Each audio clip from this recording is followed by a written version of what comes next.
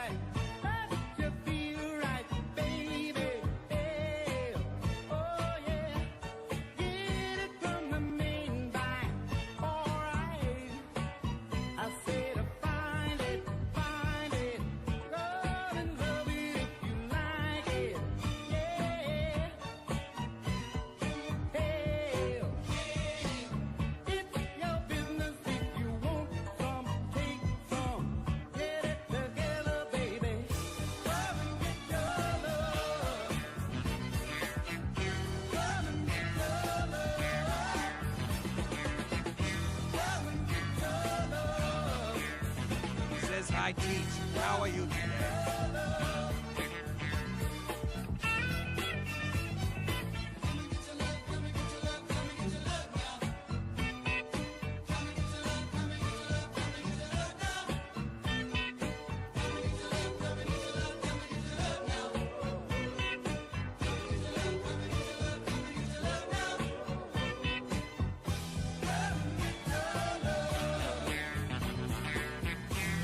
Says he will be playing later, right?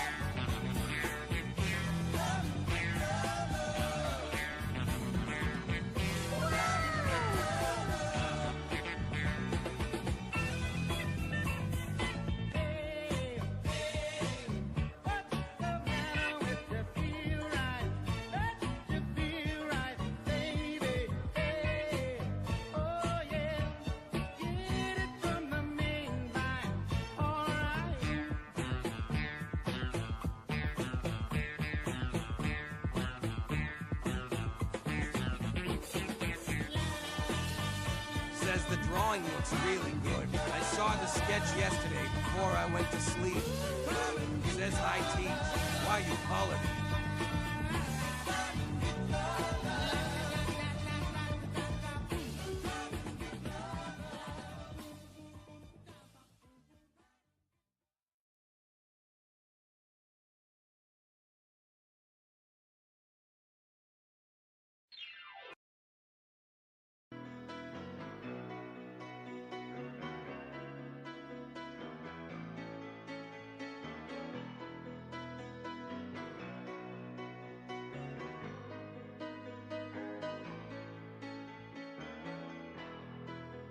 Just a small town girl living in a lonely world.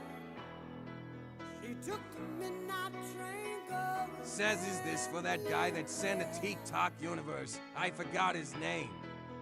Just a city boy, born and raised in South Detroit. He took the midnight train going anywhere.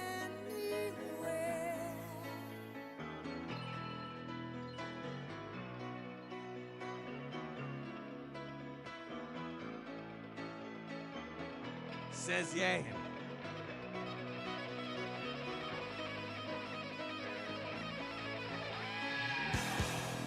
A singer in a smoky room, the smell of wine and cheap perfume. For a smile they can share the night. It goes on and on and on and on. Says he got a good teach has dedication. Up and down the boulevard, there's shadows searching in the night. Street lights, people living just to find emotion, hiding somewhere. Says I also finished base colors on mine. Later I found out I was coloring on the linen layers. Says law fair point.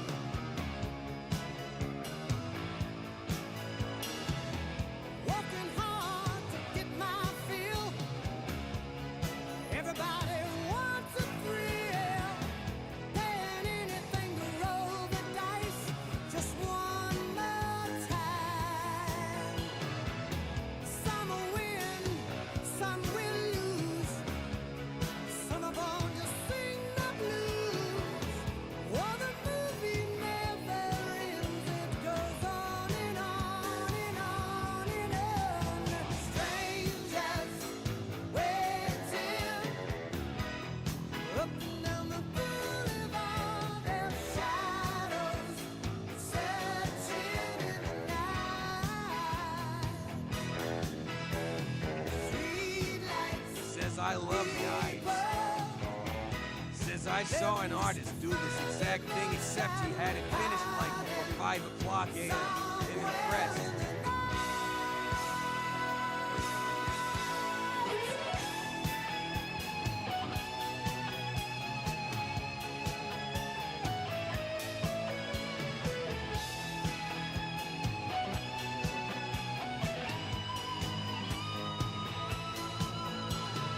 Don't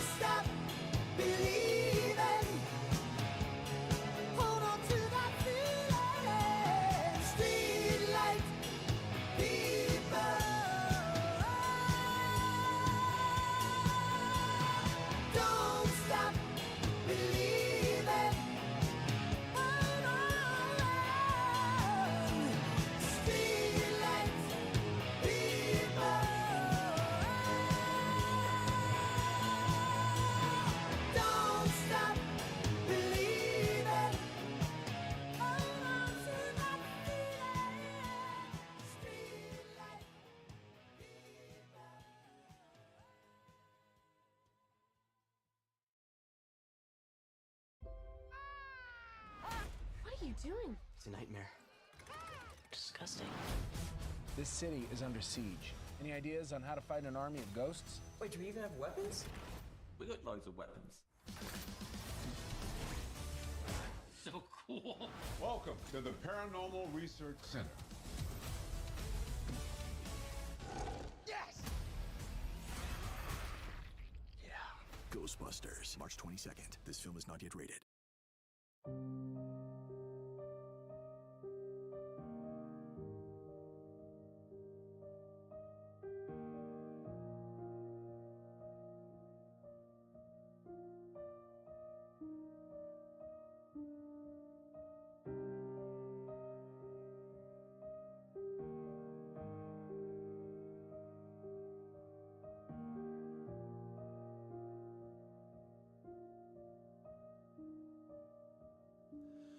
Well, I know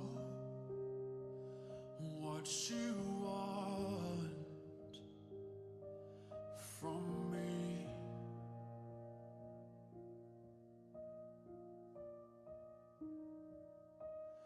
You want someone to be.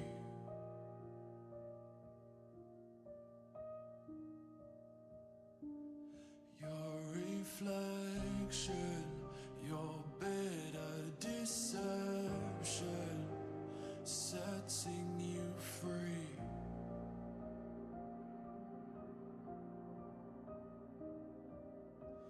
So you take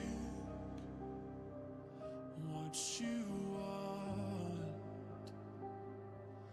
then leave.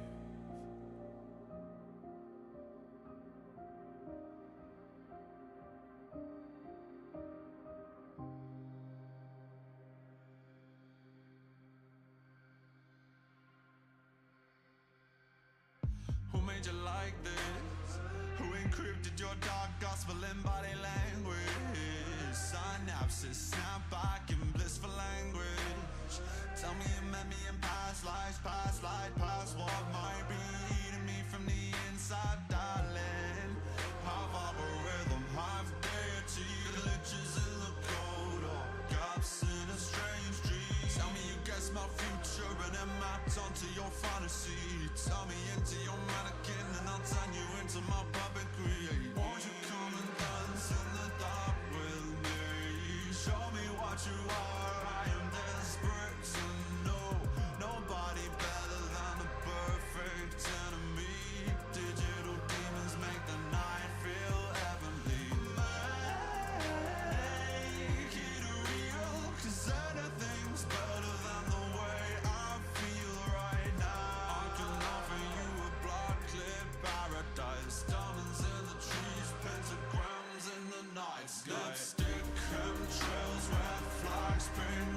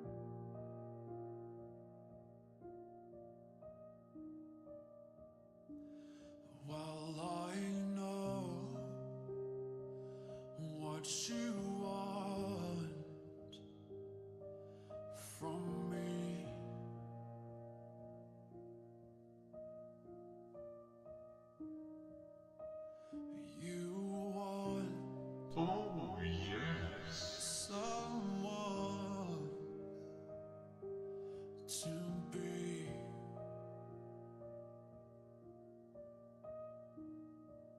Says good. Your reflection, your bed Says how are you? deception, setting you free.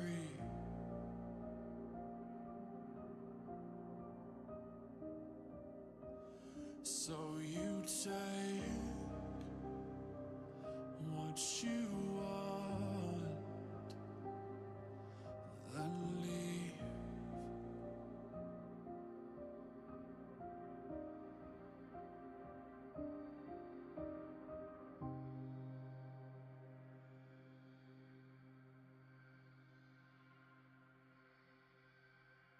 Who made you like this? Who encrypted your dark gospel in body language? Synapses snap back in blissful language. Tell me you met me in past lives, past life, past what might be eating me from the inside, darling. Half algorithm, half deity, glitches in the code, or gaps in a strange dream. Tell me you guessed my future and it mapped onto your fantasy. Tell me into your mannequin and I'll turn you into my puppetry.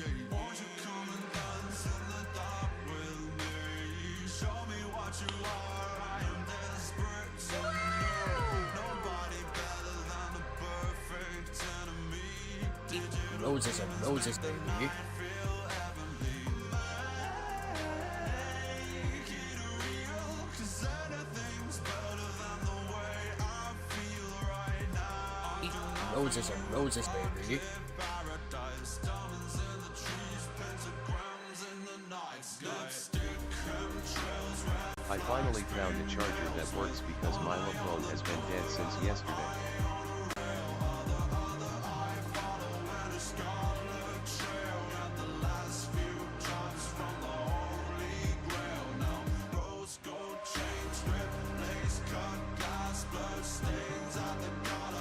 Oh, okay. I found a charger that works.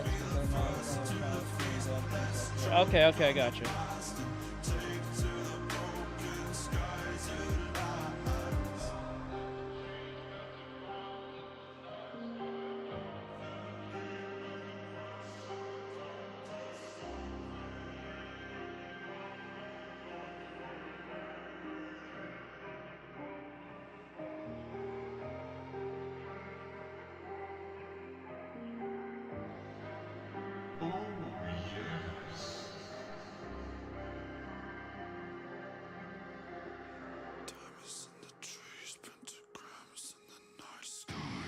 Roses and roses, baby.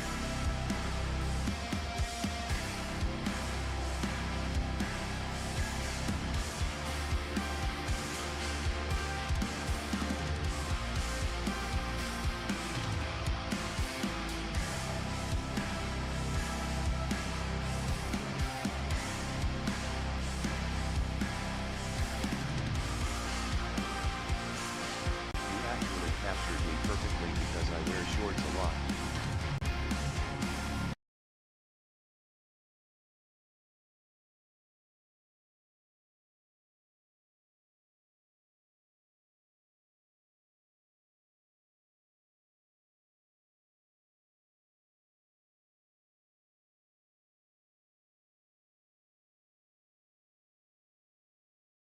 Says good afternoon, everyone.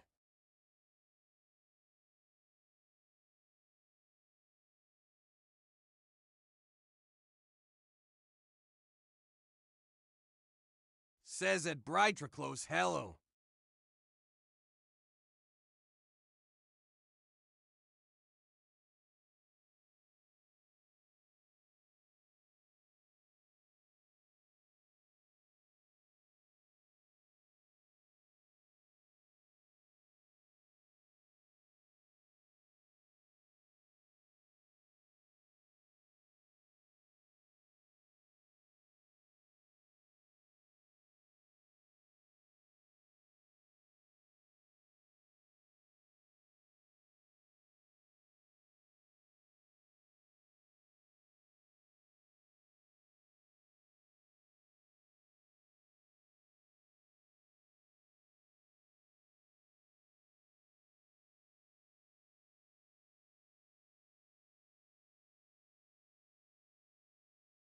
Says at High Mono.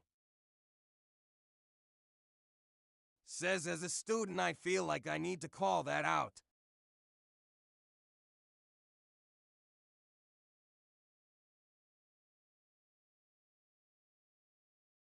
What's up, everyone? It's Endymion, and I got some good.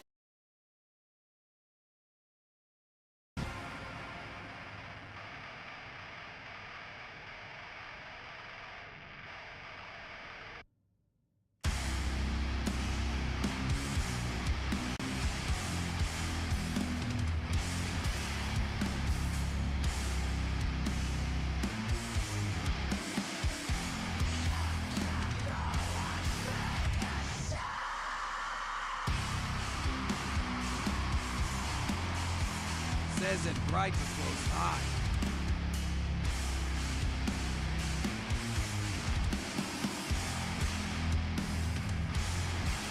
I know what you want from me.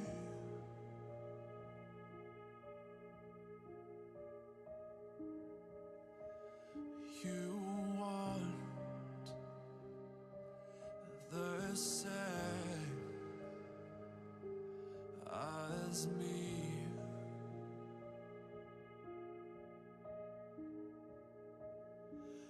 My redemption, eternal ascension, setting me free.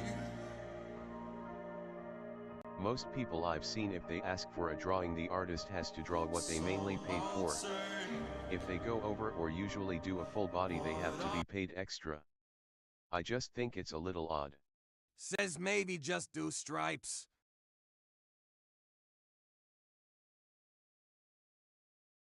She didn't have to cut me off. Think I like it never happened to know we were nothing. I don't even need your love. You treat me like a stranger and I feel so rough. No, you didn't have to stoop so low. Have your friends collect Says there.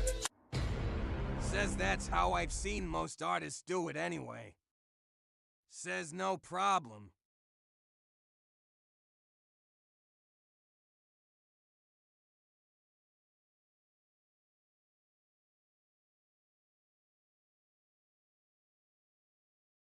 Says chicken.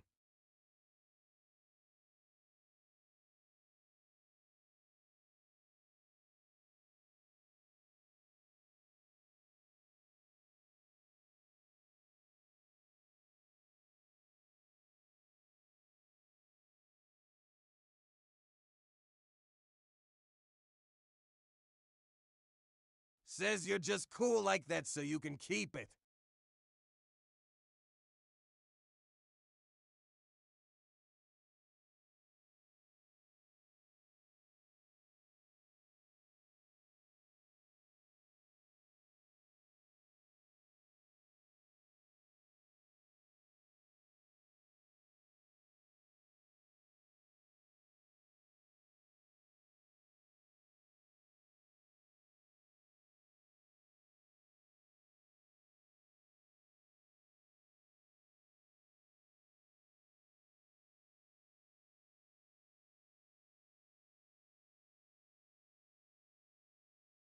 Says that's how a lot of artists I've seen tell me anyway.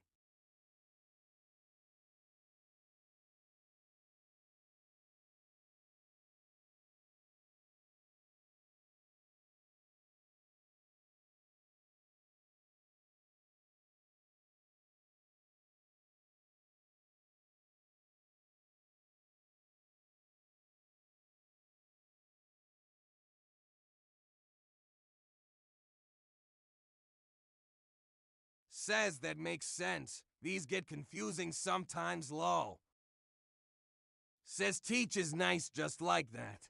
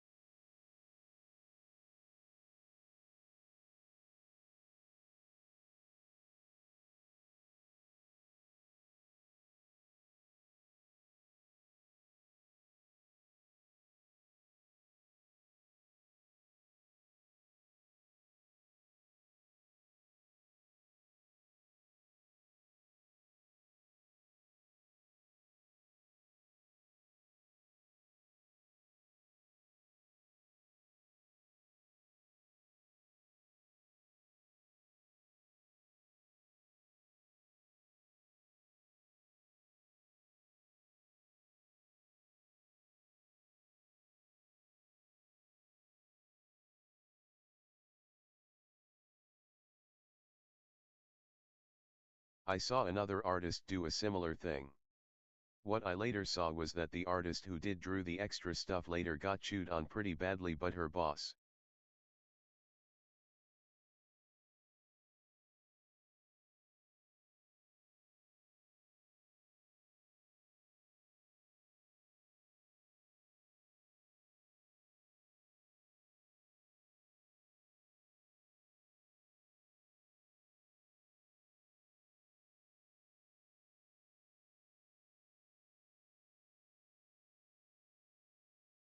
Says company's too hectic for you.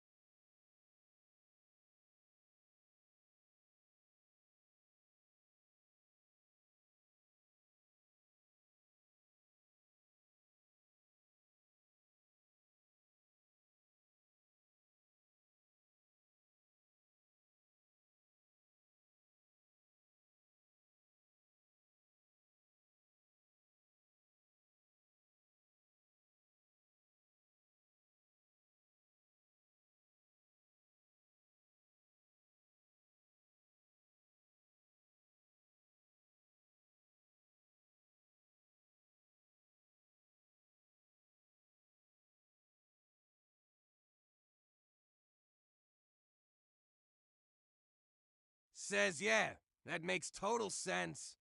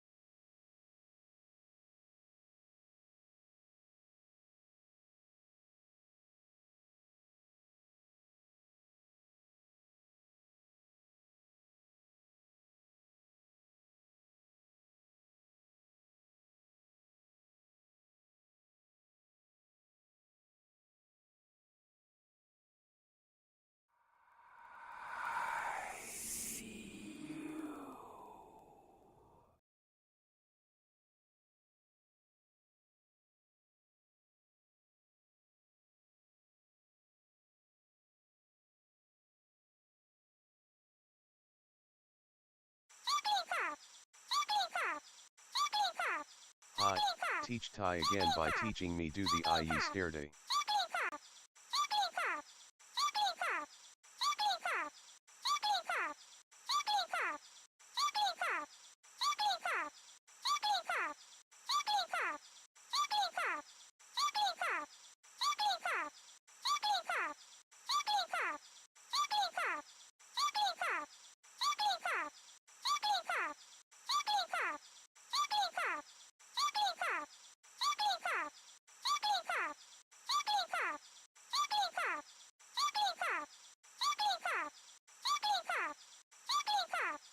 Are you drawing your slope?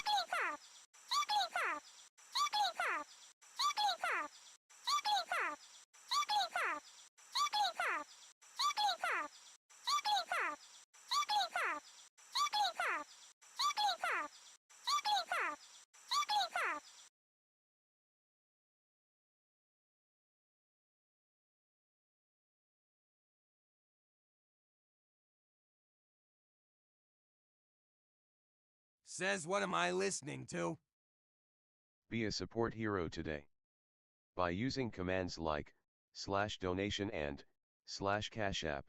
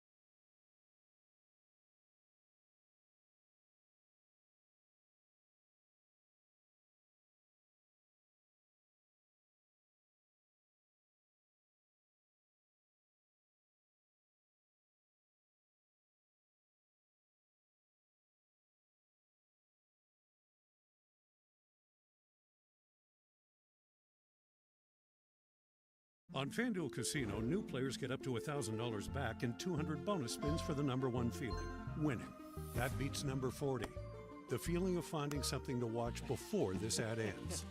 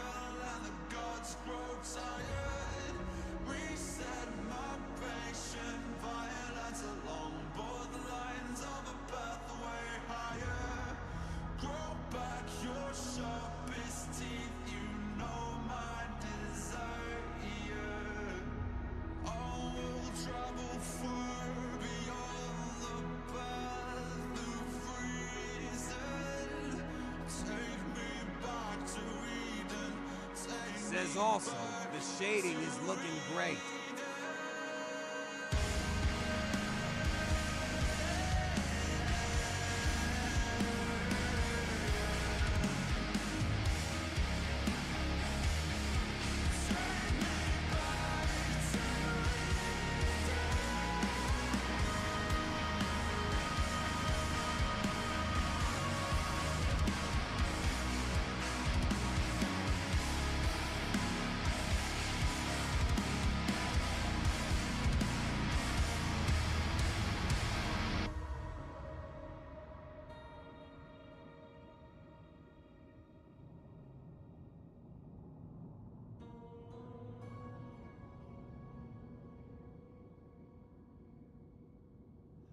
Well, yeah, I spit blood when I wake up. Sink porcelain stain, choking up brain matter and makeup. Just 2 days since the mainframe went down and I'm still messed up.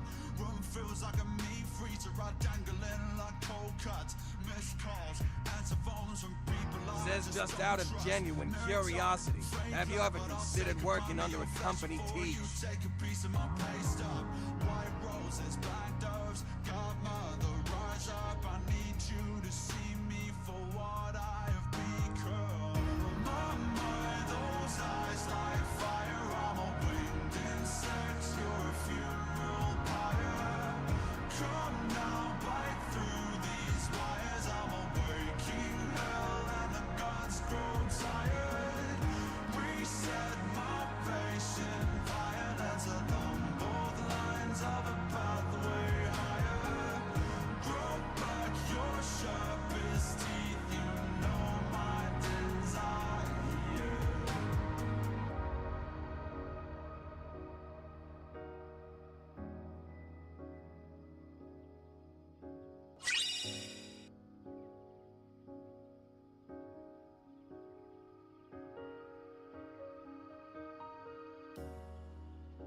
Says, but have you ever applied for anything or are you waiting for someone to ask you? Says I wanted to try getting a job where I draw the anime characters for a game myself. It looks fun. I guess it goes to show, does it?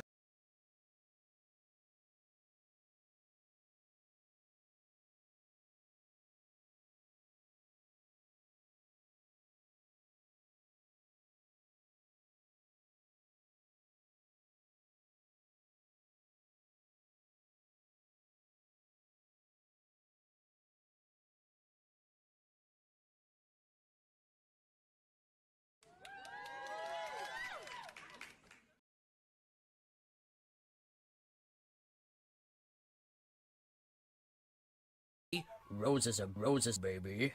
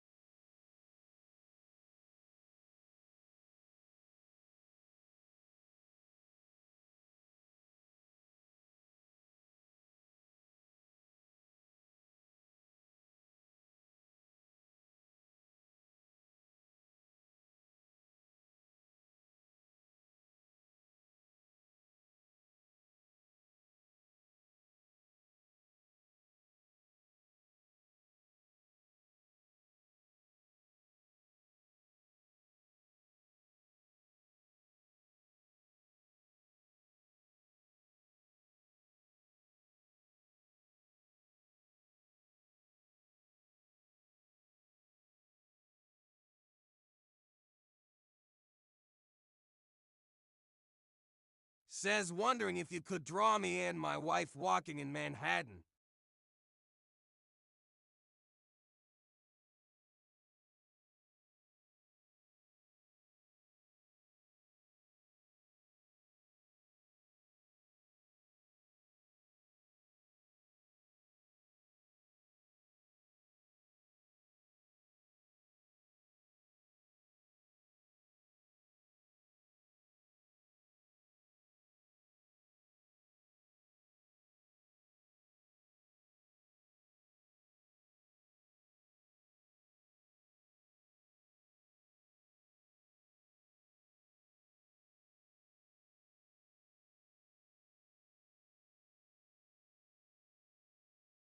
Says, do you also draw realistic characters?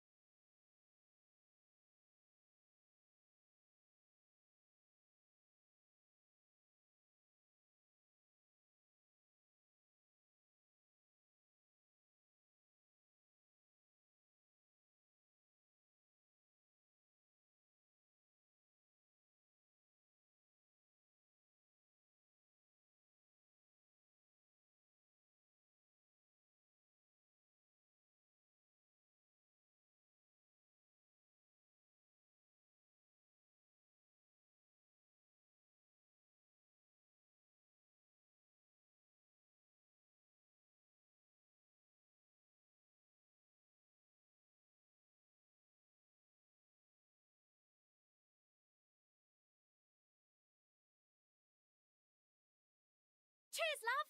The cavalry's here!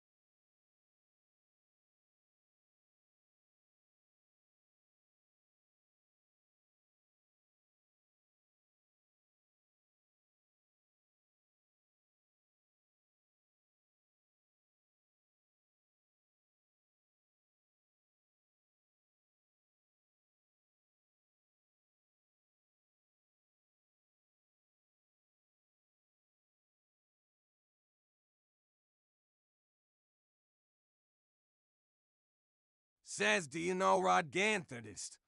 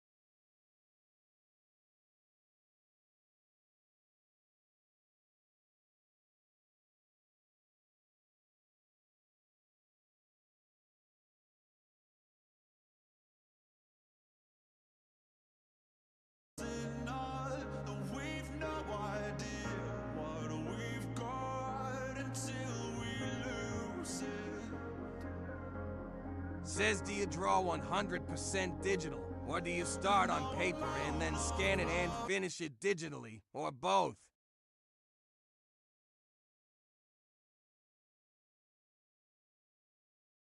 Says I had that dream but gave it up.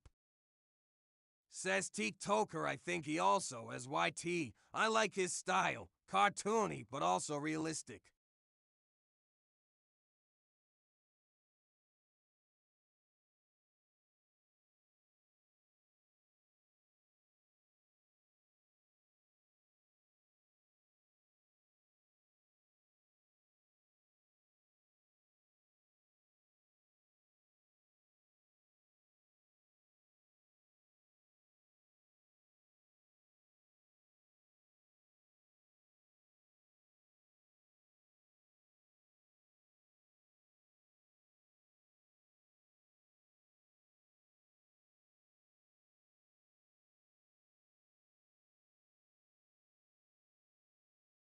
Says I use pencil, then I just use a pen.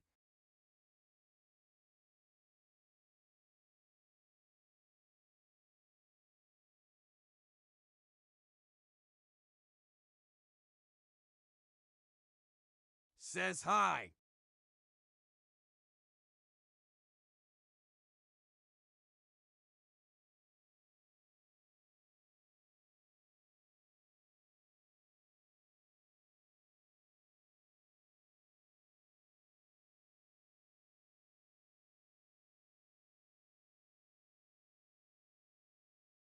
Says, how are you doing?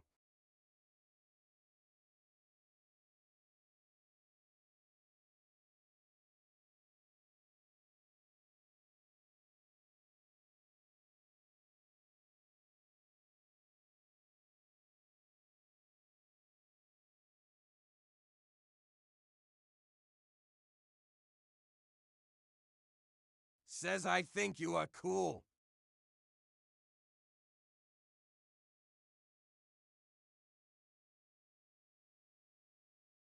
What's up, everyone? It's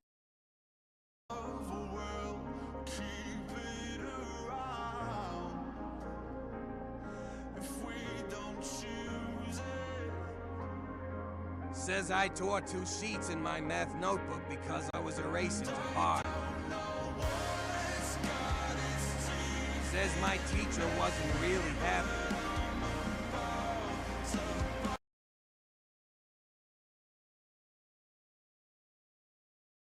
Says you're talking about the person that says let's get right.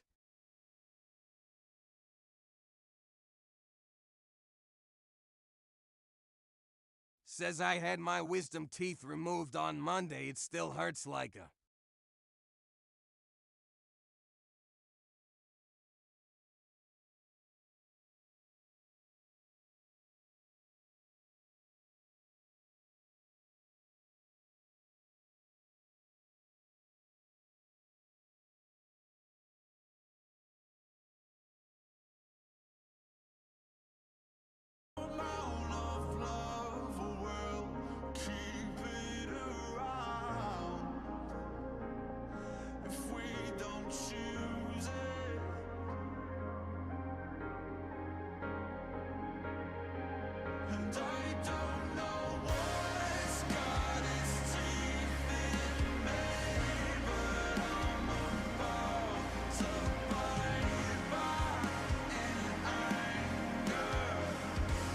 now your art makes me feel like anything is possible.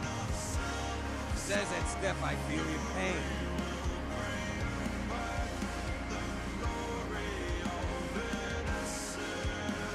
It's Endymion.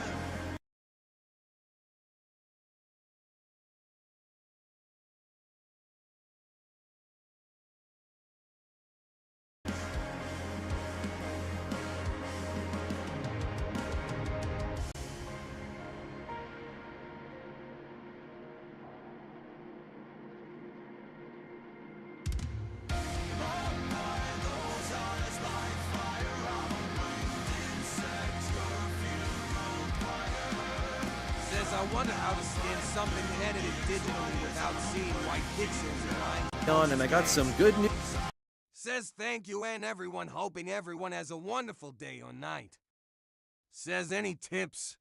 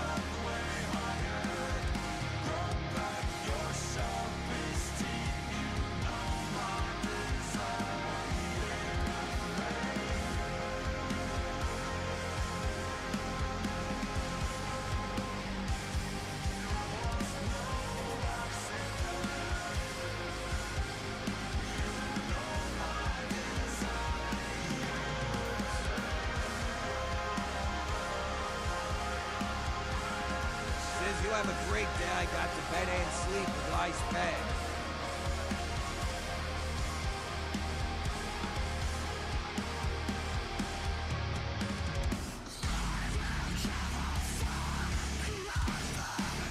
Says it's Steph, good night.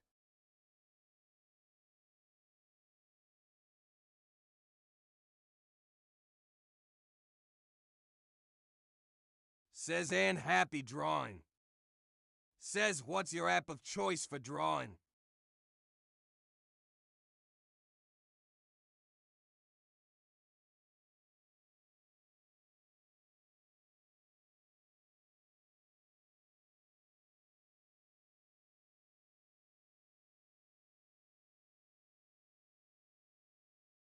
Says you're talking about age.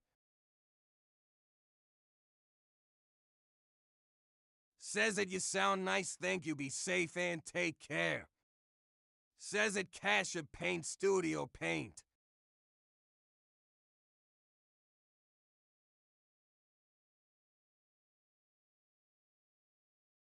Says cool, thanks.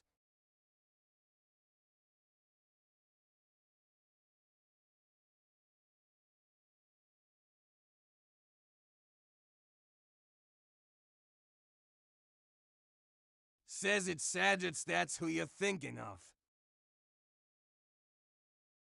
Says age art, I think.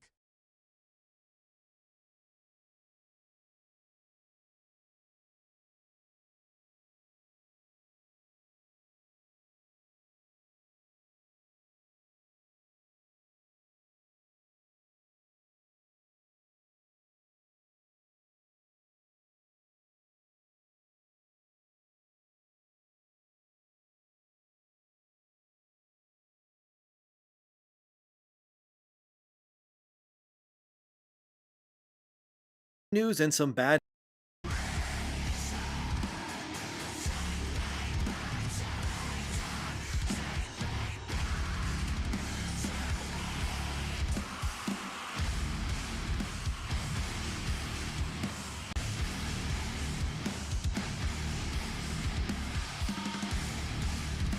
Says I will lose my mind.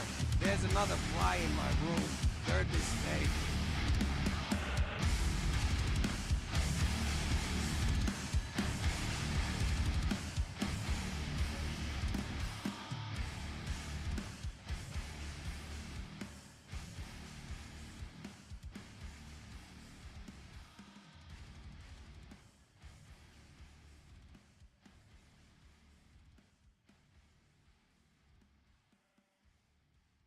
Says LMAO.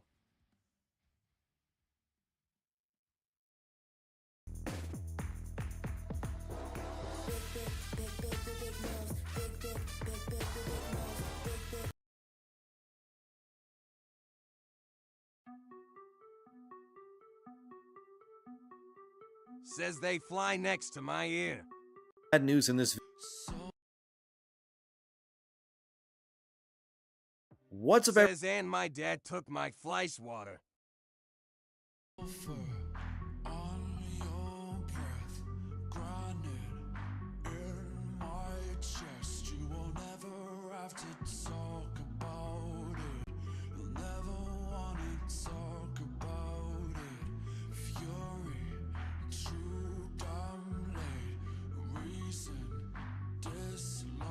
Says time to use my math notebook.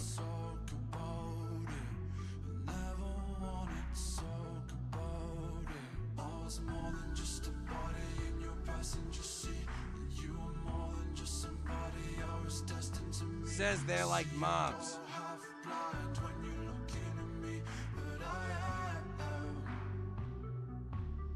Between the second-hand smoke and the glass on the street, you gave me nothing whatsoever but a reason to leave. You say you want me, but you know I'm not what you need. But Says they can fly anywhere, but they decide to fly on your head.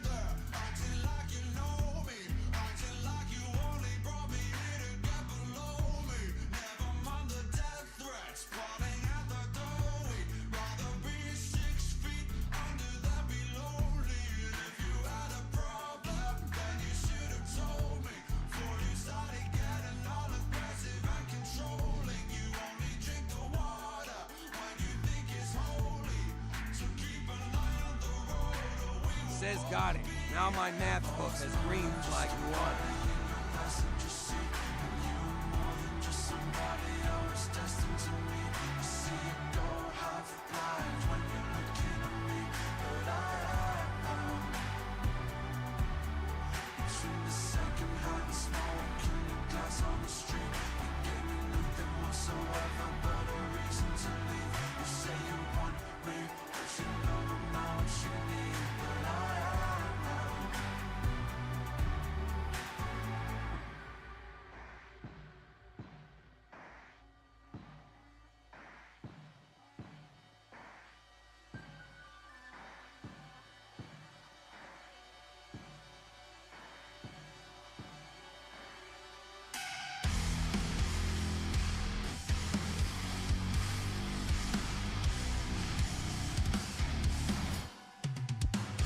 Says, can you say again how to become a student? It cut for me at that moment.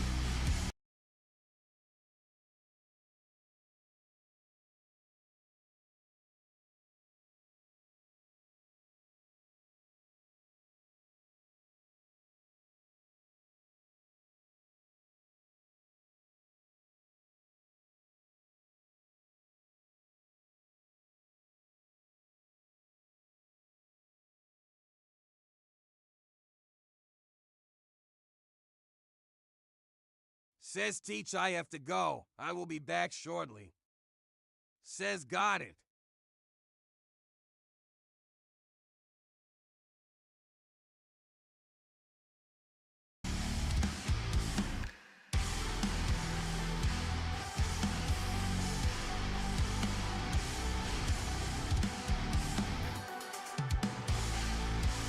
Says it was.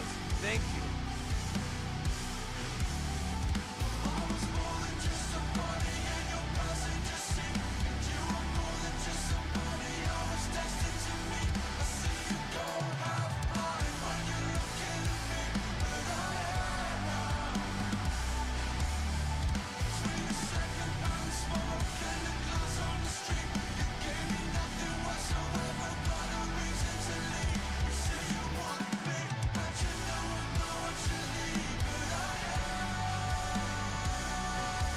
Says, do you know who off script is?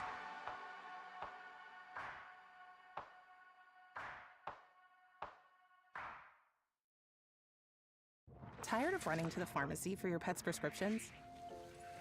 With Chewy Pharmacy, your prescriptions get delivered.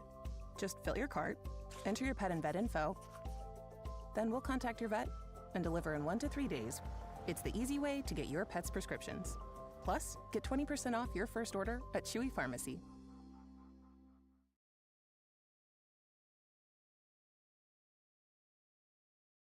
Says they make animations. Welcome to Health and Human Sexuality. This won't be awkward at all, I swear to God. So let's get started. You could be really hot. You change, like, everything. Good Lord. Slay queens! Mom, go make snacks. For sure, Regina, yeah.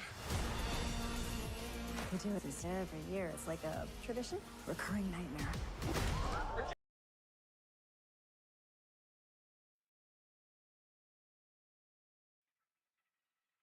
Says they make animations with their cat.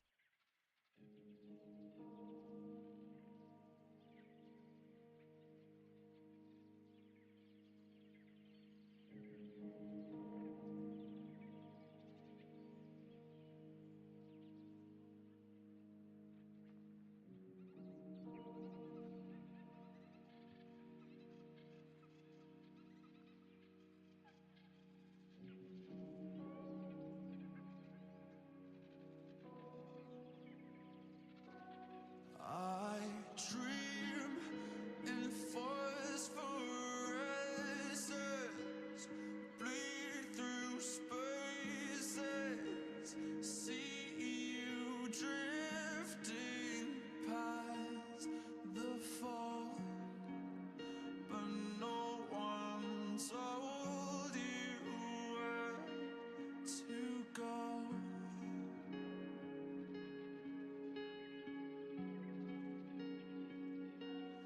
We dive through crystal waters, perfect oceans, but no one told me not to breathe. And now the weightlessness recedes.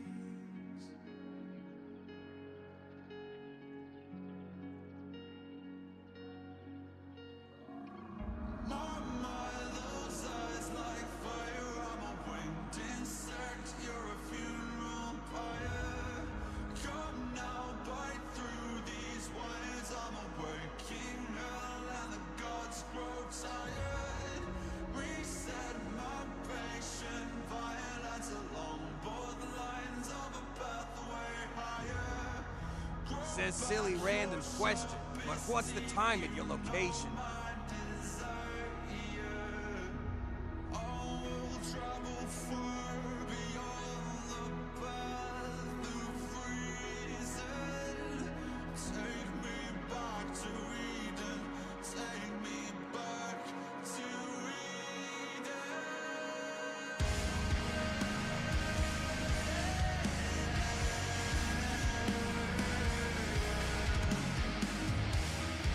Says you're an hour ahead of me.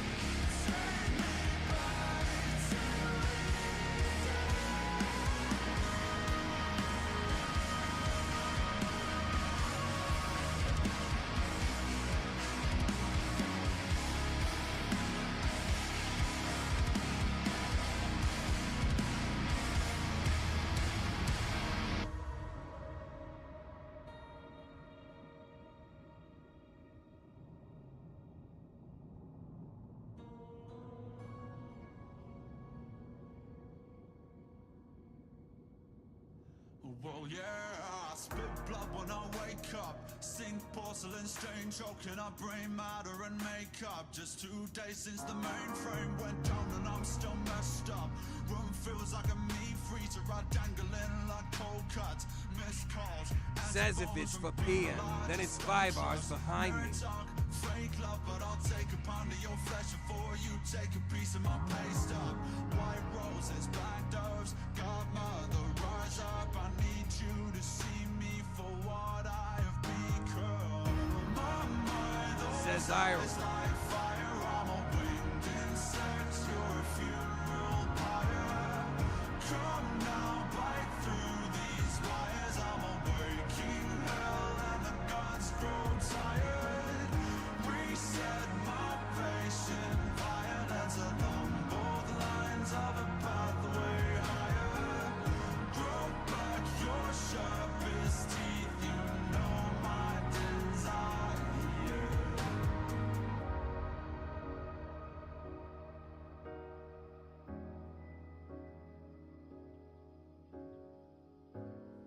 Says no, not UK. Ireland and UK totally different, although neighboring countries.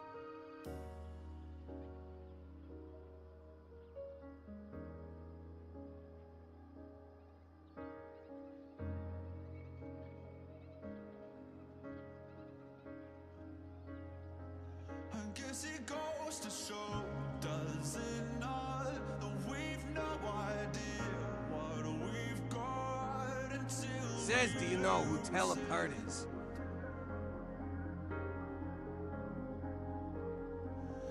no amount of love will keep it around if we don't choose it. Says yup. Ireland is EU. And I don't know what it's got its teeth in me, but I'm about to Says look them up on YouTube.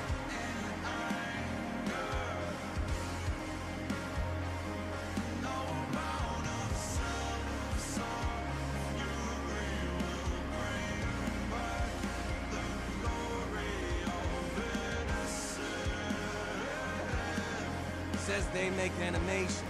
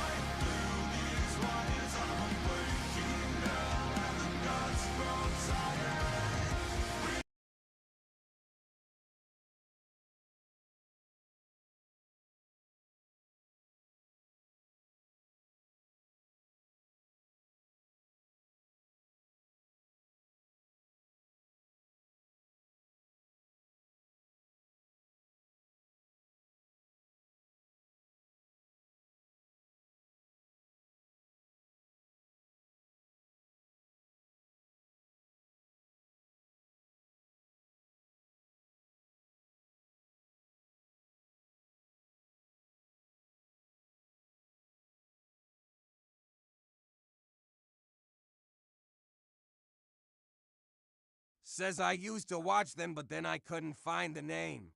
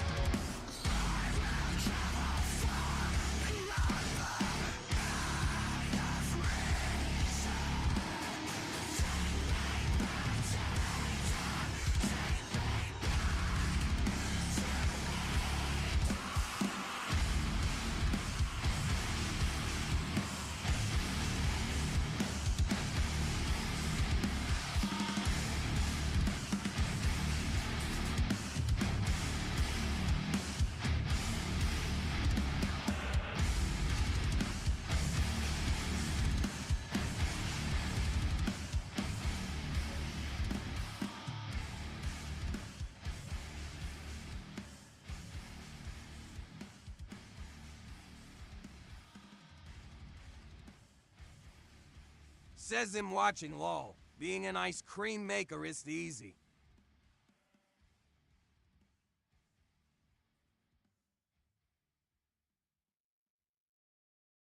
I brought in one of our first... Hey, everyone. Our research department tells me that this is the best performing mint ad ever. I'm sure my mom... Says him an ice cream maker. I never told you. Do better next time, Tammy. Oh, here's the part where Wasim asks if it's still 15 bucks a month, as if we'd ever change that. Hey, Ryan. Wasim, hello. How long is this ad gonna run for? For a long, long time, Wasim. Long, long time. Says, well, that's my job. My brain's all over to Dale now.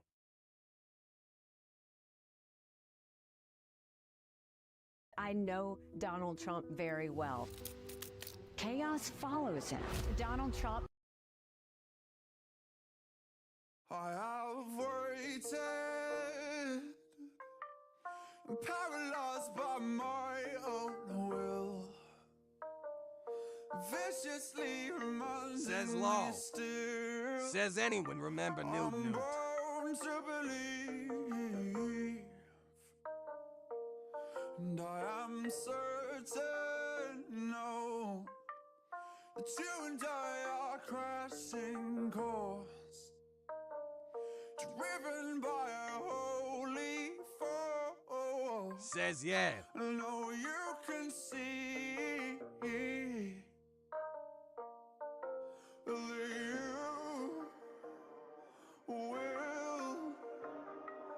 be mine. Yeah, you will be mine.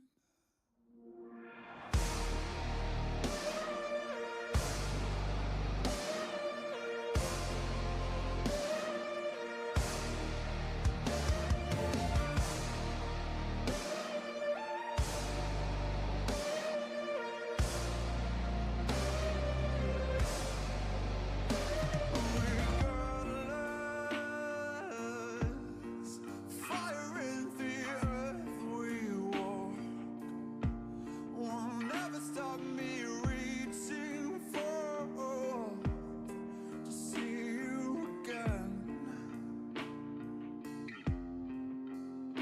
Regardless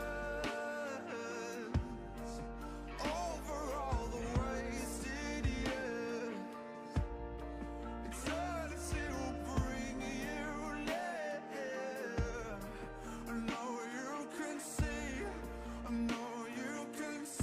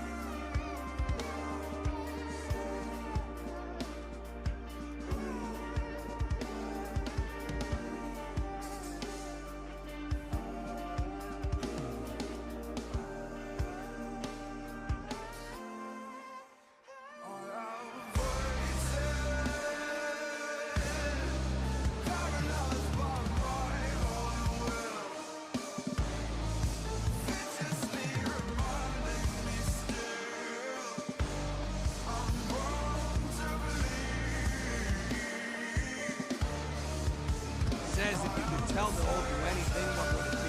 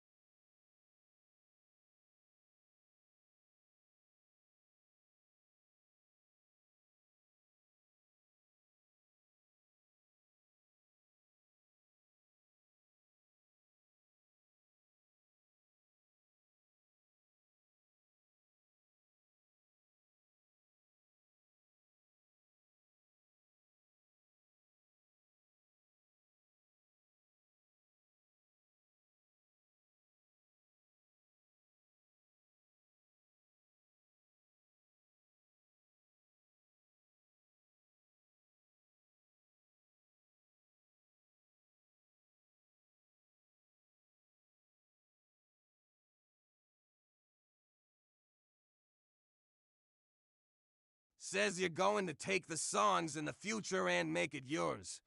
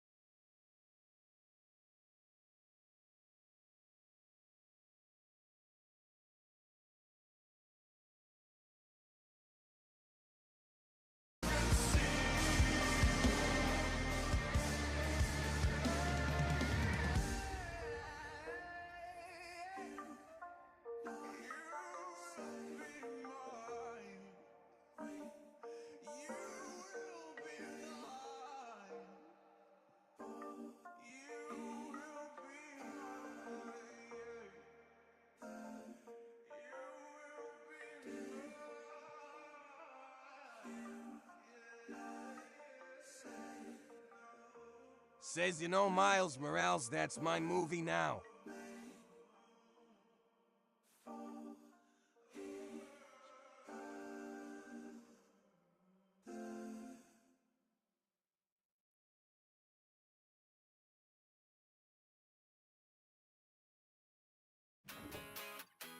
This is a hot flash. This.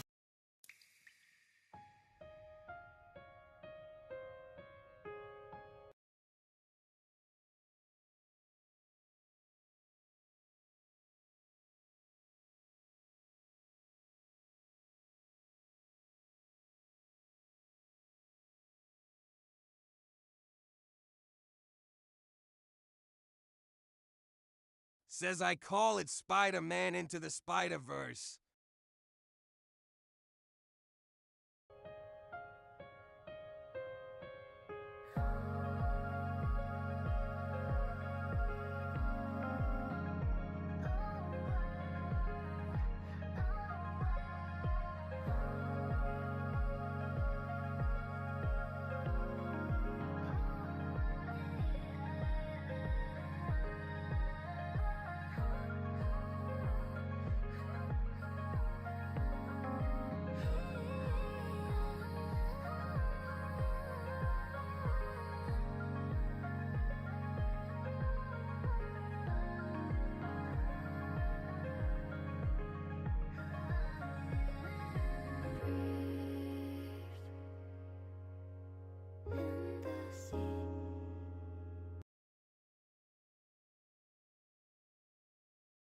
Says, you know, Lethal Company, nah, that's my company.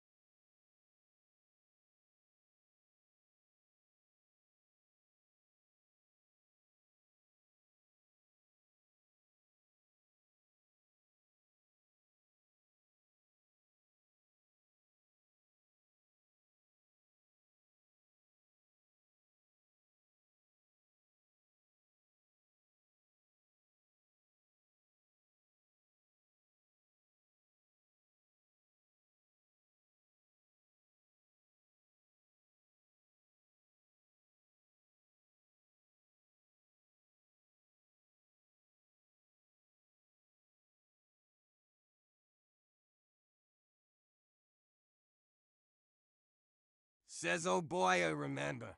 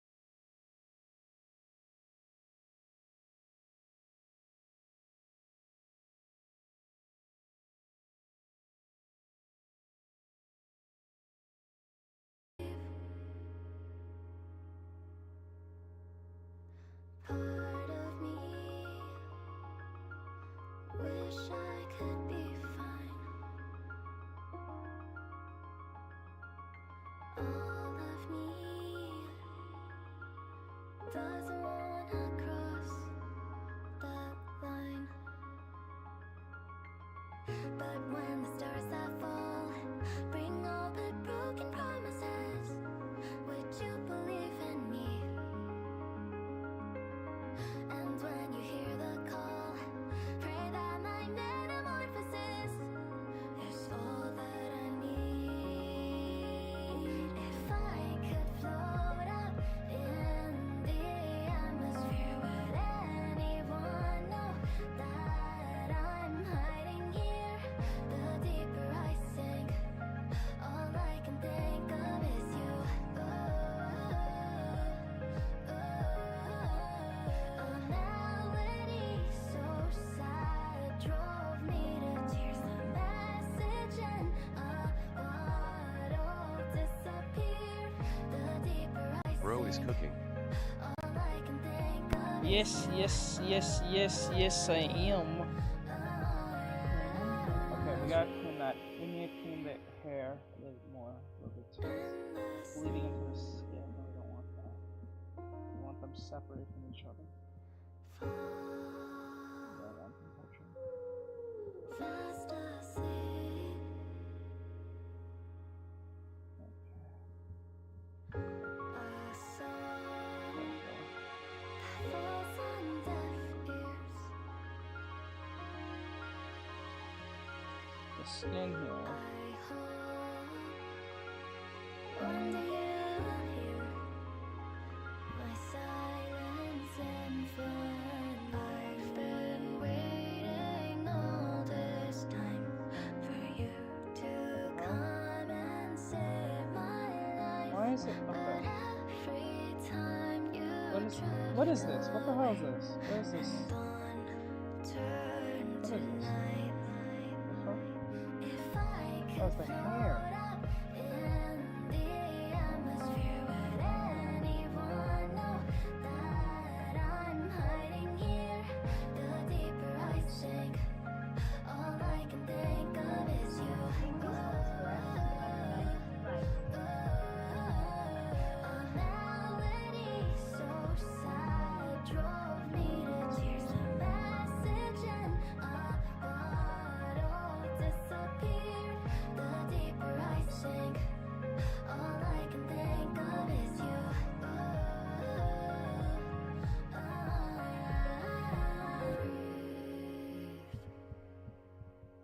Breathe in the sea.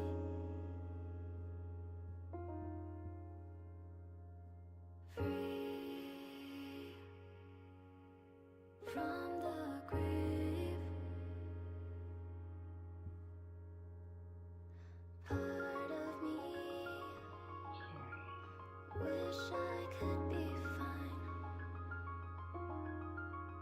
Oh shit, I forgot to put the shadows on the eyes. Doesn't wanna cross that line. But when the stars that fall bring all the broken promises, would you believe in me? I think this is why Grayscale is king. And when you hear the call, pray that my metamorphosis is all that I need. If I could float up in the atmosphere, would anyone know? Now, I'm using a technique called overexposing. This is something I learned from a Japanese artist. I think this is a great way to really showcase your characters in such a way that it makes them look very dynamic without doing much of anything. It's a very cool technique to use. So the point is to use pretty good muted colors, or use grayscale. You can use grayscale like I'm doing. I would use grayscale first and then put in the colors last, because once you put in the grayscale, it does all. Just putting the basic colors is pretty much done for you at this point, so you don't have to do any more from that point. You don't need to add any more to it. You can literally just move on with that particular thing. Now, what you need to keep in mind when you're using the overexpose is that there is a technique to this. I will use said technique to it. We're not totally done with the lighting. I will have to add even more lighting to the character, but we'll see if I can make it work. But we'll see.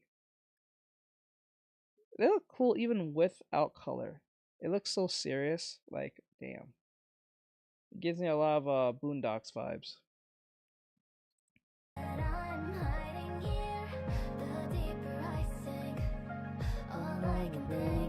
Says in just in.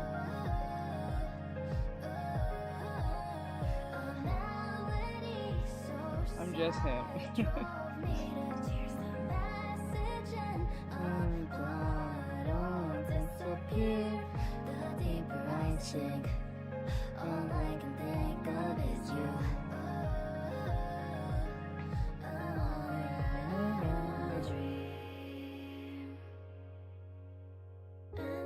Okay, around 6 o'clock, we're gonna do,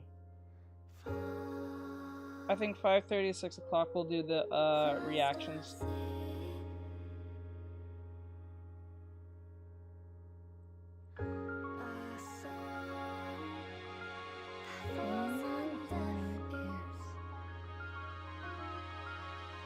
Says I love those reactions. So glad. Because we have a bunch of new reactions coming out throughout the week, so I'm going to try to do as many. So we have a total of...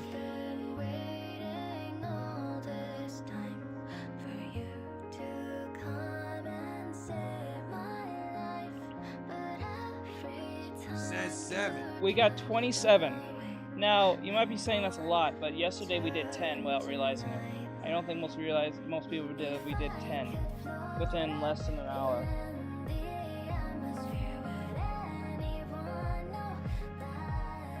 And that was late.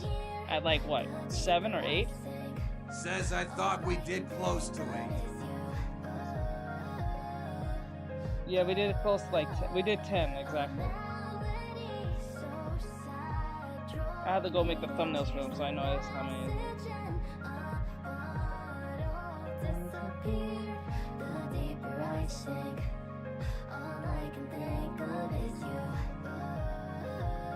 Oops.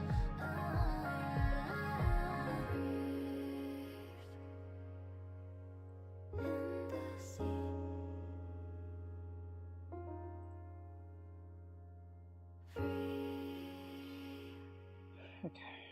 From the grave.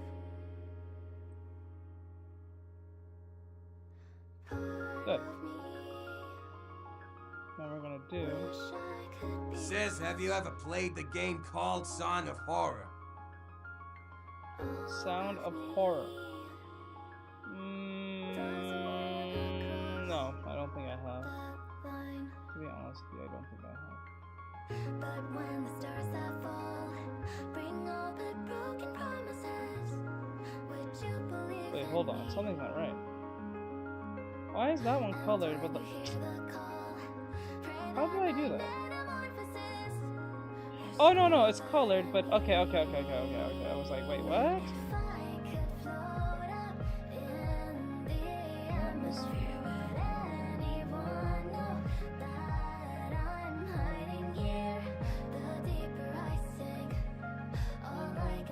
Says you're confusing yourself there, Teach. Well, careful. Says him back. Come back.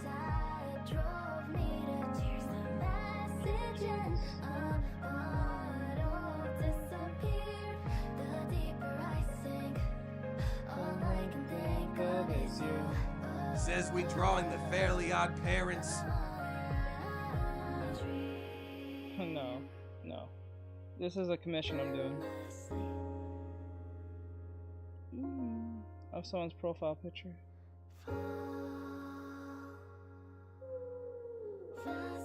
Says it looks rad. Thank you.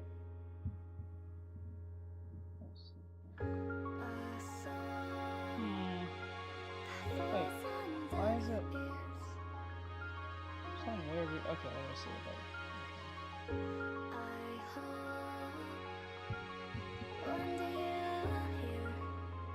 There we go. That was the problem. Okay.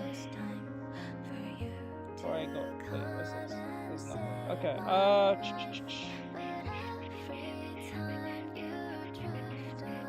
keep it normal for now. Okay, the last thing we have to do is the eyes.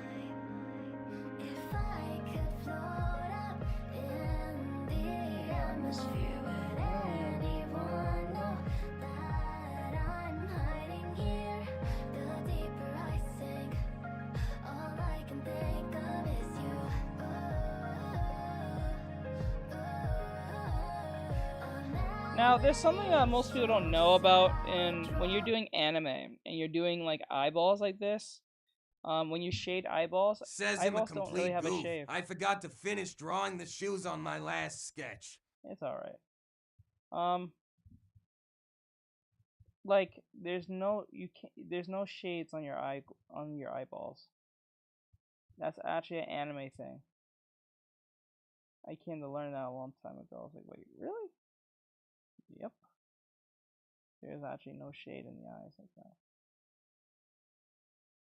Or something close to it. That we see it as. Says those don't even look like animized TBH. I'd even consider those cartoon eyes. Says so they glow. No, they don't glow. They just don't give shade. I think it's because the eye white and moisture or whatever. I forgot what the person said, but it was like something really cool. I was like, wait, but I was kind of blown away by that. But I forgot what YouTube video I found, but I'll bring it to you guys about it later. It'll come back to me when it comes. Actually, like Steve.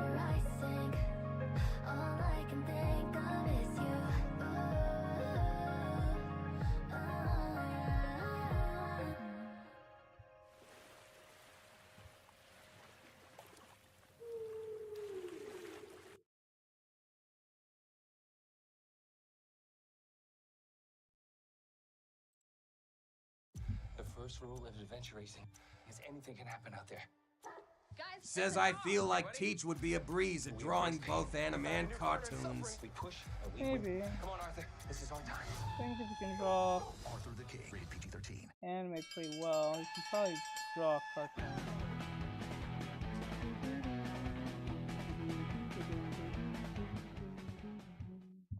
I am the stone that the builder refused. I am the visual, the inspiration that made ladies sing the blues. I'm the spark that makes your idea bright. The same spark that makes it dark, so that you can know your left and your right. I am the ballad in your box, the bullet in the gun, the inner glow that let you know to call your brother son. The story that just begun, the promise of what's to come, and I'ma remain a soldier to the Says war. I've been drawing too much realistic anime, but that's cause it's just plain fun. Chop, chop, chop. Hey, where's the weird one? Hold on.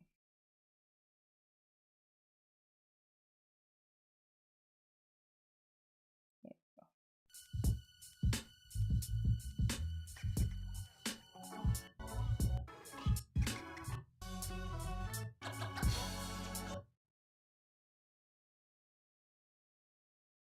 Oh, don't we have an extended version?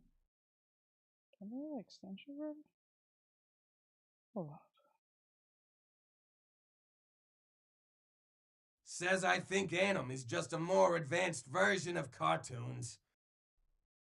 It is.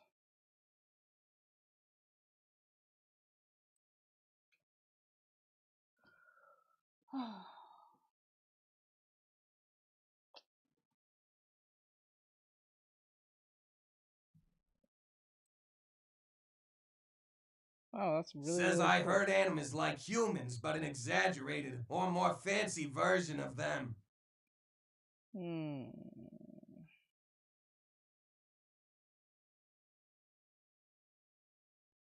I am the stone that the builder refused. I am the visual, the inspiration that made ladies sing the blues. I'm the spark that makes your idea bright. The same spark that lights the dark so that you can know your left from your right. I am the ballad in your box, the bullet in the gun, the inner glow. Says more like between cartoon and realism, based on which anime you talk about.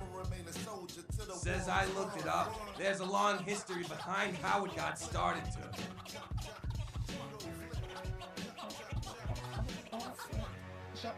Chop. Oh. Says cats. I am the visual, the inspiration that make ladies sing the blues. I'm the spark that makes your idea bright. The same spark that lights the dark so that you can know your left from your right. I am the ballad in your box, the bullet in the gun, the inner glow that let you know to call your brother son. The story that just begun, the promise of what's to come. And I will remain a soldier till the war is won. Says there's one anime that looks extremely realistic. Like the drawing is human almost. Incredible.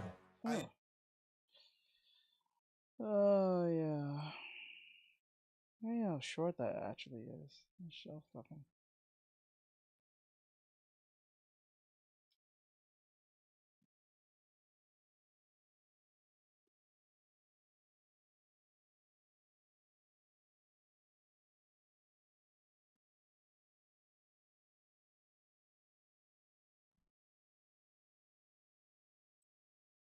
On FanDuel Casino, new players get up to $1,000 back and 200 bonus Oh, points for yeah. the number one feeling. Winning. Okay. That beats number 40. The feeling of finding something to watch before this ad ends. Says teach your advice on thin lines is working really well. Good. That's good. Because I know that's something that really people suffer with when it comes to line art. It's really a pain in the ass. Once you get over it, you say, oh, okay, I see how it's working. This is the Artextric. I stay fresh at the rapid plastic. Make it plastic, stay fantastic. Time to be catalactic. Time Asiatic. I'm so pro mathematics.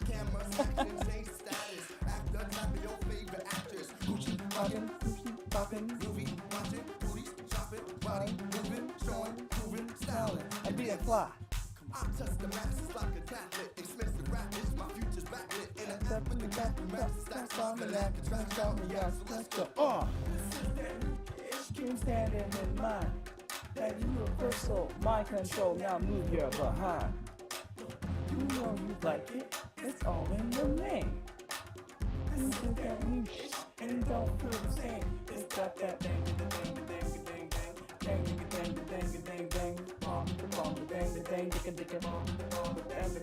Some pop, some lock, some move robotic. Like cash money, I stay in pocket. You MC, go stop it. Six exotic, mix hypnotic. Says yeah, I was doing Linnet with wide brushes. Yes, never do wide brushes. It makes it look cartoony and strange. And everything looks the same. Says I asked someone's opinion on if I drew a character in accurate position. They said the arm's wearing. Says even. Says and when I went to do line art, it was off. Now it's better. Oh, dude. Universal mind control. Now move your behind. You know you like it. It's all in the name. It's got that dang. Bomb to the bomb. Dang.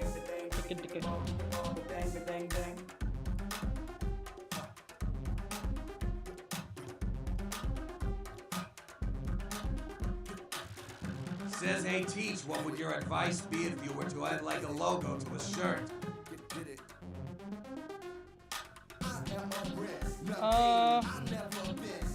You should when you're making a logo, you should look at it like a keychain. All logos and keychains are pretty much the same. Says, oh, like a drawing a design on the shirt itself, I mean. So if you're drawing a design like a logo, you have to make sure it's in bold lines of the outline. A lot like how I did with Souls' character here. So you see how bold the lines are outside? So how that works is that I took, where is it? Right here. This is what it originally looks like when I first sketched it out. But once I made the outline, the character stands out a lot more easier than what it was before.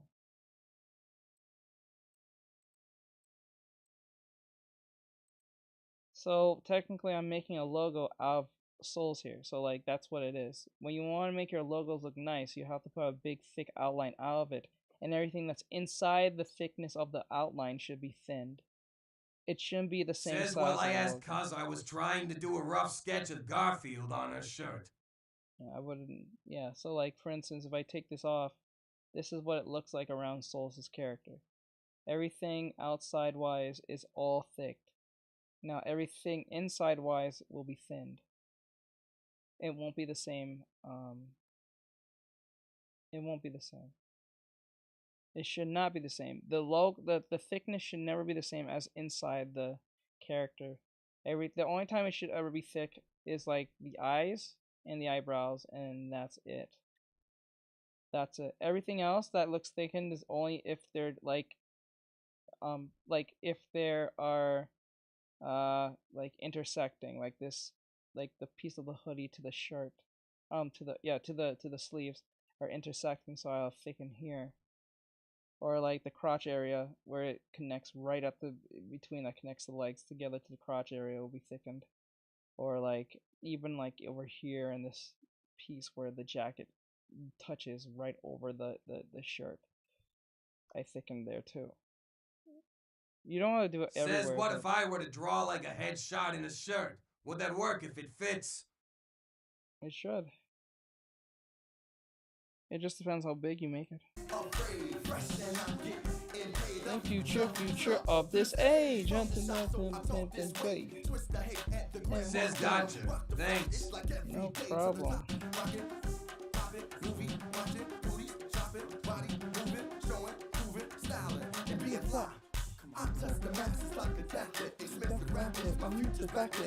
Says I feel like no people that animates on YouTube has the same style. Control now.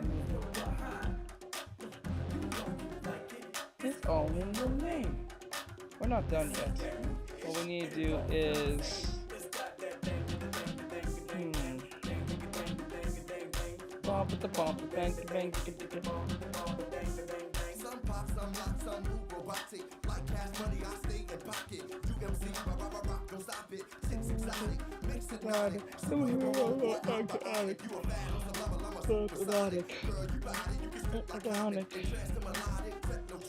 Beats, rockin', seats, shopping, bobbing, streets, rockin', freakin', shakin', money, bangin', stylin', and being fly. I'm the one that ladies go to strip and post to boosting off the clothes to supposed to run and go coast to coast. Says like Yo-Yo and Dalmatians.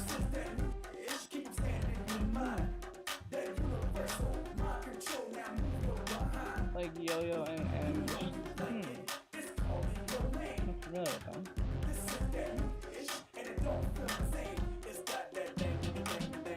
Hold on.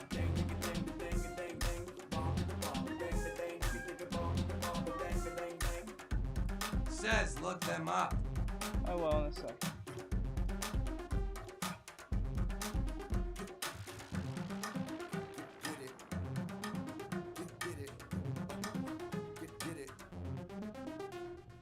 I've never been engaged, afraid.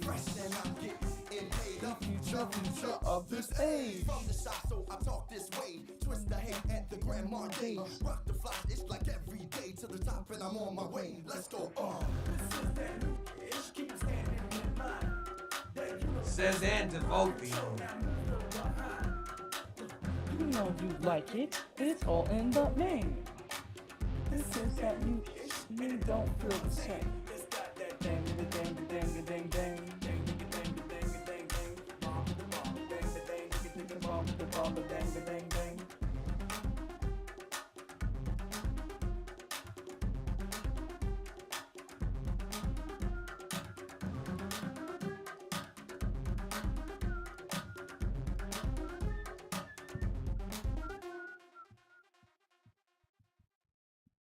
You want to have a relaxation contest? You read my mind.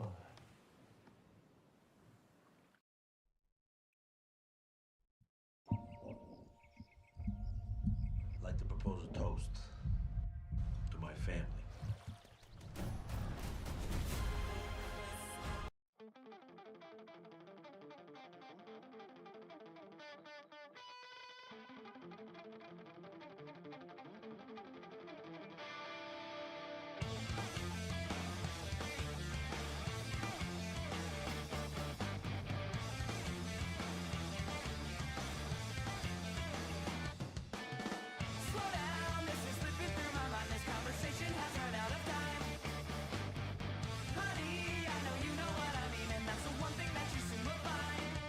Says Yo-Yo 808 is good animation, but the newer animators felt the same as younger.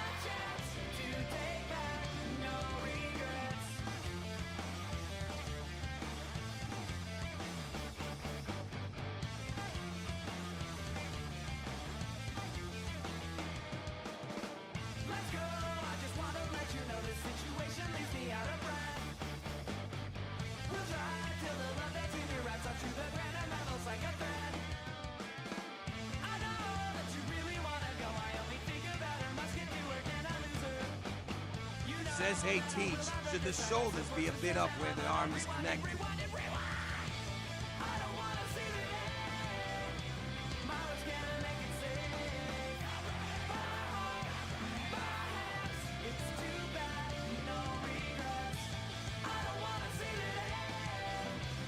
Says, I think that depends on the pose.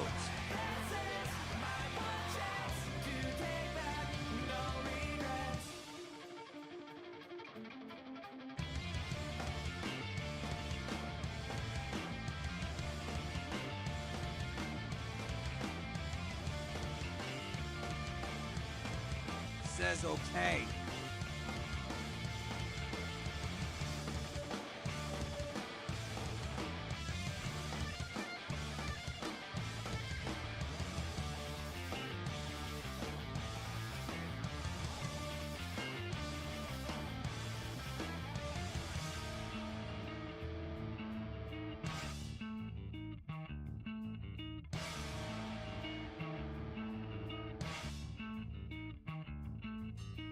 Says I love chicks, but I feel like their head is too large for their tiny body.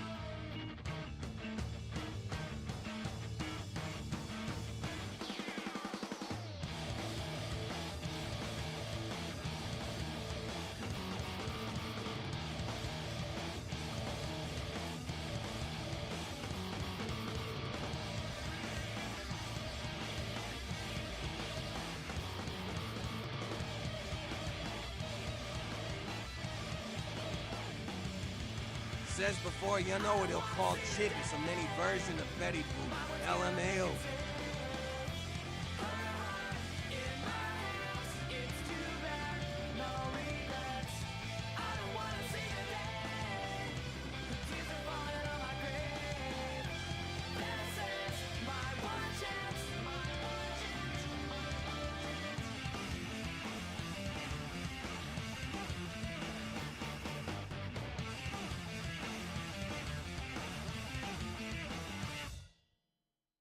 Says send. Everything you wish for. Your site traffic is skyrocketing. Until this happens. Be careful what you wish for. Build your site on a platform that's engineered for success. So as traffic spikes, instead of overloading your servers, your site infrastructure scales to handle it. Backed up by tens of thousands of servers worldwide, maintaining 99.98% uptime. Wix.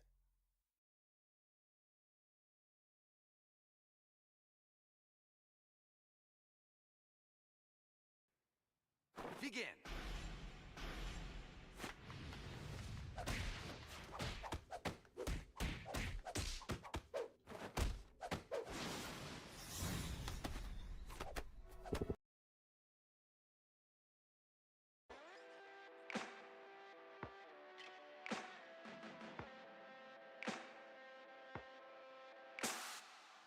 The morning light shines a lifeline.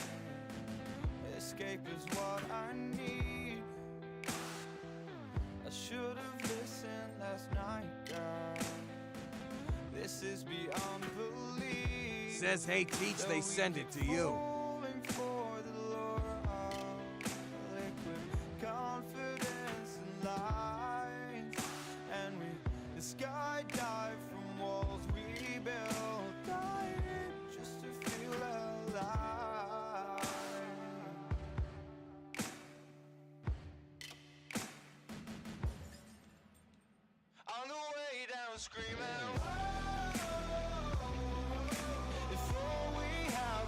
Says, yeah, I'm waiting for you to finish the ice. Take your time. It's not much, but it's better than nothing. We're running on fumes, but we'll make it through tonight. It's not love, but it's better than dreaming.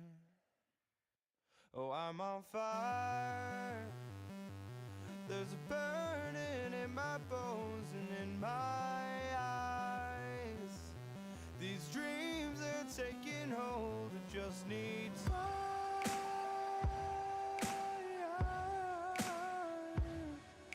and time.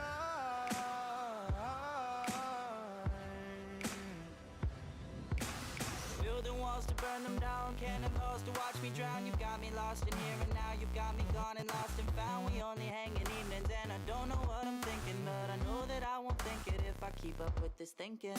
All these dreams and all these plans we shared under the moonlight, the dreams and plans that I have, I just don't know if you'll fit right. When I leave in the morning and I kiss you and say goodnight, I kick myself until we kick it, should've told you goodbye. Coming home so late at night with clothes covered in sand, I don't know just what I'm missing, but I'm doing what I can. And if all we have is time, then we will find. If all we have is time, then we'll be alright. It's not much, but it's better than nothing. We're running on fumes, but we'll make it through tonight. It's not love, but it's better than dreaming. If all we have is time, then Says we'll perfect. be alright. Garfield's head fits perfectly. It's not much, but it's better than nothing. We're running on fumes, but we'll make it through tonight. It's not love, but it's better than dreaming.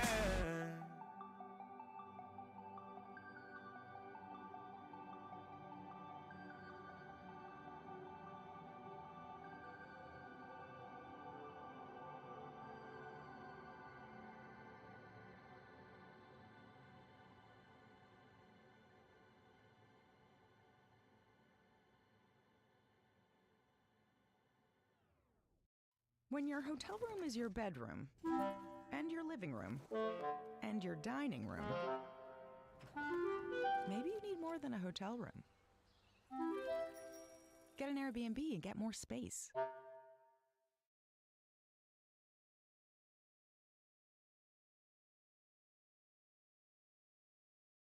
When Barbara switched to TurboTax, I broke 4 generations of family tradition with 5 little words.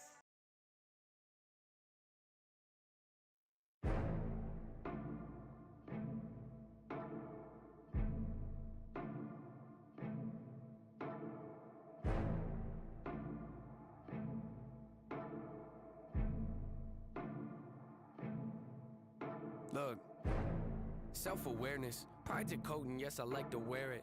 Buttoned up, don't like to let no air in with a pair of gloves that I hope doesn't perish. I discovered though when I get holes in them and I let joy in, I'm in higher spirits. My mistakes are like a screaming parrot, just repeating lyrics. I can barely bear it when I'm lost. Road is narrow, I'm looking down it like a gun's barrel. Aren't we all searching for the serum that could help us breathe and leave our state of peril? All of us have made defensive scarecrows that we scatter around our fields and treat like heroes when they scare away the things that we should cherish. Cause we're too embarrassed to admit the fear is that we're lost. Yeah.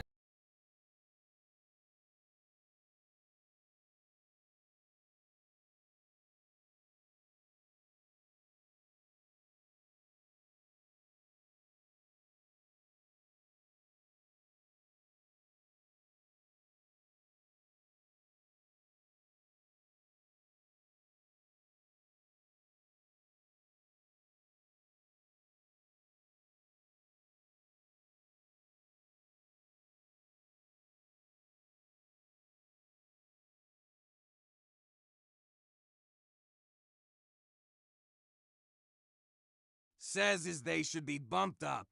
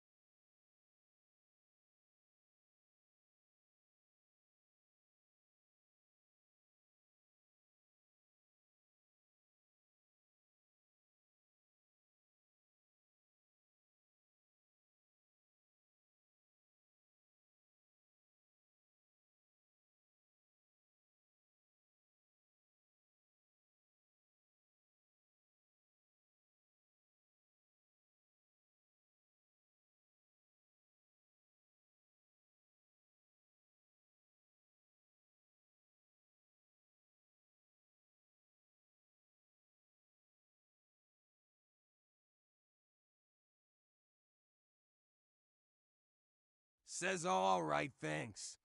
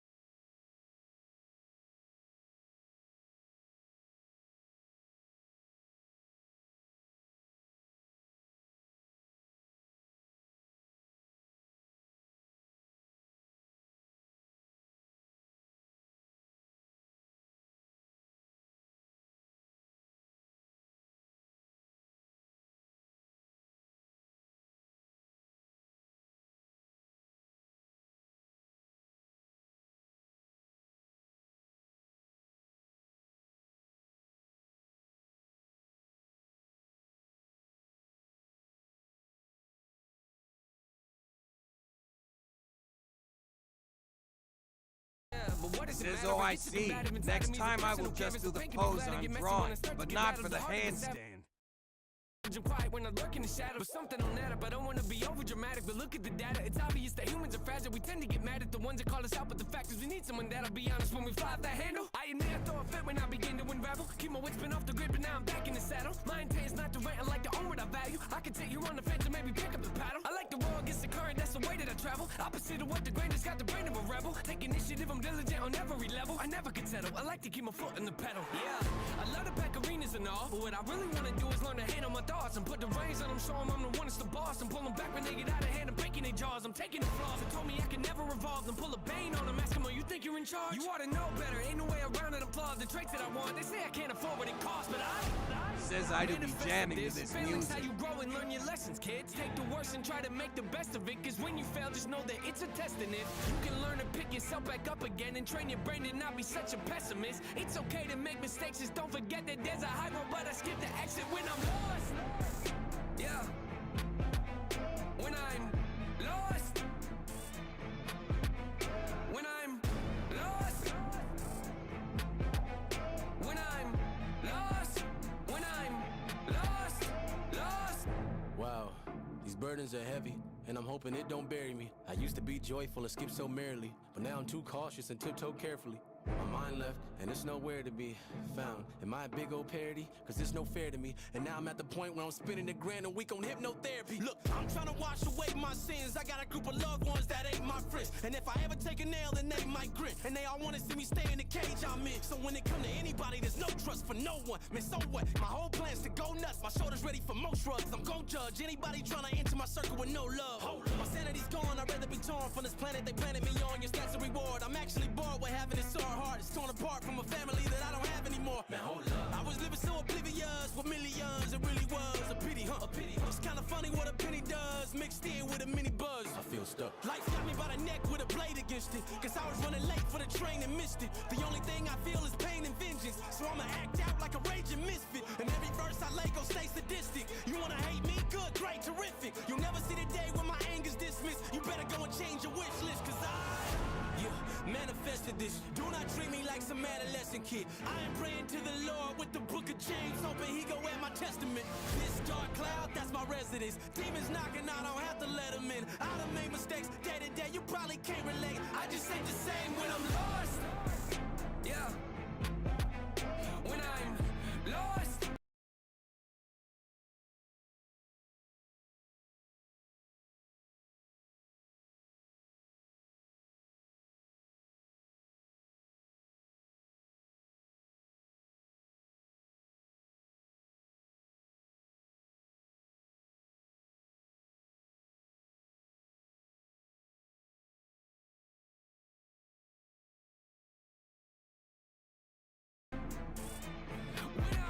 When I'm lost. When I'm lost. When I'm lost. Lost.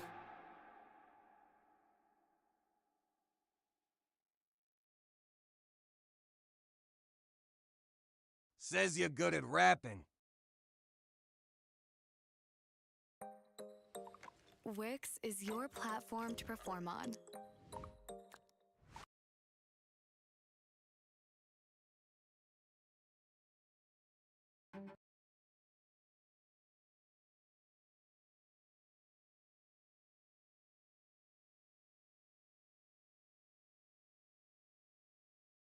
Says yeah, same. It drives me nuts.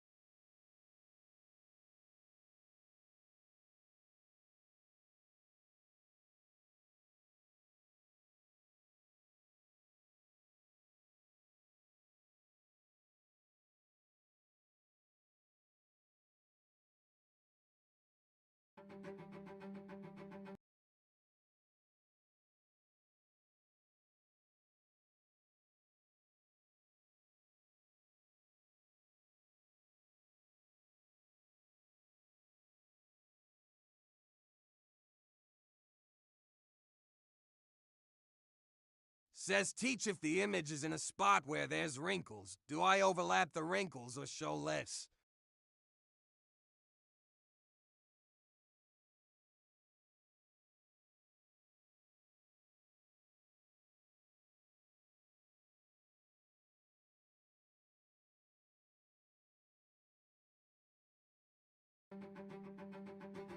Says I can send it to you to show what I mean. Dear God, please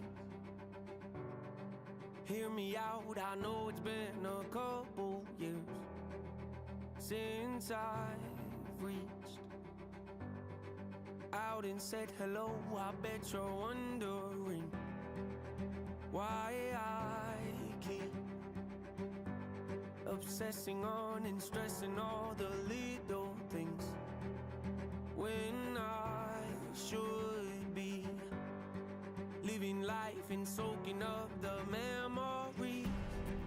I know I've been selfish, I have no excuse to give you it's true.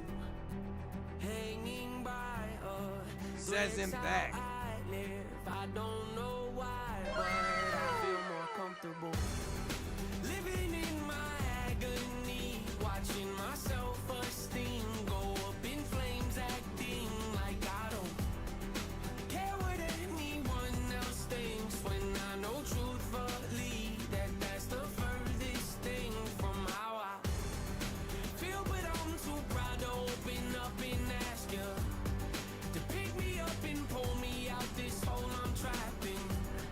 The truth is I need help, but I just can't imagine who I'd be if I was happy.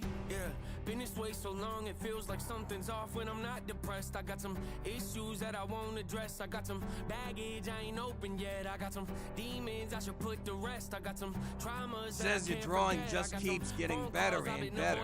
Some family members I don't really connect with. Some things I said I wish I would've not let slip. Some hurtful words that never should've left my lips. Some bridges burned, I'm not ready to rebuild yet. Some insecurities I haven't dealt with yet. I'll be the first to admit that I'm a lonely soul, and the last to admit I need a hand to hold. Losing hope, headed down a dangerous road. Strange I know, but I feel most at home when I'm living in my agony, watching my self-esteem go up in flames, acting like I don't care what anyone else thinks, when I know truthfully that that's the furthest thing from how I feel. But I'm too proud to open up and ask you to pick me up and pull me out this hole I'm trapped in.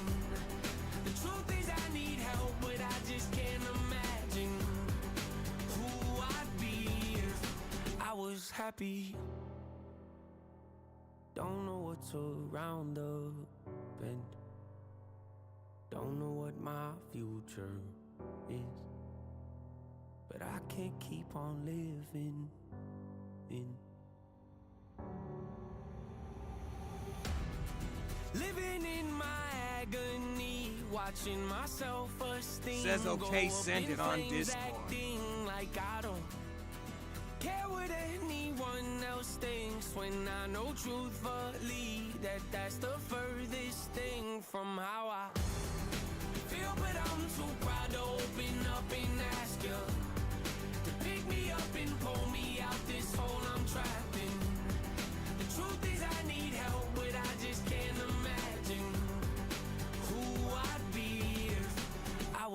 happy.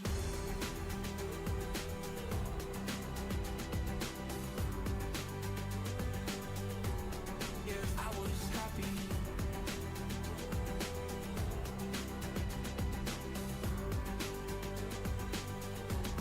If I was happy.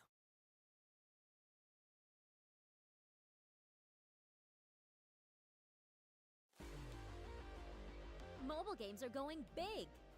Free Fire Max is now available on PC with Google Play Games. Play in matches, level up your guild, and put your teamwork to the test. There's only one goal. Says Angelic High Survive and be Pitch. the last one standing. Experience combat like never before with mouse and keyboard controls and a larger PC screen. Get started by downloading Google Play Games today.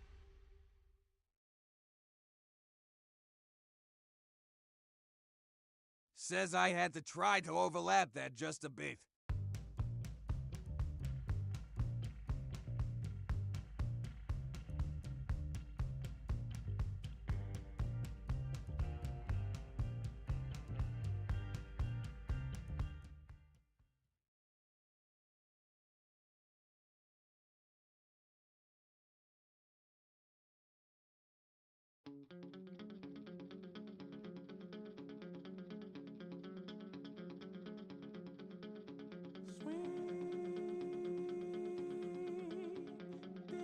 Says Don't Reduce. Gotcha.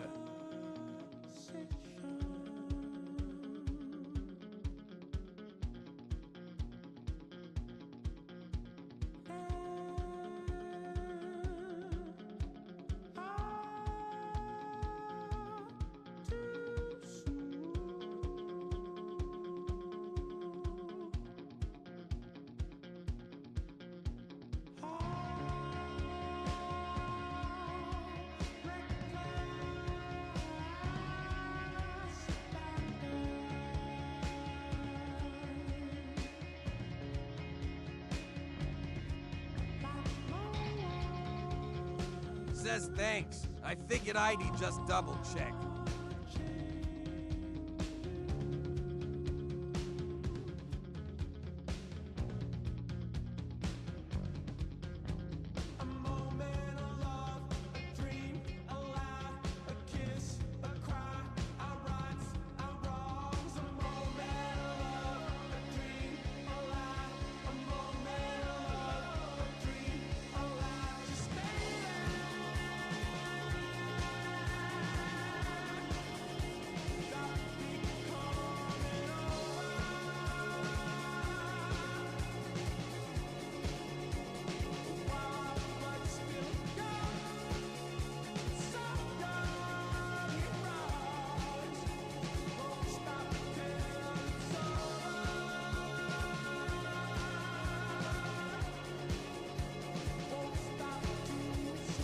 Says and I'm officially at a total count of 3 full drawings completed and 0 outlining.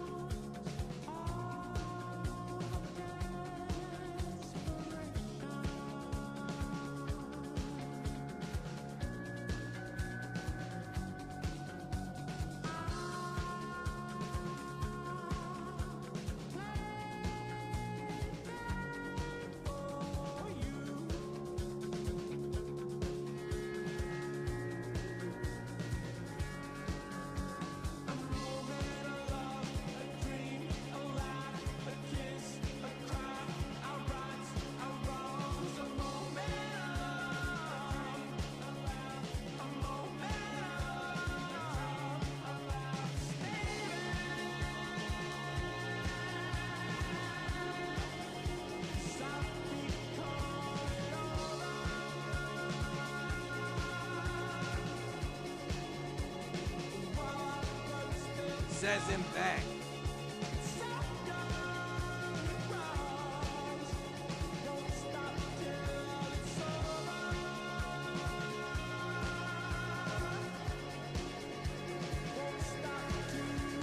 Says teach, can you show me how to draw curly hair?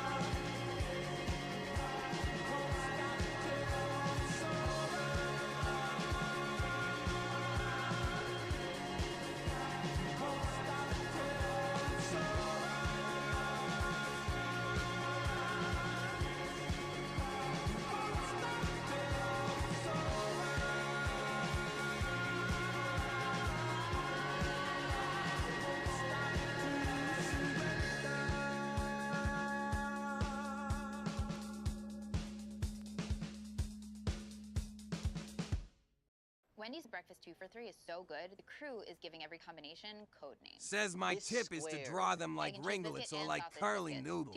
But that's just my personal tip. Mathletes? No matter what you call it, choose wisely. Choose Wendy's breakfast 2 for $3. There's your biggie bag. All that food for $5, that's my go-to. Ooh, that's my ride or die. Just like you and me. Bag boys. Bag boys, what you gonna do? What you gonna do when we bring your food? Go biggie and get all this with the JBC. Says I can send you a reference.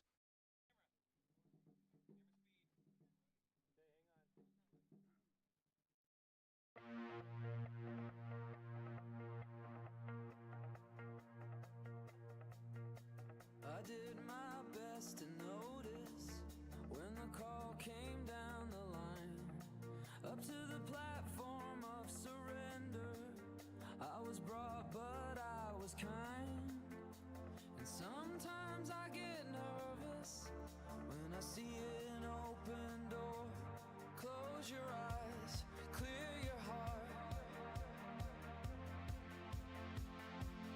Cut the cord. Are we human? Or are we dancer? My sign is vital. My hands are cold. And I'm on my knees looking for the answer. Are we human? Or are we dancer?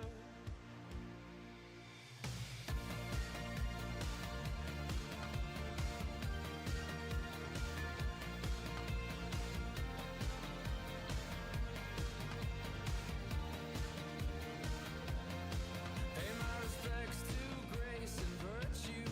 Send my condolences to good. Says okay, send it.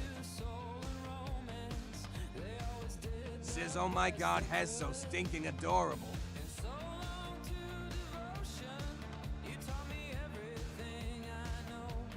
Wave goodbye, wish me well. You've gotta let me go. Are we human? Or are we dancer? My sign is vital. My hands are cold.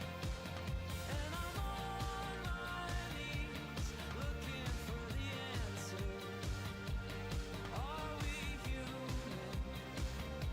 Or are we dancer? Will your system be alright when you dream of home tonight? There is no message we're receiving. Let me know, is your heart still beating? Are we human? Or are we dancer? My sign is vital. My hands are cold. And I'm on my knees looking for the answer.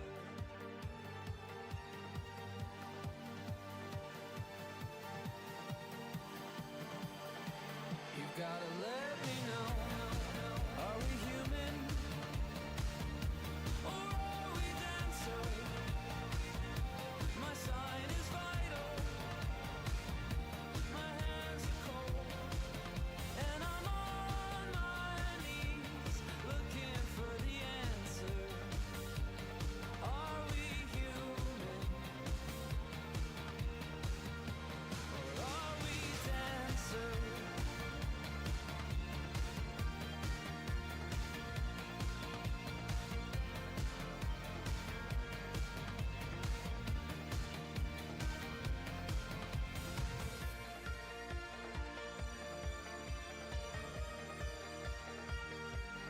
Are we human?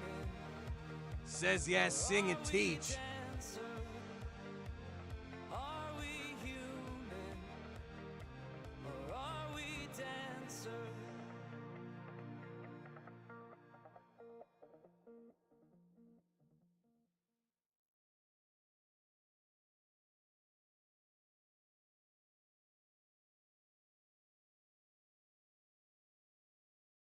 It's love at first bite with Haagen-Dazs.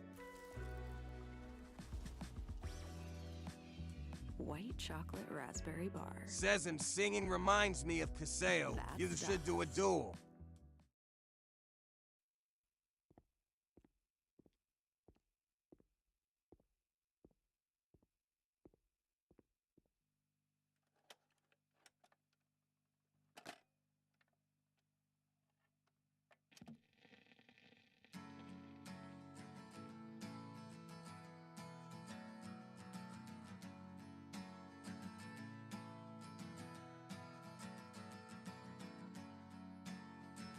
Says I have a question, but he'll ask it when I get a bit more detail, and so I'll ask it later. Today is gonna be the day that they're gonna throw it back to you. By now, you should have somehow realized what you gotta do. I don't believe that anybody feels the way I do about you now. Says yes, someone was asking you how to draw curly hair.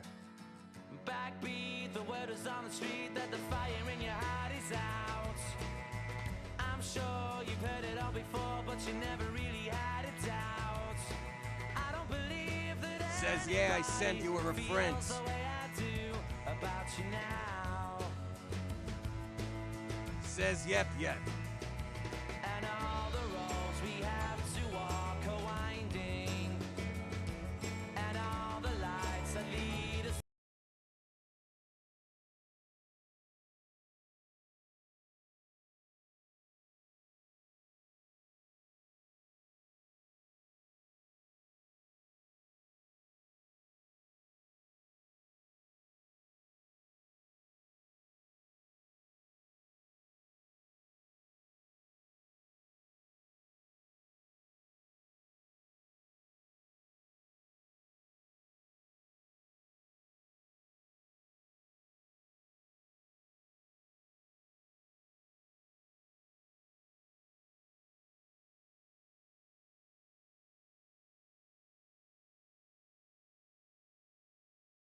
Says like a ribbon.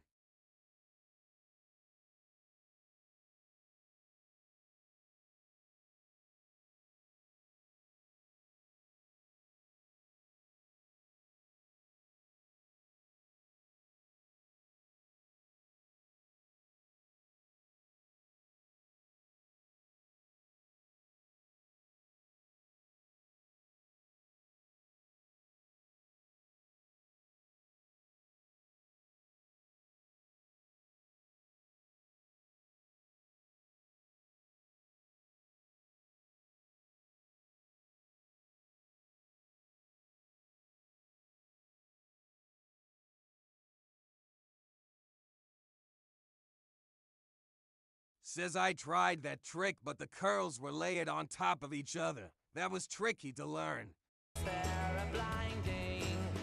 Says yeah, I kinda got it. Many things that I would like to say to you, but I don't know how. Because maybe you're gonna be the one that saves me. And after all, you're my wonderwall.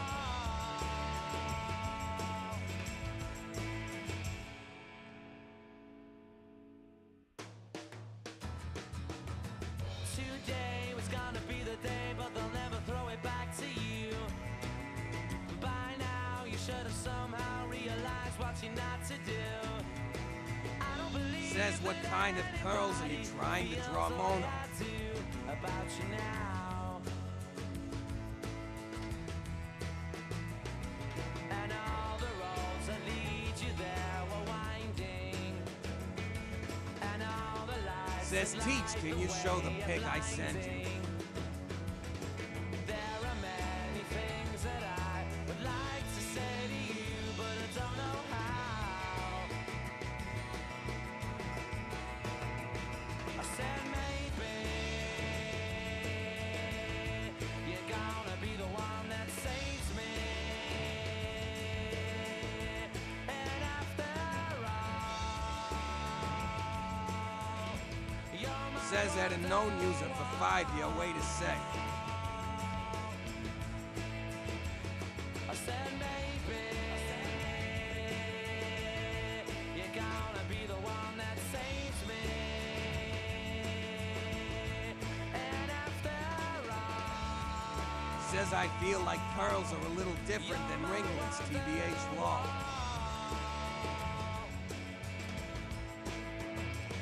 I said maybe you're gonna be the one that saves me. You're gonna be the one that saves me. You're gonna be the one that saves me.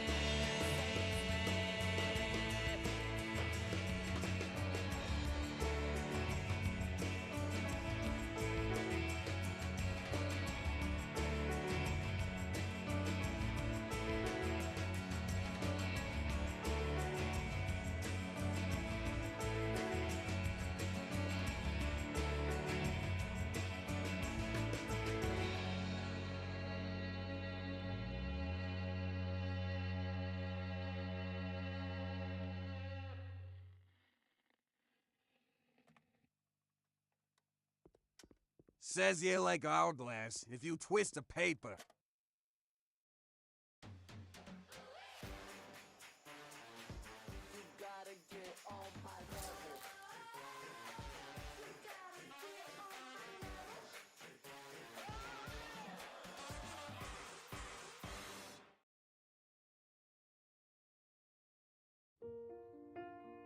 Says next to my drawing is a reference. Step one, you say we need to talk. He walks, you say sit down, it's just a talk. He smiles politely back at you, you stare.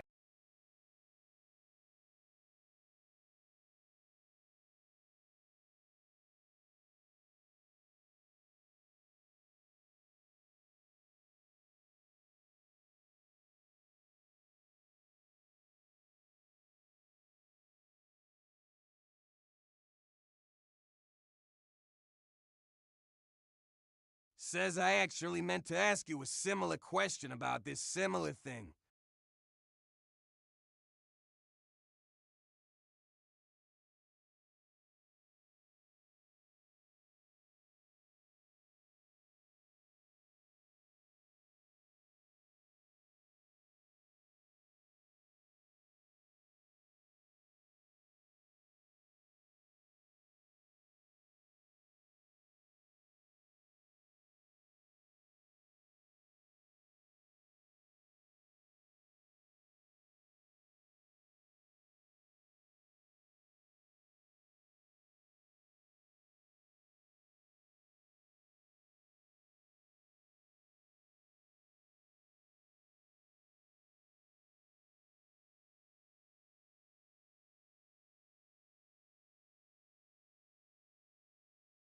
Says I can only see the half.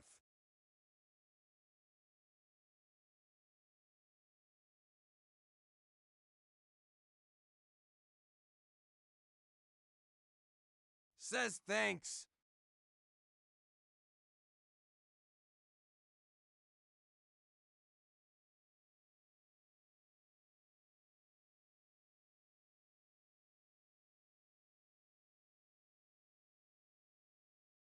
Says they look kind of like ringlets almost.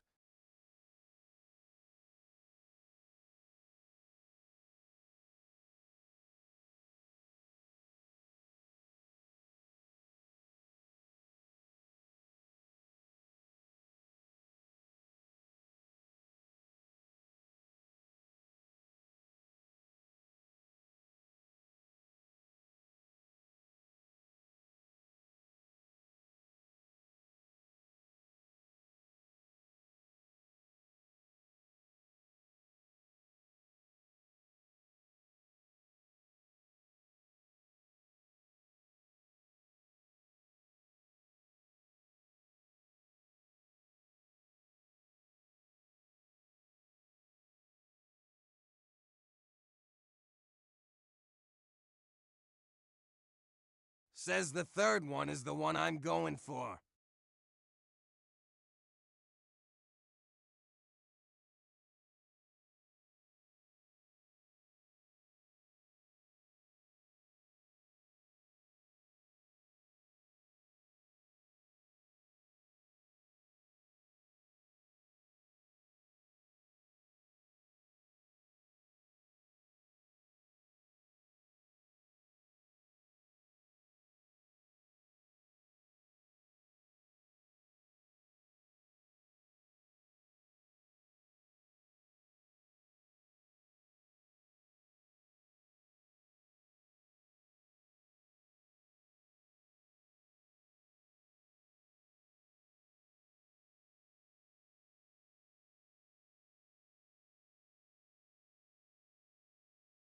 Says like line space line and the other side is space line space.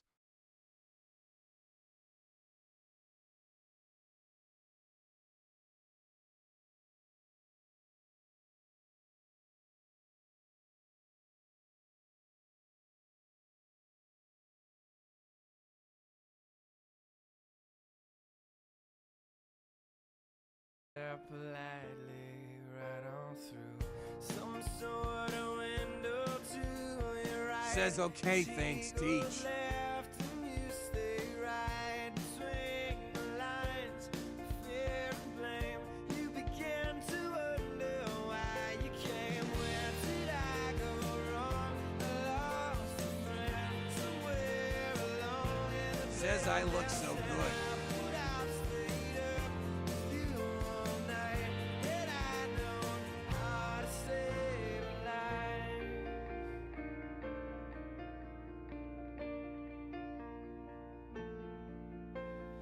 Let him know that you know best, 'cause after all you do know best. Try to slip past his defense without granting innocence. Lay down a list of what is wrong, things you told him all along. Pray to God he hears you, and pray to Says hey, teach, I send you something on Discord. When you have time, of course. Says I agree.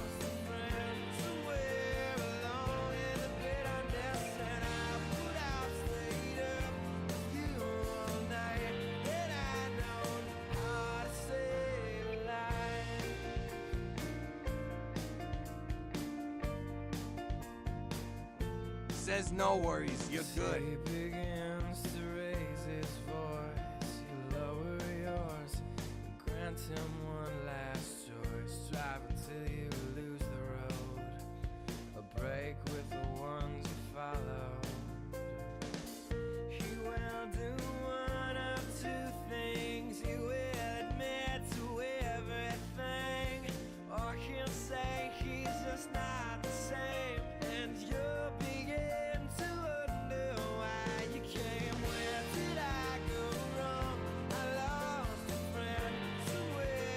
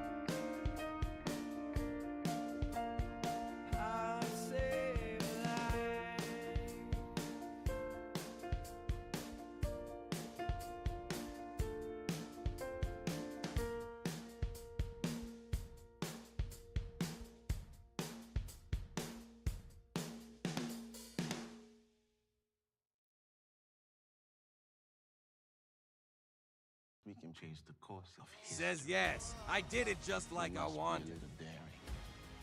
This is our reality now.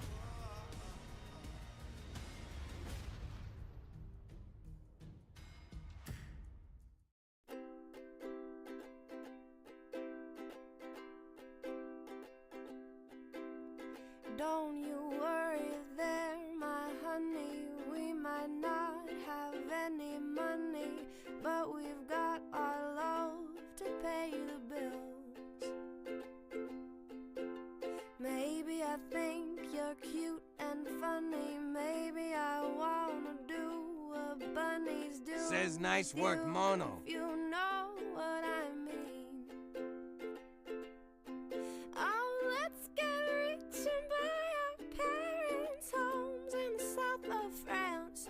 Let's get rich and give everybody nice sweaters and teach them how to dance. Let's get rich and build a house on a mountain, making everybody look like ants. From way up there, you and I, you and I. Well, you might be a bit confused, And you might be a little bit bruised, but baby, how we spoon like no one else. So I will help you read those books if you will soothe my worried looks, and we will put the lonesome on the shelf. Let's get rich and buy our parents' homes. Says I feel like if one were to draw Teach's hair, it would be like dreads. Give everybody nice sweaters and teach them how to dance. Let's get rich and build a house on a mountain, making everybody look like ants. From way up there, you and I, you and I. Let's get rich and buy our parents' homes in the south. Says this song is really common.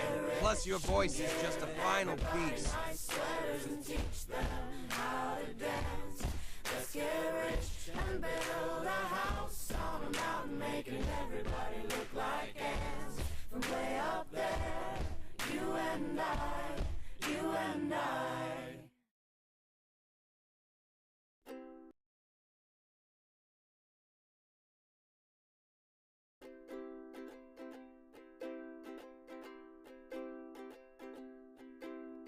Don't you worry there, my honey. We might not. Says have Erica. any I've told him money, he has a good but singing we've got voice. our love to pay the bills. Says him adding that to my playlist now.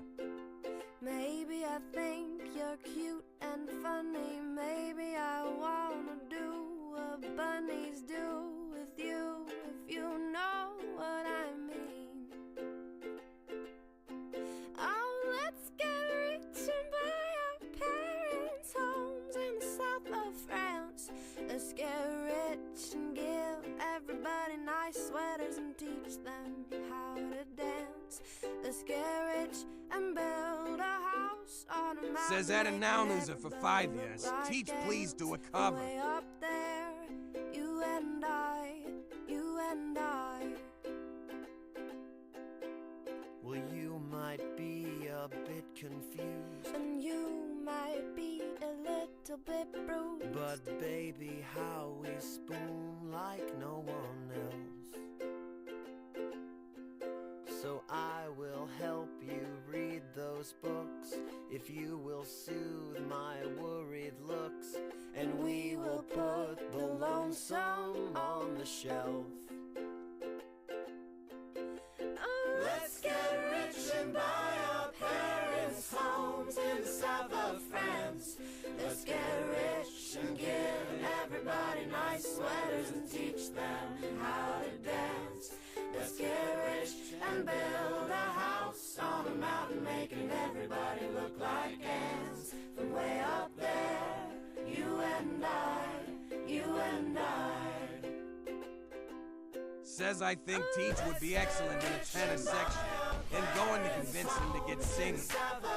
Says Leslie. Let's get rich and give everybody nice sweaters and teach them how to dance. Let's get rich and build a house on a mountain, making everybody look like ants. Says Law. Way up there, you and I, you and I. Tired of running?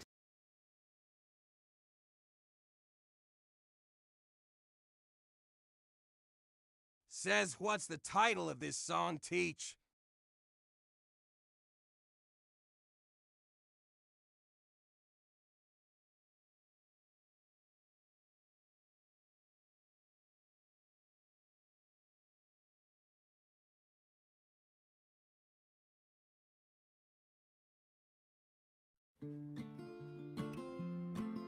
Says adding it to my playlist for drawing.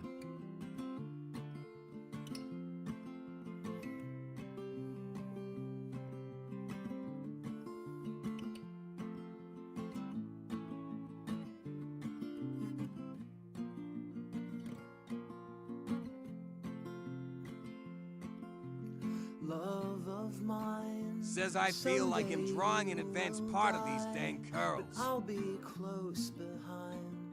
I'll follow you into the dark. No blinding light or tunnels to gates of white. Just our hands clasped so tight, waiting for the hint of a spark. If heaven and hell decide that they both are satisfied, and illuminate the nose on their vacancy signs. If there's no one beside you when your soul embarks, then I'll follow you into the dark. In Catholic school, as vicious as Roman rule, I got my knuckles bruised. Says that a known user for 5 and doing Spaceline Space Thing. It's a lot easier. As she told me, son, fear is the heart of love. So I never went back. And if heaven and hell decide that they both are satisfied, illuminate the nose on their vacancy signs. If there's no one beside Hello mate, you scream pretty cool, that's why I follow. I would love to be a fan of yours. If you don't mind, kindly add me on Discord, _H. Oh mate, you stream pretty cool. That's why I follow you. I love to be a fan of yours. If you don't mind, kindly add me on Discord. Alright, I have no problem adding you on Discord. I'll do that after the stream. Triple H. The wrestler? Like Triple H the wrestler?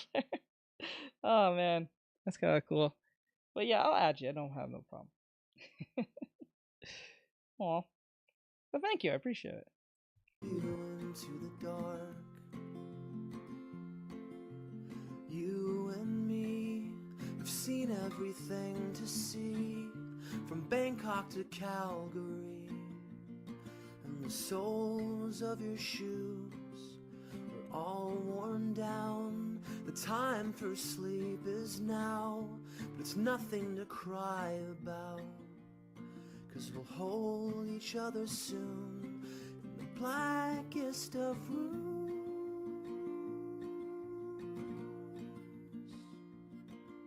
And if heaven and hell decide that they both are satisfied, and illuminate the nose on their vacancy Says Brett TikTok is banning my every comment. If there's no one beside you when your soul embarks, then I'll follow you into the dark.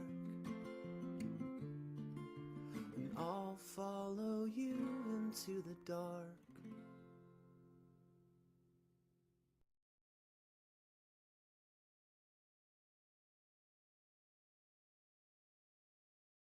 Says that a noun is for 5, I draw them first and then mesh form them. Customer service since 1973.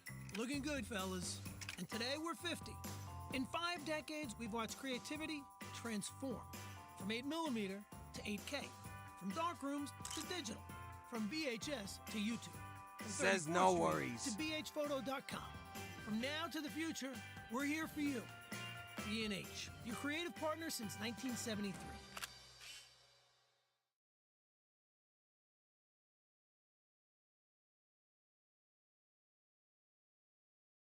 Welcome to Health and Human Sexuality. This won't be awkward at all, I swear to God. So let's get started. You could be really hot. You'd change, like, everything. Good Lord. Slay queen. Mom, go make snacks. For sure, Regina, yeah. We do this every year. It's like a tradition.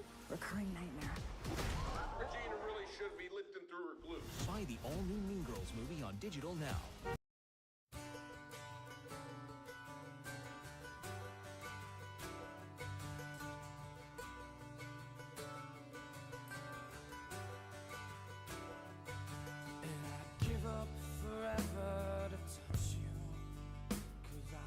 Says him back.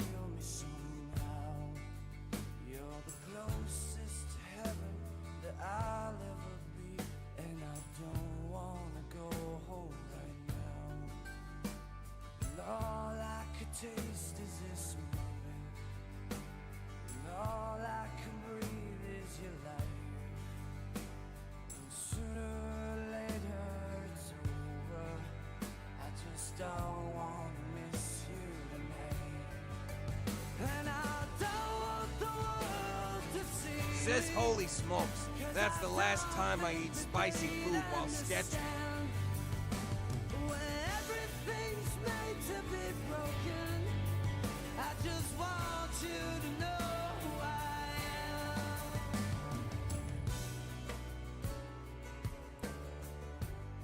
Says what happened.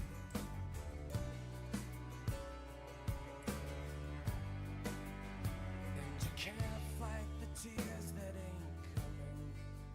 All the moment of truth in your lies. When everything feels like the movies.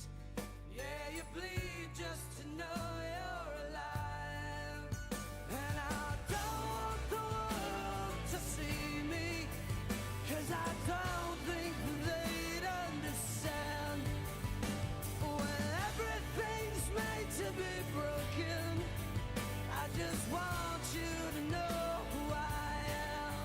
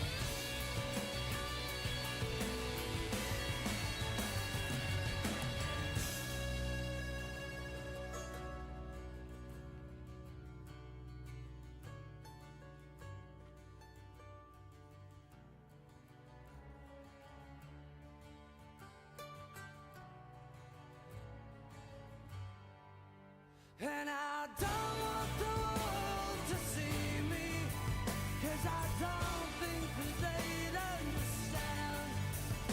When everything's made to be broken, I just want you to know who I am.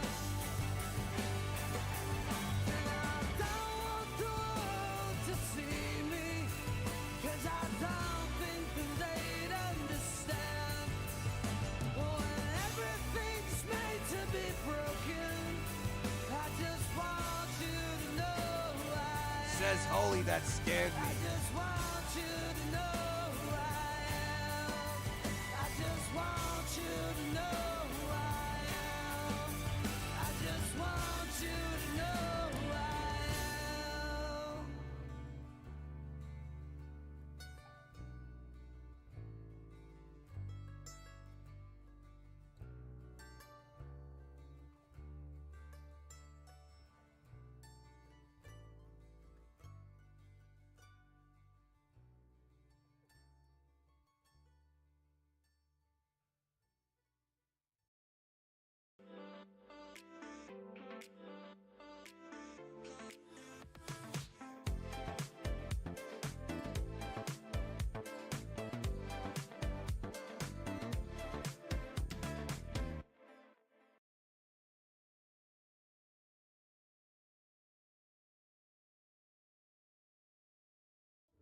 Big moment here for Charles, who ate a big old bowl of Raisin Bran Crunch. Says, did you accidentally delete something, Teach?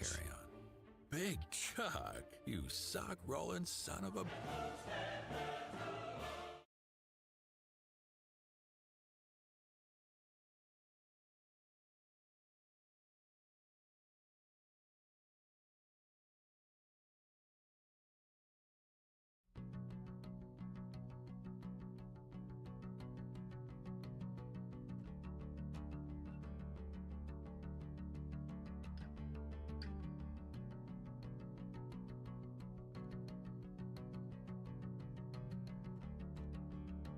Says, yo, that looks sick.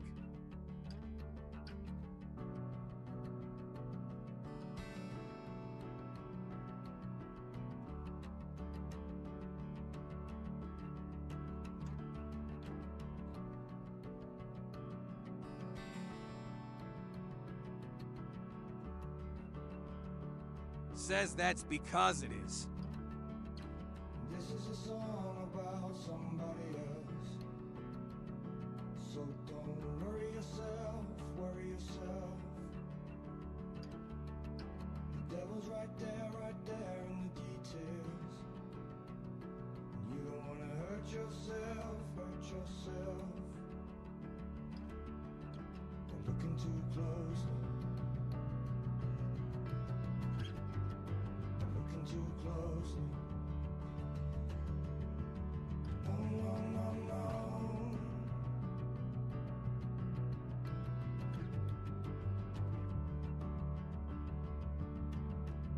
Says, since when is the word true violating TikTok rights? Somebody else. Don't punish yourself, punish yourself. Truth is like blood underneath your fingernails. Says can't even type normally anymore. Says TikTok is sensitive on here.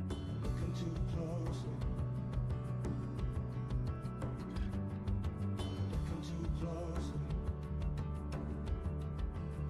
No, no, no, no. No, no, no, no.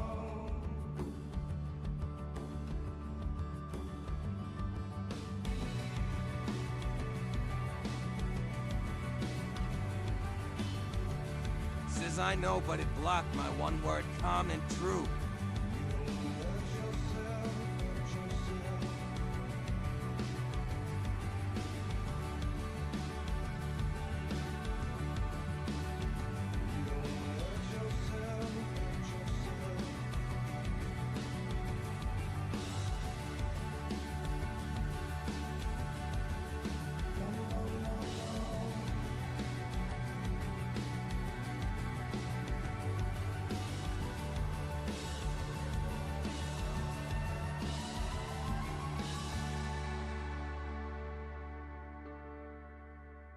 Says like I already let you spy on me with this app. At least let me be expressive.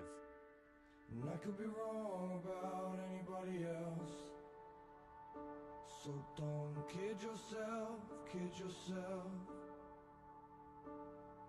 It's you right there in the mirror. You don't wanna hurt yourself, hurt yourself. Looking too close.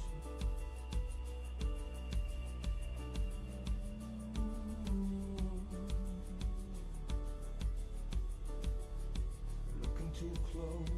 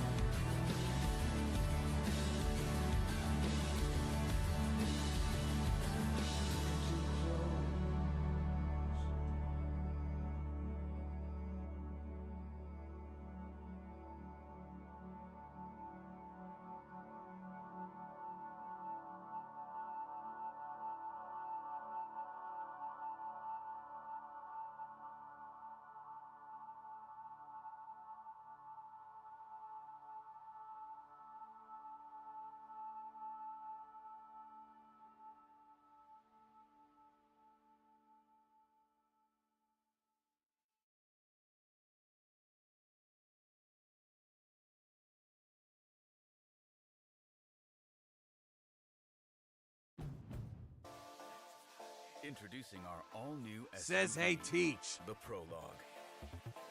The prologue of things to come. The all-new, all-electric Prologue. From Honda.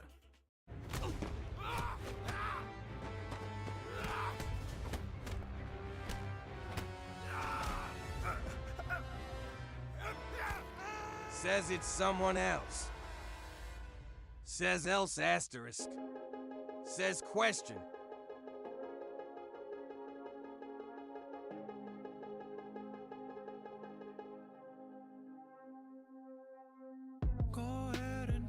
Says this actually one of my most favorite drawings.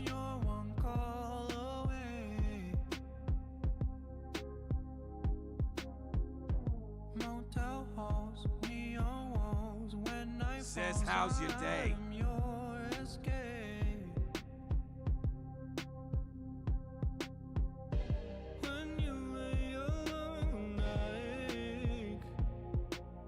Something I wanted to feel.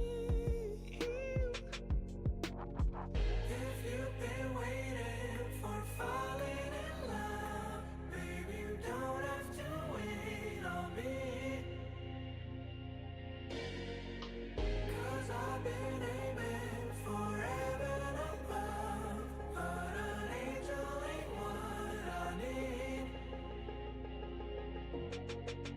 Not anyone, you're the one, more than fun, you're the same. Says I love that. Who's it for? Cause what you want is what I want. Sincerity.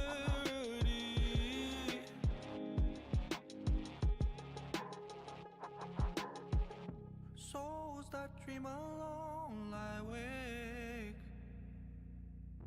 Says alright, I'm going to overlap this, then send a question.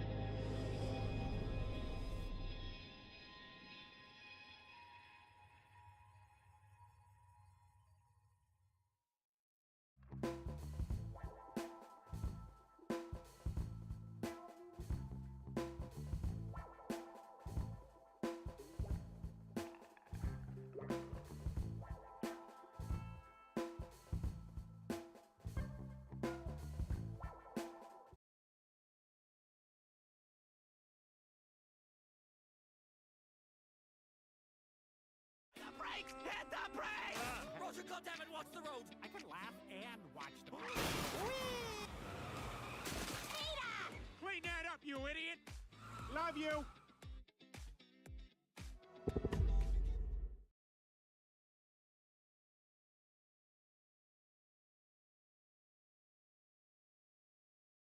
Camera speed, set. I remember the first night that she said, oh, maybe I can do this on my own. And despite all the reassurances and reoccurrences, you will not be alone.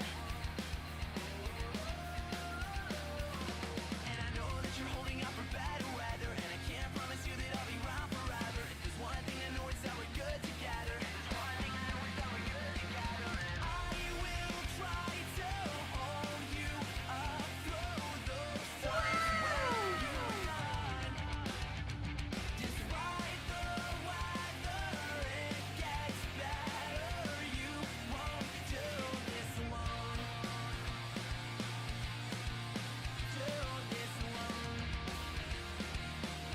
says hits. I remember the first night that she went to find a little place inside this world. Says just like the weather, it gets better. I won't forget the way she broke her tape down. She needed it, now she ran into it all. And I know that you're holding out for better weather, and I can't promise you that I'll be around forever. There's one thing I know, it's how we're good together.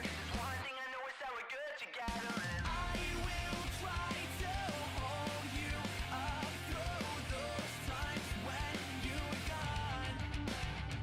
Despite the weather, it gets better. You won't do this alone.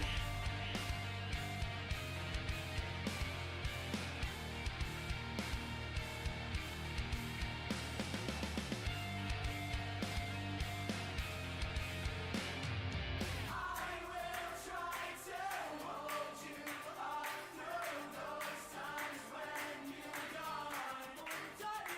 Despite the weather, it gets better.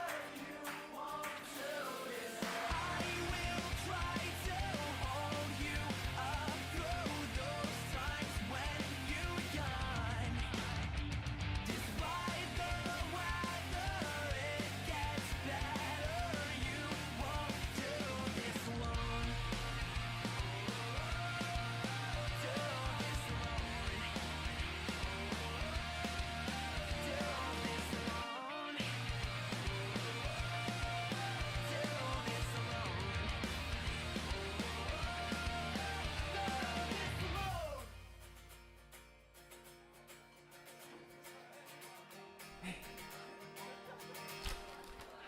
Action. It's time for you to meet the real Agent Argyle. Argyle. Argyle. Argyle. Argyle.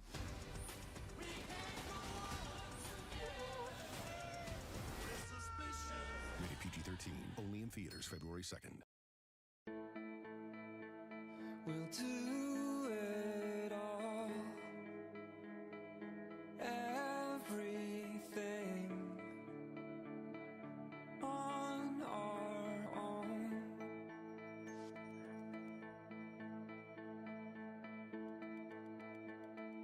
We don't need anything or anyone. If I lay here, if I just lay here, would you lie with me and just forget the world?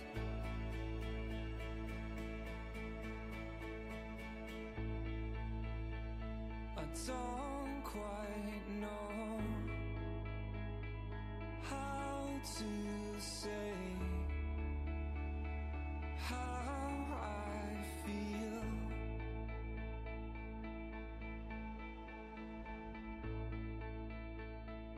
Those Says I send it. words I said too much. They're not enough. If I lay here, if I just lay here, would you lie with me and just forget the world? Forget what we're told before we get too old. Show me a garden that's bursting into life. Let's waste time chasing cars around our heads. If I lay here, if I just lay here, would you lie with me and just forget the world? All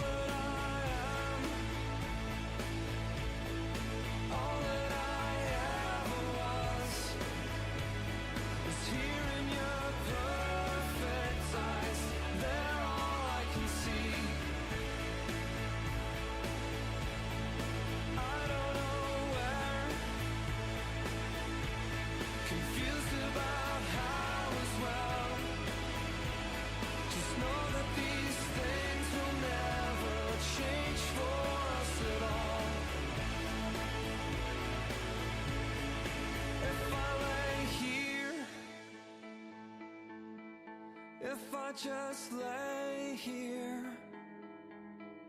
Would you lie with me and just forget the world?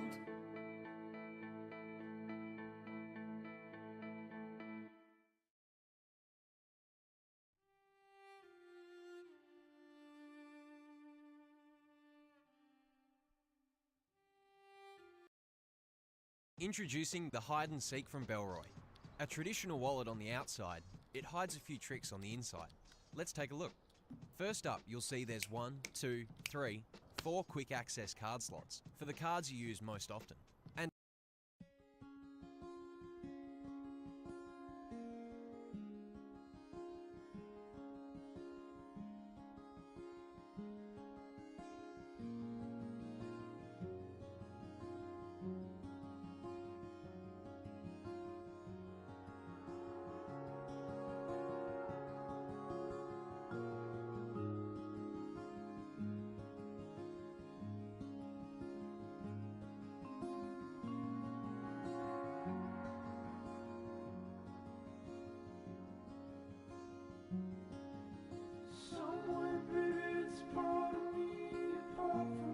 Says who, that's a cool background.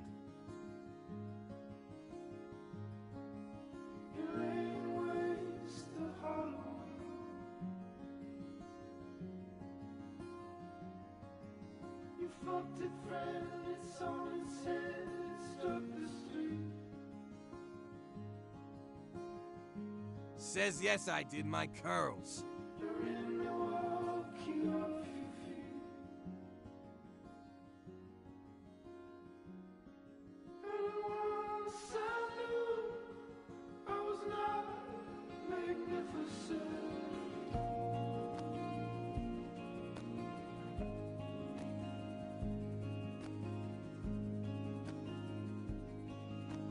Straight above the highway.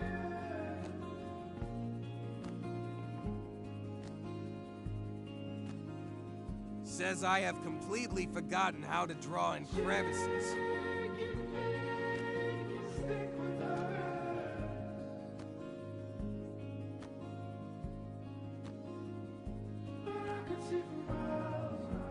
Says I like that.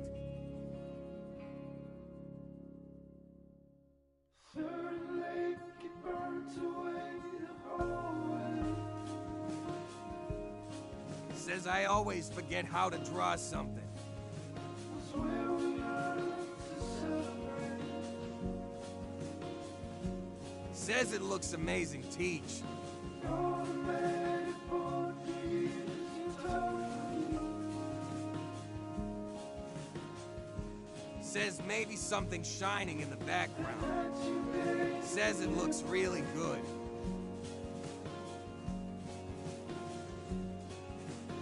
Not for me, nor the thread that us to crew.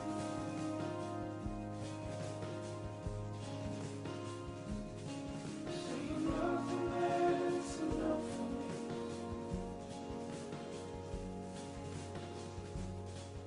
And once I knew I was not magnificent.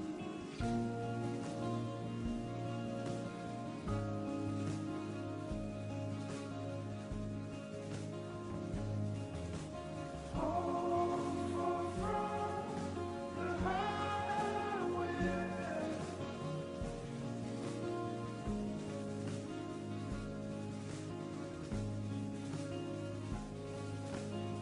Says sweet. Says let the chef cook. I could see the miles.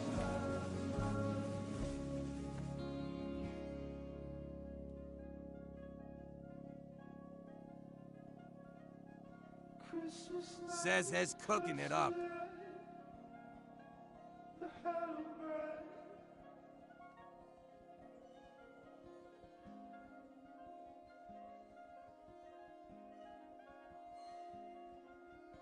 Above my brother, and saying it's fine. We smoked the screen to make you worse. Says y'all hold up. Teacher's preparing 5-star meal.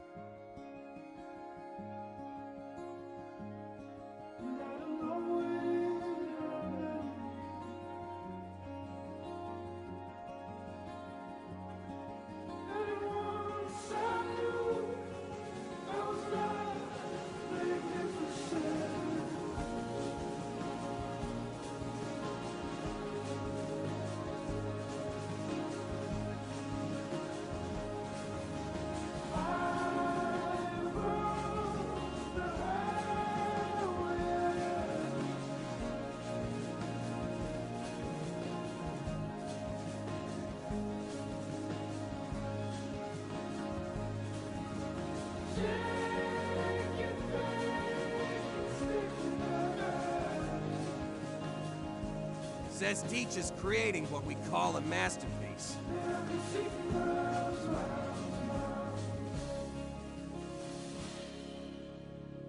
Says that's so fire.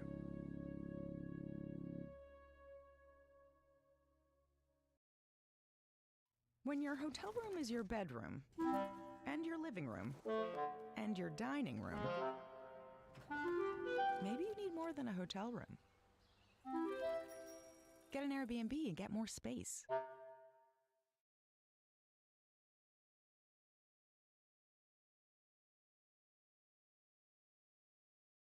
Tired of running to the pharmacy for your pet's prescriptions? Says he's artistic version of With Gordon Chewy Pharmacy, Ramsay. your prescriptions get delivered. Just fill your cart, enter your pet and vet info, then we'll contact your vet and deliver in 1 to 3 days. It's the easy way to get your pet's prescriptions. Plus, get 20% off your first order at Chewy Pharmacy.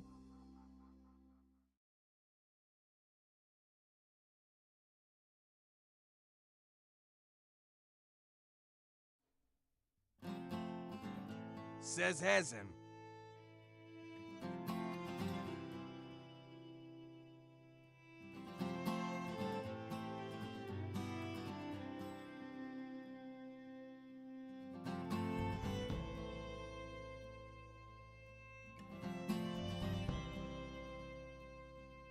Says has the younger version of Gordon Ramsay. She lie and steal and cheat. Says someone doubled it and gave it to him. And beg you from her make you think she needs it this time. She'll tear a hole in you, the one you can't repair. But I still love her, I don't really care. When we were young, oh, we did enough. When it got cold, ooh, we bundled up. I can't be told, I can't be done. It's better to feel pain than nothing at all. Says totally ate and left no crumbs, as the youngsters would say. So pay attention now. I'm standing on your porch screaming out, and I won't leave until you come downstairs. Says I need teach to make me something now. Head up. Says he even ate a plate at this point. Head up. My love. Says law. Head up. Love. Says nah, he ate intelligence.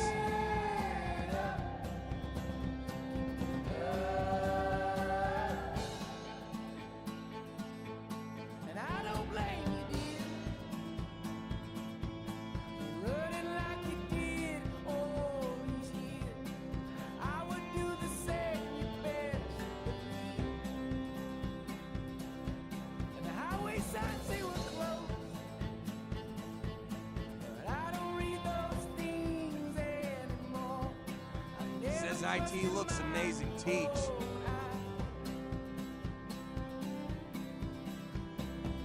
when we were young. Says nicely done.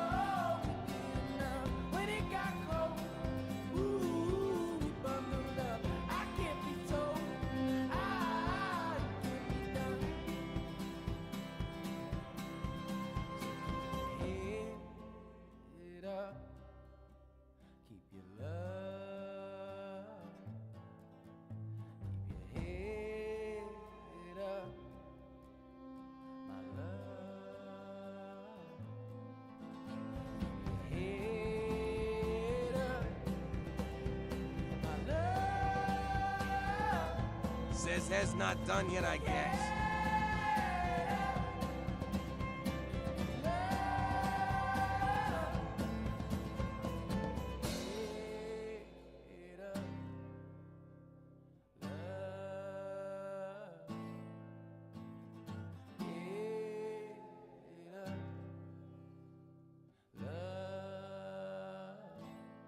Says has experimented. Says let him cook. Says that looks even better.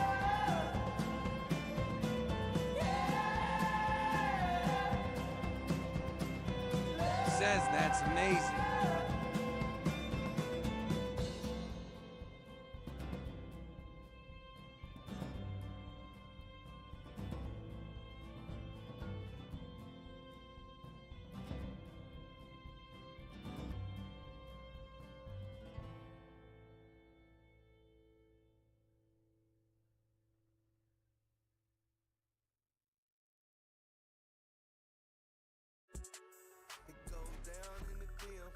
With FanDuel, every night is a watch party.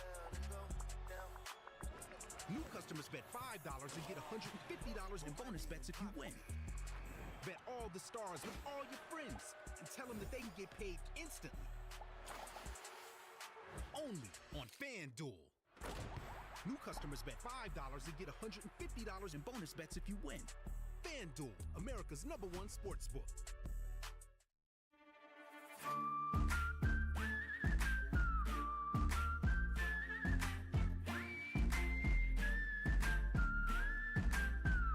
I leave my house at 3 o'clock with 200 texts and 2 missed calls. Guess all of the friends Says that I let's go. pissed off all talked. And I took a job for just July, but feels like I might be here for life. Yeah, I'm in it now. I'm in it now. Could I start again? Says amazing piece of artwork. Yes, I'm a mess with an S on my chest, got stress filling up my head. So I spent last night blowing up my life. Now you won't see me again. Cheers to the front end, cheers to the back end, cheers to the 2010s. I can hate my guts when the sun comes up, but I like myself like this. I like myself like this.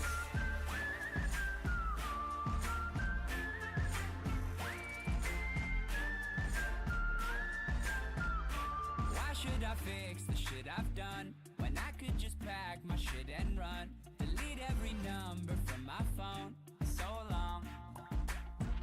Yeah, I'll get new shirts, cause mine all stink. And I'll tell my boss what I really think. Yeah, I'm in it now. I'm in it now. Could I start again somehow? Yes, I'm a mess with an S on my chest, got stress filling up my head. So I spent last night blowing up my life. Now you won't see me again. Cheers to the front end, cheers to the back end, cheers to the 2010s. I can hate my guts when the sun comes up, but I like myself like this. I like myself like this.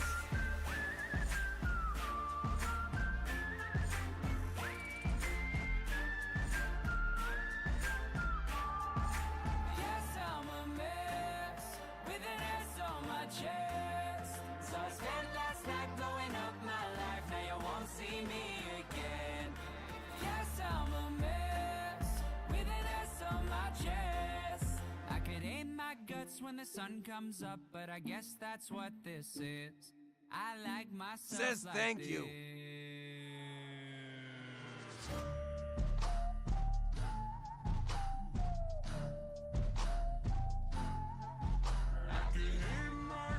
When the sun comes up, but I like myself like this.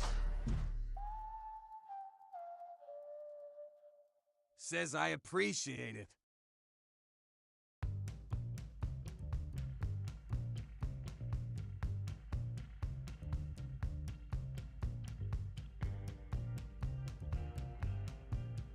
So it's reactionary time. So we're gonna be doing all the YouTube Says reactionary Ema can stuff. teach to make a PFP for me.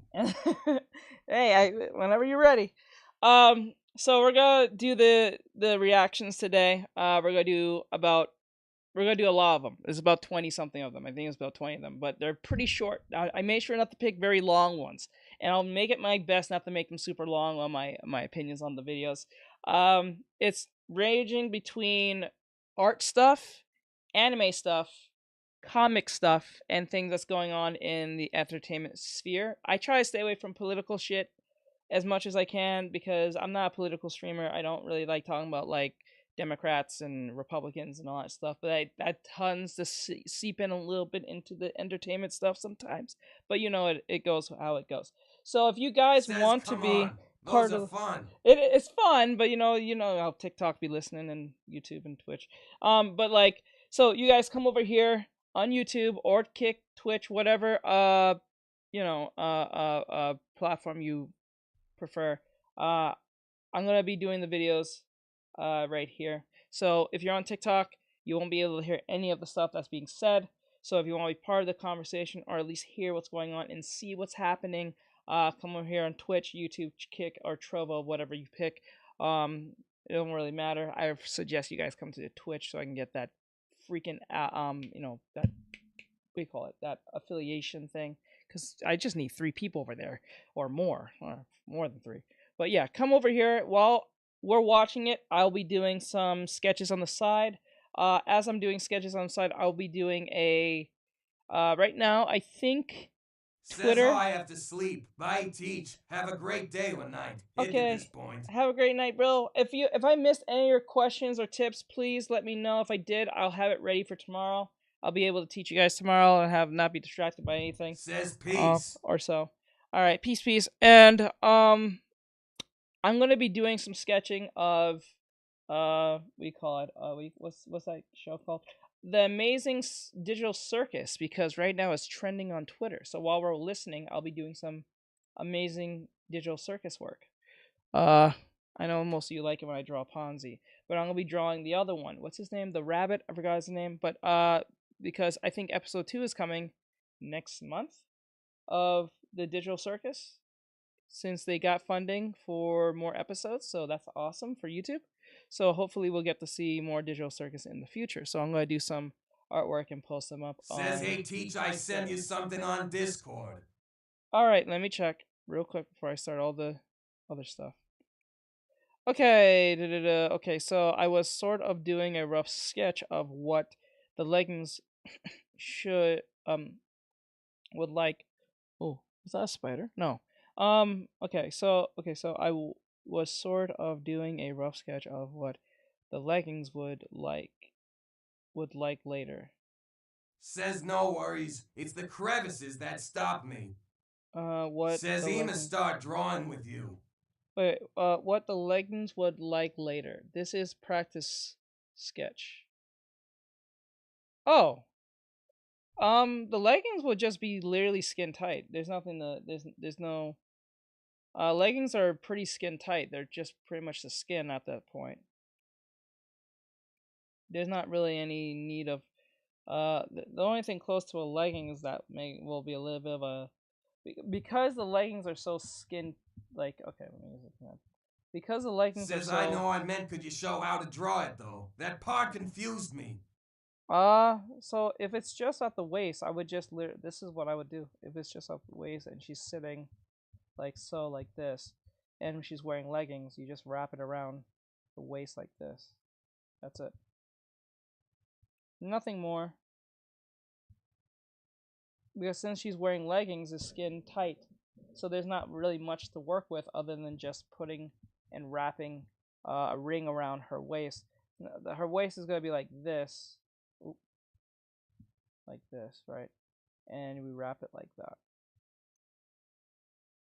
Because this is a 3D model, so we have to have what makes it 3D, even if she's sitting, is this corner right here. It's the apex of this corner that wraps around. Right? But not like this. It's gonna wrap around where the waistline is, so like this.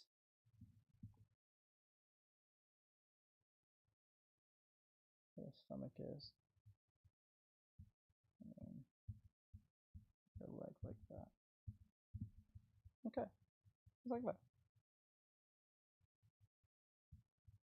I'm saying, like, it's kind of like that. Because remember, there's love handles. The love handles for women goes out. Says I gotcha. Says, can I send you a 4-minute video for you to react to?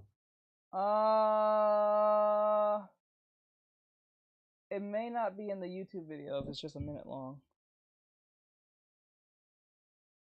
I try to keep them a certain aesthetic of how I do my stream and how I do my reactions, so people will have an idea what I react to, instead of just reacting to anything. I try to keep it in like an anime, comic book, or something entertainment in my sphere type situation, not anything that's too out the wazoo. Like I wouldn't watch. Says, like, I asked cause those leggings, gave those waist things on the legging.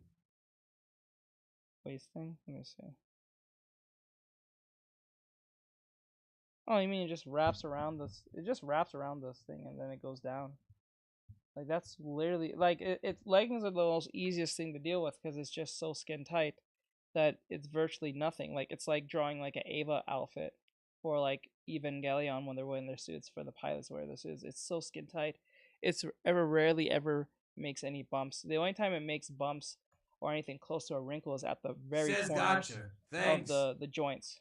Says, that's fine, I just want you to react to it. Okay. Okay, so this is pretty much done. I'm going to send this to Souls after the stream, and I'll also send him the non-signed one so he can use that as his PSP. Okay. What we're going to do. Okay, so... Says W drawing as always. Thank you. Now, what is trending right now is Digital Circus. So, since Digital Circus is trending, I'm going to look for some poses. I'm going to look for some poses for Digital Circus. I think I found some. something.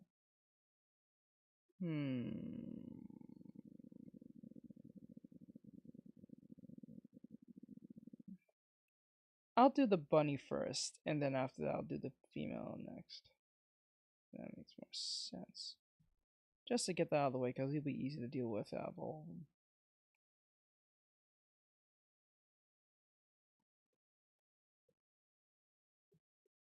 What's the bunny's name again? Says, where do you watch Digital Circus? YouTube. It's free on YouTube. Actually, we'll be watching the trailer just to get the reaction in, but Digital Circus. The amazing Digital Circus. Okay. At least I know what the bunny looks like. Okay. So I have an idea what the rabbit looks like. Okay. Jax, that's his name. Okay, Jax. It was Jax. It was Jax. Okay.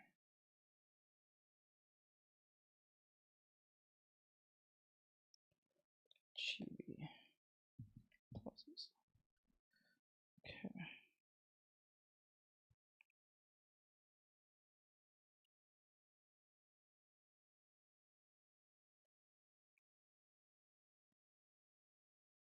This one will be easy to deal with.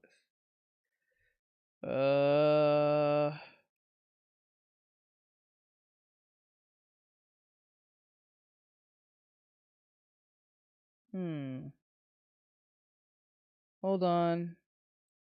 There we go. Maybe that one? Maybe that pose? No, I don't have a pose.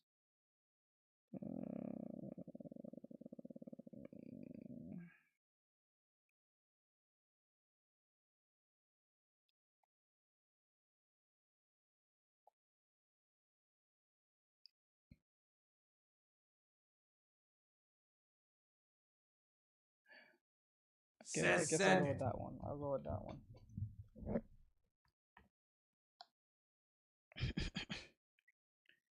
Alright.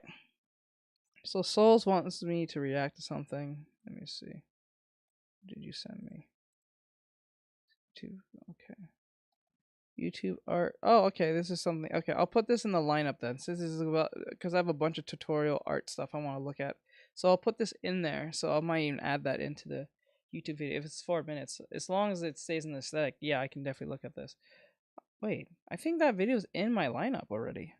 I think that same video's in my lineup. Let's see. So, so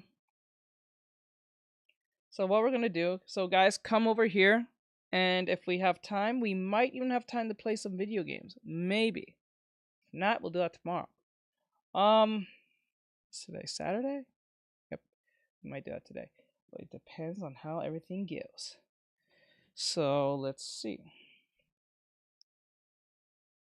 Let me get some poses here. I'll even restart the stream. Yeah, I'll do that. I think I'll just restart the stream. Says okay. Yeah, I'm gonna restart the stream so we just bring in more people just in case they want to see what we're doing. I think that'd be fun.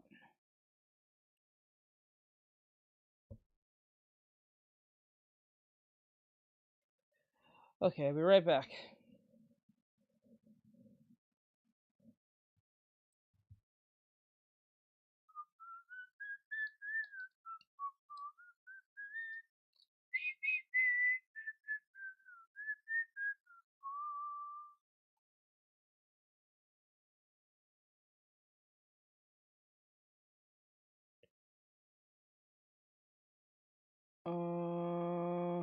I'll talk to him about that a bit later.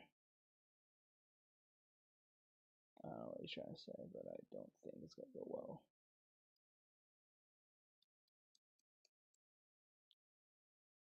Okay. Oh, I forgot.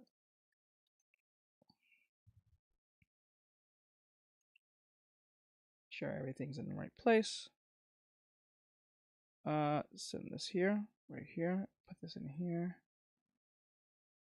Oh, turn up. Okay, come here. And then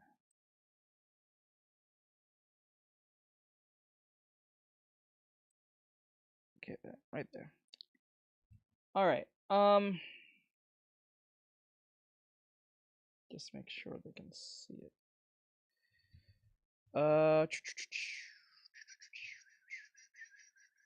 Everyone, it's Endymion, and I got some good news and some bad news. Okay.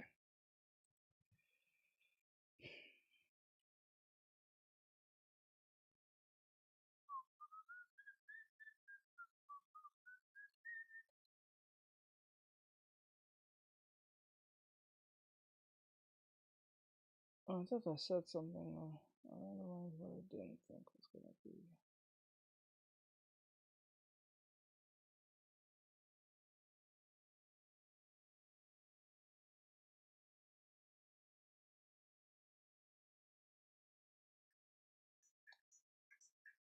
Oh.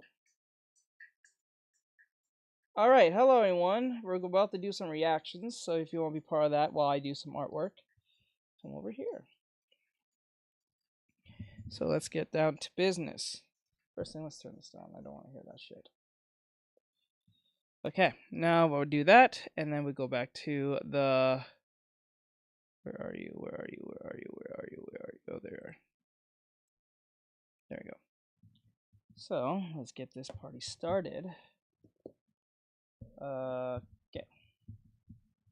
So, let's go. So, as I'm doing some sketching, you guys will witness me do some reactions as a way to... Okay, that's perfectly fine. I want to see the whole thing. There we go. Alright, so...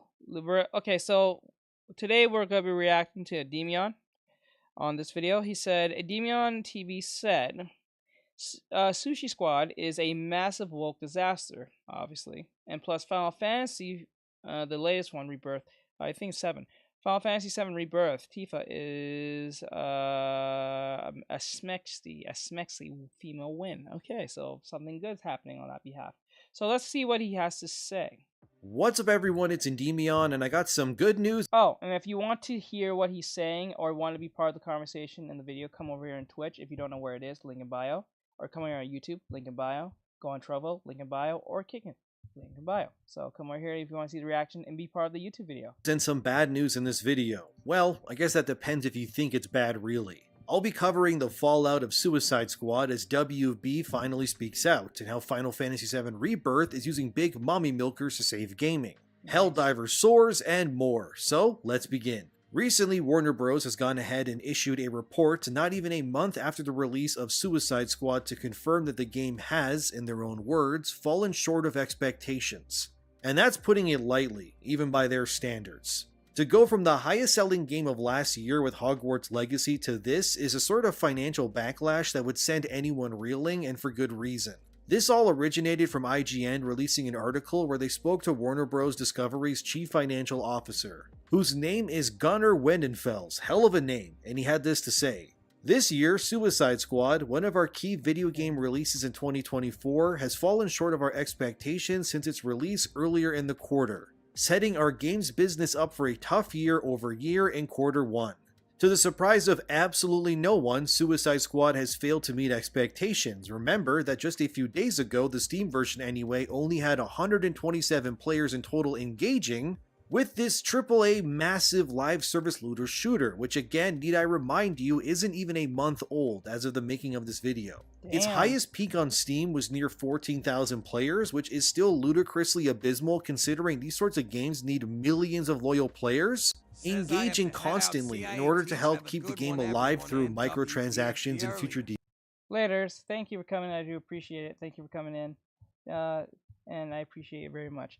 But like, what Charlie said, what Moist Critical said was true. All these AAA or quadruple A gaming studios will just come to an end very soon. They're gonna start investing into these like indie projects very soon. I'm pretty sure that's what's gonna happen.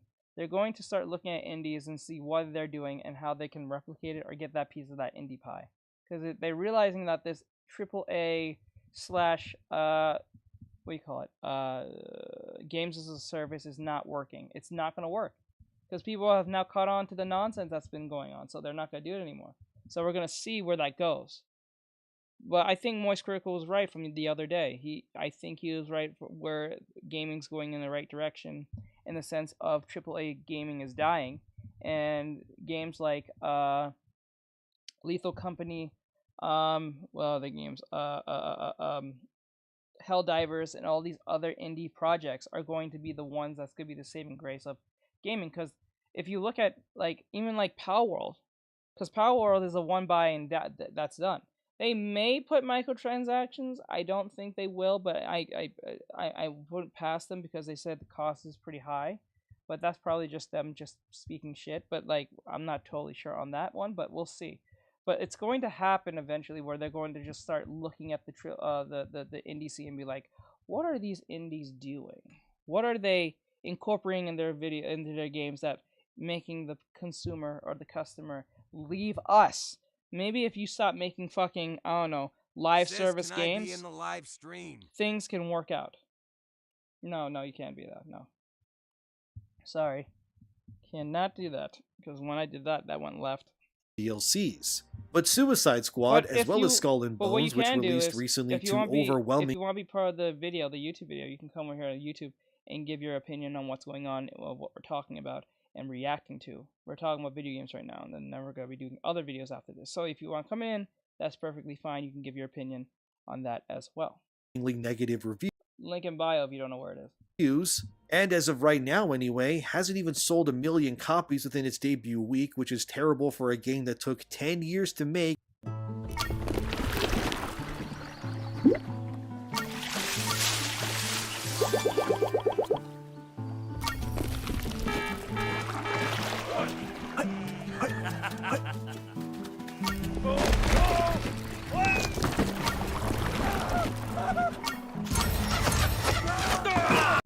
Proves that this bubble has long burst, and players have no love for fully priced live service games anymore. Yes, especially they don't. They like the game, the $40, the $30 type game. Says plus they actually give their customers what they want. Exactly. The indie will give you what they want because they know what the customer wants. Because whether it's a small one or a big indie scene, they know what they want because not everyone wants the same things, right? This is where anime tends to come in and does great where the West doesn't do well. anime tends to have categories for everyone, right? So, like, for instance, you can go to Crunchyroll and they'll have different categories for everyone in anime, right? You won't have LGBT thing in something that is not LGBT focused, right? It will have a section there, you have a romance there, and they'll show you a mix of those things in it. So, like, say if it's romance and LGBT and mystery, it'll tell you LGBT, romance, mystery. So you know what you're getting before you get into this. So there's no question of what the hell you're walking into. This is the problem with the West when they come to like comic books, for instance. You can take a comic book and you don't really know if it's going to be focused on something that you're not really looking forward to or something that you are, right? You always have to be a cautionary always with everything you walk into because you don't want to be part of that. So let's just say you're someone who's part of the LGBT and you don't want to read something about, I don't know, something about heterosexual stuff, right? You want to read stuff about what you're into, right? You don't want that shoehorn in your stories. You know what I'm saying? That's what I'm saying. So that's what the indie scene does that AAA doesn't. It gives you what they want and they give you exactly what the game is. So you don't have to wonder what they're doing. Because they're not going to bullshit you because remember, they're indie. They don't have shareholders and backers and stuff to financially save them from their nonsense, right? So that's where that comes in. So yeah, the indie scene is where it's going to be for all gamers, no matter where you're from, no matter what orientation you are. You're going to be accepted for who you are and what you are because it will cater to your audience. Like, look at the indie scene like being in high school, right? In high school, everyone was in their own clique, right? So you had the jocks, you had the cheerleaders, you had the your nerds, you had the you know, the singing group, the drama club. Everyone is in their own specific niche, right? But these niches can mix between each other. You can be a jock who's friends with the Glee Club, right? Who's also part of the club for those who are on the LGBT side and stuff like that. Those can mix together perfectly fine. But when you shoehorn something that was not intentionally put in, that's where the problem comes in. This is where Insomniac Games fucked up on Spider-Man when the director said, inject things that customers they don't know what they want compared to what they do want. So it's exactly what Nision said in Clownfish TV. He said when he has his dog now has gotten smart to him on how he feeds him medicine. Because you know how we put like we want our dog to eat the medicine that they need. So what they'll do is they'll put the medicine in the food and the dog won't notice eating it. Now the dog has noticed the medicine in the food. That's the shoehorning in. Once the dog figured that out, now every time he gives food, he's more cautious on when he's putting the medicine in the food. That's the problem. That's the issue. Considering Rocksteady's previous pedigree, which is of course the Batman Arkham series. A collection of video games that, in my opinion, are still some of the greatest action-adventure stealth games ever conceived. And it's terribly upsetting to see such a developer as this chasing trends that they believed would allow them to spawn more of this sort of thing, only to be met with ruin and discontent instead. It also doesn't help that Suicide Squad, like other games marked by the sweet baby stink, have failed as well. Take for example this article from thegamer.com titled, Alan Wake 2's success and failure is a foreboding sign. I worry the industry will see Alan Wake 2 not breaking even as a reason to stop making games like it. The Gamer then within their highlight states Alan Wake 2 is hugely successful, but its budget of 70 million euros isn't sustainable. Somehow Jeff Says Keighley. It's still a pretty good game. It's a pretty good game, but it was not making the sales that they did. That's the bullshit thing that Jeff Keighley and his cronies did to make it. Let's be honest, that game did not sell as anywhere close to Hogwarts Legacy. Let's just call it for what it is, but we're not going to talk about that because obviously the issue that surrounds it. So someone like Jeff Keighley's not going to acknowledge it, and that's the problem right there. And they pretend like this was just the game of the year. Hell no, that game was ass compared to most other games that came out. Like shit, either Lethal Company blew that shit out of the water. But that came too late into the year, but then again... In the long run, the games industry's focus on profit could discourage the creation of unique, innovative games like Alan Wake. Despite financial concerns, the industry needs more weird, audacious games like Alan Wake to thrive creatively. There's a lot If you want your favorite game studios to survive, or at least stay afloat and stay creative and not be in the hands of like ESG or anything like that, I think crowdfunding's where it's at.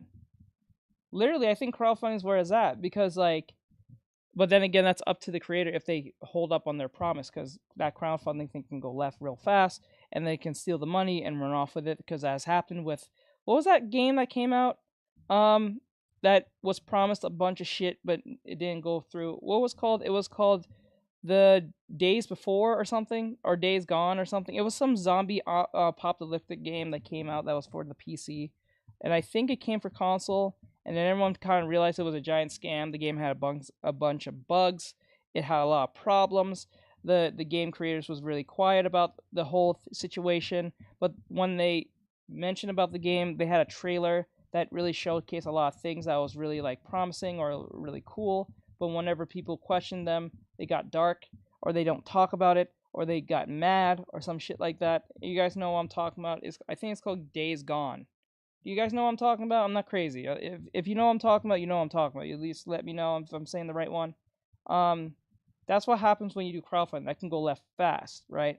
But if you get a real passionate team who really likes to make games and stuff, you don't have to worry about your money being stolen. They'll deliver, right? And I think right now, being in the indie scene is more profitable now than it ever was back then. Because now people are not looking at the they have this term now, quadruple A or the triple A titles anymore. We're not looking at the Halos. We're not looking at the GTAs. We're not looking at even the Call of Duties. We're looking for the Lethal Companies, the Helldivers, that pizza game that looks like Wario. I forgot what it's called. We're looking at that because it delivers on what we want. Once triple A titles start figuring that shit out, maybe they might get back online on things, but that won't happen until something like happens, like until this bubble either comes in or something happens. Something has to give, right?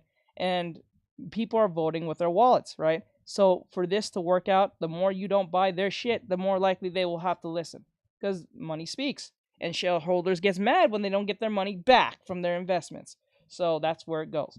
So if anyone's listening, if you want to be part of this conversation, come over here on Twitch or YouTube and you can see what we're talking about.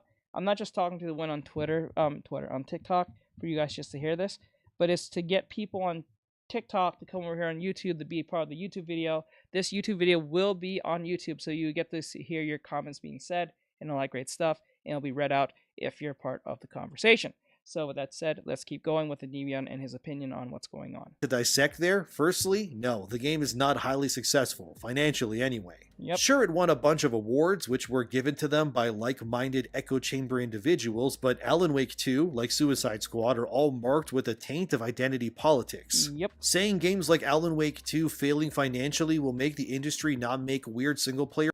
Red licorice or black... Let's see here. Just not true.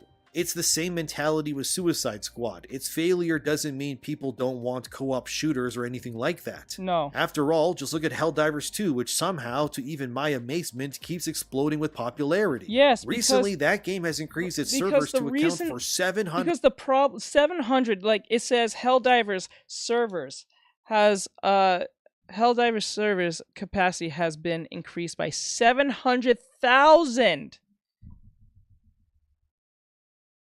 It's not a looter shooter problem. It's not even an RGB. It's not a RPG problem. It's not a JRPG problem. It's not a strategy game problem. The problem is that we make single player game. It's so maddening that we make a single player game a live service. You guys are fucking crazy if you made a single. Imagine playing a game like, I don't know, Spyro, right? And they do a whole fucking live service on Spyro skins. Are you serious? Really, bro? Spyro? They only have multiplayer or some weird shit. They only have co-op. It has fucking... Are you serious right now, bro? You know what I'm saying? Like, this is why Helldivers is doing well. Anyone who's an indie dev, keep doing what you're doing. Keep doing what you're doing. Put those motherfuckers in the ground when it comes to AAA or quadruple A. You're doing just fine. To those indie artists, dev artists, anyone who's doing indie, you're doing great. keep doing what you're doing, you will make it to where you need to be. These AAA studios needs to be put into the ground. They need to be put in their place with this nonsense they've been putting in gaming for the longest while. This is why I will get Helldivers eventually. I will buy this probably next month or this month or something like that, because I've been hearing nothing but great shit about this game, and I will get this game. I will get Helldivers and play this game, because it sounds like fun. I actually want to play with my mods. But Jesus Christ, it's not that hard to figure this out, man. Like, all you need to do is give what the customers want. Look at what customers are asking from other games and incorporate what they're asking into your game. So if you're playing like a shooter game, right, and most of the customers or the players are complaining of one specific thing, lean into that thing that they're talking about and fix it or add it to your game. If you're making a game, see what that game's making, see what people are complaining about, and put what they're complaining about and what they like into the game. Fix what they're complaining, put one in the game, so when you put out your game, it'll shoot the other ones down the floor. So that's what I'm saying. It's all about compare, contrast, figure out, and know what you're doing, right? That's all it's about. And then see what the community's saying. If you listen to your community, you will prosper. If you ignore the fuck out of them, then you're going to lose money. That's all this is. You're going to lose money. That's all what this is.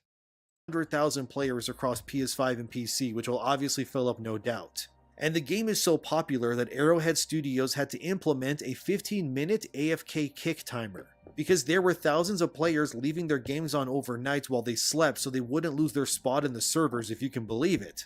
So why the hell is Helldivers 2 exploding with popularity like this weeks after release, where things like Suicide Squad are dying? It's simple, really, because Helldivers 2 doesn't push identity politics or spits in the face of fans when it comes to respecting the characters and world that the game takes place in. Suicide Squad kills Batman, along with Superman and more. Even Wonder Woman dies, and it's pathetically anticlimactic.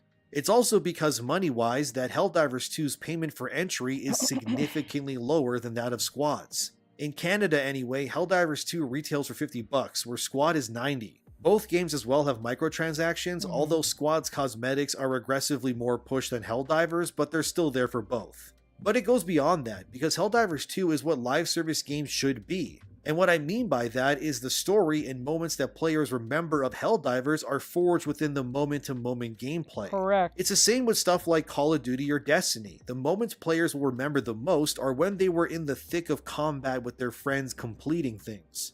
Helldivers 2 is full of hilarious moments where people die in ridiculous ways due to some sort of user error. But beyond this, and I can't stress this enough, if you're making a live service game, you need to realize what that sort of audience wants. Which is these sorts of players, largely speaking, are gameplay oriented and not story. I'm not saying you can't have a story in your live service, after all Final Fantasy XIV exists. But if you want to increase your player engagement numbers as high as humanly possible, you need to ensure there's as little resistance between your players and the thing they came for, which is gameplay. And when you look at Suicide Squad, more than half the time any clip shown is of a cutscene of characters standing around attempting to be funny while everything burns around them. This would be fine if your game was a single player only experience.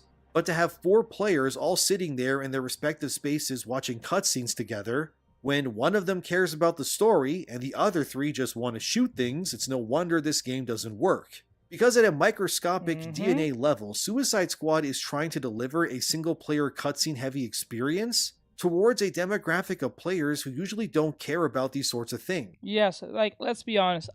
No one is trying to play a game to watch its cutscenes. Honestly, like, I play Kingdom Hearts 3. Thank fucking God in Kingdom Hearts 3, they let you skip all the cutscenes. I think in Kingdom Hearts 2, I don't think it allows you to jump cutscenes. I don't think so, if I don't remember right. I can't remember. It's been such a long time since PlayStation 2. But, like, I think they allow you. I'm pretty sure they do. I think you're forced to watch it one time and then you can skip it again if you die or something.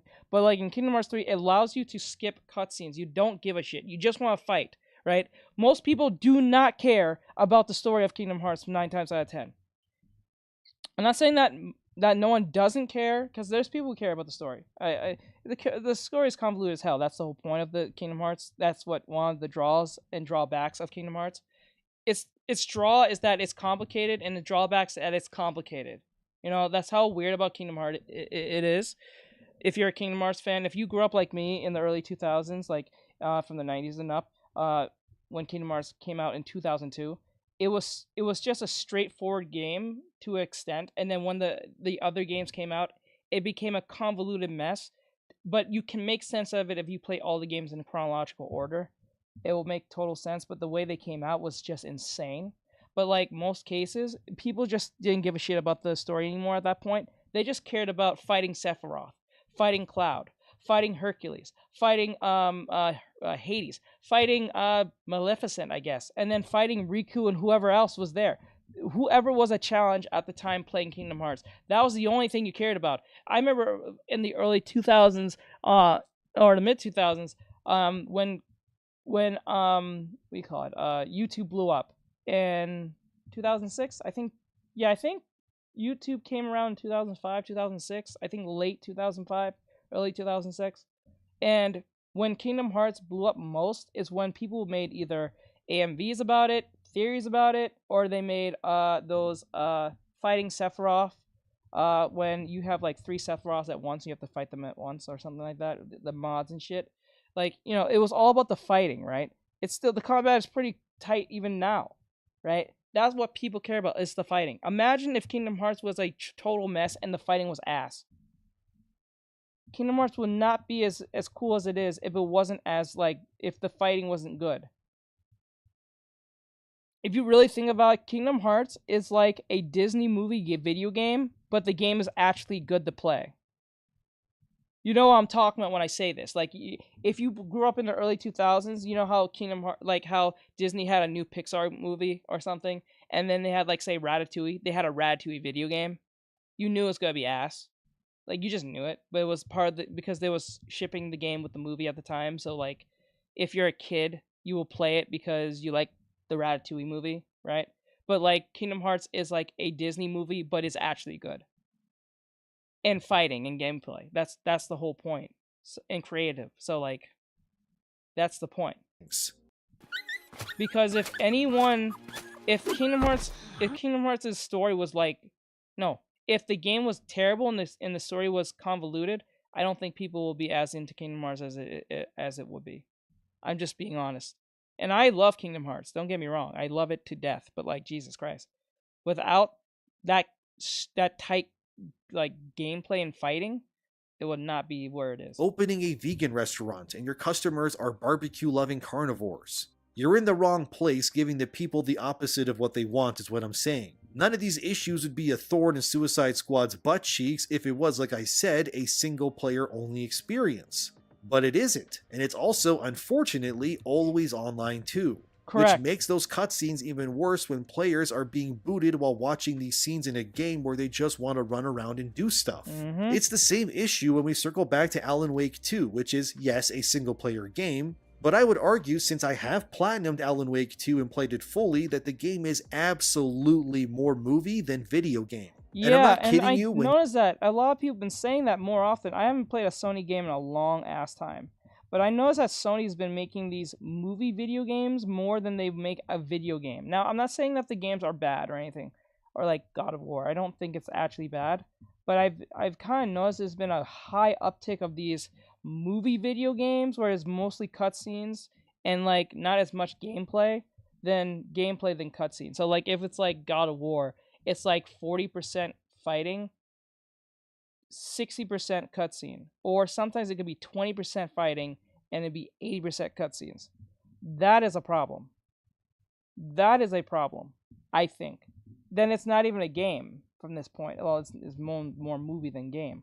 It's just point A to point B to the next cutscene now at that point.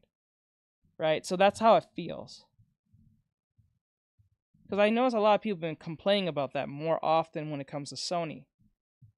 Oddly enough. When you're playing Alan Wake 2, if you actually engage with its gameplay systems, outside of Alan's writing power or light manipulation, it's a by-the-numbers poor man's Resident Evil at best. And considering Alan is not even the character you play as most, it's actually Saga Anderson. And her unique gameplay mechanic is pinning notes to a wall inside of her mind. I wish I was kidding, but that's actually her unique gameplay mechanic. You just grab files and pin them into other files, and Saga either goes, oh, that doesn't go there, or it works, and then the same cutscene plays over and over, with slight variations as Saga goes, now I know who these people are. Like, wow, very riveting gameplay remedy. Amazing.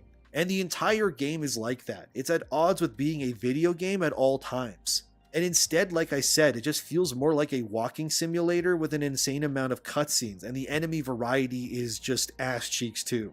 And when you compile that the majority of Alan Wake 2 is just cutscenes with very little gameplay or diversity of enemy encounters, not to mention, the game is maybe 10 hours at best for full AAA price, it's no wonder it didn't sell. Because you're selling a movie with some gameplay in it for the same price as other AAA experiences that actually lets you play for longer than 5 minutes before control is taken away from you again. And I would wager, largely speaking, that many of you know how expensive this world is getting. Go out to a restaurant, even a chain one, and you can quickly rack up a $100 plus tab in no time these days. Yeah, I know for a fact anyone in their mid-20s and up knows that feeling of you don't want to leave the house if you don't have to.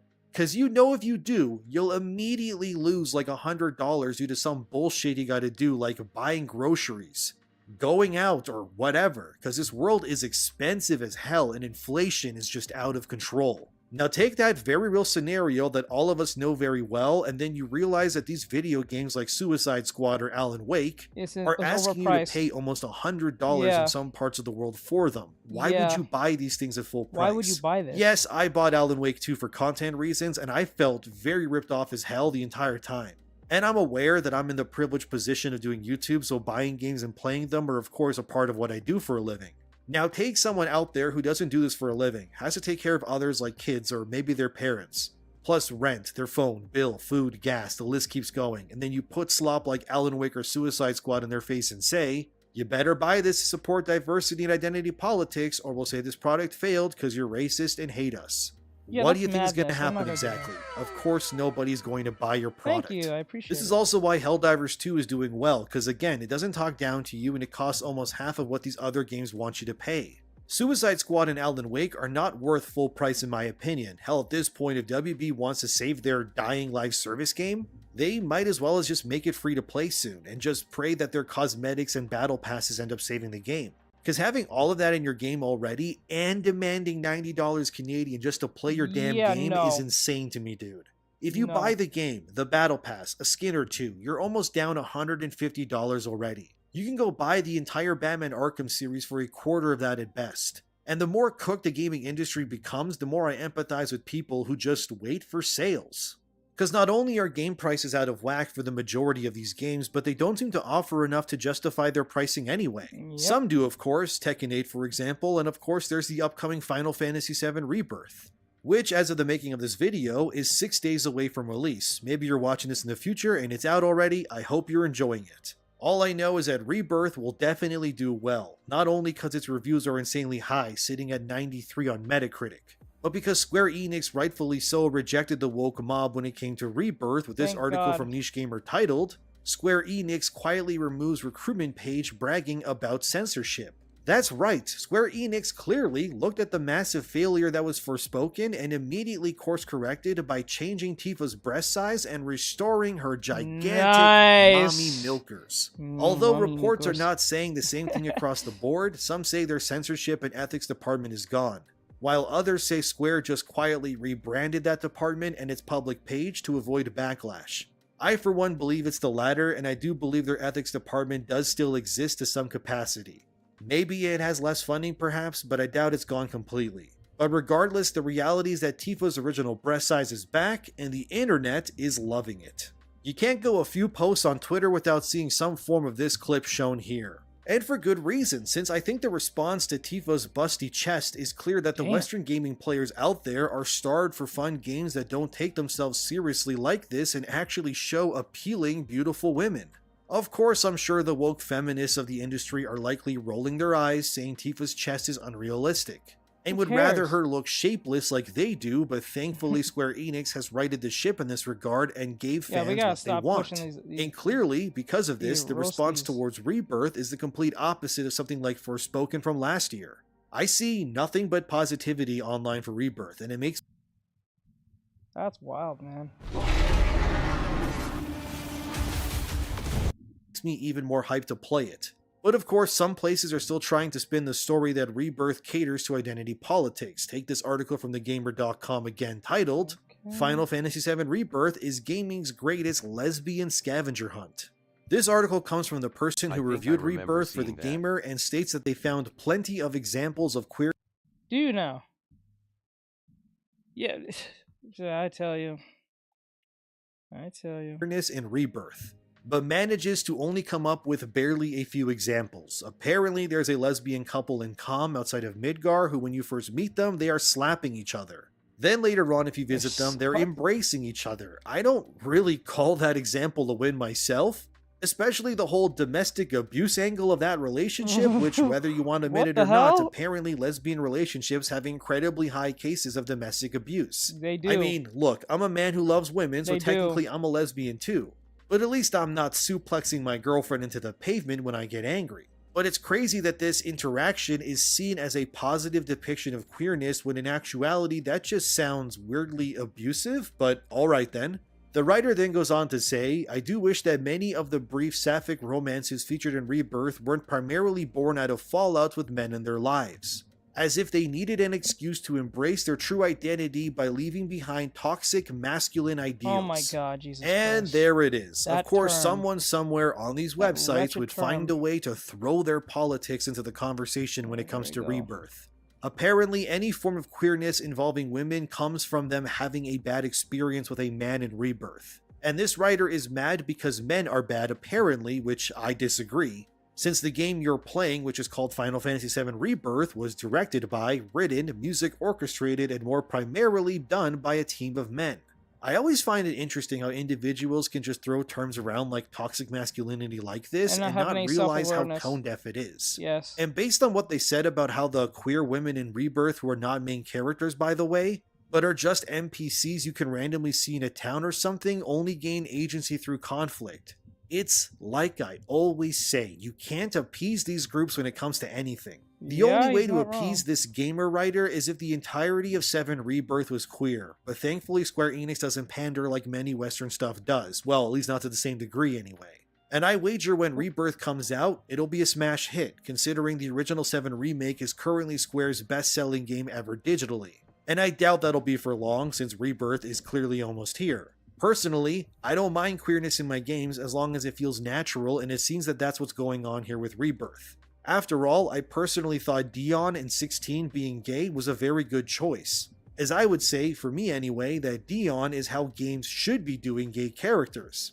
Because sure, he's gay, but he's not defined by it or his personality, nor his ambitions or failures. He's the wielder of the icon of Bahamut in 16, and he's all-powerful and borderline godlike when he transforms. And his sexuality is but a facet of his more complicated character. That to me is interesting, and I have no problem with queer characters as long as they feel fleshed out and genuinely human like Dion did. So when I say people aren't just 100% against gay representation in gaming, which, yes, I am aware there are many out there who are flat out 100% against it, but I think if you're going to do it anyway, Dion is the blueprint. Because gay people, like any other kind of person, are complicated individuals, and everyone is more than their sexuality. We're all a combination of ambition, fear, regrets, and strength.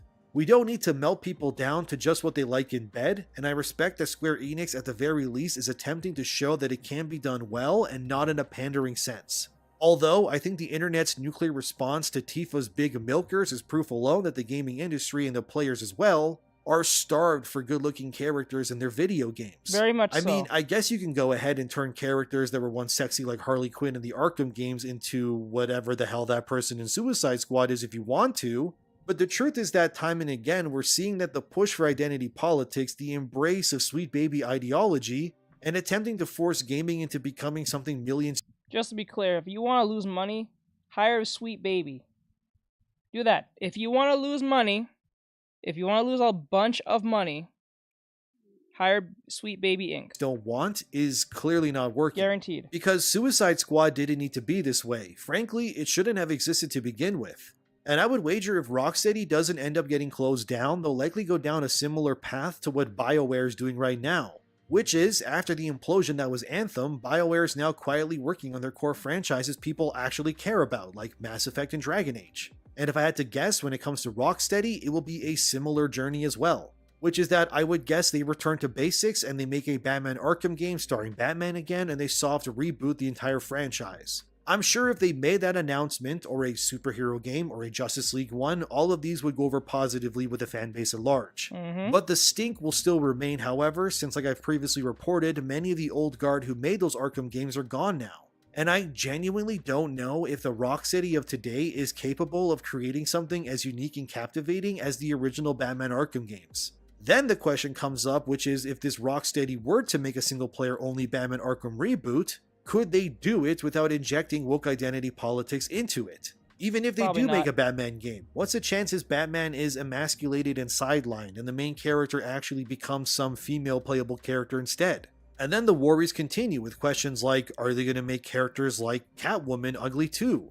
Are they going to make the game be about Batman retiring maybe and giving up the cowl to a female character? Yeah. Oh god, what if they make Kate Kane playable and the entire new reboot is a setup to replace Batman with Batwoman? You see what I mean? How quickly things can turn sour? And they could even go down the Last of Us Part 2 route and deceptively lie to their consumer base by making them think Batman like Joel is in the story more. Only to defy expectations, as they say, and surprise, Batwoman is now the main character. Oh god, now that I think about it, Batwoman is also a lesbian too. She's the perfect replacement for an Arkham reboot made by this new Rocksteady. Plus, considering Batman's identity is also known, so Batwoman could benefit from the anonymity. God damn it.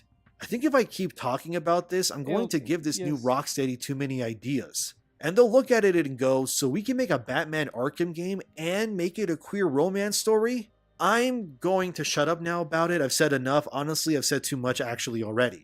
We just want to play as Batman. But if Rocksteady implodes, then maybe they can do the reboot with a new team, maybe contact Sefton Hill in his new studio and get them to make it instead. And we can make Batman great again. But for now, I think that's enough. Suicide Squad has officially failed, Rebirth is going to squish the competition with its massive mommy milkers, and stuff like Helldivers continues to soar against all odds. And Alan Wake 2 still sucks big fat balls, but anyway. What do you think of Suicide Squad's performance? Are you picking up Rebirth? What is your favorite pizza topping? Let me know in the comments. Alright guys, that was Demion. He gave his opinion about the whole Sushi Squad thing and massive Mass Effect woke disaster problem. The massive woke disaster, not Mass Effect. And Final Fantasy is listening to fans. So with that said, like, subscribe, share, follow, comment. I hope to see you guys in this one. I hope you guys enjoyed my commentary on this and my reaction on this. And I'll see you guys in the next one. Bye. Alright. We have another video. Let me see. Now we have this manga here for the next video from Raro. I think it's Raro. I think I'm not saying it right. I'm sorry I butchered your name, my friend. Anyway, so this dude is recommending this anime, and he said, if you like manga, please read this. So I don't know what this manga is about, and I don't know what it is, but it looks interesting with the cover. So we're going to listen to what this is and give our opinion on it, if it's something worth opinionating on or anything like that. So for those of you who don't know, come to the YouTube channel, or to the Twitch, or to Trovo or Kick, and jump into the link tree for those who are on TikTok if you want to hear this, and come over here and hear what I'm talking about. And see what we're talking about on live. If you want to come see, that's up to you. But that's up to everybody. So with that said, I'll start this and let's go. Chameleon is a battle manga. Dude is talking so low. Making manga. And it's awesome. The story follows two manga artists, one being Gario Hanagami, a veteran at the top of his game. He has an ongoing serialized manga called Dragon Lair in Shonen Wonder. It's this universe's version of Shonen Jump, and it's a hit. He's got an anime adaptation on the way, and the manga itself is slowly starting to wrap up without any pressure of being axed, and... oh yeah, the other guy. His name's Shinobu Miyaba. He's the assistant of Hanagami-sensei, and he's got a bit of an attitude problem. Can't find any consistent work because no one wants to work with him. But Hey, Roger. Hey, Gold. Is that Gold? Hold on. Hey, Gold. Hey, thank you. You give me another one. Yo ho ho. Let's go. Let's go. Yo ho ho. Yo ho ho. Let's go. Hungry Paymon, Hungry Paymon, Hungry Paymon, Hungry Paymon, Hungry Paymon, We got Hungry raid. Paymon, Hungry Paymon. Thank you so much. So much. So much. Thank you. Right. Vinkrusu no sequo. Hey. Yo. Hello, everyone. Yo ho ho ho Artex. Hey, Gold. Hey, everyone. Right now, we're doing some reactions, and then soon we'll be doing, I think if we get time, Twitchy we might Lyric play Master. game. Not Yo sure ho yet. ho. But we are doing reactions right now, and I'm doing this quick fan art for the Amazing Circus, Digital Circus, and then I'll be doing Gold's drawing of Robin.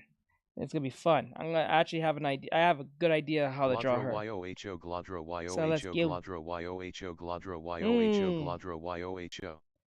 I gotta get me one of those. So thank you guys for coming in. Yes, we're gonna be drawing Surprised Robin. face. Yes. Surprised face. After I'm done Surprised drawing face. this, I we're gonna be love drawing Robin. TADC. Oh, very nice. Yes, yes. Yeah ho ho. So. Oh my gosh. The Robbie Enian. Yes, we're gonna be drawing Robin after this drawing I'm done. I'm gonna have to draw. I have to draw Jax from the Amazing Digital Circus, and then when I'm done, because I want something for Twitter. That's very nice. I'll be drawing Robin, because just today I just finished. Where is it? I just finished a commission for a client, and I got his drawing done that we just did today. So I'm very confident doing the drawing of Robin, so we'll get around to doing that today. So let me just get this out of the way, and then we will be doing the Robin drawing after, and then we'll play some video game. Nice. Okay. Yeah ho ho. Let's continue our conversation here on the whole on this new manga this guy is recommending. For those who coming in, for those of the Gold crew, for those of you who don't know, we're doing some reactions on while I'm doing sketching. This video is called "If You Like This Manga, Please Read This." So this is basically a manga about a manga artist and his assistant. I don't know what's going to happen, but this person is recommending this, so we're hearing what this person is going to say, what this manga is, and then we're giving our commentary and reaction on it. So let's go. He does have an incredible talent. No matter the artist, no matter the genre, whoever this guy works for, he can copy their every little detail and quirk. Hence the nickname, Chameleon. But Miyama hates this about himself. He hates living in the shadows of other artists, but he can't seem to come up with anything original himself, so he's stuck as an assistant. A very talented assistant, but an assistant nonetheless. Until one day, he dies. Please don't tell me this is an isekai. Sorry, okay. Please don't tell me this is some strange isekai. One day he does take a heavy tumble down the stairs, and as he falls, his selfless boss take Hanagami some tries to after reach stream out meet, to save him, but we be back after that. So in 30 he to also 40 takes minutes. a heavy Gotcha. tumble.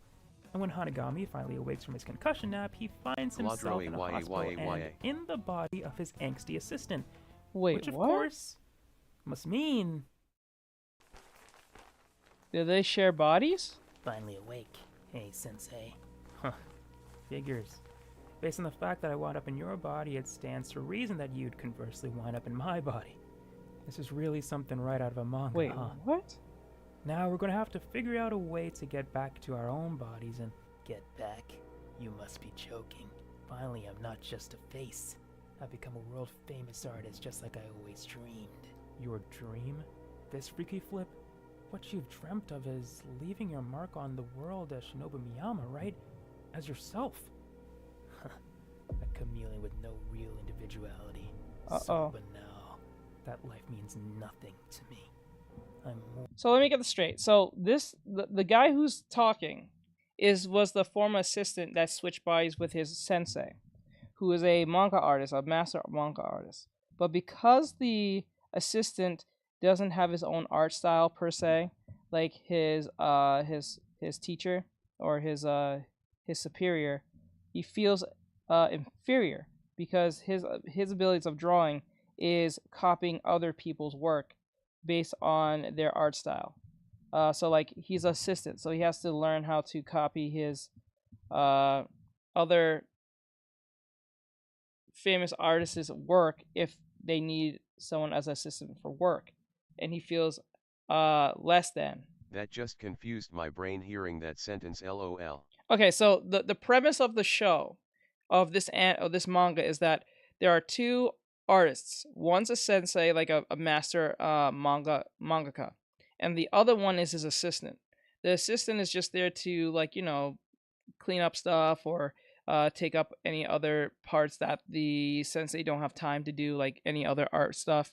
And the assistant has the ability to copy other people's art styles. That's why they refer to him as the chameleon.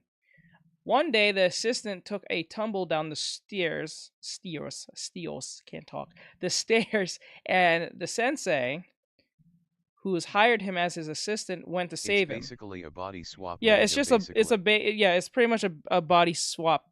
But this is the dynamic between the two. So since they shared Says bodies, no calling it stairs now. nope, we're calling it stairs now. Since they swap bodies, one has the drive to want to go back, as the other one doesn't, and wants to face off someone who is an artist, but still probably doesn't even have the skill still. So it seems kind of pointless to even stay in the body. But basically, I guess he just wants the fame. Friday. Yeah, Freaky Friday, but anime, pretty much. More than happy to live as an oh so popular manga artist, Gario Hanagami. As the man said, Miyama is more than happy to continue living his life in Hanagami's body. He gets everything he ever wanted: a popular manga series. He won't be in other artists' shadows. Everything he believes he couldn't achieve himself.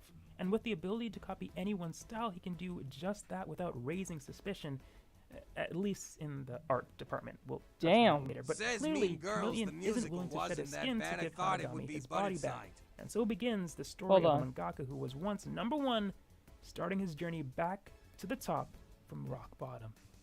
Reclaiming his rightful spot in Shonen Wonder, back from Chameleon, aka himself. He has to compete with his own hit manga series. But that's what's interesting. That's Hanagami weird. That's can't interesting. just That's an make interesting Dragon Ball premise. something. That's an interesting premise. He has to start from literally ground zero and compete with his own manga. So he has to think of a whole new show, a whole new manga story, a whole new everything, just to compete with the one that he has that was popularized because his body was switched with his assistant. That's crazy. With a new art style, okay. He'll be accused of copying. Well, that's different. Well, himself, he really has to start fresh here, and watching a veteran who was at the top of his game. And usually these Freaky Friday type stories is always they're trying to get their bodies back, or they learn some stupid lesson between them too. If you watch enough Freaky Friday type movies, they're always about both of the characters have to learn the lesson. It's always the same. I want your life because your life is easier than my type shit, right? And then when you start realizing neither has a better life than the other, and then they just like each other, then they start, appreciating what they used to have, or whatever the case may be, and then they switch back bodies, whatever stupidness. Aaron, come over here on YouTube so you can watch the video with us. You can be part of the video. The spotlight have to start over is a really cool setup, and something that actually happens in the manga history, of course, without the body switching. Creators in the same magazine should be vying for creative. page real estate, but very few artists actually have the gumption to take DL on. But now the man who created it is doing just that, starting from zero. Imagine Oda switching bodies with a newbie, and he had to compete with One Piece, his own creation. Damn. It's airy to you all, but okay, YouTube, here I people come. in that position would probably just give Harry. up on manga. But Okay, Hanagami fine. has a true passion for it. A true manga junkie, as his editor and the only one who knows his true identity calls him. That passion for manga fuels him and his fellow mangaka he works with. Like I said, he starts from the bottom, like the bottom. While working on completing his one-shot to submit to Shonen Wonder, he takes a job on as an assistant. And when he shows up, it's a pretty depressing scene. They're cutting it close on a deadline, and what's more, the series they're working on, Tinplate Warrior, is about to get axed. Tinplate Warrior. So the assistants aren't really motivated to do their best work, and you can imagine how the creator must be feeling.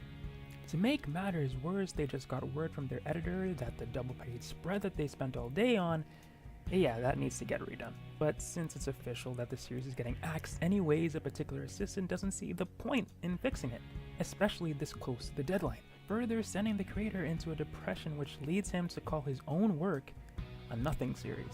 Damn. Which leads Hanagami to give him a piece of his mind. That's when crazy. sharing your creation with the world, it can be so exciting and so scary.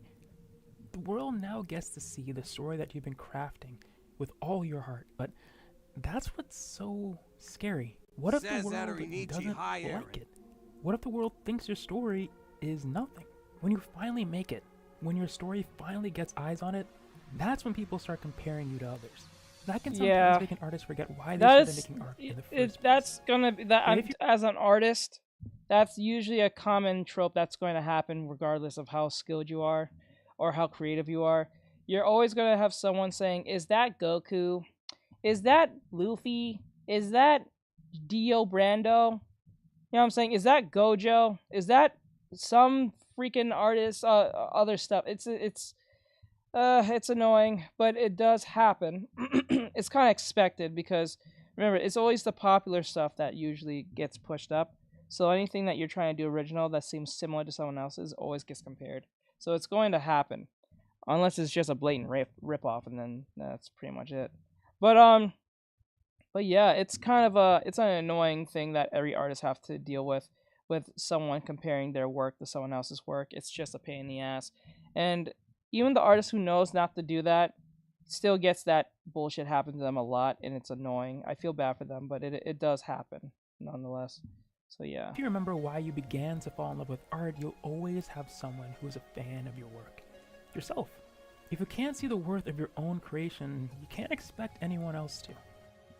Tell me, how did you do in the survey last week? I mean, I just told you we're dead last. Please don't make me say it again. Not your ranking. How many votes did you get? Show me a manga that pulls 0 votes. Think about it. If even one person votes for your work out of the entire magazine, then they're saying they liked it more than any other series. Yeah. You're its creator. You're the last one who should call it nothing. Like the protagonist of this story, I think the author, Ishiyama Ryu, is a manga junkie too. From where he began to where he is now in terms of artistic capability is honestly insane. It's so cool to see that he is absolutely practicing what he's been preaching in this manga and stuck with his craft. Because his early stuff isn't bad, but look at him now. I dragged the wrong picture in. 1 second. Look at him now. You are so lucky to be seeing this. That's crazy. Well, you know what? This is I hope this becomes an anime. I will wish for this to be an anime. It will give a lot of those webtooners out there a bunch of hope. I think it will give a bunch of webtooners hope out there. Art in this manga is incredible in many ways. One, it really illustrates how it feels to read a manga. More specifically, that feeling when you turn the page and are greeted by an incredible illustration or a double-page spread. You know the ones I'm talking about. Or when you reach an emotional moment and you just get a gut punch to the stomach. Says Ishiyama draws how leggings have moments like wrinkles that near the would calves, feel. right? He also has Correct. these really insane drawings of how people see the new Hanagami. No. The back of the calves, yes, because if there's bending around the joints, there will be some type of nudge that will be there. So whenever the arm is bending, there is a form of nudge. If it's a leggings, if you're talking about the leggings that you mentioned to me earlier, yes, if they bend, then yeah. I forgot about him. But every time the people around him feel that feeling where they think something's different about this guy, no problem, they briefly see the chameleon for exactly what he is. I don't think I've fully explained how cool of an adversary this guy is and how amazing his copy ability is. Chameleon is able to copy Hanagami's art style. After one night reading his notes, he's able to copy his writing style. Hell, he's Are you even serious? able to copy Hanagami's signature perfectly, right down to the way he holds his pencil. Dragon and Chameleon makes the art of manga creation like a shonen battle. Each character's art style and approach to creating manga feels like their own special ability. That is really felt when they start a tournament arc. Yes, this manga about making manga has a tournament arc, with terrifying teachers, formidable opponents, and a huge penalty if you lose this I'm tournament. doing well. This is the current arc that the manga is in right Hey, now. Yusef, So I won't right spoil now, it, but Ishiyama we're doing a reaction, so right now I'll answer you in 2 seconds. does a fantastic job of making this feel as exciting as any regular battle shonen tournament would read. Dragon and Chameleon also takes the opportunity to teach you about the craft of manga making, Whether it be naturally fitting it into the dialogue or at the end of each chapter, you could be getting a brief lesson on the steps towards All right, that's cool. getting a manga serialized, or deep diving into storyboards. What, you This mean the manga drawing? really cares about manga. It makes the creation of manga into such an intense and fun activity that feels like it's a battle between the page and artist, while also touching on the struggles artists face in its demanding industry. If you don't know, I love to draw. Well, sometimes. Like the creator of Tin Plate Warrior, I have forgotten the reason I love art many, many times. It's hard to stay motivated. There's always two sides to art and its community. Like, art is supportive, but it's competitive. Art is collaborative, and it's isolating as hell. Yes, it is. It's fun. It's fun, it's hard. And it's draining. Art is inspiring. And it's demoralizing. It's not good enough! You have to do better! And listen, I don't have any advice. I'm still trying to figure it out myself. But manga like this definitely helped me remember why I love art and why I love manga. At the end of the day, you should be doing it because you love it, right? Whether you're at the top, you're starting from rock bottom. Nice. This was inspirational in itself. That was a good one. I actually like this. This was a good video. Raru did a great job in this video. This is a good video. This actually makes me want to draw even more. This even got me more fired up to go draw the Robin drawing after I'm done with the Jax drawing. This is kind of awesome. That was amazing. Good video. It made me happy. Good job. I know you guys subscribe for me. Subscribed. Good job. All right. That was a beautiful video. So like, subscribe, share, follow, and comment. For those of you who are here, this is another section of the live stream where we're going to be doing a bunch of reactions. So if you guys enjoy this, and this will be isolated from the other videos in the stream. So I'll see you guys in the next one, and thank you. Bye. Okay, so we got that out of the way. So what's next? We got this one. Big thanks to Squarespace. No, this one's the art stuff that we got. So it says here, Harry Potter and the Salt of Twitter. So apparently Clownfish TV is talking about, this came out, what, 17 hours ago, pretty much yesterday. They're talking about Harry Potter and what's going on with Harry Potter. I guess the activists are mad because of probably Hogwarts Legacy or something about J.K. Rowling down the line. So we're going to hear what this is about. Maybe it's not about J.K. Rowling. Maybe it's just about Harry Potter in name. We don't know. So let's see what is being said about LOL. The Boy Who Lives. So let's go. Hey guys, welcome back to Clownfish TV. This is Neon. I am here with Geeky Sparkles. Hello. And if you are not a fan of J.K. Rowling, I have some very, very bad news for you. She is still not canceled. No. The Harry Potter reboot series is supposed to be coming out in 2026 on HBO Max, provided, like Geeky and I were talking before we started recording, provided they're still in business by then. Yeah. We'll talk about that. But yeah, it's going to happen for sure. She's still going to make money. She's not canceled. They're building more Wizarding World at Universal theme parks right now. They have a whole nother section in Epic Universe. And, she sold a whole bunch of, Hogwarts Legacy. She got paid for that. She got paid for the play, which is on Broadway. She gets paid every day when people buy Butterbeer. Yep. She's definitely not canceled. Talk about Twitter fuck you seems money. to think that it's got the power to stop Harry Potter. Yeah, it would have done so by now if it could have. Yeah, I'm sure they would have. No, they don't want to stop Harry Potter. They just want to get rid of J.K. Rowling. They want to remove her from her creation. Yeah, that was a whole conversation. People were like, well, if I get the Harry Potter books and I cross her name off the cover, can I still enjoy Harry Potter? If I get a used copy of Hogwarts Legacy, can I still play the game? It's like, God, seriously, it's like either you accept Harry Potter and the author that created it, or you don't. Right. It's up to you. Nobody's forcing you to buy anything. Nobody's forcing you to support anything.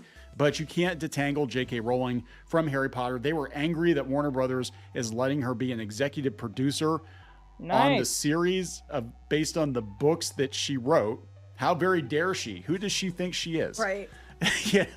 But But here we go. This is definitely happening. Not canceled, especially after Hogwarts Legacy, which was a massive I'm not gonna lie. boycott, anti-boycott. After that whole Hogwarts Legacy situation, you can't defeat this woman. There's nothing this woman can do now. You can't defeat this lady. She can't be defeated. Just call it for what it is. Just give up. Give up. It didn't work. And that went for months, almost a whole year, and still didn't work. That's even worse than like the whole Dave Chappelle thing. And that was every day, and that was everyone. Not just one, it was everyone being affected by that shit. And everyone knew about that. Even normies knew about that shit. So, you know, maybe we should just call it for what it is and just say, you know what, she defeated us. Just move on. Like, go after, like, Kevin Spacey or some shit. So congratulations, gaming journos, on that one. Let's talk about this. Before we get into it any further, please subscribe for more pop culture, news, views, and rants. Guys, you get woohoo if you do. Woohoo! So, yeah, Harry Potter is supposed to be coming out in 2026. What we know about the series so far. I'm going to say Harry Potter, very, very bad news for you. She is tangled J.K. Rowling boycott. So congratulations, gaming journos. Bob, because if you want to come over here and be part of the video and you want to hear what we're talking about and be part of the conversation, you can as well on YouTube or Twitch. You can also go on Trovo or Kick. It doesn't matter. You won't be able to hear on TikTok because TikTok is a pansy. So therefore, you can come over here. Like, I can't wait for those bigots to get there as when the show comes out and Hermione's probably going to be and are now crashing back to the ground, back to the circuses they belong in. Yes, thank you. Like, for real, it makes no sense. It makes no sense to cancel this woman. Canceling is now dead now. Like, cancel culture is dying. It doesn't work anymore. It just doesn't work because people are broke and Hollywood can't just get rid of actors now. They need these actors to be around. Well, until AI really just takes their jobs from that point, then it's kind of over from that point. But I'm just saying. It's like, yeah, well, we already assumed that was going to happen, right? Warner Brothers Discovery CEO David Zaslav announced during the company's fourth quarter earnings, which we're going to talk about, did not go well. Says highly anticipated Harry Potter series will likely debut in 2026. Yeah, if Max is still around. If Max is still when around. they film it, they could always ship it off, sell it off to somebody else, Netflix or something. But yeah, it's not doing too hot. So they got the key facts here. I like how they bullet point articles because like they realize people don't want to read through all the crap. They said in 2021 there were reports that this was going to happen. It's going to be a first ever TV adaptation of Harry Potter, and it's going to cover the same story that was adapted in the movies, but they're probably going to add more to it because they cut a lot out of the books, especially the later books. Yeah, since they're to make it into like the series, they're going to have a lot more time to work stuff in. Yeah, they said those involved in the project have teased a potentially more faithful adaptation of the books. I'm sure, because again, like once we got to where they really start cutting, I think like 3 cut some stuff out, but like from 4 on. Yeah, but that's when the books got really thick too. The books got a lot thicker. They did. They went, Like you can see when they're sitting on the shelf, it's like, okay, the first 2 books are pretty thin, and third one's a little bit bigger, then 4's big, and then 5 is like freaking gargantuan. I'll do this like when this Harry video, Potter so lived under the stairs and he wasn't long. fed, and then he kept getting, fed. Video 10 He minutes. got and really then fat. and then it just switches to Dudley, and Yeah, it becomes Dudley. Well, maybe they'll actually do more with Dudley because they cut a bunch of Dudley out. They cut a bunch of the Dudley stuff out from the last book. Yeah, Like he wasn't even in the last movie, I don't think.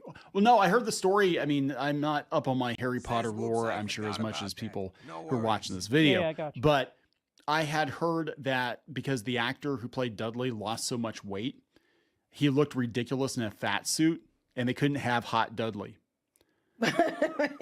So that's what happened. And apparently there was a whole thing around hot Neville too, but that was like that kid lost weight and then he was doing like pinups or something in like gay porn magazines or Wait, something. what?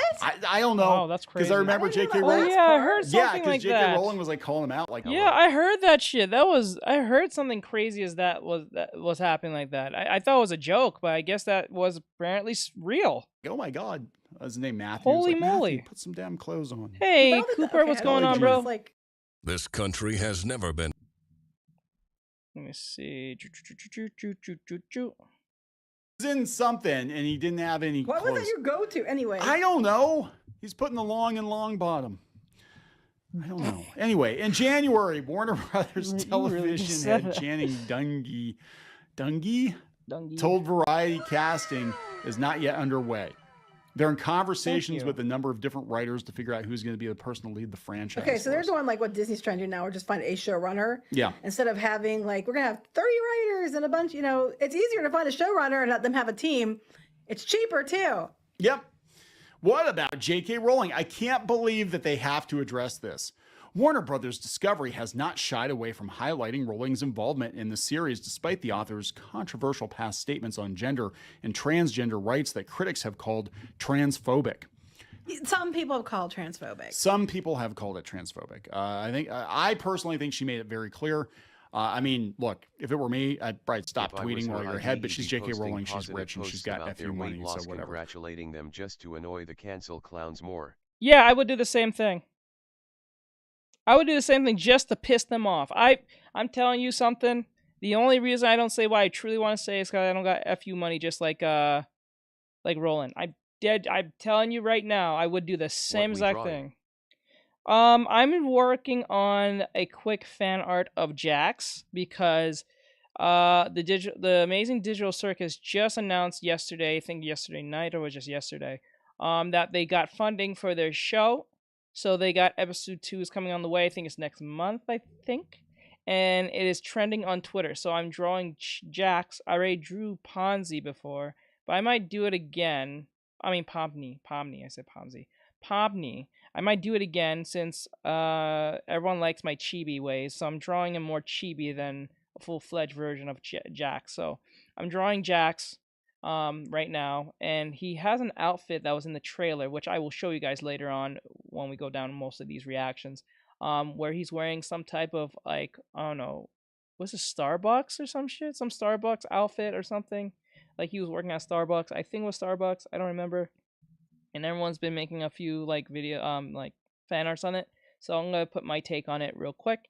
And then after that, I will be, if we still have time, I'll be drawing Robin from One Piece chibi style as well, but really voluptuous like always, and all that great stuff. So, and if we do have more time, I might get the chance to play a video game. If not, then we'll do that tomorrow. But she's just like, yeah, there are genders, like their biological gender. That's like an actual thing, you know? Yes. Her comments have prompted backlash and calls for boycotts. Which ended up turning into boycotts. And which turned into a boycott, yes. Pointless. Yeah, it worked so well that Hogwarts Legacy only sold 22 or 23 million copies last year. It was only the best-selling game of the year. Mm-hmm. Fantastic. Can you imagine if there wasn't a boycott? Oh my God! I know. Like it would have come and gone. And well, you know, I think people. Yeah, people. No, would it though? I think people would have bought it anyway because most of the normies didn't know anything about the boycotts. Most normies, I'm going to be honest. You ask the average person on the street who wrote the Harry Potter books, and they can't tell you. They can't tell you. I think so. Yes, I think if they right. never read the books, they walk up on anyone movies. right now. Walk up on anyone right now who's not on Twitter. Ask your mom. Ask your dad. Ask probably your. Ask anyone randomly. Just ask a stranger and ask who wrote the Harry Potter series. They might say J.K., but they have a 50-50 just because of what happened last year. But let's be honest. If last year didn't happen, they probably wouldn't know who the fuck is. Like, who wrote Harry Potter? Oh, that English woman. Yes, they'll say an English woman. That's the blonde-haired one. Yeah, that or one. She, like, I don't know. Is she blonde or red? I can't think tell. she's red or brown. Yeah, hair. like, you know what I'm saying? Like, a lot of people don't know. They know the franchise. They'll be like, oh, Emma Watson wrote Harry Potter. She thinks she did. Yeah, I think like her and Daniel Radcliffe, God, they like totally threw rolling her the bus. Like, you owe your career to her, and you don't have to agree with her, but I thought it was ridiculous that they were going out of their way to, Aaron, you know, throw her under the bus. I was like, damn. Yeah, she's going to be involved in the television project, and they dismissed concerns about the controversy, noting our priority is what's on the screen. Mm-hmm. Good. Can we get back to that, please? Like, unless someone is actually doing something illegal, unless someone is actually, you know, calling for violence against people, like literally calling for violence against people, or doing some, you know, punching kids in the face or something, like, I don't see why you have to cancel somebody for maybe having a different political opinion than you. But, you know, let's go out to Twitter and see what's going on. So it's been announced, and we got wizarding news here. Whoever did this understood how bad J.K. Rowling would get going forward. They put paint all over her Walk of Fame. That's in Scotland. Are you in serious? Scotland. Is this Scotland? Yeah, Harry Potter author J.K. Rowling famously resides. Her people really handprints love are cast this in woman. stone in Scotland. Why do you care so much what she thinks? Man, you must really love this woman. She's rent free in your head, man. I'm pretty sure if you was what you was, she wouldn't care. Like, she'll tell you what she thinks, but she's not gonna outright go and bother you. You wouldn't bother her shit. Like, that's how much she lives in your brain. Yeah, they put a flag there. They went to her house too, I guess. Here we got people digging up receipts. Here's J.K. Rowling openly donating $70,000 to a legal crowdfunder for 4 Women Scotland. And the Wait. An organization about women. Wow. You know. Wow. You know, how dare she? Well, they said that people were pathetic fucks. That's really not exactly the cool thing to do. But I'm just like, I'm tired of hearing you can't have women's organizations. Like, hell, you can't. Fuck off. Never forget that J.K. Rowling has been transphobic. Oh, no, don't worry. We're not allowed to forget. Every time she's mentioned in an article, even if it literally has nothing to do with that, they're like, never forget, the more you guys talk about this shit, the more people are going to probably go watch the show. Yeah, I'm just pointing that out to you. yeah, the more she makes, actually. I think some people that's are the quietly funniest buying part. her stuff just to The stick it to cancel culture. most ironic part about the whole JK thing is that the more you hate this woman and the more you bring up more about her past or whatever the case may be, the more money she makes. You are her best promotion. You are her promoter and you don't even know it for free. You're doing it for free. You don't even realize it. Like a lot. That is wild. I like a lot. Hey, Gamby? What's up, Gamby? What's going on, bro? That's crazy. I hope you're having an awesome day over there, Gamby. I think or was it Gumby? Gumby or Gamby? I think I'm saying it right. Please tell me if I'm saying it wrong. Jax. Okay, his name is Jax. Alright. Okay, there we go. That's all we need. Just saying, you guys keep going on about it, right or wrong. It's just going to make her bigger. Yeah. Yeah, and she's not going away. They're going to bet heavy on Harry Potter. They have a lot riding on it in the theme parks. Speaking of what's not bigger, let's talk about Warner Brothers. Yeah, let's talk about Warner Brothers, because despite them announcing this project that's 2 years away, they don't even have anybody on it as a showrunner yet to even write it yet. Yeah, it's not going so well for them. So this is their stock is plummeting after Q4 earnings report. It sank 9% as markets opened Friday morning following the company's Q4 earnings report that showed financial progress for the Max streaming service, but weakness in key areas including advertising sales. Because they're all like trying to push for for like ad spots and stuff now. That's what they're all doing now, and it's like look, I don't understand the logic that the studios have now. They're like, okay, let's not give people as much content. Let's charge more for the streaming services. Let's throw ads on it, and also cancel physical media. Oh, and the movies we put in the theaters, make them as shitty as possible, so people don't go see those either. Yeah, pretty much. You know what I'm saying? Like Warner Brothers, at least they had a couple. Wasn't Wonka theirs? I think Wonka was. At all, I feel like that was theirs, but that's not exactly like a slam dunk. You know, it's like, oh, Wonka did better than Aquaman. I'm like, well, it didn't really take much. Did it? So Zaslav sought to reassure analysts during the call that the long-term outlook for the company remains strong. Well, it's not doing too hot. I mean, I was trying to see. It's 861. What do they say it was at the end of the day? So it dropped even more. Yeah, it was 875. And I mean, that's considering like, just in 2022, the stock it was never like super high, but it was like almost $25 then. It's just been going down as it went. They don't know what they're doing. Nobody knows what they're doing. Like, I think people just needed to just be happy where they were at and just produce content. And then everybody wanted to be Netflix. And now they're all blowing themselves up. Yeah. Warner Brothers is blowing themselves up. Paramount has to merge with Peacock. All they have to do, I believe, if all these companies right now just got together. It's the guy from FNAF. If everybody got together right now and said, you know what, both Disney owns Hulu and ESPN and all these things. Every streaming service should say, you know what, maybe we should go back to Netflix. We won't make as much money, but we won't sink.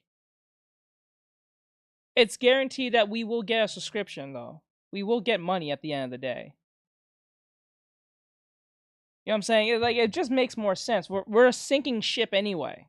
And we're thinking of merging with other companies that might go down under anyway, too. So might as well we just all get together, go back to Netflix, humble ourselves, and be like, you know what, bro? I think we can make a deal. You know what I'm saying? It's just at this point, like, streaming is, it's just separate cable. It's cable with more fucking steps. That's what it is. That's exactly what it is. Right? Like, streaming is more steps to cable. And it just keeps getting more expensive anyway. So, like, it makes no sense that most people are cutting the cord anyway, online anyway, from Disney Plus. The first thing that most people are going to cut if they have Disney Plus is Disney Plus first. The only streaming service that might stay afloat is probably Hulu, because they have live TV. So it's not like they haven't left regular TV. But because of the price, it's just kind of like, you know, out the window. So I would just literally just say straight up, let's just go back to basics. It just makes more sense. It just makes more sense. To be Mount Cock, the biggest and streaming service, the biggest. And what's funny is about that is, if every streaming service goes back to Netflix, it may not be $15 a month. It might be just back to $5, probably even $10. Because I think right now Netflix is almost pushing $20. I think a month. I think it's $15 a month, and I think they're pushing almost $20 to $25 a month.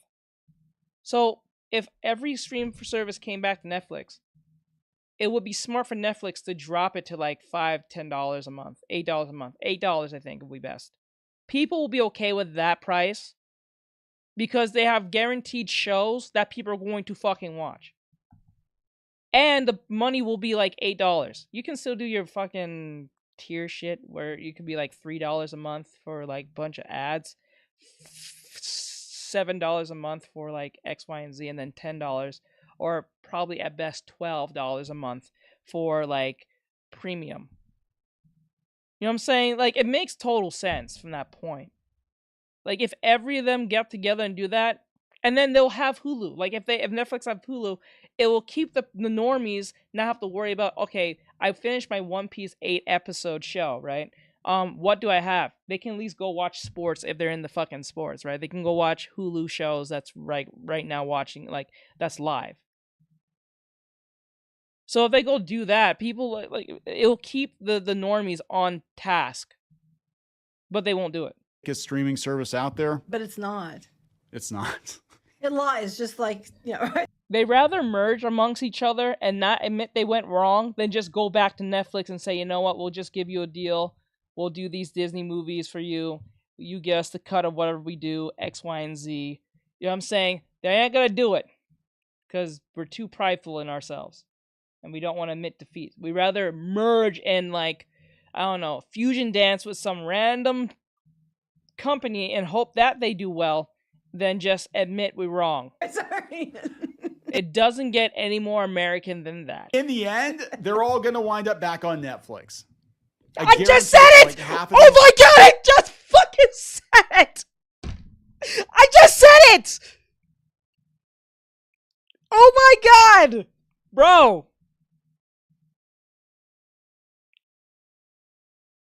I just said, Neon just said what I just said.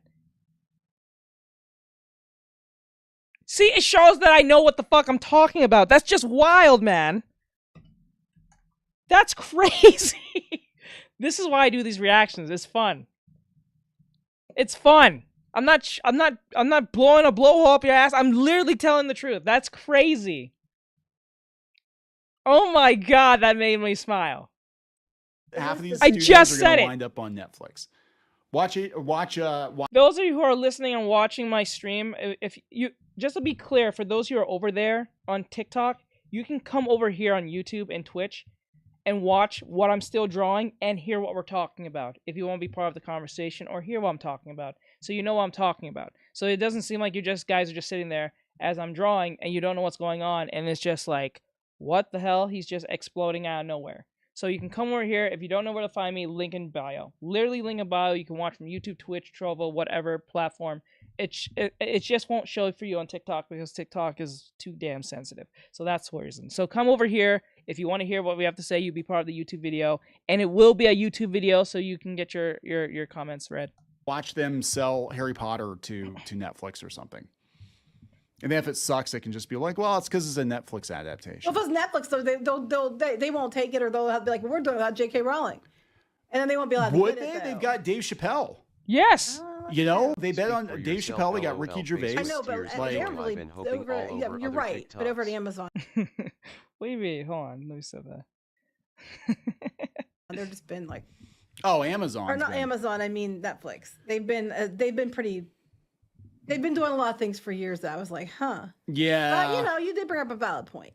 Yeah, I think it depends on if they think there's money in it. That's just it. They'll side with everything as long as there's money in it. Because that shows you exactly where their moral compass is. Yes. Not wrong.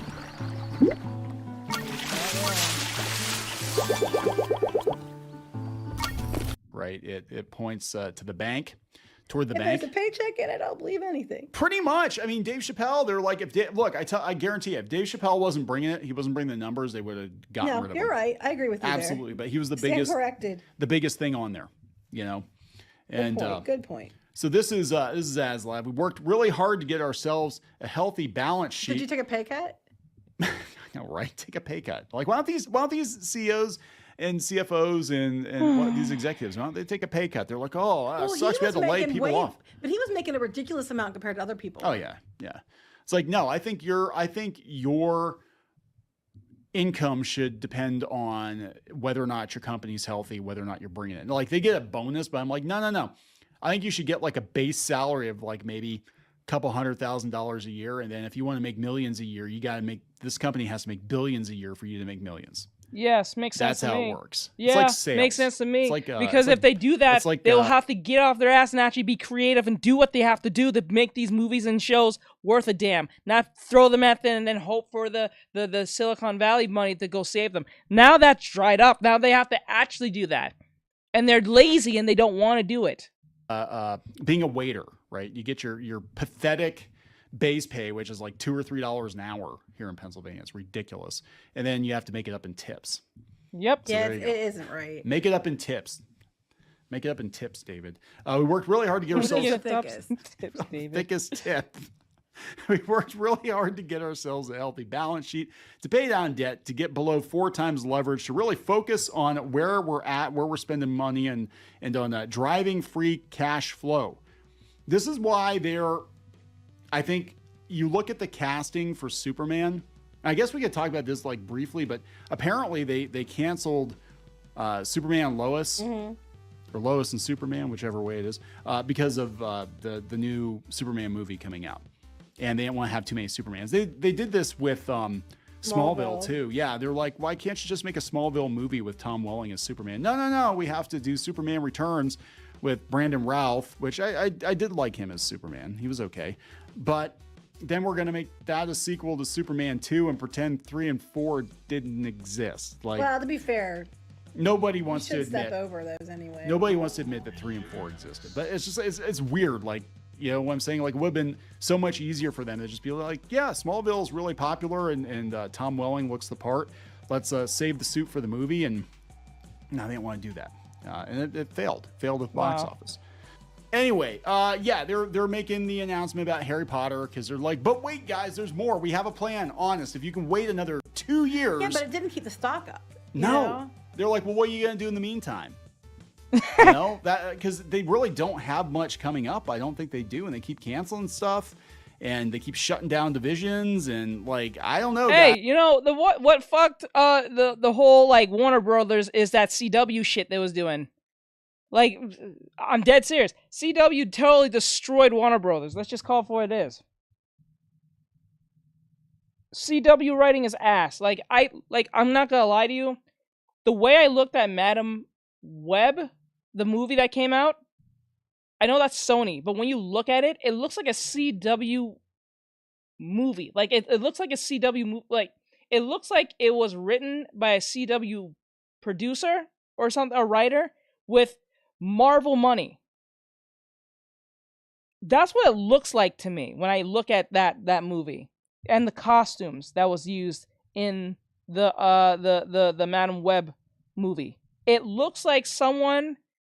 It looks like a CW show / movie with Marvel-esque Disney Plus money. Straight up, as you look at it, that's why it looks like it was cringe. It's just very campy, and then like I'm not saying every show on CW was ass, but like majority of them was just terrible, like bad, like really bad, like questionably bad, like bad, like bad. Like I don't know what people was thinking. Like there was this one show about a woman who's blind. I don't know if anyone even seen it. I remember my girlfriend forced me to watch that stupid shit. It was about a woman who was blind and she befriended some black kid, and there's a mystery around the black kid if he's alive or not because he got caught up with the wrong peoples or some shit, if I remember right. And because she's blind, she doesn't really know what he looks like, but she knows what he looks like based on touch. No. And or you never seen it? Okay, there he proves it. That proves it right there. No one even knows. No one's seen it. You might know what I'm talking about. That's how wild. There might be one I might. Naomi. Does anyone know Naomi from the CW? It was supposed to be a DC show. I think it was in the same universe of that of either of Heroes of Tomorrow. Is it Heroes of Tomorrow? Or in I don't know, it's part of the Arrowverse or the Flash universe or even Lois and Clark. Is it Lois Clark? Lois and Superman? I don't know which one's called. It was supposed to be in one of those universes. I don't think anyone watched that show. I don't think anyone's seen it. I think most people saw Stargirl more than they saw Naomi. I think it's called Naomi.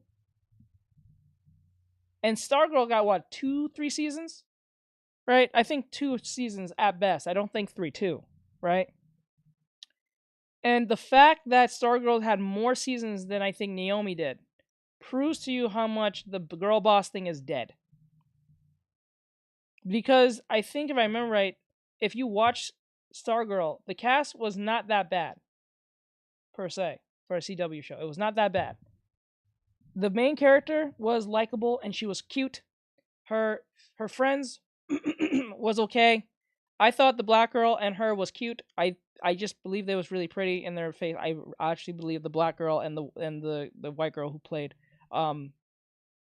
the Star Girl was really cute. I think they was really feminine and really cute, really nice. I really do enjoy them. They have lovely voices and everything.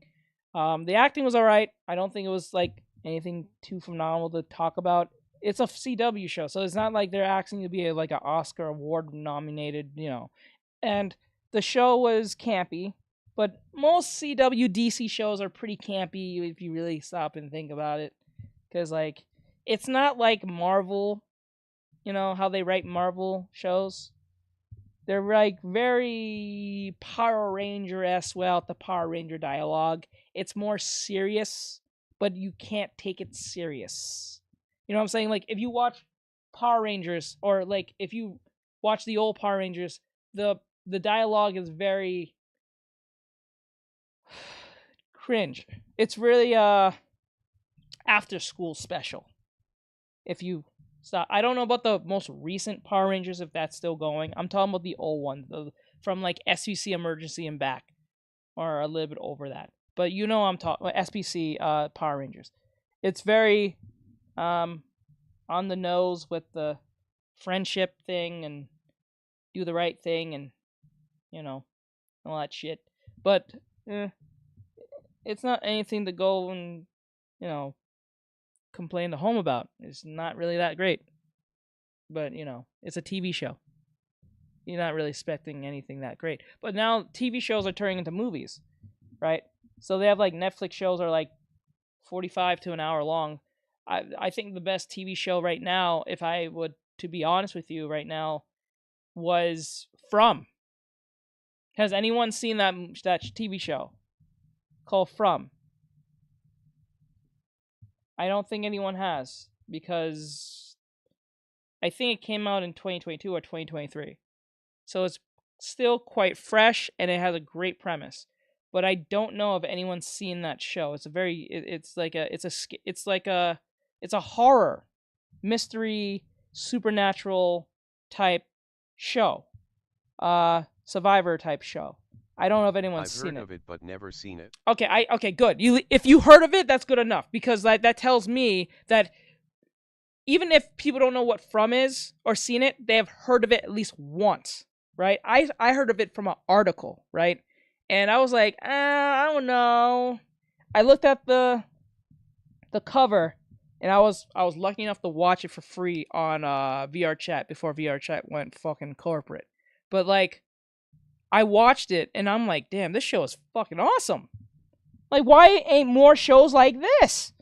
It's not woke, it's not annoying, and it's has great minority characters. It has great characters, whether you're LGBT, black, white, Asian, it doesn't matter. It had a strong ensemble cast, great acting, great characters, great complexity, great everything. It doesn't beat you over the head over stupid nonsense that doesn't make much sense. It literally stays, it keeps you on the edge of what's going to happen next. You can't tell, unless you already know, but you can't tell what's going to happen next. And it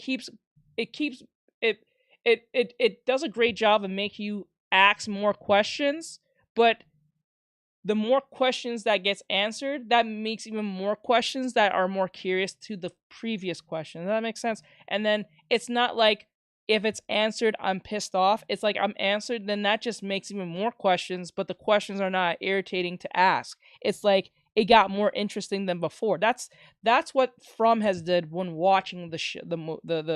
It is a great show. I would recommend it to anyone who wants to see something with actual substance and something more has meat on its bones. Like, it's like if you take, I wouldn't say Walking Dead, but like the first few seasons, like the first 2 seasons of Walking Dead, and then make it into a supernatural trapping situation where you are at odds with this demon or these demons. It's like the premise is like if you took an indie video game and made it into a show. So like if you take an indie video game where you're like, you know those, perfect example. If you take like PT, right? If those of you know what PT is from Silent Hill, the demo that got canceled. You can't leave this area because every time you try to leave it, you just loop back where you are. And every time the night, when it gets dark, these demons come out and destroy the people that's there. So you have to hide inside the house. They can't come in the house unless you have this medallion thing. I forgot how the medallion came through. You have to have this medallion thing you have to put on the door. Which video are we on? We are I haven't on been paying attention. the 3rd video, I think. 4th video, I think. But yeah, this I would recommend From to anyone. But yeah, this was Clownfish TV. They talk about Harry Potter and J.K. Rowling and all that great stuff. It's typical stuff, but hey, can't destroy this lady. She's too powerful. She's not even in her final form, I'm pretty sure. So with that said, like, share, follow, comment. I'll see you guys in the next one. Thank you so much, and I'll see you guys in the next one. Laters. All right, I will know you wanted me to answer a question, Ari, about bending. Was that what you wanted to know? You wanted me to answer a question before I go back to the next reaction video?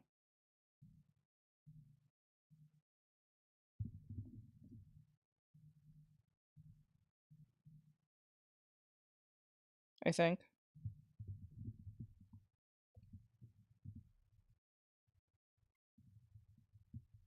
Gladra YOHO.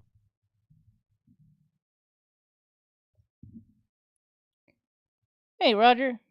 Well, I guess she didn't say anything, so we'll go to the next video. Okay. In this video, I'll introduce you to a highly effective art setting method. That's the art stuff. Let's go more. In this video, I'm going to be following it. Not this one. Okay, so this is this trailer. I guess I'll show you the trailer. This is the trailer to... Says okay. I tried to find some references for that fold in that leg. It's tricky to find, though. Alright, so send me some... Okay, you can send me some of the references. Okay, so this is the video trailer of the Amazing Digital Circus. Now, for those who don't know, if you haven't seen it, it's free on YouTube. Go watch it and can come back to this if you want to come back to this live, or come back to this video. That will be a YouTube video. Will be part of the reactions. If you want to see this, come see it. So this is just letting you know what's going to happen, what's the future of the Amazing Digital Circus, and we'll watch it. Here we go.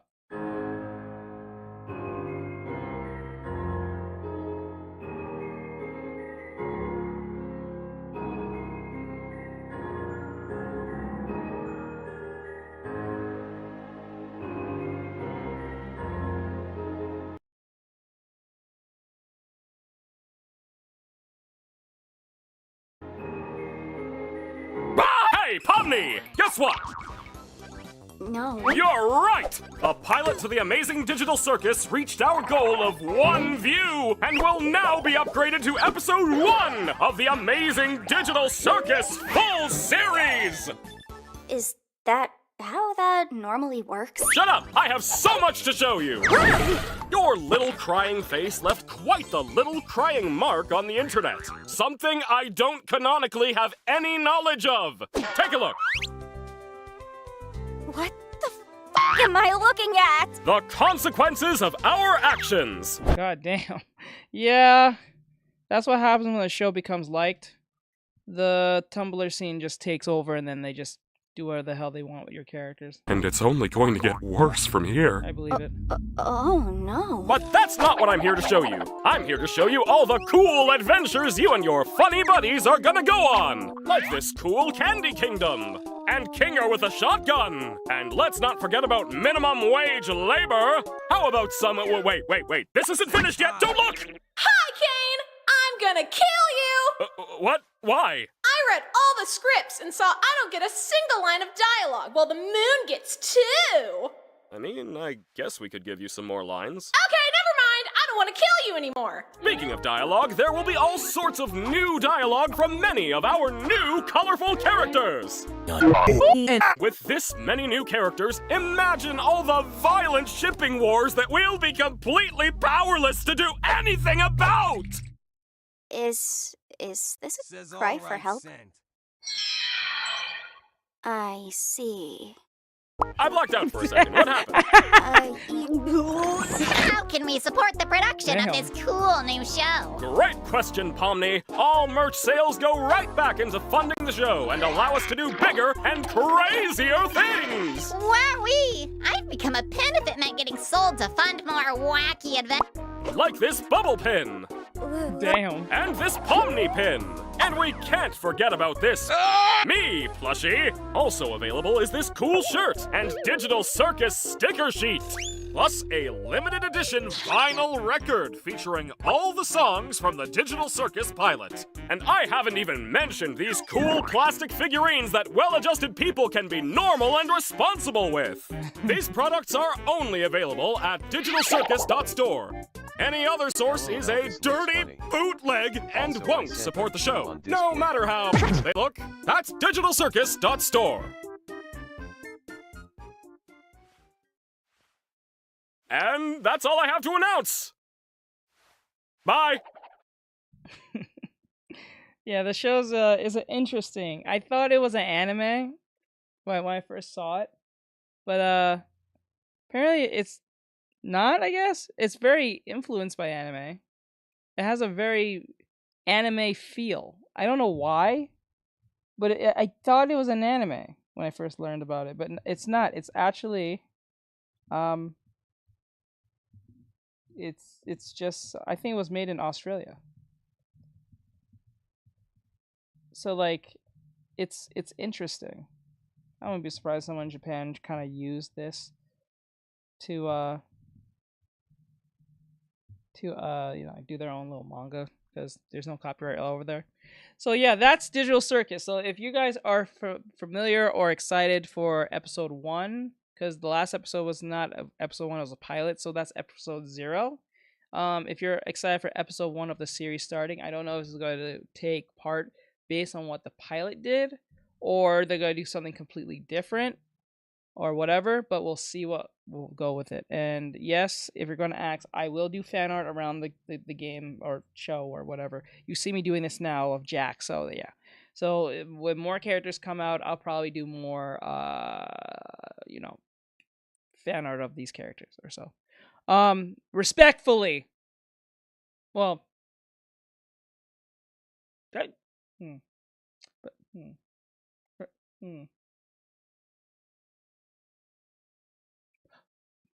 Probably respectfully, but we'll see. We'll see. So that was the Digital Circus season coming. I guess season 1 coming.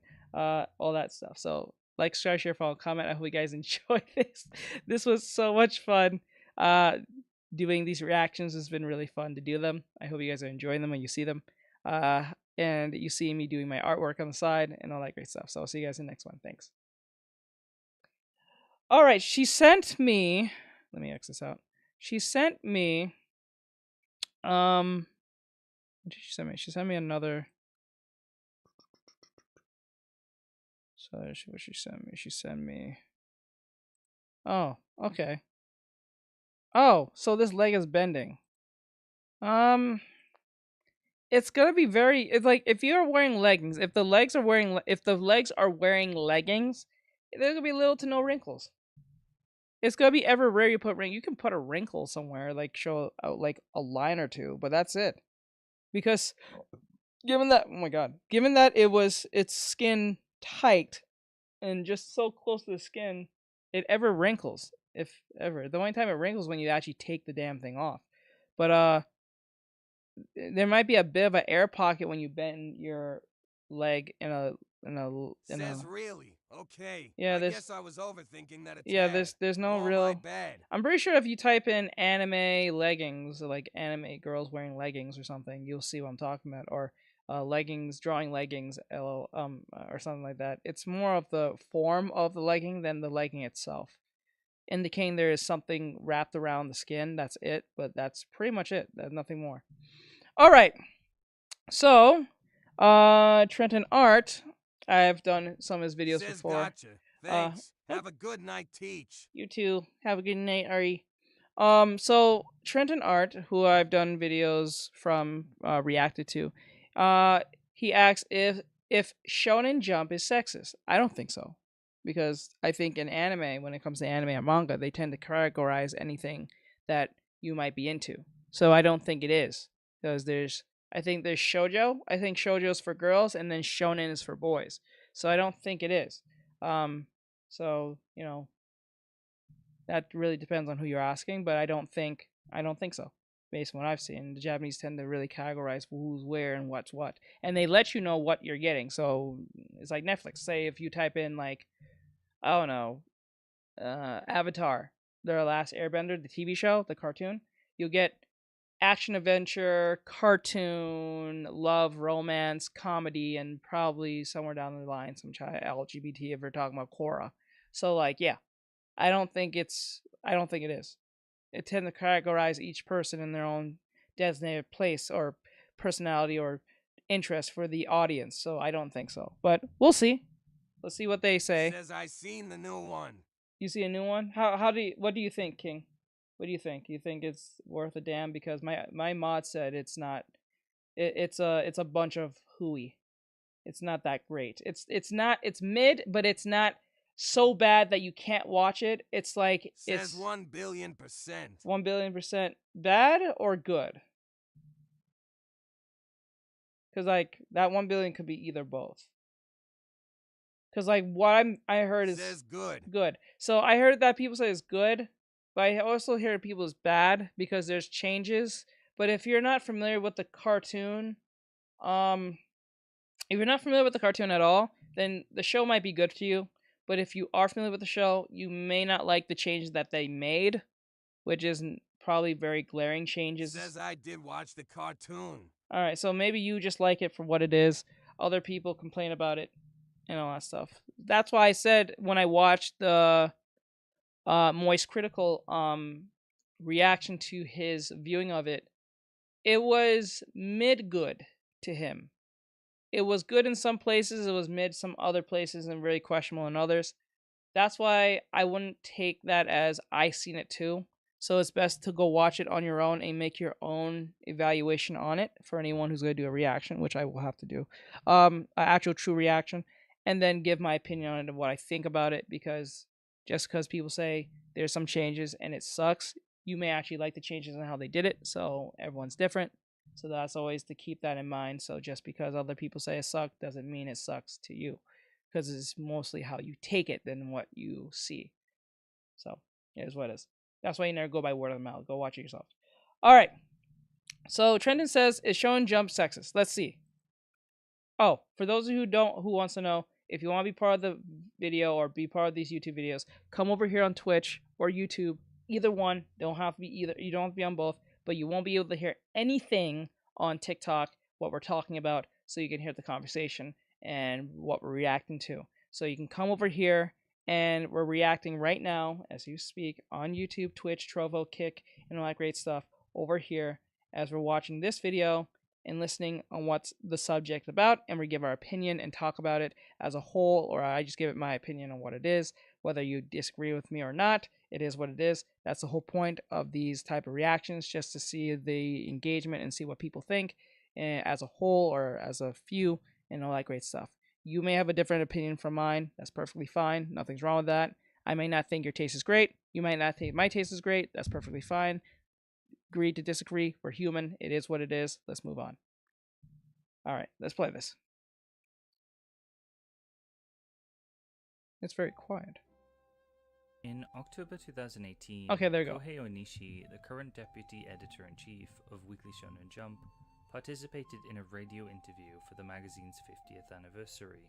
One of the things brought up in that interview was the lack of female editors in Jump, with Jump not having any female editors ever at the time. Along with this, other accounts have allegedly said that women could be editors in Jump. No need However, to fear, and to because quote, I am here. It's not without Yay! precedent, but you have to understand Souls. the hearts of boys. A response which for many is pretty vague, and over the last few years has stirred up a lot of Says him conversation back. about female editors in Jump, female authors, and sexism within the manga industry. And some of you might be thinking, well, why is this important? It's just manga, surely the authors are more important. Yes. And there's been plenty of successful female authors in Jump. Just look at Gotoge, who created the record-breaking Kimetsu no Yaiba.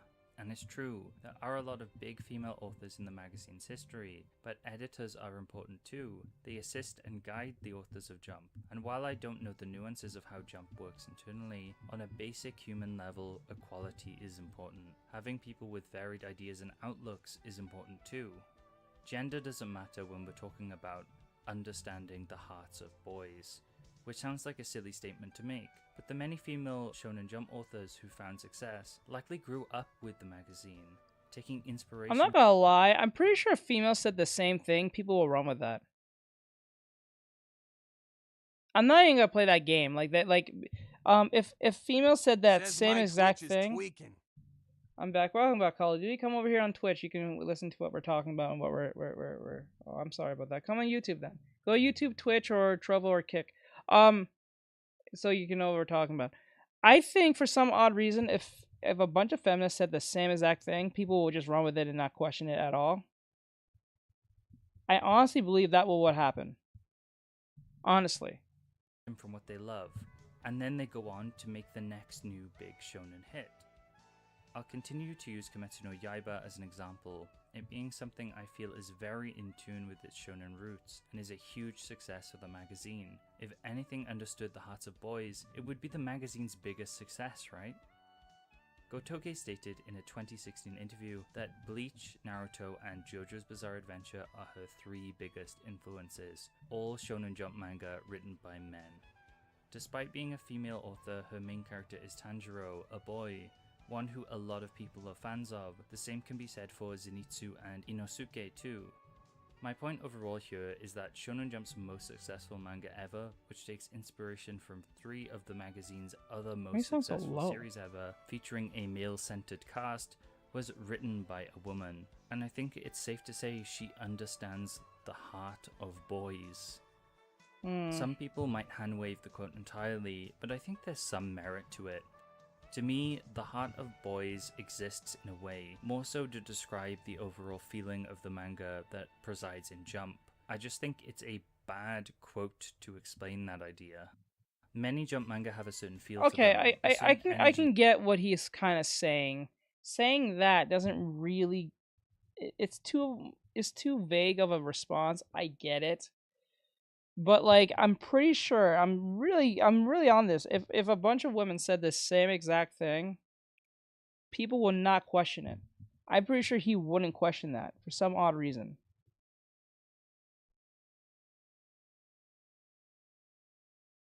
That surrounds how they're written, what tropes they use, and what influences them. Usually other Shonen Jump manga.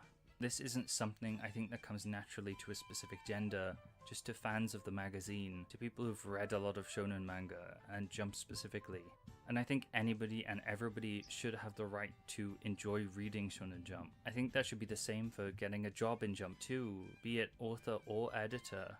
As long as you're passionate and understand the series, you should be able to contribute to Jump. I came to originally think about this video when a Reddit thread on r/characterrant popped up on Manga Crash's Discord server. Check him out, by the way, he has some great videos on Jump. The thread is written by user Simone3344555, going over the same thing we've been covering basically, the lack of female editors in Jump and the sexism surrounding Shonen Jump manga. And while this isn't a deep dive into this thread specifically, it is what sparked the idea for this video, and I do tend to agree with them. I think there is sexist aspects to Shonen Jump, and a female editor could help with that. But I also know, as a big fan of Shonen Jump, who's reading everything in the magazine, things are a lot better than they used to be. I'm not gonna lie to you. I know this is probably gonna be a hot take to say, but every time this type of thing happens where they say, there's not enough female X, Y, and Z, that's when we overdo it, put too many females, and then it's just not the same thing anymore. Look at Marvel. Look at DC. Look at IDW is strange, but like it just feels that way. As a big fan of Shonen Jump, who's reading everything in the magazine, it's like if anyone's seen that meme where it's like, I don't see the issue. What exactly? What issue are you referring to, Cooper? I don't know if you're referring to what I'm saying or something else. Because like, this is how I look at it. It's like that meme where okay, I don't know if anyone's seen that meme with the little group who's being told, oh, you're not excluded. At X, Y, and Z is how certain groups have taken over areas of society that they now fight over. Yeah, how certain groups of society, yeah, like think of it this way, like it's like let's say you play Dungeons and Dragons, right? Before Dungeons and Dragons became mainstream, like when playing Dungeons and Dragons, you play with like a few of your friends, like 1, 2, or 3 of your friends. Then they bring other people into the game, who's not really into it but gets into it, and they don't hold the same values as you, as how you play the game, or anything. And then what they'll do is they'll systematically change the game to their needs. And then they'll bring in other people who will change the game systematic to their needs, or the same to the person who changed them completely. And then you feel isolated because that's not how the game was played per se. But now, not only that it got bigger and there's more people in here, it's more problems because when you tell them how to play it, you come off as some type of ist. Then what happens is you get kicked out of the very thing you're in, and then when you go off doing something else, you're being told okay. They'll first be told you're trying to exclude people. You should go away. Then you take their advice, go away, do your own thing. They see what you're doing, having fun. They come and say, hey, you're excluding us. And then when they come in, they'll say something to the fact that you're trying to exclude us for not trying to be in your thing. Now get out. This is what happens to Marvel, DC, comics, everything. You let in people who didn't like the franchise to come into the franchise, change everything, and then when things go left, the company and everyone's like looking at each other like, what happened? You let in bad actors in, and then that's what happened, right? Like, ask any of these actors and directors. They said directly into their face, I don't read the comic. I never read the comic. I don't plan to read the comic. I don't care for the comic. I don't care for superhero movies. I don't really like superhero movies. I don't even like Captain America. I find him annoying. And then they're directing the whole fucking thing. Do you see the problem? And then people ask, why is Captain America doing X, Y, and Z, or Tony Stark, or whoever the hell? Why are they saying and doing these things that they normally wouldn't say or they go against? And then people are questioning and asking them, the company, why is this happening? The company doesn't want to outright say what it is, so they call you a ist, and then you're like, okay, you're gonna call me a ist, I guess this is not for me. You leave, you go somewhere else, and then they say, why are movies failing? Because the people are ist, or because they either call you an ist, or if you're not an ist, they say, oh, the genre's just dying. No, motherfucker, it's not dying. It's not. It's because you brought in people who didn't care for the concept of whatever you had in store, and then you hired them, diversified them into your shit. They don't care for it, don't want to. They put in messaging that had nothing to do with what the product was, and then when shit goes left, you're wondering why you don't have millions of dollars in your bank. You know what I'm saying? It's the most weirdest shit I ever seen. Now, I'm not saying what he's saying is wrong to let females into the whole like thing, but like the writer of like Demon Slayer and the writer of who are female and the writer of what was it Inuyasha and the writer of what was it Full Metal Alchemist, they're all females and they wrote great stories, beautiful stories. I still think Full Metal Alchemist is one of the most greatest animes of all time, story wise, right? But to make sure this doesn't get polluted into something much worse of what happened to the West, you make sure that the people actually like the fucking product. You know what I'm saying? That's the point. It has nothing to do with gender or females or anything like that. It's just make sure that the person likes the product. That's it. Because if you look at every actor to every director, this is what happened to Henry Cavill with the whole Witcher thing, right? When Henry Cavill wanted to stay true to the books, the people not only just made fun of him, but they said, no, they're not doing that because some political reason or some shit. Or they're just lazy. And then when Henry Cavill left, which was the only greatest thing about the Witcher, the show not only tanked completely, people did not care for it after all. They didn't care for their spin-off anything because it had nothing to do with Henry Cavill anymore. Like, completely, the actor itself, not even Geralt from that point. And then after they said that they got a new Geralt, people do not care and don't even want the new Geralt. They want Henry Cavill. This is what happened to Superman as Henry Cavill, right? They wanted to change up things and change everything about each character and stuff like that, and things are not what it is. This is why the idea of One Piece did well, the live action, is because they try to stay as close as possible to the story. I'm pretty sure they did. But because they did that, it did well, right? I'm pretty sure if they went somewhere, some off-brand CW writing, it would have went down the hill. Like, literally off the hill before it started. Let's just call it for what it is. So, it's not a...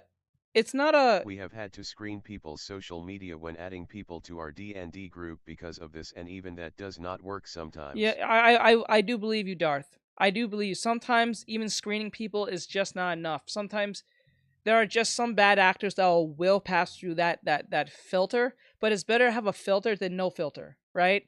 Because if you just let anyone in, you just let everyone in, right? When you let everyone in, it's not even what it is. It's something completely different, right?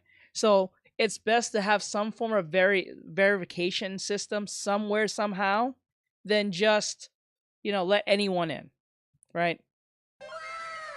I think that makes more sense. I think it makes more sense to be like, okay, you like D&D, you like anime, you like DC, you like Marvel, you like, I don't know, what does girls like? What's a hit show? I guess Riverdale or whatever. You like these these franchises or stories and stuff. Okay, you need to prove to us that you like it, so we know that when we put you on said role, you will do said role. Crossing of these fandoms kind of hurts sometimes. Filtration will be nice. Yeah, it would. It would. But it's better to have some part of various system than none. I think. It will not be 100%, but it's better than have nothing, right? It's better to have some apples that got into the banana like cart some green apples got into the red apple cart in the grocery store than bananas, pineapples, tomatoes, broccoli, and everything in the green apple section. Do you see what I'm saying? That's where the problem comes in. Things are a lot better than they used to be. So yeah, you can definitely be a female writing a shonen story for boys. I have no problem with that at all. But the only problem I have if you hate, and they usually say it outright in your face in Western media, they'll say it straight in your face. I hate the character. You'd be a Rachel Zegler and say I was scared of the 1980s movie, the 1930s movie. Says Powerpuff Girls was basically the first shonen. Yes, thank you. End up being for Boys XD. Thank you. Powerpuff Girls in a nutshell, as Mora said, is literally a shonen for girls, but it ended up being more for boys secretly. Because as a boy growing up, if you said you like Powerpuff Girls, it's just seen as a girl show, right? But if you really stop and think about it and watch the show, it is not bad. You don't feel girly. You feel like you watch a boy show. But the only reason why it works is because it's written well and the characters are fleshed out right. That's the only reason. And Greg McCracken was actually really good at writing stories and writing characters. Whether it was boy or girl, or a chimpanzee with a brain coming out of his head. Sailor Moon as well. Yeah, same thing with Sailor Moon. A little more girly compared to Powerpuff Girls. Powerpuff Girls is more straight Western compared to the Sailor Moon, who's more Eastern, more frilly on that one. But, it is what it is. There are battles in that, but not as intense as Bubbles going ham on a dog. But or three girls wailing on a chimp. But then again, that is what it is. But yeah, to be honest with you, I think there should be a variation, some type of variation filtering of people who can come in and write stories. I think that's only makes sense. It's like if you're in a portfolio, for instance, like you're a gaming portfolio. I said this to my students. Don't go to like a car video game studio and show them anime girls. They broke into his giant cell. Yeah, they broke in this man's jail cell and took him down. One of the most brutal whippings I've ever seen in cartoon history. Also kind of a shonen anime-esque feel to it too. I never gave Wings Club even a chance. I didn't give that show a chance. Says that I'm not gonna lie to you. I did not give that Winx Club a chance. I did not like that art style. It was abysmal to look at. I did not like the art style. I know that's a weak reason to not watch something, but that was my reasons, and I'm sticking to it. I'm dying on that hill. I know that sounds probably extremely ignorant to say, but I'm dying on that hill. I don't care. Says the only reason why I know a little bit of the Winx Club is because I waited for it to finish. Oh, you really? Says Oh, you so actually I can did watch like that. Biologicals XD. So you can watch Biologicals. Says it more or less. Oh, so you didn't want to watch the show? You just watched through it. You watched through it just to watch. Wait, Biologicals? What the hell is that? I'll figure that out later. So the point is that there is nothing wrong with a female writer writing a shonen story. It's just that she just needs to be competent in her writing, and that's it. That's it. She doesn't need to be a boy to write a story, because Three Women has proven it many times, from Demon Slayer, Says it was written that by a show woman. Those put together like Lego pieces, but they weren't Lego pieces. They look more. You gotta show me Says this later. robotic. You gotta show me this later. The first one is Demon Slayer. The second one was Inuyasha, and the third one was it Sailor Moon? I think it was Sailor Moon, and I think there was another one. Says it brighter close. I think Dorman Rampa. I think that's called. It's a romance, just like Inuyasha. Same. I know it's the same woman who did Inuyasha. Did that. To go through the current lineup of Jump and discuss what they're doing right and wrong. But before that, I want to address the idea that Shonen Jump manga have poorly written female characters. I'm going to be generalizing Are you here, talking about Naruto? but try to stay with me. People will often just point to the big three, specifically Sakura. Honestly, I've seen some guys write better woman than some women because they don't try to turn them into girl power icons. Yes, that's like I said. It doesn't matter by gender. Really, it does not matter by gender. That doesn't matter. What matters is if you're a competent writer. That's it. It's like if you're a good artist. I don't give a shit if you're a woman or your orientation or you're a dude or whatever the fuck or a dog. Like, if you know how to draw something, great. And I will like your shit.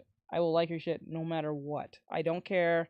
I will like your stuff no matter what. It doesn't matter to me because you is not the person I'm liking. It's your work that I'm liking. So there's that. So there's no question of X, Y, and Z, right? When you make that very clear to people, they somehow try to still make it about themselves and their orientation or some shit, some type of victimization. It's weird, but it does happen. Nonetheless. Says Bionicle Show. Oh, Bionicles. That's what you meant.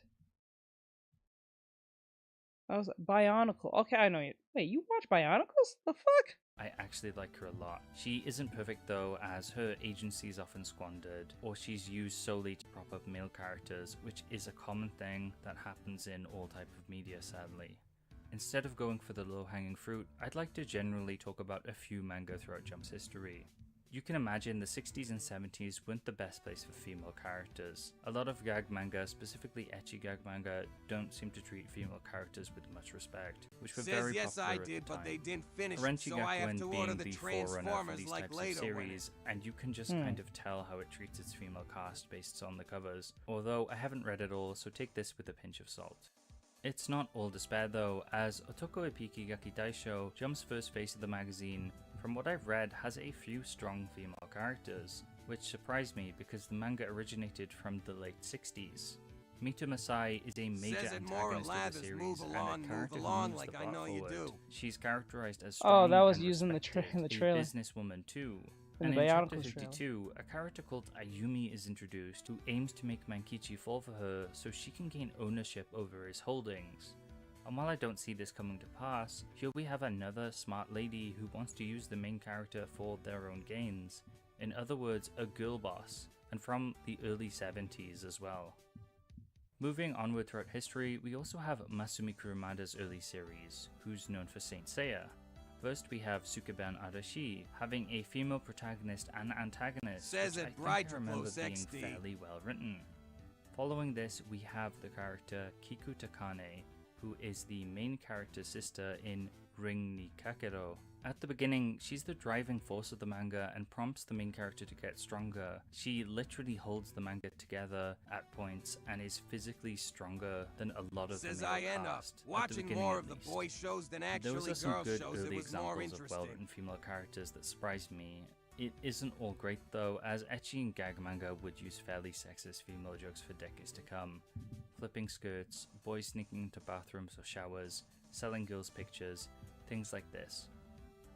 A recent read in Masanori Morita's Rookies does come to mind, with a reoccurring gag being the stairwell, where a group of boys camp underneath to see under girls' skirts. This is a tamer example of things, but you get the general gist of the jokes I mean from this. Rookies overall is a bit of an odd series as it has some of these elements that are played for laughs, but it's also clear that This the guy main must be characters really are fun to be around delinquents. at They're meant parties, to be LOL. flawed I know, and right? You don't say. I get what you're saying. I was thinking the same fucking thing. people, but the whole idea of the manga is they get better with the help of their teacher.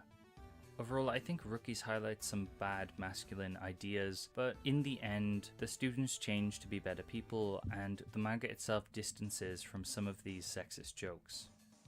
So far, most of the authors of these manga are men, so I want to look at a I'm female not gonna lie to you. I'm gonna say he low-key probably laughed at them and don't really say it out loud. author, the He'd creator be laughing inside, but pretending that he's laughing, screaming inside, but pretending he's not laughing at all. of Hitman Reborn, Akira Amano. Some of the same pitfalls are seen If what he says is true, if what he says is true and he's really serious about it, then he can't watch something like Prison School. Then I watched Prison School. That shit was funny. That shit's funny. Prison School is funny as hell. Especially the bathroom one. That was funny as fuck. Hitman Reborn, with the female cast being underutilized. They spend most of their time cleaning, cooking, and looking after younger characters like Lambo. They're either doing this or they're worrying about the central male cast, powerless to do anything to help them. It's honestly comical how blatant this is, especially within the future arc, where there are entire panels Had me dedicated weak, rolling to on the this floor, idea laughing, of rolling the on female the floor, characters laughing, not rolling being on the able to floor, do laughing, anything rolling on the floor, laughing, rolling on the floor, laughing, rolling on the floor, laughing. other Oh than my god, cooking or Prison School is unhinged XD. No, very much so. cleaning. How they handle one of the characters who does fight, Chrome, is also incredibly sketchy and disgusting. Her relationship with Mukuro is weird, with Chrome being devoted to him despite him being horrible to her and essentially using her for the majority of the series.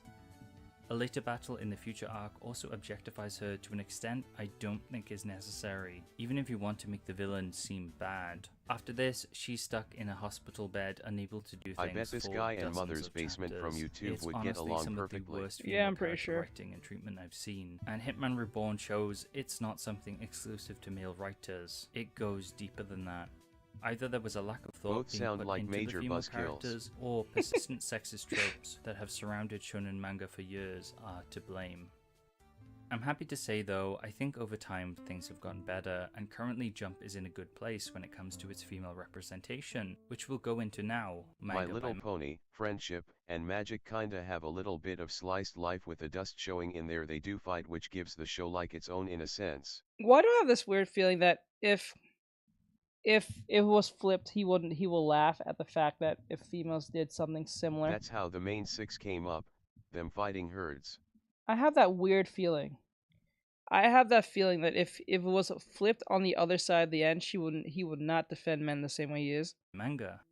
One Piece, being the oldest, has a lot of potentially sexist ground to cover. and Oh while my Oda god, is dude, guilty you're of a not fair one. number Come of on, man. Not One Piece. I understand. I can understand. Yeah, the body proportions are insane, but that's the whole point of One Piece. It's not supposed to be taken seriously to the point that it has to be like if that's what his low hanging fruit's gonna be. I have no problem. Like watch this. I bet he's gonna point the Nami's rack and everything. Watch. Sexist or weird remarks. I'll defend his big booby characters as a there we go. decision. I won't defend Sanji though, whose main gag really drags him down. Him being one of my favorite Everything characters, about One his Piece gag is is just insanity. not something funny at all to me and has sexist undertones. No, it does. Like, dude, the whole point of One Piece is to take the most extreme situation and make it funny. Nami Swan.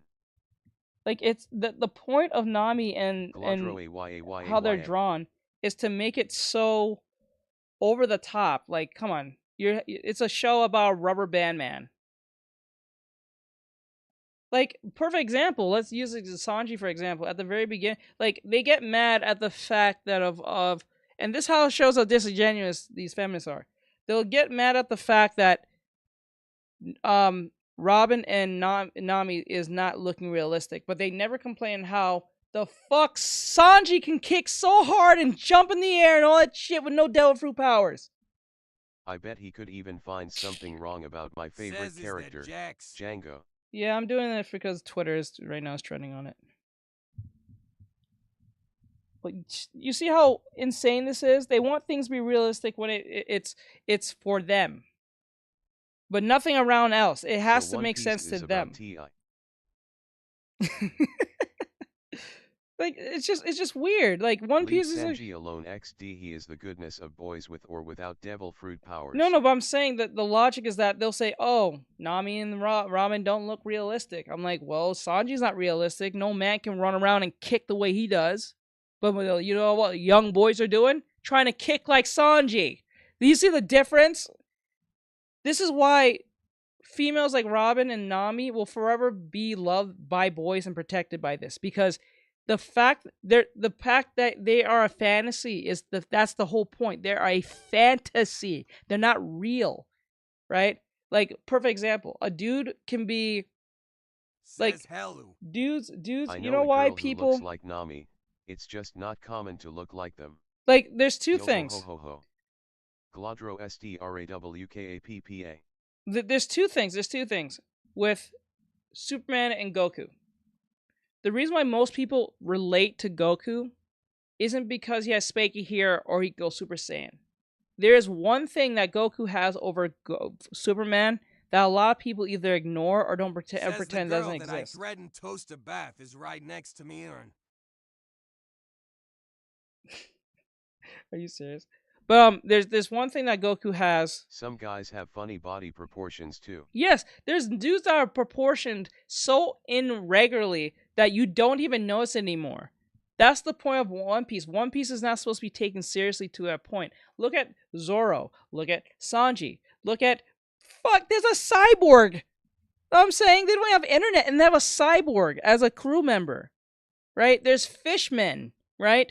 There's people eating Del fruits and becoming like monsters and shit. Look at Echo U. Look at freaking the deer, like a chopper.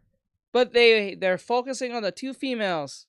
Real life One Piece character. And you know what's funny? The same females who will complain about how Nami and them look will be the same females if they got money will get BBLs.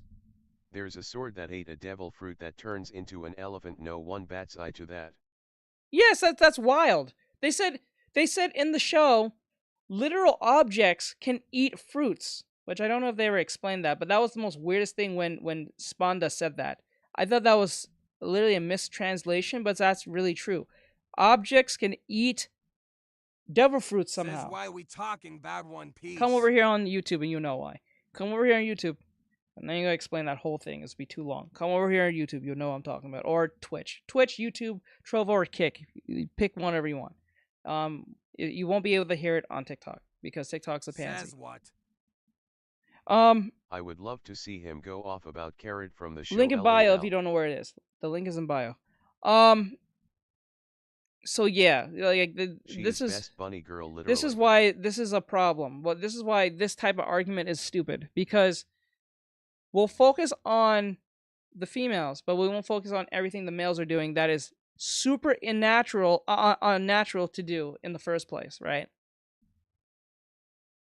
Even when they're shaped, they look unnatural. Look at Zoro. Zoro, for instance, Gal is Chocorado is one of my lifetime goals. Yo ho ho ho. like Zoro is doing the whole he's doing weights, right? He's doing his weights, and the weights are bigger than he is, but no one says anything. No one's complaining about that. You know what I'm saying? So this is how disingenuous this argument is. And plus, you're comparing yourself to a fucking cartoon drawing. Stop it.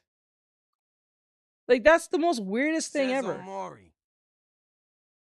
That is the most weirdest shit ever. This is why when people like There is Goku literally more. Brooke, he's a walking skeleton. He's a Bart that walking has a sword skeleton. that cuts through your soul to make you cold. Yes, that's weird. I don't know how they don't get that part. More Aladdin, what are you drawing? So that's wild. So the reason why people like Goku more than Superman, because Superman is just Superman. So there's no fun in that, right? Superman's literal everything is just doing the right thing. Goku's everything. Then there's Chopper. I don't really have to explain much for that. It's not about the idea of being a hero or even doing the right thing, because obviously if you saw in the Tower of Power, Goku was not the good guy here. But it's not about even doing the right thing. It's about getting stronger no matter what. Through hard work and dedication. That's literally what Goku's whole thing is. And that's why a lot of boys resonate with Goku more than they would with Superman in a cape. Because everything that Goku does has to do with some form of working out. Dudes can at least relate to that. That's why you see more dudes with a Goku shirt than a Superman shirt. That's why a lot of dudes will wear a Dragon Ball Z shirt before they go and wear a Superman shirt. That's why most boys will relate to Dragon Ball than they would to Superman. This just is what it is. Compensate though, there's a lot of cool girls in One Piece, and I think for shonen manga standards, it's done an okay job at being respectful over the years, and might be slowly improving. My Hero Academia is a manga I have few complaints It's why you with see in Dragon regards Ball to Z being stuff in sexist. gyms that There's guys some go to seriously LOL. badass Yes, that's female exactly heroes why you that have Yeah, you mostly. don't see, oh, I'll be in the gym like Superman. No, most people say No. I'll be in the gym Like like Goku, There's yeah. literally a shirt that has that thing on it. Yeah, and then if they're not wearing the Goku shirt, they're wearing the Vegeta one. Or like a Majin Buu or some shit, which is sometimes odd because like it doesn't really make much sense, but I get it. Right? They wear a Vegeta like say an outfit or some shit like that with the shirt. Says I you know, did an stuff. art trade on my account. Can you look at my art after the live? Says what are you drawing? I only do that I'm for curious students. to know the character. Oh, I'm doing Jax because he's trending. Well, the amazing. What do you call it? The amazing. Oh yeah, there was a guy that went to Digital the carnival Circus. with the whole One Piece Gaku suit and he was training inside the Graviton. If I remember right, it was so cool. Yeah, it was funny and cool. I only do that for students, per se. So you have to be a student for me to look at your stuff. Like Mirako, you could perhaps critique the designs being overly sexualized Because- though, but I feel like this could be roped into superhero stuff in general. At the Oh very my least, the God, manga dude. does give its female characters some agency and spotlights, the recent Ochako and Toga section being an example. Black Clover does have a few girls fawning over Asta, but usually they're Says depicted Jack's well. number Noelle 2. in particular being a favorite of mine and Yeah. having a really solid arc. Overall, I don't remember it for disrespecting its female characters. Jujutsu Kaisen I think is even better, with characters being on par regardless of gender. People of all walks of life are shown to be good jujutsu sorcerers, with the manga tackling the topic of sexism within the story with Maki and Mai. Yozakura family has a great balance of characters. Wait, If the anything, mouth is it like- sexualizes its male cast more too. I'm looking at Kengo, where we get a feminine pretty boy who likes manicures and is all about disguises and beauty essentially. Oh I my think subverting fucking- gender norms like this is great. Futaba, Mitsumi, and Shion are all depicted as strong in their own ways, each with different personalities and ways of tackling problems. I think Gondaira overall has done an excellent job here. You know, it's shit like this is why Marvel and DC is in the gutter, because people like this say this shit and then they think, and then companies was like, that's something we can tap Says I into. like to And eat then when they glitter tap glue. into that shit, it's not existent, or it's such a small minority of people that they're wondering why are people not liking this. I thought this was like a niche that we can jump into. You've been doing it for 10 years, it's not working. You know what I'm saying? support hero That's today. the shit that I'm By I'm using tired of when commands people do like shit like this. /donation and /cash app. I like how he breezes over Mei Mei and that weirdness, but no one's gonna touch that. Yeah. Undead Unluck has a bit of a rocky beginning, I like but to goes eat on to glitter feature glue. some of the best female characters in Jump. I'm looking at Fuko predominantly, who isn't very powerful or confident at the beginning, but grows immensely strong throughout the series, in battle and as a person. Even though some tropes are used, like Andy having to save Fuko, we're now into an arc where she Says takes the dark reins, chocolate and to or me, milk. it doesn't feel like a sexist part of the So let me get this straight here. He's going to point out the one thing with Robin and Nami, but he's not going to point out that whole arc with the Impel Down arc with the LGBT characters that helps Luffy to get out of the prison. Because I liked them. They was pretty cool. They actually helped. They was not annoying. They was actually really helpful, very insightful on what was going on at the prison, and then got out, helped Luffy get into the Navy headquarters and break out of that place. guess not. Eva? Did you draw that? Yes. Yeah, he's gonna bypass that. He just doesn't fit bypassed what that he whole wants thing. to That was a showcase, whole arc of narrative. that. I don't know how he just does what ignores most that of part. them do. Cherry pick what helps their case and avoids what hurts their case. Yeah, that's wild to me. That's weird.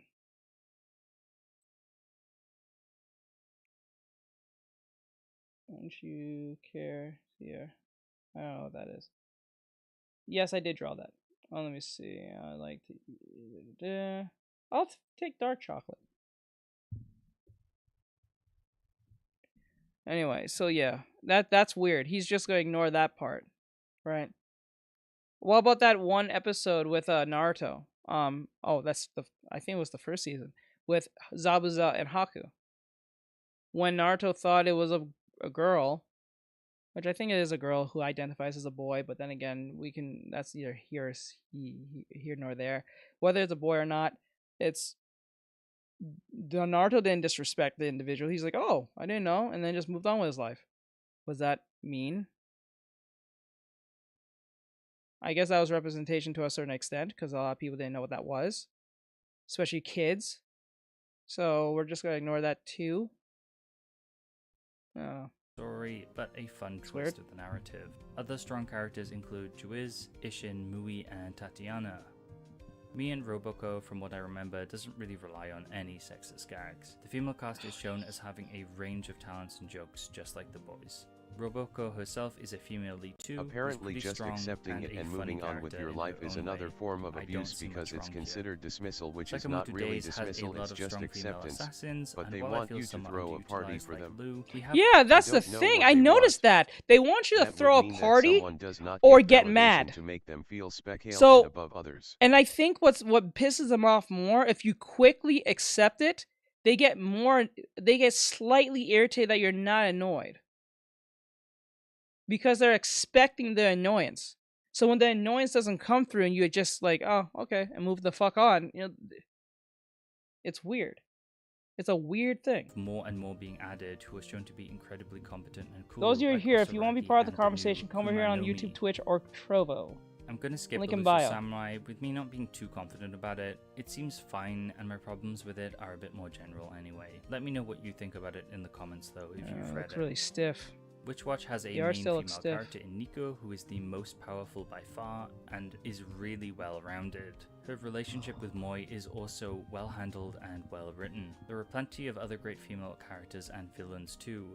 Overall, Remember, it's this is excellent. Yeah, I remember. Blue Box is fairly standard when it comes to your boy-girl romance, which is fine. It's well Wait, did you change your name again, Bri? It's like it was ready for a fight, but they didn't get it. Therefore, No, they you have didn't. to put their energy elsewhere, so they might just start arguing with you. That is addicted victim stuff right there. Yeah, I kind of blame the West on that one. The West have taught them to be a victim like all the time. Like the female characters are treated with respect. It's Plus, kinda there's wild. no ecchi jokes in it, so it does well and features another female lead for the magazine. Akane Banashi is where I think we're seeing incredible progress, through Akane being our solitary this is female my lead YouTube for the name. series, who is okay. a great nuanced character. It also has No, I thought you touched on changed it. I remember. sexism I do within the remember you Bakugo was under that industry, name. and has a great respect towards its female cast so far. Other great characters include Urara and Hikaru. I'll also mention Kaisei, who breaks conventions by being a more feminine character, especially I know in where his this guy performances, where his it's thinking signature trait. lies in. I don't have much to say about It the looks Ichinose like to family. me he's talking nothing. Everyone is given a spotlight, and Yeah. it seems to be tackling the ideas of what a traditional We're near family to the is. end, so we'll finish it Perhaps off. also questioning traditionally gendered family roles. Respect, Wamo. We'll have to wait and see. Lowy. Cypher Academy, aside from Iroha, has an all-female cast, with Iroha himself being very feminine presenting. Wait, then it's not an all-female cast then.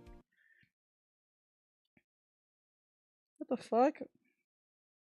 Very feminine presenting. I'm not gonna lie to you. I really hope this guy does not reproduce, to be honest. To be honest with you, I honestly don't think women actually like read books that have like a bunch of women in it. Honestly, I don't think women do that. LMAO. I could be Trophy, wrong. Congratulations. Maybe I could be wrong. I'm not saying You've that's true, received but 100 messages today for some with odd Rest Green reason, I chat. don't think women go pick up a book because there's a bunch of women in it. If they say it's female led or female written, I don't think that's a selling point to most females. I don't think most normie women care about that shit at all, to be honest. But I could be wrong. I'm not saying that's not possible, but I don't think that's a selling point for most women. Maybe from some feminists, probably. But, like, I don't think for most women who are just normally just being normal, I don't think they care about that shit. Actually, I think probably more gay men might buy that than straight women, to be honest. Or just women in general. I think more more men on the LGBT side will buy that book more than a woman will buy that book, I think.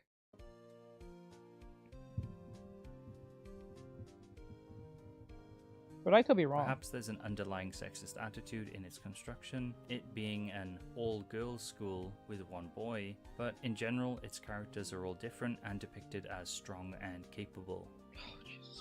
Fabricant 100 has a female Oh hell no, your protagonist book or and or show that antagonist. has a full It's had a cast number of female has been characters written all so portrayed greatly to fairly the well. point no one cares that they're Tenmaku women, but if cinema it's just only a really bunch has of women variety doing right bunch now, of but she's stupid women depicted stuff, as a no we beautiful ain't gonna and read it, talented we ain't actress. gonna watch it. It's not breaking Ridiculous if gender I norms came or for anything, but it's stupidness. also not I making would any have read the extra bit of the jokes, which boys is book and surprising, get some since good this action comes from the scenes in author it. of Food Wars. So Well, far, if it's a so drama good. then yeah maybe. Kill Blue is a bit iffy, having the whole plot revolve around marrying Noren and using her essentially to get the wealth of her father's company. It does, however, Hold have on. a self-awareness to it to an extent, but it is walking a fine line. I do like how it's trying to establish the home ec club though, as it's presenting the skills it teaches as useful for anyone regardless of gender. Ogami learning how to cook and clean is also him being a more well-rounded person. Slowly his And stop and think to yourself, there's no ESG being pushed on this. Not yet. There is ESG coming to Japan. Let's just call it for what it is, or it already has. But like, it's not as this came out way before ESG became a thing or even becoming a term. So the fact that this exists and there's no ESG and no one's still not reading it, that tells you something. old man attitude might change for the That better. I'm it holding out needs hope him for to this actually tell you that these are I think majority of them he didn't even tell that it was even woman written. I think it was just because it was either female focused or female, like just female focused in general. I think that was it. I don't even think he mentioned any of the artists was even female to begin with. Yo ho ho ho Artex. Which was his I'll now original. sail to Betty, but check yeah PayPal donations. Oh, thank you. Yo ho ho ho. Holy shit. I Oh think my it god. will not pop up on stream automatically. Oh but no, I I don't really have appreciate you. I don't have it on Much love, yeah, Captain the Glod Roger. Thank you Glodro so much. AYA. Thank you so much, Cap. I do appreciate it. Thank you. Thank you so much. That's so cool. Thank you. Yeah, I don't have the alerts ready yet. I don't have affiliation yet. I'm trying to get affiliate. I need just 3 or 4 people to watch, or I'm trying my best to get it, but it's hard to get people over here. So that's why I've been trying to get people to watch the reactions, get into the conversation of these videos, and see what they think. Whether they disagree with me or not, I don't think the video that this dude is presenting is quite strong. I don't think he's a bad person. I'll still watch his videos, but I just don't agree on this particular subject with him. I think there's enough female strong led shows and written. Yeah, ho, ho, ho, I don't know Roger, where he gold thinks PLZ, that gold PLZ, they're gold not. PLZ. Maybe you can talk about the etchy stuff. Fine, you have somewhat of an argument, but then again, that's the purpose of it. It's not supposed to be real on that behalf, because no one in etchy thinks the way in real life at all. It's like literally watching a corn movie and expect Oscar worthy like levels of writing. You know what I'm saying? Like it's like putting apples and oranges is not the same. You know what I'm saying? Like I would say that someone like sadly There's a lot of female written shows, but they're written poorly and no one's gonna read them and watch it, so they're gonna not work out. Asterisk unused space asterisk. Yeah. Oh. Alrighty, but you can setting this already up via Streamlabs, just to let you know. Alright, I'll give it Browser source into OBS and it should work out. Okay, oh Jeff, But much more fun, y'all. Okay, I'll check we on see YouTube. Us on the Grand Line. Yeah, Yo let's ho go. ho ho, Glodro Yo YOHO. ho. Let's go. Good night, E. Night, bro. Thank you so much. I'll have the thing. I'll be drawing. If I don't draw Robin today, I'll definitely draw her tomorrow. So if you want to come over, you can see me drawing Robin. So you can get to see her. I might put her in chibi style like this, so it'll be a lot more easier to see. And all that great stuff. And since my artwork has gotten better, you definitely will see a lot more of an upgrade from before. But thank you so much, Gold. I do appreciate it. Have a great night, yo ho, and thank you for the raid. I do appreciate you, my dude, and thank you for the $9. Thank you. Thank you. But no hurry. Always, bro. I appreciate you. Glod Roger, we appreciate you at the art so much. gallery. Oh God, it's so good to have Gold. He's amazing. I love Gold. He's so amazing. Oh Jesus. But yeah, okay. So the thank you so much, Gold. But like, so to put out right here, I don't think the argument is strong enough here. there's a lot of female written characters in shonen that is mainstream that I don't know where he thinks that they're not written well. I think Nami's written just fine. Yeah, yes, her rack is insane, but she's not. It's not like she's not capable, right? She's always capable. She's been always capable since the beginning. Like how do we ignore that she was not capable from the start? Like the argument, like so weak, a pancake is sharper than it. yes, like if you watch One Piece and you look at Nami from the very beginning of Nami, she was capable of handling herself to all the way to whatever episode we're up to now, right? Hey, teach. Hey. And the thing is that if you look closely, if you pay attention long enough in One Piece, have you not noticed that Nami's more of the captain than Luffy in certain situations? Like when it comes to navigate, well, she's a navigator, but when it comes to certain decisions, she overrides Luffy's decision because Luffy just kind of is like a little bit of a shotgun on that point with certain things. So she puts him in his place. Where in the hell is that ignored? Like, why are we ignoring that part, but we're just looking at our rack at this point now? And remember, we have to get to like episode 500 plus before that rack becomes huge. So for you to see the rack of Nami, you had to at least put the effort to watch all 500 plus episodes or 400 episodes plus of One Piece just to make to the time skip for that to even be seen. So I don't know where the hell is he saying where the so-called female issue in One Piece is. I don't see the problem. And yeah, look at the Foxy arc with Luffy. Yes, and look at that was the most annoying arc. Very I much had annoying. the displeasure of watching. Yes, and then like with Robin was just a blank slate. Most of One Piece, she was kind of just there. Now she's much more engaged after the time skip, using her powers more. She's more engaged in fights and stuff, right? And I'm saying, and people are kind of complaining about the whole her skin being a lot lighter, but it doesn't really matter as long as the person is who they are or they seem to be. I don't have no problem. I would say it's a bit noticeable with the skin color thing, but you kind of forget it after a while. Dorotry has mostly shown its female characters to be weak, although they are little girls. The Yakuza boss, though, is an important and cool exception, as effectively she's the most powerful and influential character in the series up to this point. Thank you for the follow. Nue is frankly a mess in general. If there's any manga in Jump right now that you would think would perpetuate sexism, it's this one, as it's becoming a weird type of ecchi. Remember, she was time. in the desert said, majority like of the time, so she's going to be darker. True, she was. Yes, that's true. Your skin will change. Yeah, true. Because when she went to the desert, when she was in Alabasta, and then she was transported by what's his face to that bridge area where it was snowing, you can actually see at the beginning when she was sent there, her skin was a bit lighter. Well, too fast, but it got lighter and lighter and lighter to the point that she was not as dark as she used to be. So I do understand where that comes from. And besides, if I remember right, Oda said that he said before the movie even became a fruition, became a thing, he gave each character their own ethnicity. So the whole Luffy being Brazilian was actually a thing. That was a thing way before One Piece movie became a thing. He made that very clear way before, right? So Robin's supposed to be Russian. So ultimately she would be most likely lighter anyway. She should actually have an accent, to be honest, if she's coming from Russia per se. But like, she is Russian descent, as he said, so she should have an accent actually, and she should be a much lighter because is okay and can it be snows well there a done, lot. and I don't want to stop people from enjoying them. Overall, I don't think it's the worst offender, as most of the female cast are shown to be strong and have agency. They mostly just use the main character anyway, but we'll see. R.A. Rasputin. I said Gil and martial arts master Asumi are both I kind of noticed that female anime reviewers don't talk about men being incapable. Like, they don't put as much effort as men do for women who they claim as being in some type of light of negativity. Kind of noticed that.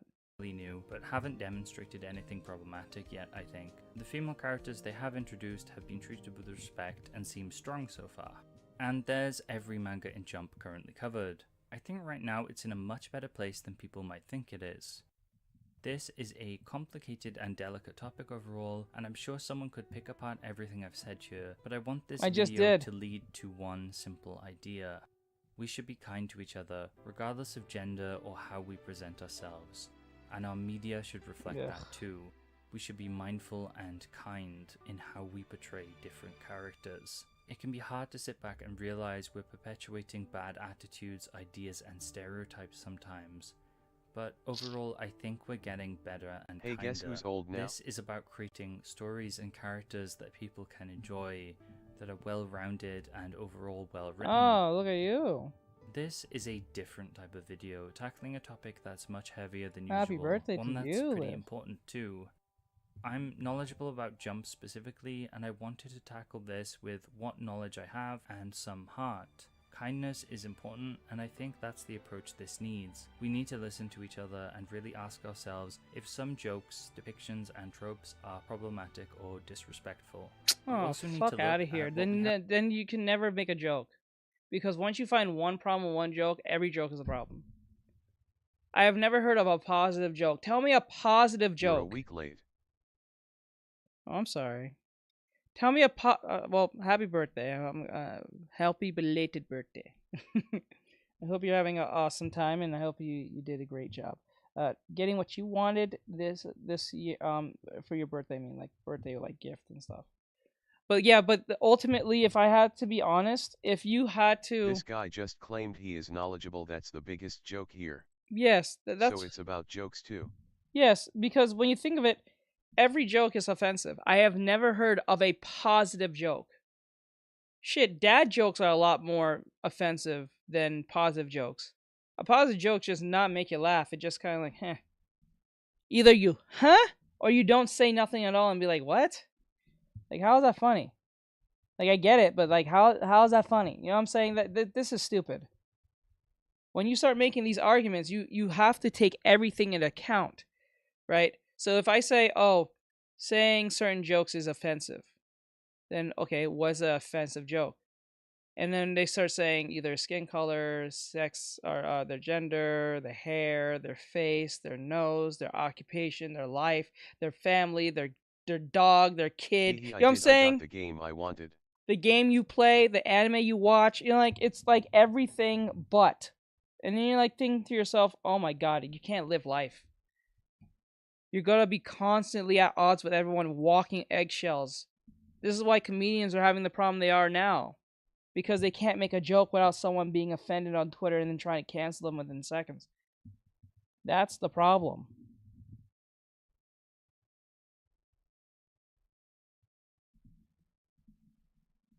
Have now That is what's stupid. being serialized. Currently, I see Jump improving, and I think we should focus on praising things like Akane Ashi and how it's doing things right. We can't change the past manga that have serialized in Jump. They've already been written, but we can take heed of what worked with them and what didn't to make even better manga in the future that everyone can enjoy. And so what he's saying is fundamentally change everything because you find something problematic, not that it's not working. So it's what he's saying is this: if Power Rangers has violence in it and it's making a lot of money and people are flocking to it, but you find the violence problematic, then we should take out the violence. So once you take out the violence and replace it with, I don't know, tea parties, I don't think people are going to come.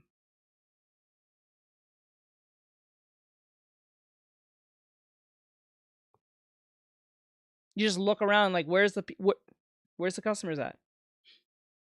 You fundamentally changed everything about what brought people here in the first place. You know what I'm saying? You just literally just sat and said, let's take out the dinosaur out of Jurassic Park.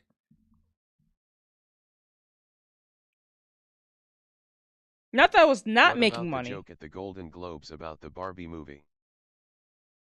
Oh.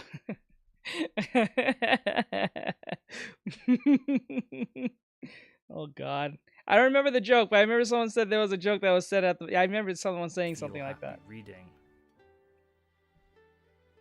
Okay. Thank you for watching.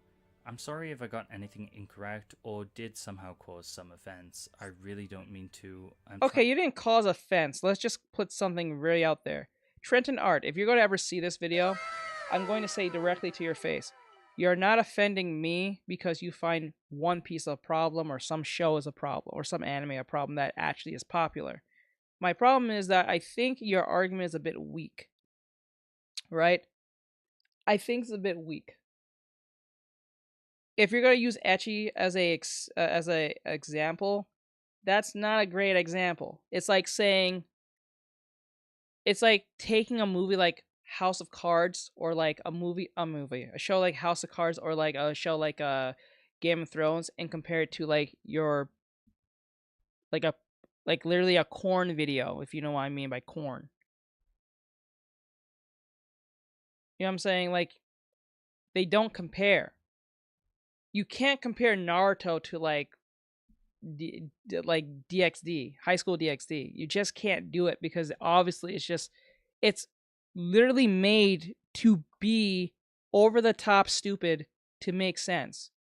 There's literally in the show, the dude has like 6, 7, 8 dudes in his bed. I mean, 6, 7, 8 girls in his bed of different hair color, body types and shit. Corn. You know what I'm saying? Like, it makes no sense. Obviously, it's supposed to be offensive, right? Obviously, it's supposed to be that way. That's the whole point of the joke. This is something so off the wall that it's not supposed to be taken seriously. It's like watching an Austin Powers movie.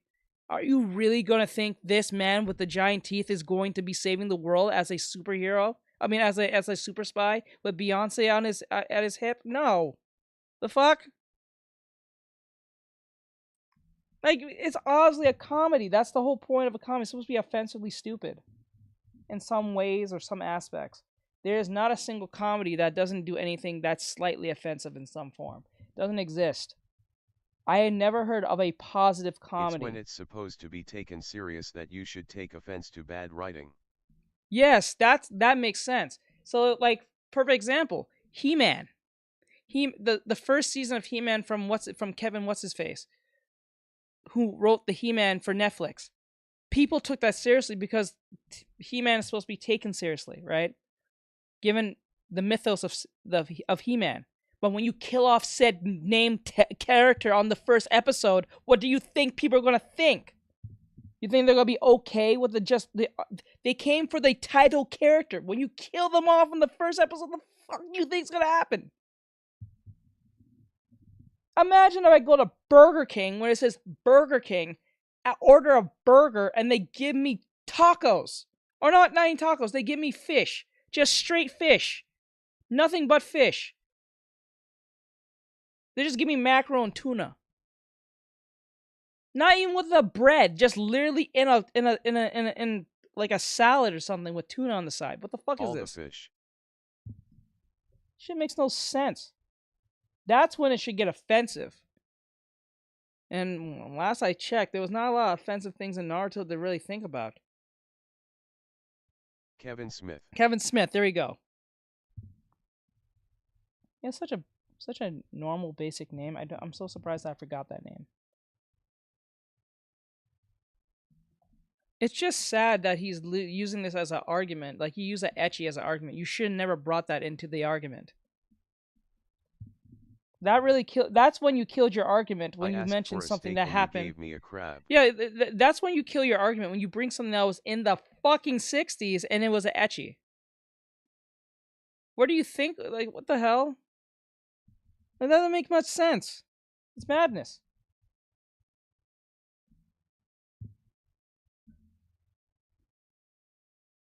Like, look at Black Clover. Black Clover has a lot of well-written characters as in it, female or male.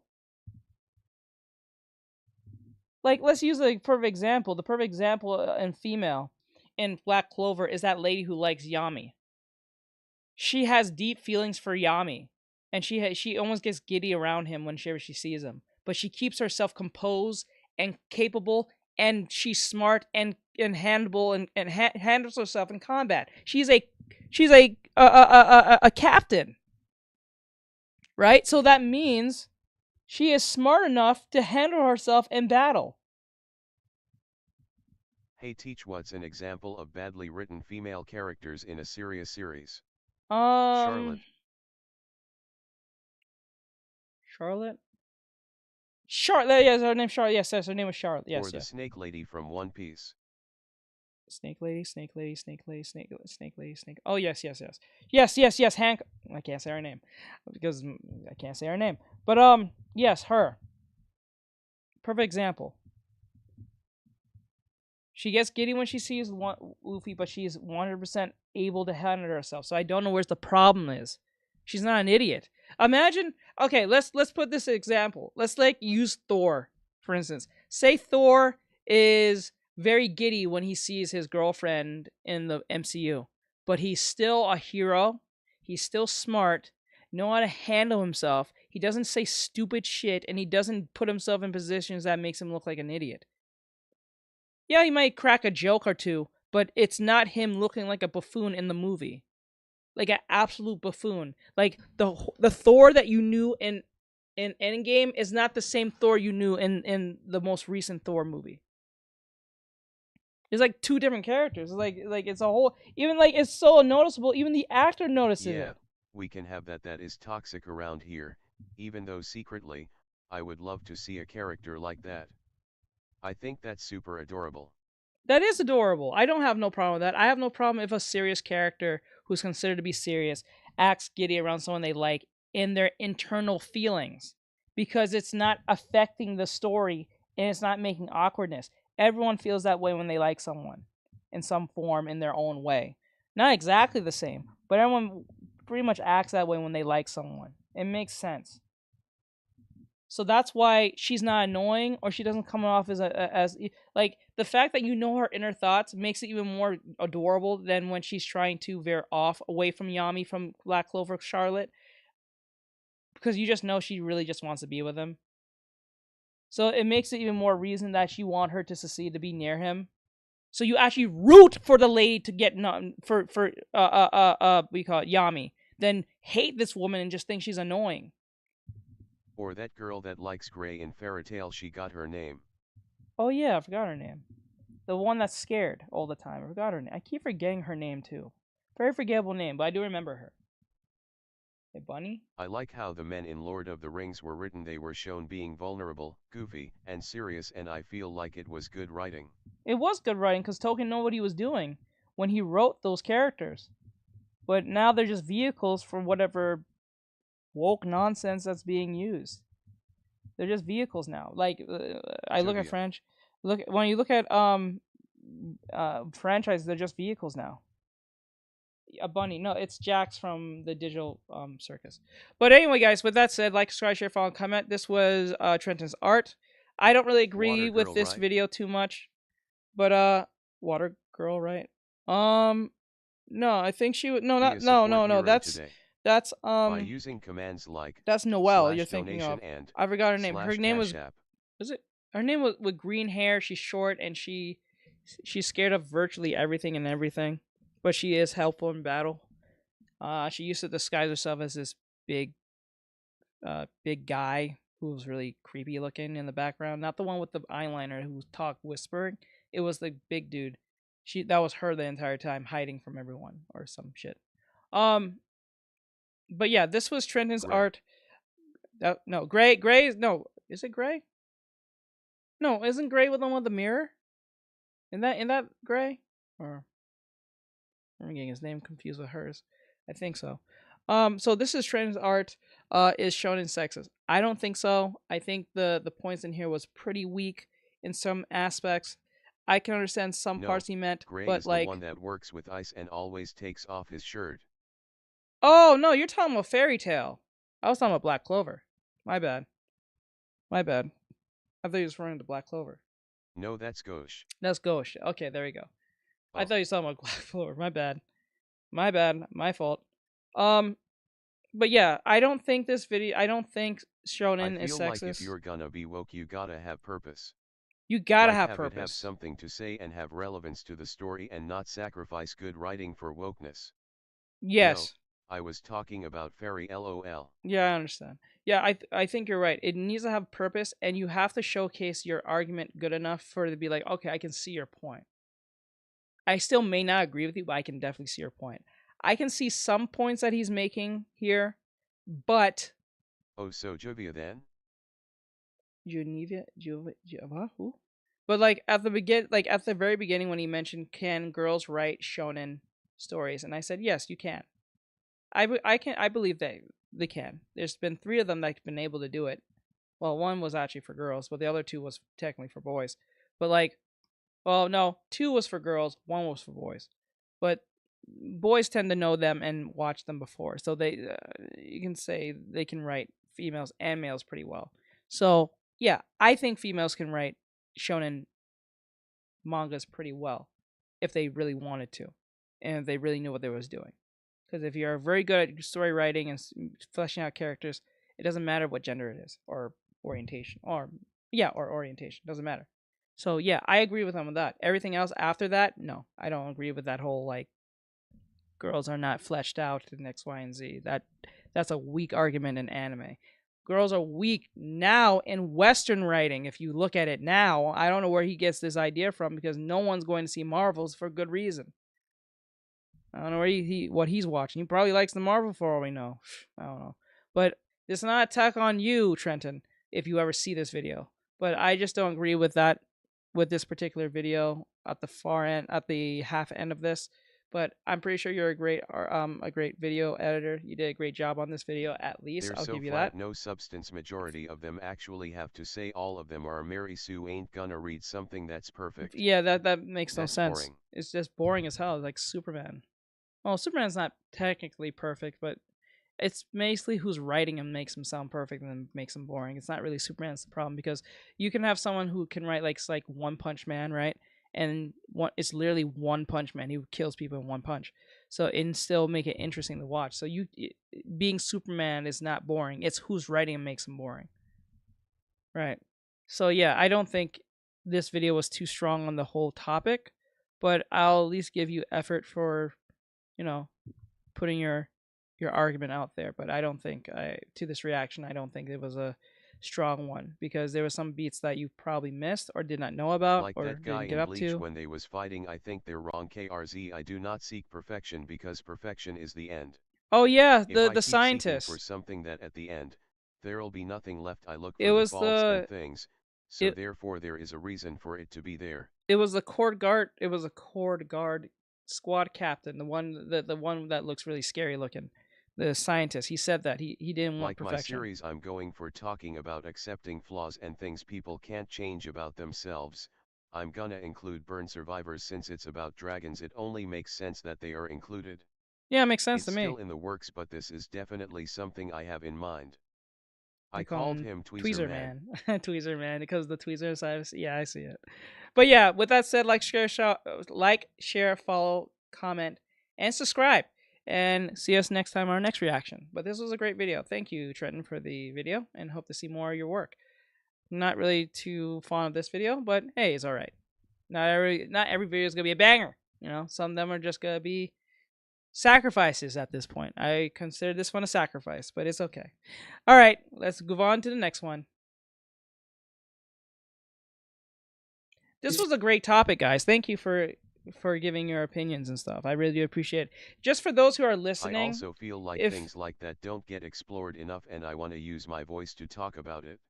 I would like to give it to those who are in here. If whether you agree with me or not, I have no problem if you disagree. I have no problem if you disagree with me at all. I'm not people who disagree. No prob. But I love the engagements. I really do like that, because it keeps me want to make more videos like this and hear what you guys have to say. Because it's not just a reaction video, because I think reactions are kind of boring. It's more of a reactionary thing, but I'm responding with commentary and substance on why this is being watched, right? So that makes more sense than just saying, "Oh, look what that happened. See that happen, guys? That was so cool, right?" Click. "Oh my god, that was scary. Did you see that, guys? Did you see that? That was so cool, huh? Like and subscribe. Click." You know what I'm saying? That shit's stupid. I don't want to do that. More right in terms. Like, that is just dumb. I want people to have opposite thinking. I don't want you guys insulting each other. Yes, agree. But I want you guys to have opposite thinking. I don't want to be an echo chamber, because that shit is fucking annoying. Because, like, not everyone should agree with everything you're doing, because that's just boring as hell. And stuff, so. I have no problem if everyone wants to come over here on YouTube and say hi. Just don't be fucking disrespectful and be like cursing at people and calling them names. Just say, hey, look, listen, I disagree. That's what I think. It is what it is. We don't have to agree, but that's just how I think. That's it. That's fine. Perfectly fine. Civilly, not a war. Yes, that's perfectly fine. I have no problem with that. I'm not gonna. You may not like the taste that I took. Fine. I might like your take that you took, but I might not like your previous take that you took. Doesn't mean we can't be human. It happens. We can't be perfect all the time. Learn that, Twitter.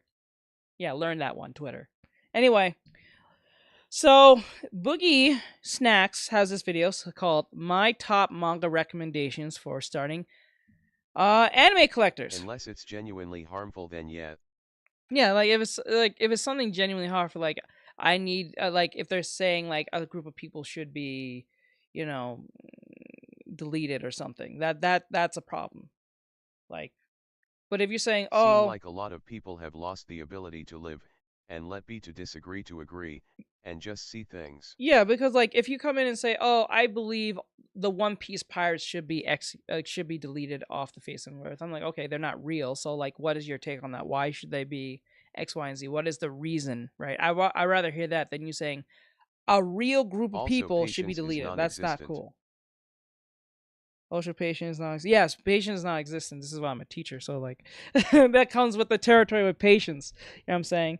Like it's just kind of sad how that is, you know, because we in the West are not taught to, like, you know, hear another debate or hear another person like outlook on things. We just kind of like, oh no, they said something I don't like, buzzword, you're that thing, you'll never be more than that thing, you must be canceled forever and never get a chance. You know what I'm saying? Like, not like you can change or anything, no. Or you can enlighten me on why you're saying these things. Maybe there's something I don't know that you know. You know what I'm saying? No, it's these gotcha moments. That shit is stupid. I don't look for a gotcha moment. That's boring. Because if I ain't gotcha, now the conversation's dead. Now you gotta be worried every time I'm trying to put you in a gotcha trap. You walked on my trap card. You know what I'm saying? That shit's stupid. This video is sponsored by Manscaped.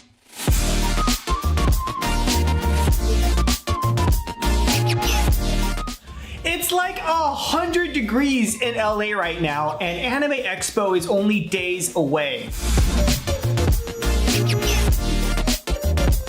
On Sunday, I will be hanging out at the Manga Lounge over at Anime Expo around 2 to 3 p.m. So if you guys want to drop by, I'm not gonna lie, you look like you drink a lot of soy, but that's not the problem.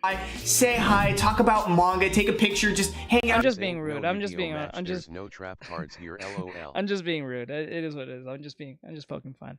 It's not an attack on Boogie. I'm just making fun. I'm just making good fun. It'd be wonderful to get to know you guys. I'll be over there. Now, with that out of the way, let's talk about today's video. With the massive spike of readers and collectors throughout the course of 2021 and into 2022, there are so many new people coming on into the community and starting their manga collection for the first time. In this video, I've compiled a list for my top recommendations for beginner manga collectors. These should be readily available in a variety of genres and just things that I wish that I had found, series that I wish I had found when I first started collecting manga. Okay, with that being said, I gotta get back to getting ready for Anime Expo. Sorry the video was late. I hope you find some recommendations in today's video. Let's go ahead and kick the video off, and I'll see you over at Anime Expo. Where to? Home.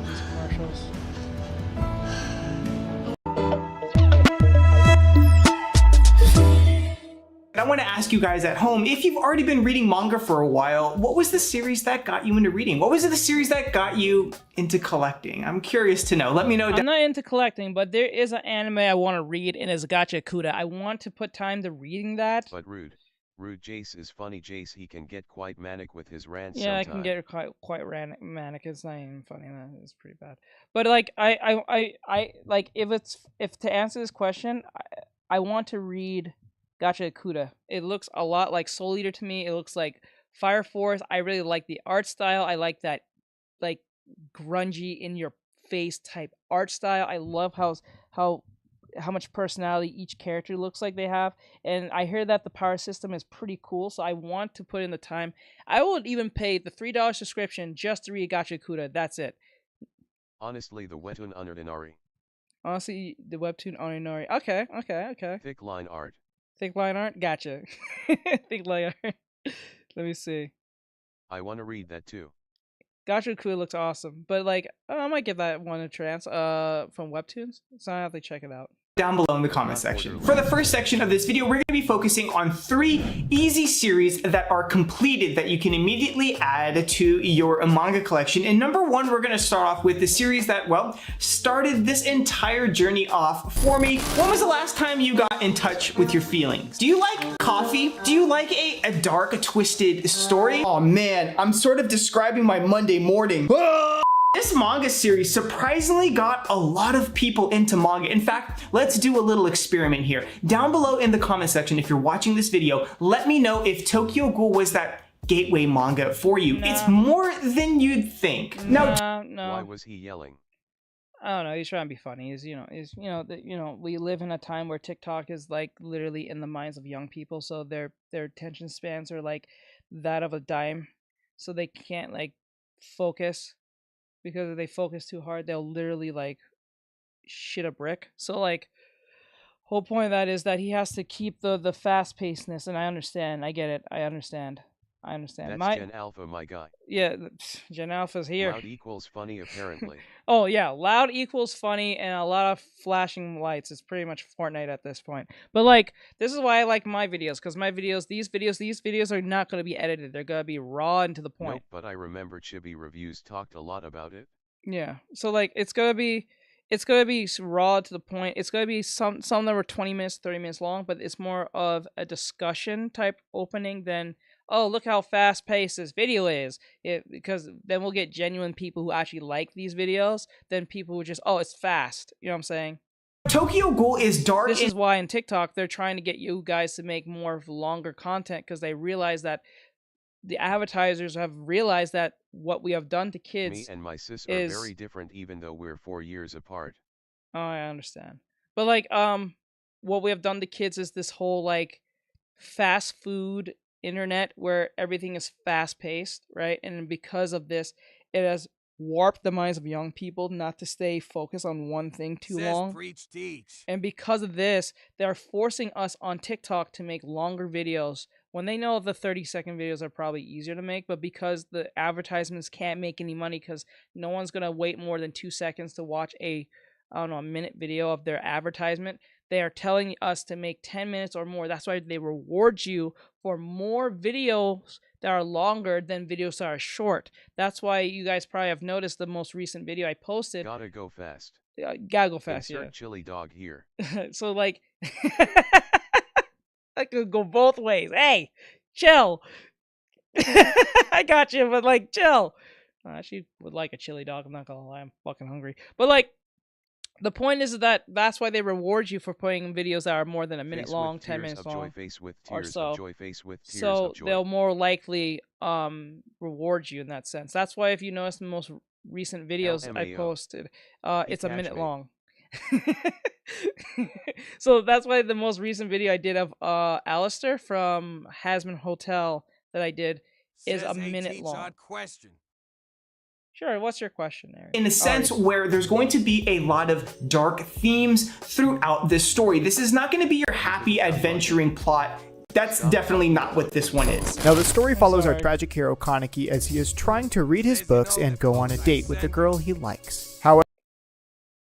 I gotta go check later. Yeah, the one with the legs? Yeah. However, in the back of a shady You know what, we'll talk about that later. Let's get this video out of the way, because the more I make these videos too long, the more people won't want to stay and watch them. alley down a shady street, his date reveals herself as the notoriously wanted ghoul in the area, and while trying to take Kaneki's life through a series of events, Kaneki just barely escapes away with his own. Now Kaneki is in the hospital, coffeeless, maidenless, and now has to deal with the fact that he is starting to really like the smell of human blood. How did Kaneki end up this way? Are ghouls really as bad as they seem? The mysterious coffee shop and how to adjust to life, once human, now ghoul. The story of Tokyo Ghoul begins here. Truly, I think this story is really good. Now, I might have a huge bias towards Tokyo Ghoul, but it did build up a name for itself for a reason. Got it, I got it. You might not think that this one would have made it into the video, but it's here for a reason. We're gonna be talking about Skullface bookseller Honda-san. Now, I know what you're thinking. There are other videos like this. I'm not gonna lie to you. I think most people who mention Tokyo Ghoul is people who are trying to get into anime. Okay, how I can explain this? I think when people use the term Tokyo Ghoul now, it's just like a weird shadow gateway in to like anime to know what other animes are there. Because like I don't think most people even want, like, it's weird to me how in video games and movies and TV shows, things that would be depicted in like Tokyo Ghoul into Western society, people will lose their shit and complain on Twitter, right? But if it was an anime of Tokyo Ghoul by name and that's it, they'll accept it for what it is and not complain about it. Very odd to me. On the internet, and this one is pretty much never on the list, and there's a reason why. This series is not going to be for everyone. The main premise of this story is that we have Honda-san right here, who is the main character, who is a very shy, sort of tucked away bookseller that works at a manga store in Japan. So you can guess we're going to get a lot of interactions with a wide variety of customers that are looking for manga in all sorts of genres from all walks of life. You can kind of already see how this would be a phenomenal learning experience, because they're sort of putting you as a fly on the wall in these wacky situations where you're going to get to learn a lot about the lingo of what people are talking about inside of manga and in bookstores. Also a lot about the back end things of the industry and just a plethora more. I think that's a biased thing to say, because this is coming from the perspective lens of a Japanese individual. So I'm pretty sure that would be kind of true, but in the Eastern Japanese sense, because this is what I'm saying, like, things that are accepted in Japan is not all that accepted here in the West. So things that they may accept and talk about that we may not talk about openly and just okay with. You know what I'm saying? So like, because remember, Japan and China and all these Asian countries are very conservative, right? So they have very more conservative values than we do now in the West. Than we used to have conservative values, but now that's more liberal than ever. So when someone says you'll look into the eyes of this, like how he said this, I don't think that's a bit biased to say, because it's not going to be the same as if you're in the West, right? Unless it was taking place in the West, then I probably didn't hear that part, but I don't think so. I think this will be taken on the eyes of a Japanese individual who's writing it in a Japanese perspective, because certain cultures tend to value or not take certain things so seriously as we do in other in art. Strange culture as well over here in the West. So yeah, I think that's a little bit biased thing to say. I know that's not really that important, but I would put that out there. Really only a few volumes in this series. It's highly educational and very entertaining, and to be frank, you shouldn't have any problems finding all of the volumes within Skullface Bookseller Honda-san, at least in the United States and Canada. I can't really speak for the rest of the world. In fact, let me know if they're hard to find in your area if you're outside of the United States or Canada. This is going to be your slice of life romance comedy, but trust me, this— I'm not gonna lie to you. It's very strange to me how Canada did not outright ban anime at all, given how liberal they are. Like, given how extremely liberal Canada is, I'm surprised they have never outbanned anime. Very odd to me. This series has been doing incredibly well, and the numbers speak for themselves, with already being— because I think in Australia they ban anime, if I remember. I think certain parts in Australia, I think they outright banned anime. You can't have anime. I don't think they sell anime in Australia. Canada is liberal. Yeah, Canada is extremely liberal, very liberal. So I'm kind of surprised that they let anime into their gateways, just like Australia. I think Australia is just as liberal as Canada to a certain extent, but they managed to ban anime somehow. Or I think there was a bill being passed to get rid of anime. Over 12 million copies out in circulation right now, and we're gonna get even more with the final volume, so I'm very interested to see the final numbers actually on Wotakoi. Now, Wotakoi totals in 6 volumes, so this would be a perfect quick summer read for you to get through, and I think that most of the volumes, if not all the volumes, should be fairly easy to find, whether you're in a local store or definitely online. The base premise of Wotakoi is what I really like. It's a group of friends that are young adults trying to hide the fact that they are, well, I mean, they're such high-level weebs, and them trying to hide the fact that they are in corporate life is absolutely hilarious and extremely relatable, especially for those of us that are working these 9-to-5 jobs right now. That doesn't sound funny. That just kind of sounds like everyone. I'm not gonna lie to you. Who doesn't like anime? Like, I know there's people who doesn't really watch anime or don't like anime like that, but majority of most people kind of sides with anime anyway, because it's been around for most of their lives. You know what I'm saying? Anime's been around since what? The fucking late 60s, early 70s? Right? As a name, like anime itself.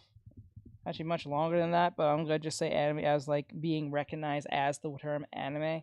So like, who's gonna actually ridicule you for liking anime? Now, if you like anime, right? There's an anime for everyone. Yeah, like if you like an anime, right?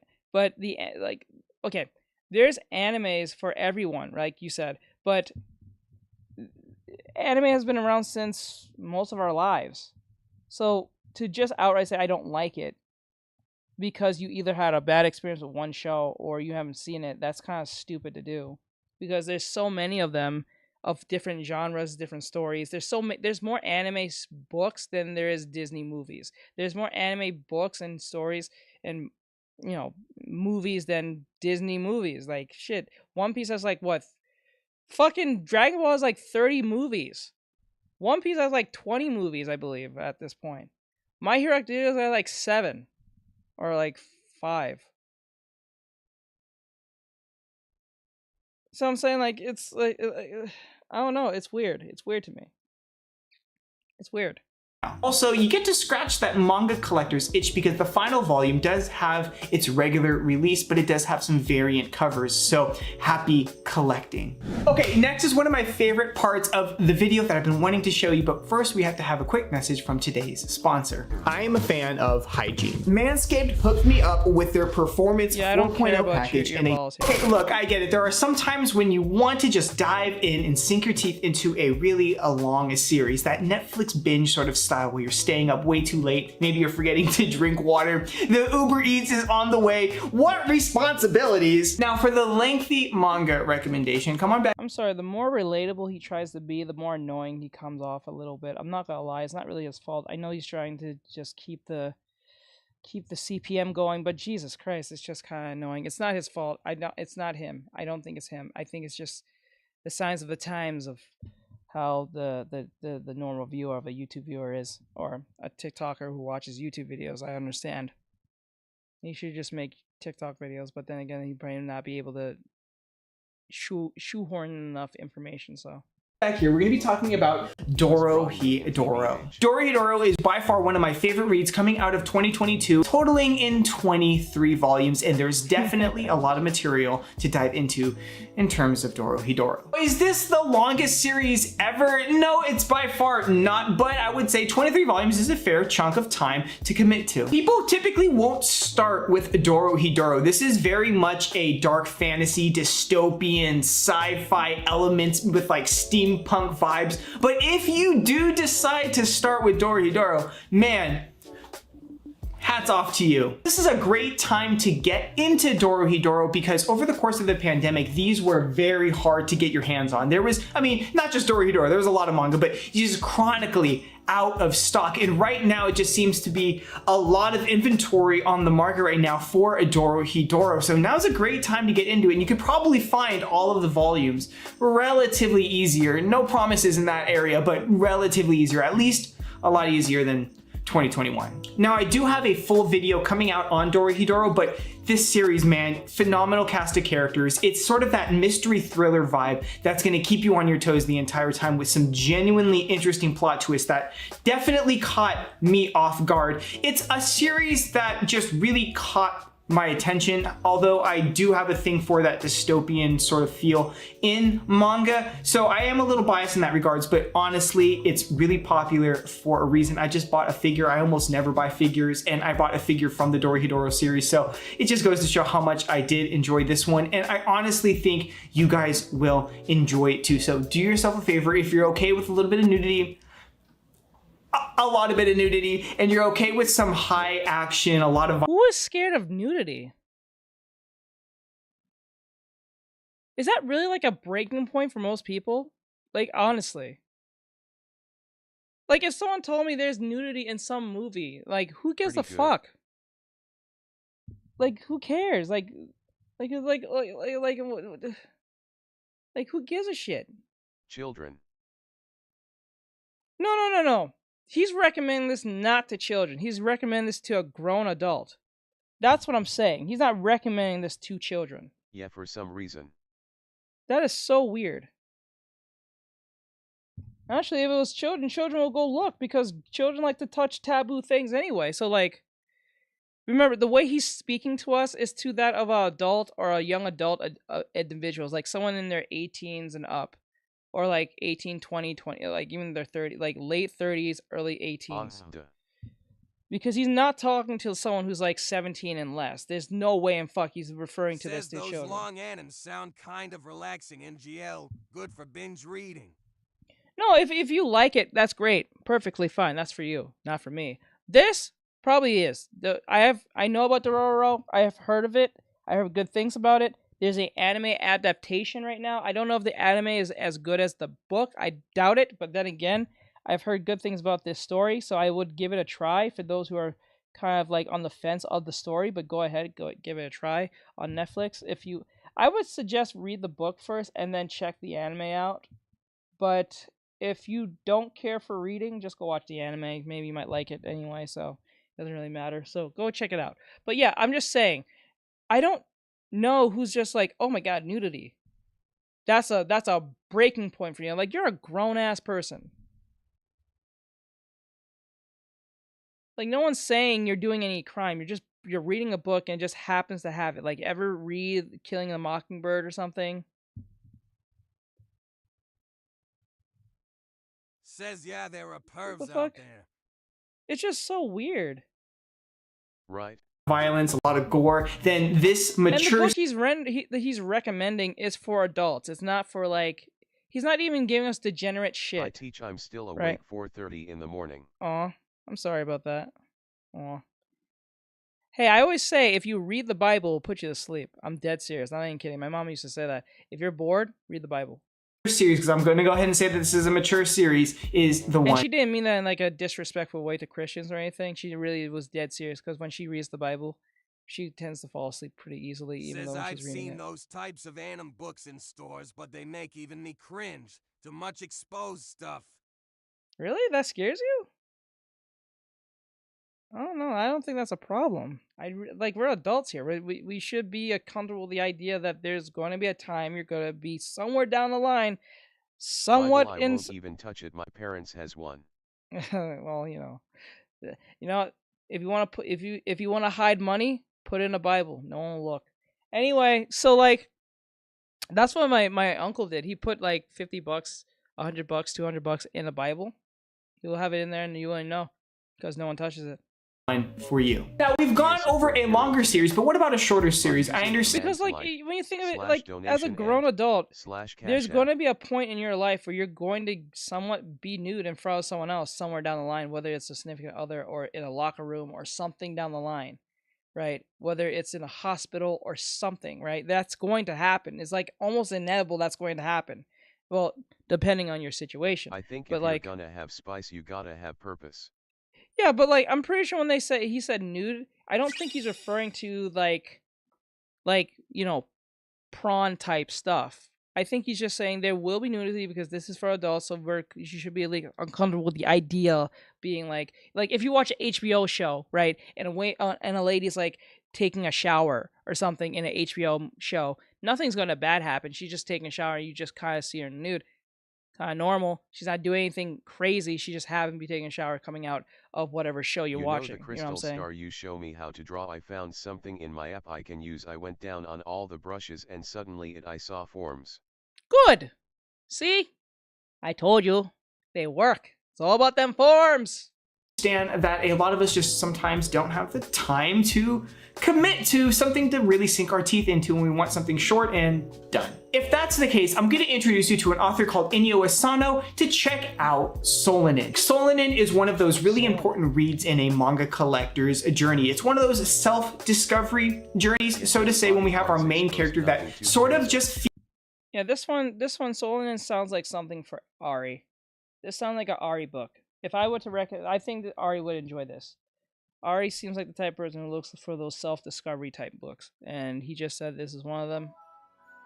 Hey, Laggy, thank you for that for the star. I do appreciate it. Thank you so much. I appreciate it. Bro, just to let you know, the stuff you send me has sound effects. You may not be able to hear it. So it's over here on YouTube. You'll be able to hear it. I just don't have a speaker here because we're doing YouTube. And the topics we're talking about is not so TikTok friendly. So if you want to be part of the conversation and want to come over here, Maybe same thing. thinking face, If I'd you guys have want to to come look over here into and it. give your opinions and stuff, I have no problem if you have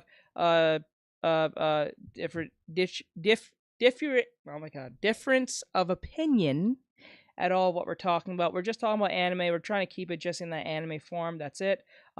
We try to keep it quite relative. So if you want to come over here, you can. If you don't know how to find us, link in bio. We're on YouTube, Twitch, Trovo, and all that stuff. So you can go and follow all that if you like. Or if you want to be part of the conversation, just go on YouTube and Twitch. And all that great stuff. This is also a message to y'all who's going to rewatch this YouTube video with the thumbnail. So yeah, if you want to be part of the conversation, come to YouTube, come to the Twitch, or at least subscribe. So when I'm on and doing these, you guys will be notified. Hit that bell, please, because I kind of noticed why no one knows I'm on TikTok, because no one clicks the stupid bell in the corner. Click the bell. Please click the bell. It lets you guys know when I'm on. It lets you guys know when I'm going to stream and stuff. Please, for the love of Christ. Thank you for the star. Aw. I can like hear those anime books I get where nothing they're but sort of stars. adventuring or are like a warrior or those types of characters. Ah, okay. I see.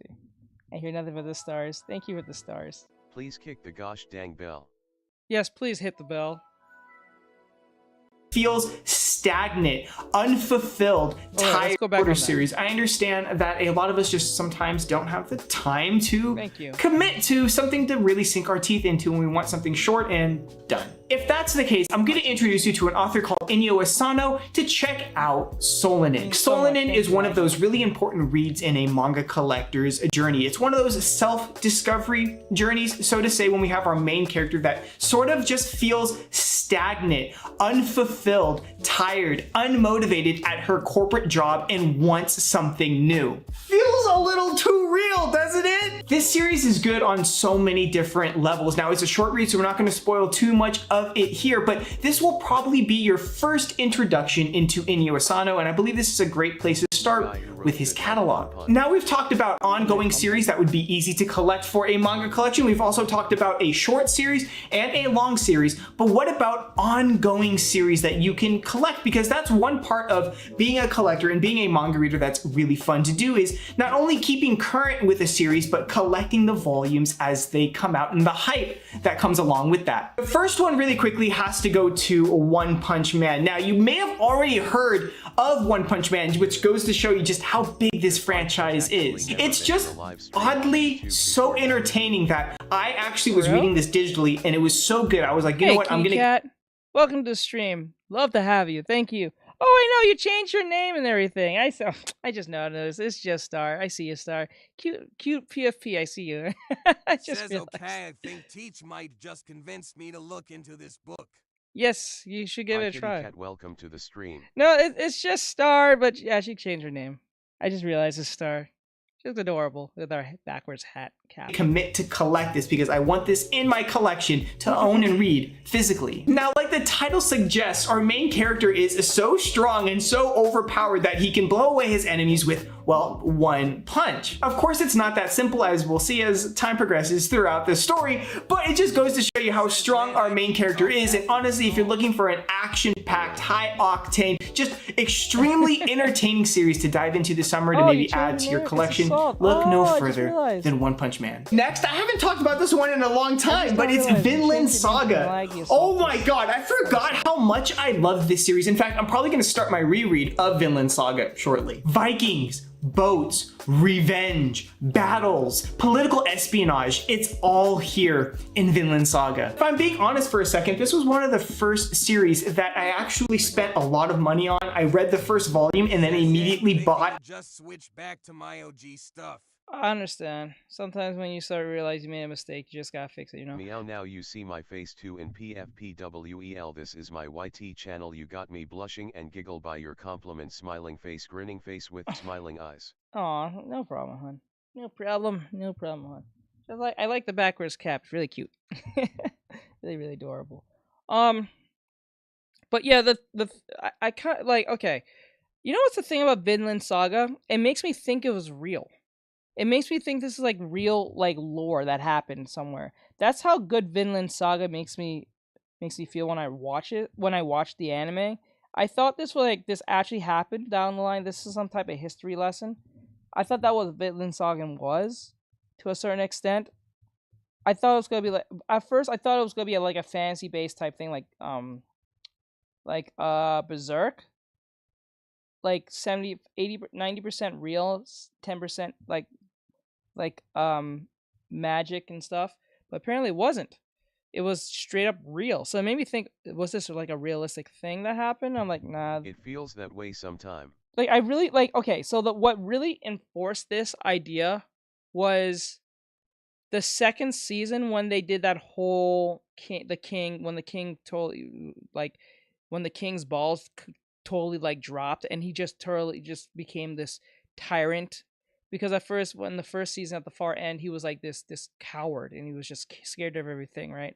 And then when he just literally like woke up one day and said, you know what, I'm not gonna be a little pansy anymore, right? And then he became this king, this tyrant. He was just killing people and just doing his thing and being this force to be reckoned with. I was like, is this person real at one point? I feel like this is like one of those King Henry the First and Third type peoples, like something like that, because they did mention like England and Europe and stuff. So this was not like a made up place to a certain extent. It was like it was set in real life. So it made me think, was this like somewhat real? Like, was this like true events in somewhat ways that happened? Maybe, but not exactly.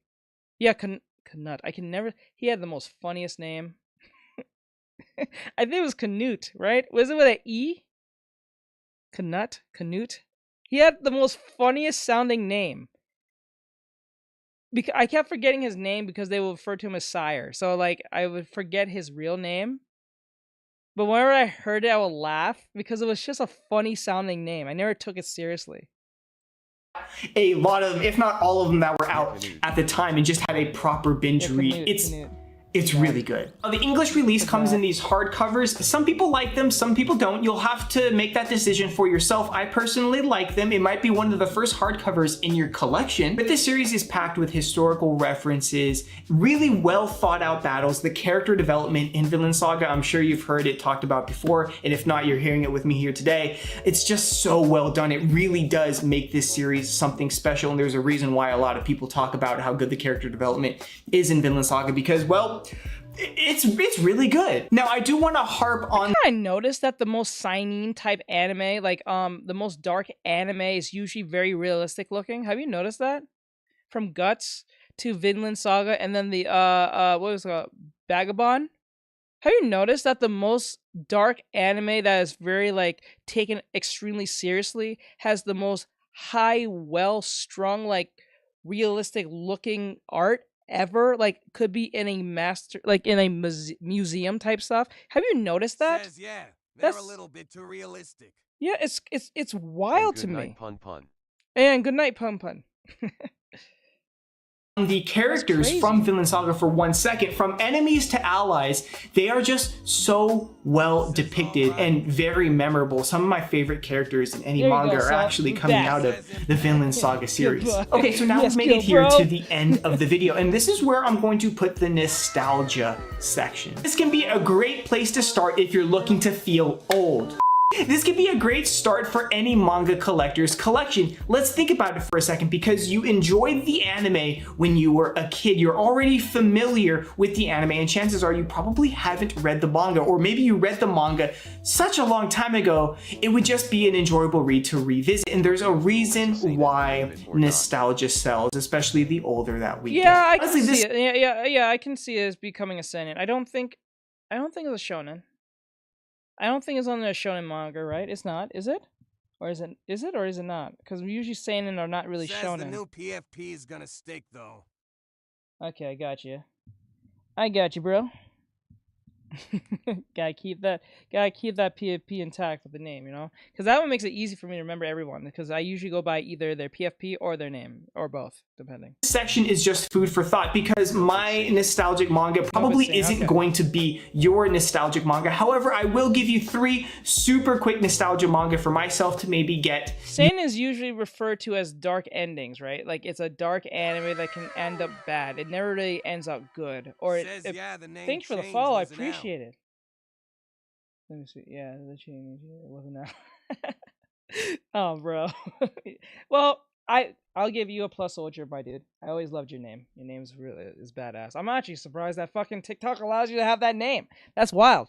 You going in that direction. But with that being said, let's kick it off with the first one here. And for me, Yu Yu Hakusho. This is such a good series with arguably one of my favorite tournament arcs in all of anime or manga. This has such sentimental value. You can't mention Yu Yu Hakusho with yeah, thank you, I do. Oh, that's a cool one. That's a new one. I haven't seen that one. I gotta put a thing for that one for a disco. Hello, V? Is it V? I think it's V. Hello, V. I hope you're having an awesome day. Thank you for coming in and saying hi. If you want to be part of the conversation, we're here on YouTube. If you want to be a part of the YouTube video, come over here on YouTube. Click on the link in bio, and you can say hi to everyone else that's over here having conversations, and we're talking about anime. Changing my cod name to Assault.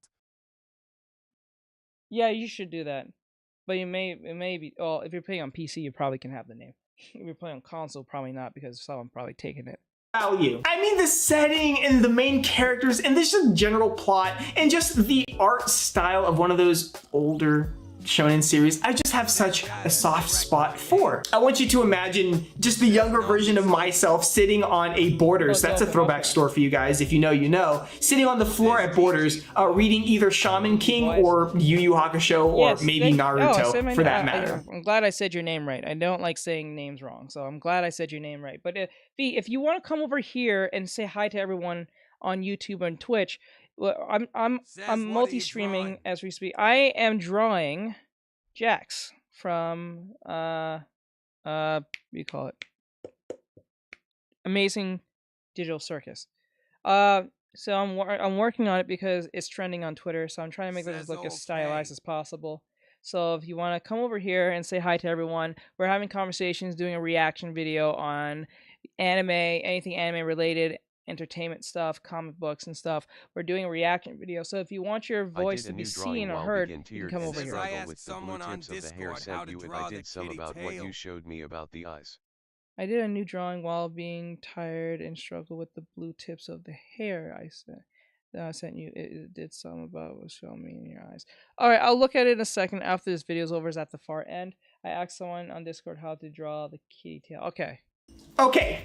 Dragon Ball Z. Let me know down below in the comment section if you grew up watching Dragon Ball or Dragon Ball Z. Personally, I just picked up both box sets for Dragon Ball and Dragon Ball Z, and as a collector, I'm gonna recommend you guys try to find them for a good price. However, Dragon Ball being the massive franchise that it is, there are various ways to read it. Last but not least is Initial D. I just actually had someone from the community send me a bunch of pristine copies from Initial D, which just adds even more sentimental value to this series. So I do know that eventually I will collect all of this phenomenal classic racing series in my collection at one point or another, but I'm slowly doing it because it is very expensive. Now, before I let you guys go, I would like to invite you to our Discord community. Discord community has been rapidly growing and has become home to a lot of new people. You can join the Discord by going to discord.gg/boogiesnacks. So of course, links for all of that will be down below in the description box. I am also streaming on Twitch a lot these days. So if you'd like to come hang out, I'd love to get a chance to meet you. Of course, links will always be down below, or you can go to twitch.tv/boogiesnackstv. All right, everyone, thank you so much for watching today's video. I think we're gonna go ahead and wrap stuff up here. I hope you got some recommendations, and once again, welcome to the world of manga collecting and manga reading. If you'd like to go ahead and support the channel, go ahead and mash that like button down below. It lets me know that you're watching at home, and I can continue to make more content just like this. And of course, as always, nothing has changed. If you'd like to stick around for more videos, go ahead and mash that subscribe button. We'd love to have you in the community. All right, everyone, thank you so much for watching today's video, and thank you, Manscaped, for sponsoring today's video, and I will see you in the next one. Have a good night. All right, so that was Boogie's next take on top mangas to read for beginners, or for people who are starting manga collecting. So if anyone is interested, I think my comment wasn't read it up. Let me see. What he meant to say is follow Actually, it Artextric on was. Twitch, It just TikTok, got and YouTube. overlapped. It actually did. It got overlapped. What he meant to say is follow Artextric. Thank you, Brad. You're amazing. Thank you. But also follow Boogie and all the others that I'm reacting to. Is I say their name so that at least you get to hear their name. I even put the link at the bottom of every video I watch, linking back to the person and put their name in the description. So if you're curious of this person, if you're curious of their work, if you're curious on how they do stuff, or you like how they presented a video that we reacted to, I always put their credentials in the description. You can see it right there if you click at the bottom. Wow, and it so took all that great long stuff. before it read my comment 1 to 2 minutes. Yeah. Sorry about that. Sometimes there's a lot of people talking at once, so it has to prioritize. But yeah. So what that said, that's Boogie Snacks. Thank you, Boogie Snacks, for that. That was an amazing video. You made this a year ago or so, but this was awesome. I'll see you guys in the next one. Later. So it seems artists. Okay, the worst type of art in the art community. Tracing art. Let me see, what's an after that? So, Skull and Bones. If Mark. Okay. Okay. So we can do about. I have so many of them, but you know, I should start off doing them. What's up, guys, and welcome. Okay, I'm gonna do. What I'm gonna do tomorrow. I'm gonna save. A.iart is the worst technically. Yes, it is. Wait. Just to be clear, I was gonna react to these art videos because I know that I'm technically an art channel, anime art channel, even though I'm doing anime reviews and stuff. I mean, well, reactions. I'm gonna save these art related stuff for tomorrow, and we're just gonna do anything that is like pop culture wise or anything like that. I think that makes more sense because it'll be just too much to go and do all the thumbnails on. So Good lord. let me see. This one came out a month ago. Unboxing figures. DC's comic absolute power. Everything you need to know. I don't think that's so important. Now I love to show. 30 days of digital art challenge. That's going to be in the bin of. Today we're going to learn how to construct the loop. This will be over here as well. Okay, you're deep in the jungle, hanging. No more flat artworks. How the shade. Okay, so tomorrow we're gonna do a bunch of art reactions. I think that makes a lot of sense. Thank you to everyone who's tagged me on the. Okay, okay, I think that's something that's interesting to hear about this woke person doing stupid shit. Okay, DC, everything, no. They decided to bring back. Why sexuality is core to Rogue's character. When did this come out? 5 hours ago. I can add that as something. It's a thumbnail. Okay, this is also an art thing that can go over there. I love action. This is the next big thing in manga that can go over there. So how to draw. Okay, everything art related will be done tomorrow. Don't you just hate it? Everything non-art related will be over here on the far end. So we have 1, 2, 3, 4. Get rid of this.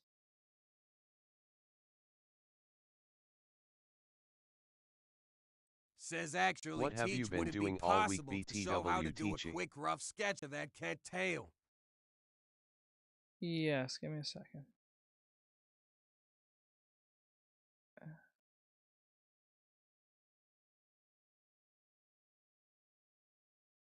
don't know what that is.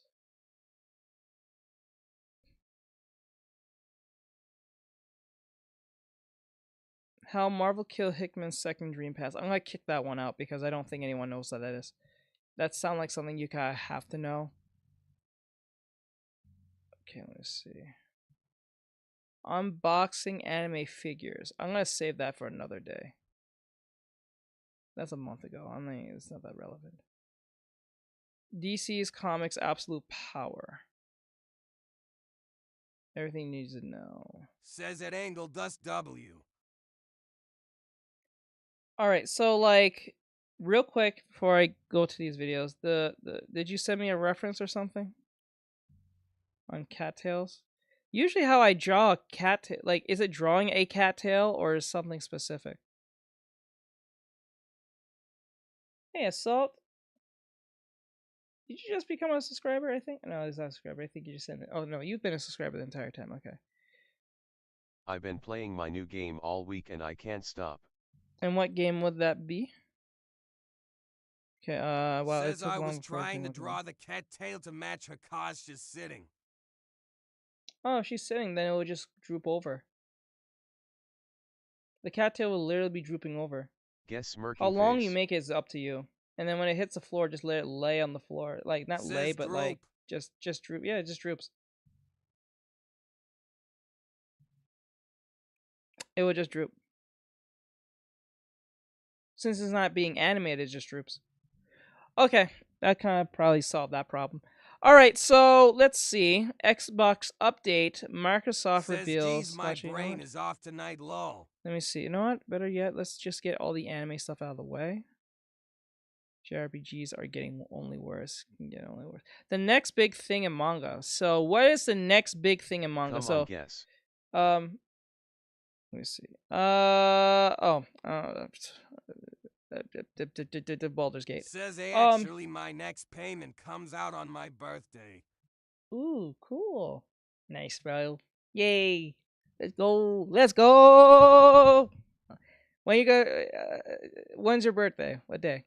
Let me see. Is this the next big thing? Hell yeah, and it's the best game ever. I got you. This says March 15th. Okay. Okay, I got you, bro. Look at you. I hope you have something planned for your birthday. You better not tell me you gotta stay home, because that'd be lame. But then again, I know how it feels to stay home, so it won't be totally lame. It is what it is. The Says happy early birthday. Yes, happy early birthday. All right, so is this the next? Says nah, man, being 24, it's constant work. I understand. I hear you. I hear you. Being a young adult sucks. I get it. Is this the next big thing from the Senshin? He's gonna tell us what's the next big thing. Maybe it's something we already know about. Maybe something we never heard about before. But we'll see what Senshin has to say. So for those of you who watch this, follow Shensin in his endeavors on his videos. Give him a like and follow and all that great stuff. And hopefully you give a like and follow to our stuff as well. We do reactions on anime and anything comic book related, and probably anything pop culture related that is mostly into the animation, video game space, somewhere down the line, in art space. So if you like that type of stuff, follow us and give us a like here on Artextric. I also give art tips, and I'm an art teacher. So if you're looking for any art stuff, I'm your dude. I'm a great teacher.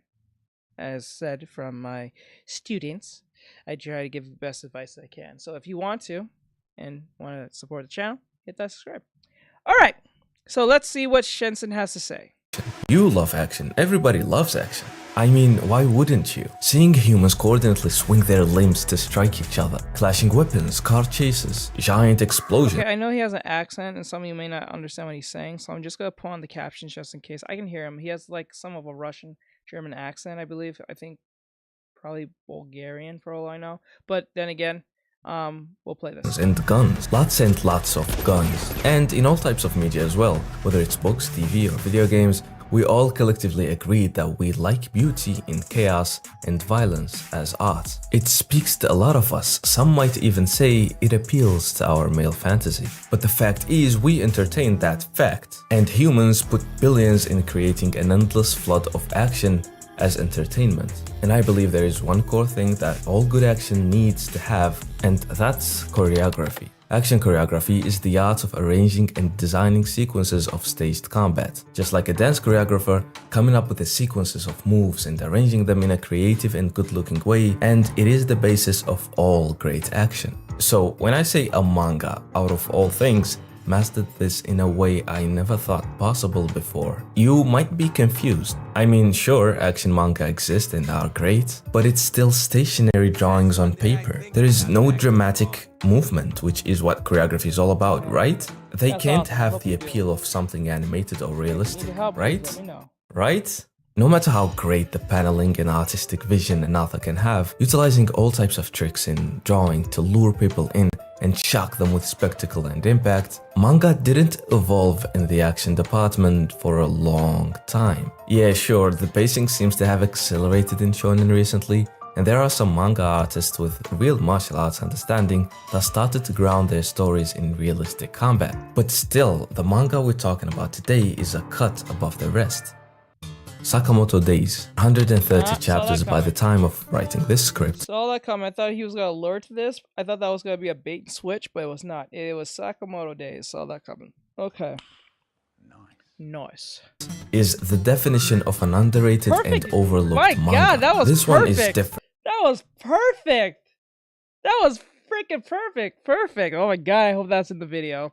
Trust me, and with my God-given ability to see potential and predict greatness of stories, I already recommended Sakamoto Days back when there was like 7 chapters. See, people on the internet, I'm cool as fuck. Sakamoto Days is about a guy called Sakamoto spending his days chilling and working in his convenience store with his little family. But that's not all. Sakamoto, as chill as he is, was a deadly and powerful assassin in his youth. But he found love and left that life behind him. That is until his old life starts to resurface back and threatens his current life and family. Sounds decent, but nothing original, right? Yeah, the story starts off very simple actually, slowly introducing the main cast in a slice of life type of way. Most arcs take like 2 to 3 chapters and they gradually get bigger in scale as more people get involved, and slowly the story gets more complicated. The past gets to involve seriously and the chaos starts. Twists and turns, the past and present get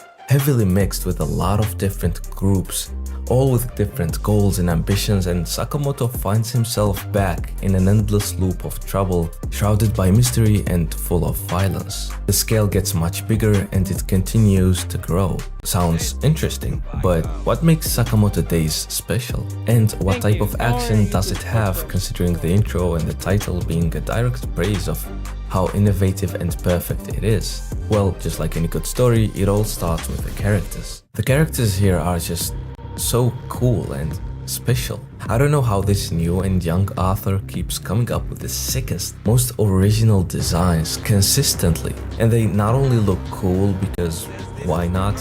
No, every character's traits, weapons, fashion, and the way they talk reflect their personality and beautifully ties in and goes hand in hand with the story and the dynamic with the others. Even though I can sit here for hours dissecting every and each one of them, it's up to you if you want to go on YouTube or Twitch because it's different for everyone. Some people say their Twitch acts weird, other people say it acts just fine. I don't know, it really depends on you. I would say for you to come to the Twitch because not only that you can clip things if you want, but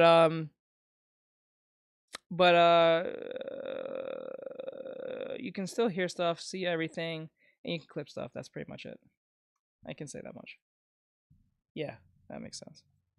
Let's just take a glimpse at some of these characters without getting into major spoilers territory. This right here is Osaragi. And no, I'm not starting with her because she's my favorite character in the manga. It's not like she's my type or anything, but she's a really powerful, high-ranked assassin. Despite how she looks, she's relatively small in size and wears a really cool-looking black dress, which embodies her simple elegance and cosmopolitan glamour.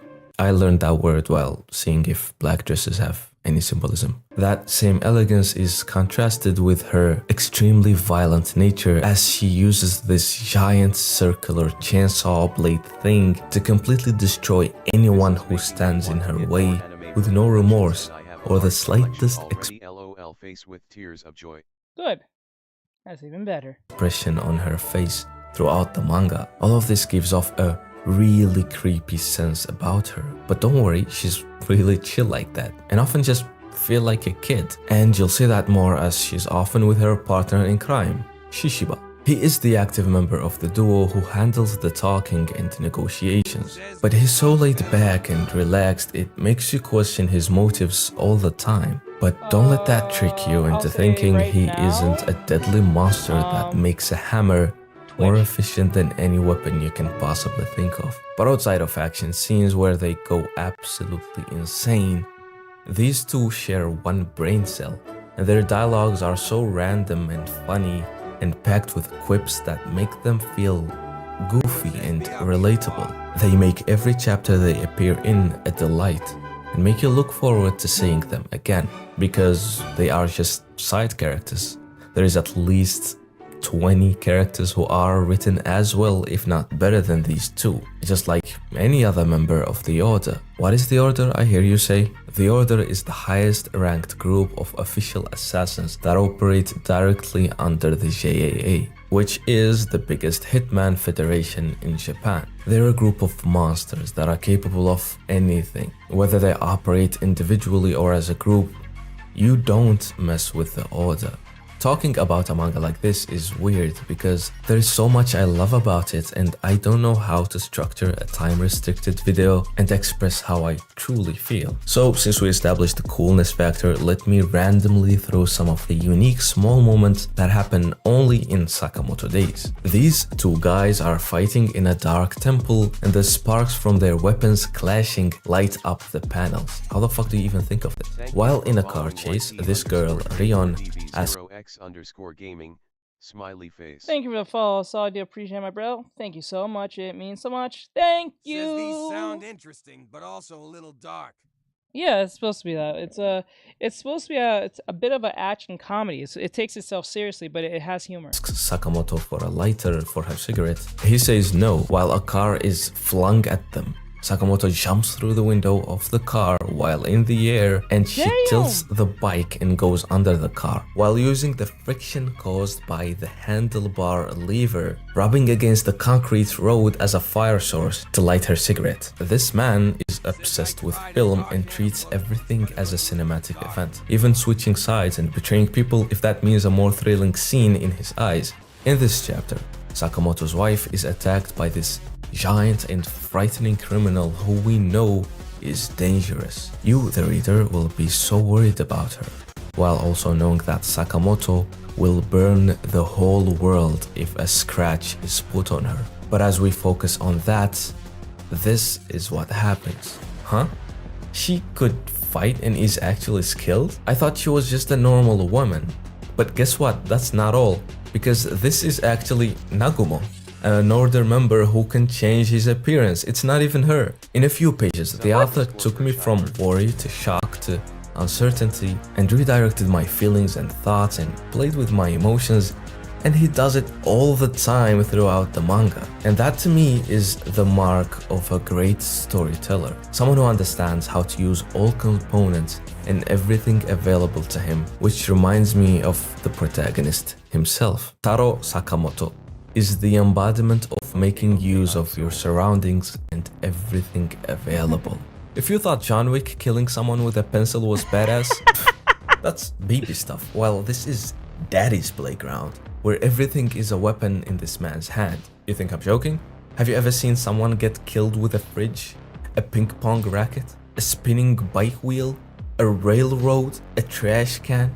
And he can kill you with a pen too, viciously. Have you ever seen a man stopping a bus with a literal stop sign, breaking a man's tanto with a fucking kitchen tongue? He can stand there with a gun in one hand and a cup of noodles in the other, and I will bet that the cup of noodles is deadlier in his hands than a gun in anyone else's. He uses anything in his surroundings as a deadly weapon, and that made him the strongest and deadliest assassin there is. But Sakamoto got out of shape because he left the hitman world. Even though he sometimes loses the weight when a fight gets too intense, he loses the mustache too, which is always funny. But Wait, is that every little time? silly Wait, thing whoa, is whoa, also whoa, whoa, taken whoa, whoa, seriously. whoa, whoa, hold that fuck up. wait. Does that happen? He just drops the fat within seconds and just go back to what he's doing? So he's like that dude from that muscle anime. That workout anime who teach you how to do workouts. He gets ripped whenever he feels like it, whenever it seems convenient to the plot. Literally fat gum. Literally back up. Oh my god. I was like, what the hell? There's no way. Even though he sometimes loses the weight when a fight gets too intense, he loses the mustache too, which is always funny. But that little silly thing is also taken seriously and used to its limit in every possible way. Like how he got weaker over time. And there is a character who is obsessed with the legendary hitman Taro Sakamoto, except he doesn't look like that anymore. And boom, that's an entire subplot from just one little silly factor. Like I said before, the author is like Sakamoto, but in writing. He uses absolutely everything to its maximum potential. This man is a genius storyteller and an absolute legend at action. The fights in the manga are never stationary. People fighting are always moving, which is what makes sense. No people just stand there and duke it out. That's why I love manga like Jujutsu Kaisen. There isn't a single fight that starts and ends in the same location. But in Sakamoto days, characters might even end up in a different city with how much the fight gets out of hand, and I love every moment of it. Since we talked about the protagonist, let's take a look at the main villain. This guy, who I won't even mention the name of, starts off as one of the most mysterious characters I've ever seen, and with a hell of an introduction that I won't talk about. Bro, why does it look like Johan? It looks like Johan, bro, from Monster. The Johan took over an organization and just went. Yo, it looks like Johan.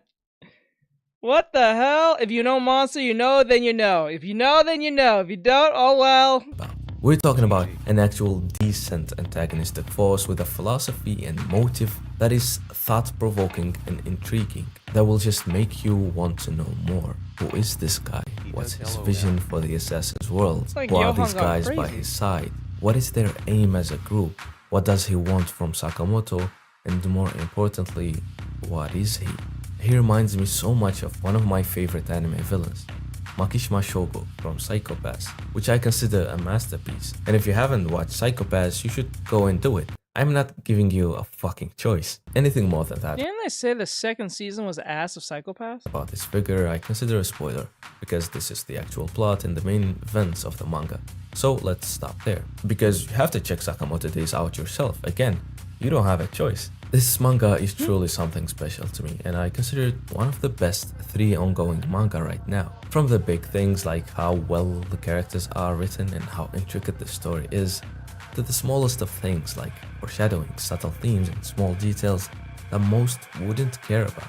Like how the assassin world is kinda hidden from the mainstream, but people are aware of it, and there are lots of instances where that secret is shown to be maintained like a dedicated gate. Help loudly crying face. It says not able to find the sub button. Oh yeah, I don't have the what do you call it? I don't have the affiliate link yet because I need more than 5 to 10 people. Oh, I mean 4 to 5 people in there, not at the same time, but just a average of 4 to 5 people, or well, average of 3, but it has to be more than 3. That's the point. So this is why I'm trying to get everyone and funnel everyone to TikTok from here, so they don't get, you know. So if some bullshit happens on TikTok, hope you all behaving. You guys come over here. They're quiet. With tears of joy.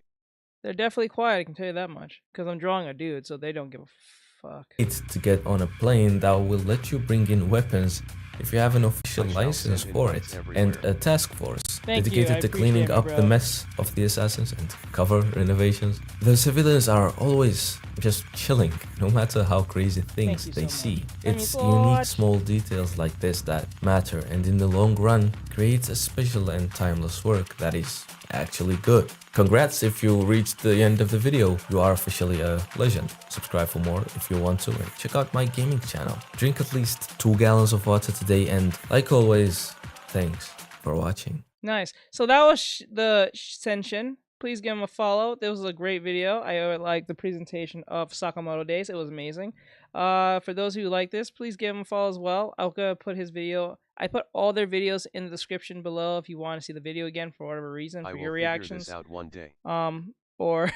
Or if you like the creator who I'm watching or reacting to or getting commentary upon, you can follow them there. I put their link and everything in the description so you can find them where they are. for those of you here, like, subscribe, share, follow, and comment. I hope you guys enjoy this. This was amazing. And I do appreciate every last one of you guys. If you want to keep these videos, keep going and keep them raw and to the point and stuff like that, you won't be part of them. Follow and you get notified, and hit that bell. Please hit the bell. That's going for YouTube, Twitch, Trovo, and TikTok. Hit that frickin' bell. Wait, I have a new idea. And what is your new idea? And with that said, I'll see you guys in the next one. Laters. Okay, that's gone. So, what's next? So I think we did all the anime stuff. No, there's one anime stuff left. It's technically anime, but it's not anime. It's JRPGs. So this guy named Super Handbone. The name. Super Handbone. I'm just a child. Super Handbone over here made a video about if RPGs that only gets worse. So I guess it's basically RPGs that you played, it's getting good, and then all of a sudden it goes totally left field, and it's not in a good way left field. So he's going to mention them. These are games. So this is in the gaming space. So if you guys want to hear about this. Ham-boning. Ham-boning will save your life one day. Ham-boning. So with that said, let's see what with Hambone or Super Hambone, can't get over that name, is saying. So let's hit it. When you're vibing out at home, watching some videos or playing a game, maybe drawing a little picture for your little picture collection, and you stop and think, wow, I'm hungry. Could really go for some soft pretzels. You haven't been to the store for a few months, been living off the table scraps you salvage after every little picture exhibition, but lo and behold, shoved to the back of the freezer, soft pretzel box. But upon proper inspection, it's empty. All that hype and excitement for nothing. Your day started out good and was only getting better until everything came crashing down. Or maybe at that very moment, a man busts into your house and beats the shit out of you. So in your quest for revenge, you travel off planet only to be told your entire life was a lie and everything is a computer simulation. You and your motley crew of friends, most of which had their character arcs completed hours ago. Is he talking about? I think I know who he's referring to. If we know he's for what game, if you know the JRPG he's referring to, I think we all know it's Star Ocean. Was it Star Ocean? I think it was Star Ocean. Oh no, it wasn't Star Ocean. It was either Star Ocean or Xenoblade Chronicles, or Xenoblade. It's one of those two. I think Xenoblade or Star Ocean. And Star Ocean, for some odd reason, is like it wants to be Final Fantasy in the future, but it's kind of lame. Head off to kill God. We've all been there, right? No? What do you mean, no? You stupid mother rat bastard son of a bitch! Don't you know who you're talking to? I play a lot of JRPGs. I play more than most, and boy, let me tell you, it has greatly impacted my view on women. But in any pursuit of lowball entertainment, you're bound to come across stuff that's actually good. So you invest attention, time, emotion, something you probably aren't doing with a lot of the real people in your life, only to have that excitement all come to a screeching halt when it happens.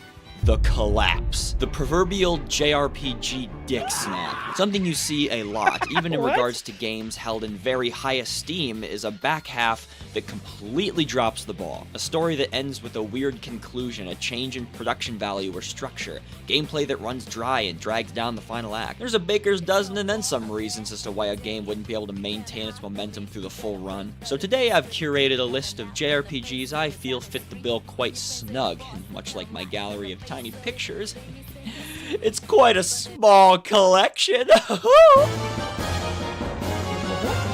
This is the cream of the crop, the apple in the eye of the so-called dick snap, the ball stretcher of JRPGs. Xenogears is regarded as one of the greatest games ever made, and that absolutely blows my mind considering it isn't even close to being complete. As the first title by the devs who would eventually become Monolith Soft, Xenogears was poorly managed. The entire back half of this adventure plays out in the form of a slideshow cutscene thing. This isn't necessarily the worst way to tell a story. I have no problems with visual novels and such, but it's important to consider that the rest of the game is indeed not a slideshow cutscene thing, and this is very much extremely abrupt and probably scared the crap out of a lot of kids. It was long believed that the project ran out of money midway through development and they had to switch to this very much worse hands-off experience, but Are you that serious? isn't really the case. In an interview for Xenoblade Chronicles 2, director Tatsuya Takahashi spoke on the development of Xenogears, revealing it to be less of a monetary crisis and more time crunch. The dev team was young and inexperienced, much like the ugly kids they would no doubt scare in the coming months. As deadlines grew closer, it was made very clear that the project wouldn't be complete if they stayed course. So instead of cutting the story short or finishing the plot through an uncertain sequel, they finished the story in the only way time allowed.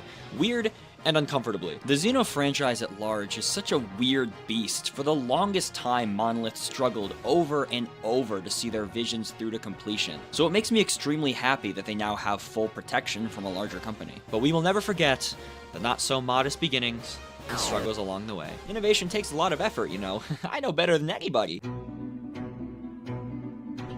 I mentioned earlier how in an exploration of garbage, you inevitably find a diamond in the rough. Well, Genshin Impact is the garbage you sift through only to find diamond, after diamond, after diamond. But the homeless people keep monetizing the dumpster. If Breath of the Wild was the trendsetter that changed the open world landscape forever, then Genshin Impact is the indie game about depression and anxiety. Except everyone is sexy and underage. Objectively speaking, solely from a quality standpoint, Genshin Impact has a lot to offer. The world is huge, filled to the brim with content, and sports a main story that is actually pretty dedicated to its ideas and world. I have played so much Genshin, some of that having been an underage boy myself, and man, let me tell you, the fan base loved that. I kid. Genshin Impact is a pretty cool game. If you're lucky. What makes Genshin worse the more you play it? The monetization and the constant feeling of frustration when you don't get the characters with the interesting kits and designs. My gambling addiction. Technically speaking, you can play most, if not all, of Genshin without engaging in the monetized loot pools and all that, but that Genshin is not a fun Genshin. There are tons of interesting, likable characters strewn about the world, with more being added right now. Seriously, go check. I guarantee Humblebug McJuggerfucks finally got patched in, and her tits are even bigger than the beta. Genshin is of quality. It's a game I would have paid an upfront cost for and felt a lot less dirty. I can't be the only one, right? Whenever I play one of these games and try to sneak around the monetization, I feel as if I'm missing out, and when I finally buy in, I'm either crushed by the disappointment or just feel gross. But whether you're free. Welcome to the world of FOMO. That's what FOMO does. It's a psychological tactic that these businesses use to make you think that you're missing out. The only time FOMO truly works when you're missing out is when Destiny tells you you can't play your fucking game that you paid for because, you know, you don't have the DLC, bro. You broke. You're broke. Look at you, you're broke. Yeah, that's pretty much what Destiny tells you. That's when you know FOMO comes in. That's when actual real FOMO comes in. You playing, I don't know, Star Wars or playing, I don't know, Genshin Impact for so many times, for a long distance of time, and didn't buy anything, you're not missing out, bro. You're not really missing out. You're not missing out. Look at getting a person or wishing for a person is more like a monetized cheat code than it is being like something you have to go do. You know? That's why it makes you feel like you're missing out, but you truly aren't. You're going to be perfectly fine, kid. If you came in my era, if you ever came into my era, that shit will not bother you. That loot box shit don't bother me in the slightest. Nope. That does not bother me. I remember when I had 2,500 and something loot boxes in Overwatch 1. Didn't open a single shit ever since I bought that game. Never opened a single one. If there was open, it was open on purpose based on the event that happened. But I didn't open them on my sole purpose on my own to go hold the button and open the box. I just let that shit just keep piling up because it didn't change gameplay. It didn't do anything for me. Nothing like that. Just perfectly just stayed away from touching loot boxes. I don't see the point of it. I think it's kind of stupid. Skins don't mean nothing to me. I can play the same defaulted character forever. I don't care. As long as I'm better than you, that's all that matters. Not me having more than you. It looks really bad that you have a Fortnite skin, that one Iron Man skin or that Gojo skin, and I still murk you with the defaulted skin in Fortnite. That's sad. That's sad to look on your behalf. And then not only that I destroyed you as the the Gojo skin, I also do a defaulted dance that you can get for free in Fortnite. And not the new defaulted dances, I mean like baseline season 1 back in 2000, God knows when Ninja was even breathing type dances, like literally. Like dead, like straight up. That'll be funny. That's funny to me. Me destroying you looking like a baby, and you look like a grown-ass man. To play or a big old beluga whale. Once you finish the most recent update and it's time to start grinding out gear and characters MMO style, you better have your wallet on call if you don't want to lose your mind over the waiting times and useless characters left miles behind the level curve. This is a more personal opinion. Yeah, I looked at my sister's like Genshin Impact characters and I'm like, who the fuck are half of these characters? Like, I see I've seen some of their trailers of some characters, but there are some characters I have never ever heard and or seen of. Like there's characters of designs I'm like, I can't even say it's like the same person. It's like a whole different character. It's like, who is this character? Like it's just it's like a roster of main characters for the sake of being a main character. Like it's too many of them. It's like Genshin Impact's sees where Marvel failed. Has too many goddamn heroes or too many people in one movie, right? Genshin Impact somehow managed to figure that out. Don't know how, but they've managed to figure that out. I'm well aware, but I put hundreds of hours and cash straight from my wallet into this experience, and I never got Diluc once. If I'm being entirely honest with myself, I'll definitely go back to Genshin at some point, but just like every other time, I'll eventually be turned off by the monetization. Just let me pay for the game. I'll pay. Well, I'll pay either way, but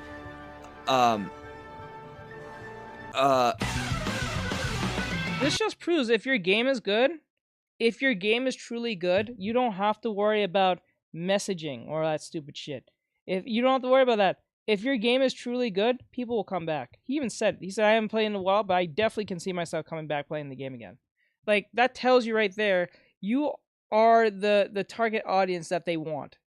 Because even if you leave for a couple of months, the guarantee that you're coming back is more of a win to them than you playing every single day. Because all they have to make sure is you is paying for their game. That's all they care about. That's all they want.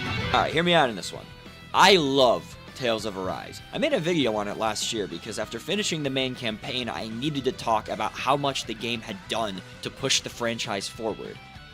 Despite the second arc hopping off a cliff and comically spinning down to the world below, and then getting struck by lightning 10 times, I'm a big Tales of guy. They're the perfect kind of JRPG comfort food I find myself wanting about every time I play a game. However, Arise made a point to do things a little differently, switching up the combat and telling a darker than average story with a far less cliched cast of characters. And in the end, I thoroughly enjoyed the plot. The cast was strong and gelled well, the constant new reveals and massive twists did a great job at recontextualizing prior events. But despite my love for this game and its super strong concepts, I'll be the first to admit the execution of the last 10 to 15 hours was messy. I'm talking 15-car pileup messy, alright? The pacing of the gameplay tanks 10 rounds to the gut with a penultimate dungeon that sees you walking as a really cool mechanic. And the final dungeon is also really engaging with this cool, unique mechanic called walking, and making one of your characters completely obsolete through the elemental matchups. The last chunk of the gameplay was a struggle. When it comes to the story, the first arc being longer than the second is maybe the weakest aspect of the whole package, because those last 15 to 20 hours are where the concepts and character dynamics are at their best. However, so much of the player's understanding of those events is displayed through what is essentially a 45-minute cutscene, where they drop so much on you all at once,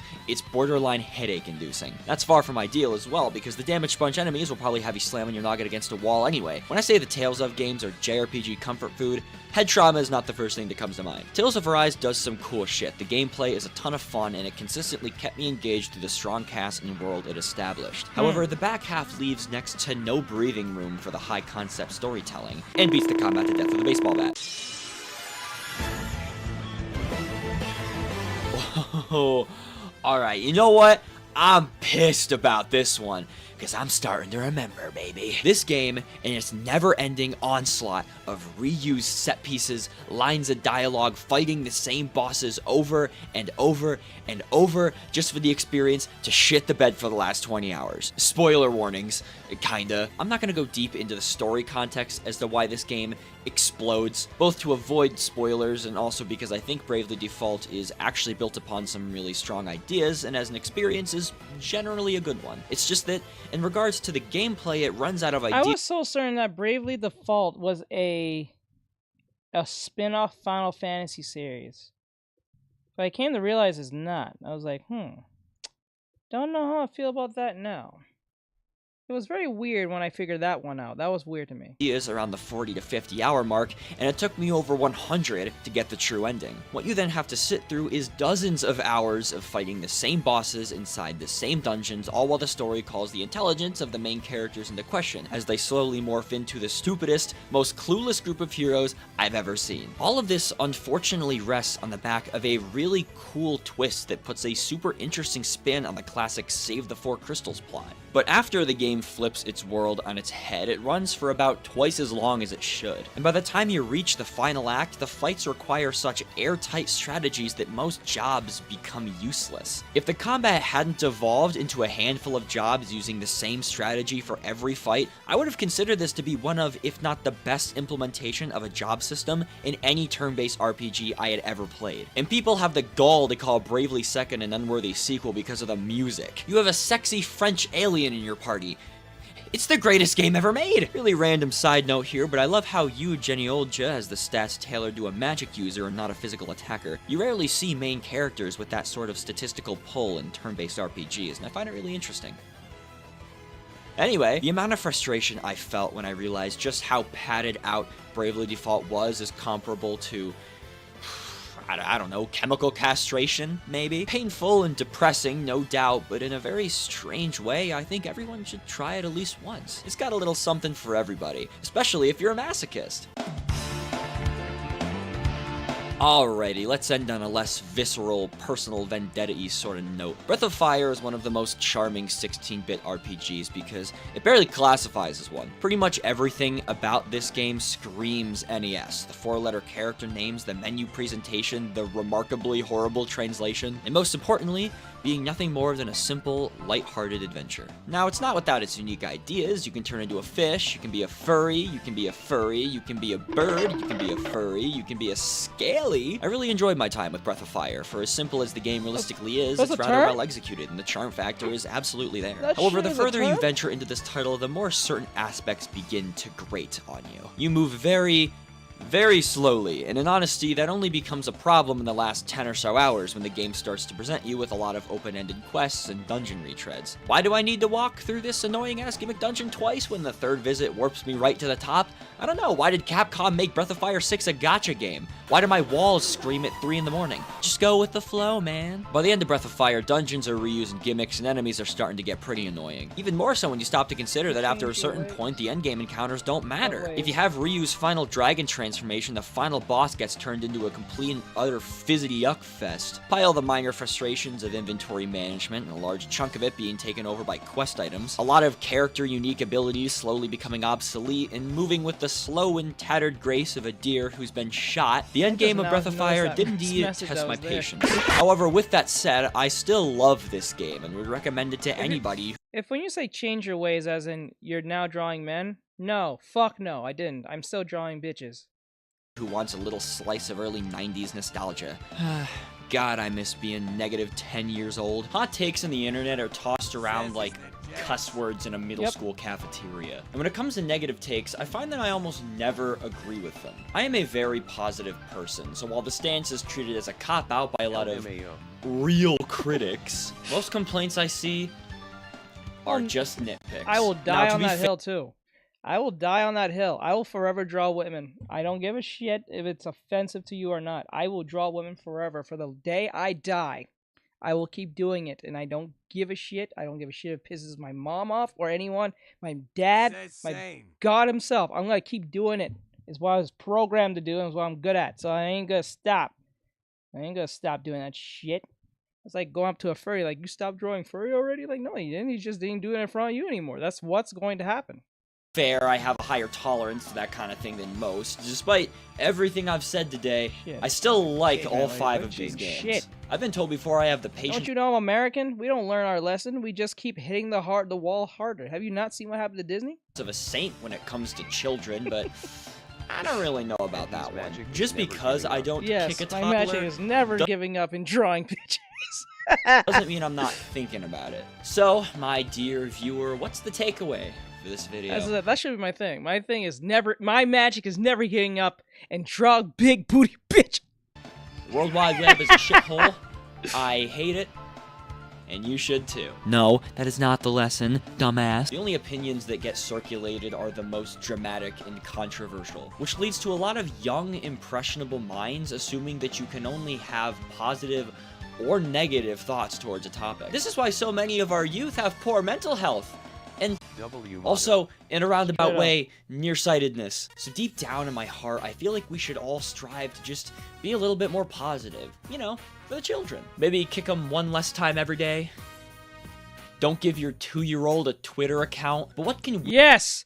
Don't give your kids a Twitter account. You will save your kids if you don't give them stupid Twitter. Twitter's terrible. I know, I'm doing Twitter artwork right now. This is terrible. I'm not even kidding. I'm a slave. Don't be a slave. Jesus. Don't give your kids a Twitter. If you don't have a Twitter, you live a better life than I do. You live a better life than I do. Don't have Twitter. Twitter's terrible. Twitter is a terrible place. I still think of getting rid of it still at this point, but like, Jesus Christ. And I just got it like, what, no more than 6 months ago? Like, Jesus, I am so tired of Twitter already. We as adults do for ourselves to lead more positive lives. Well, for starters, maybe instead of dropping last week's paycheck on Zhongling dupes, give it to me instead. Not only am I a textbook charity case, say it with me now, I'm not 14!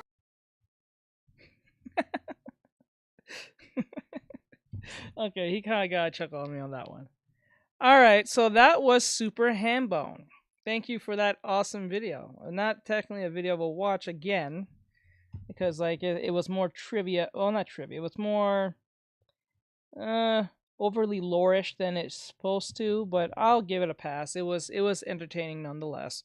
But yeah, we got one more video left. I'll say. I know we can't go through all 20 of them. That would take way too long. Wait, how to write a good bad man? I should save that for tomorrow. But let me see. DC Comics Absolute Power, everything you need to know. Okay, I want to talk about this Xbox thing. This came out 3 days ago. Okay, we'll do 2 videos. No one cares about Skull and Bones, to be honest. We'll do only 2 videos left. Only 2.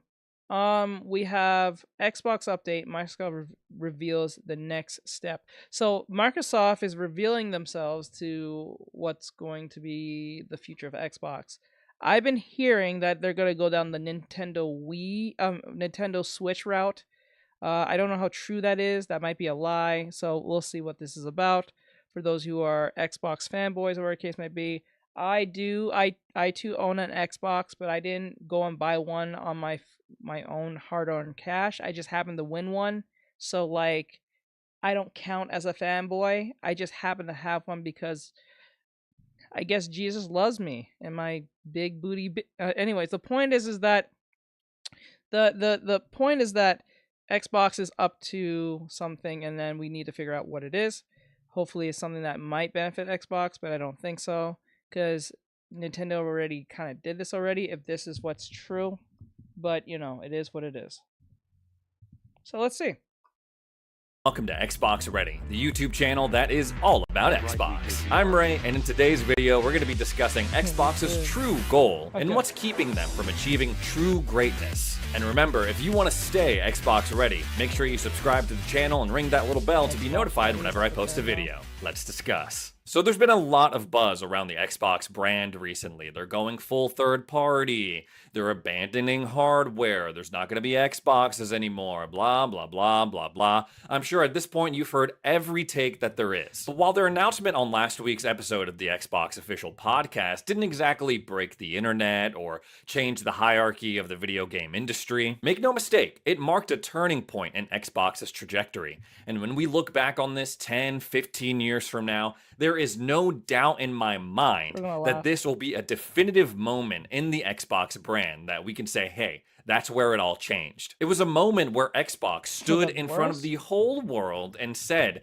clearly what their intentions are. They've touched on parts of it before, they've discussed this publicly before, but last week they quadrupled down on what their real goal is: to make every screen an Xbox. They're shipping 4 Xbox exclusives to other platforms, and while none of them are either Starfield or Indiana Jones, there is no doubt in my mind that a couple years down the line, they would definitely be open to it. Phil Spencer used the words Xbox platform about a bajillion times in last week's announcement, and in interviews, he rarely ever talks about just the console specifically. Also, in an internal memo sent out to employees, Phil Spencer even specifically said that he wants a future where every screen is an Xbox. We're literally seeing the baby version of this right now. You can play Xbox published games on console. Obviously, that includes an Xbox console, the Series X or the Series S, but that also includes PlayStation and the Nintendo Switch. You can play Ghostwire Tokyo on PlayStation, Deathloop as well, Ori and the Will of the Wisps on Nintendo Switch. You can play Xbox published games on PC, whether through the Xbox app for PC or through Steam. You can play them on your phone or tablet via remote play. You stream the gameplay coming from your console, and then you beam that directly to whatever mobile... Actually, when I think about it now, the fact that that person just said, "Did you finally change your ways," proves how much that same person who complains about me not drawing women is the same person who don't watch me draw men. Because if they did stay, and I did answer them, they would have sit here watching me draw Jax. See how they didn't stay? See how that worked? I'm still drawing this motherfucker, and then he's a dude, right? See that he didn't stay for that? Didn't respond to it at all.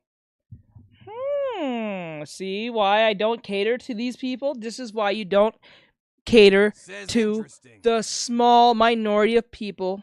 You only cater to the majority who wants what. That is a perfect example of what Disney does in a nutshell.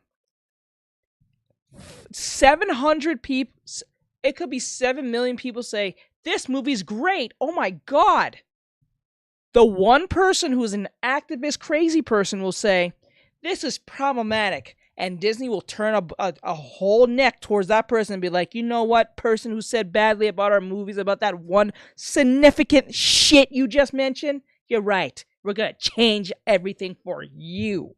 Not for the 7 million that's giving us money. The $1 person who didn't even give $1 in the first fucking place." Catering to the people with a short attention span is why society is failing in the arts. And this is why you don't listen to people when they say, you're here because it's offensive. So it did its frickin' job.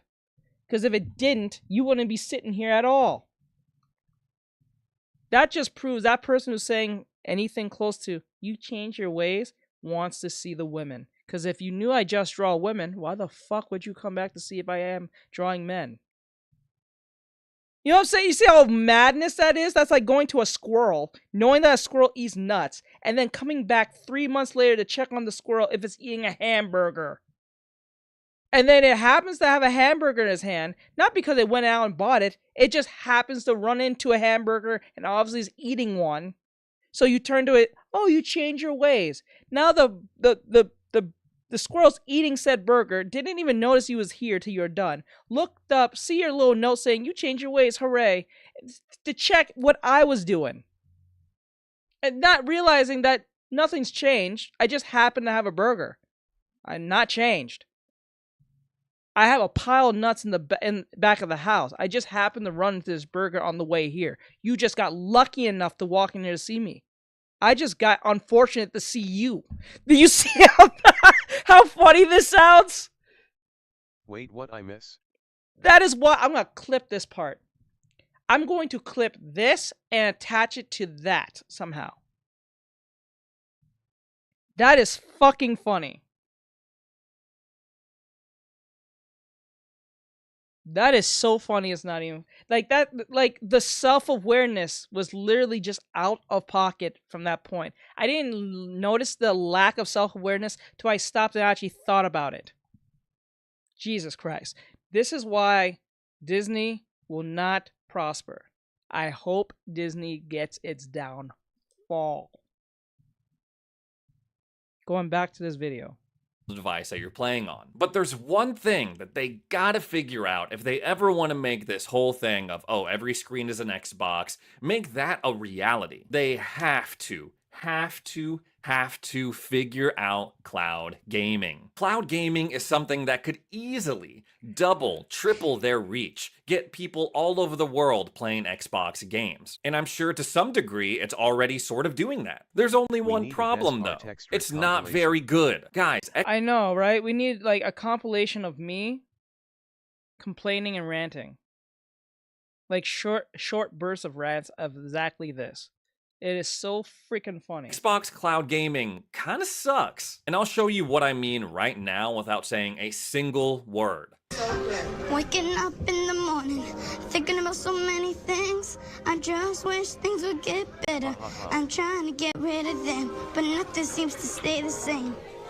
Woke up in the morning, doing my hair, makeup, getting my clothes on, walking into school, thinking of what is going to happen next. Oh, whoa, things are just caught up in my mind, just cannot get rid of them. I am worrying and worrying, I just cannot get rid of this.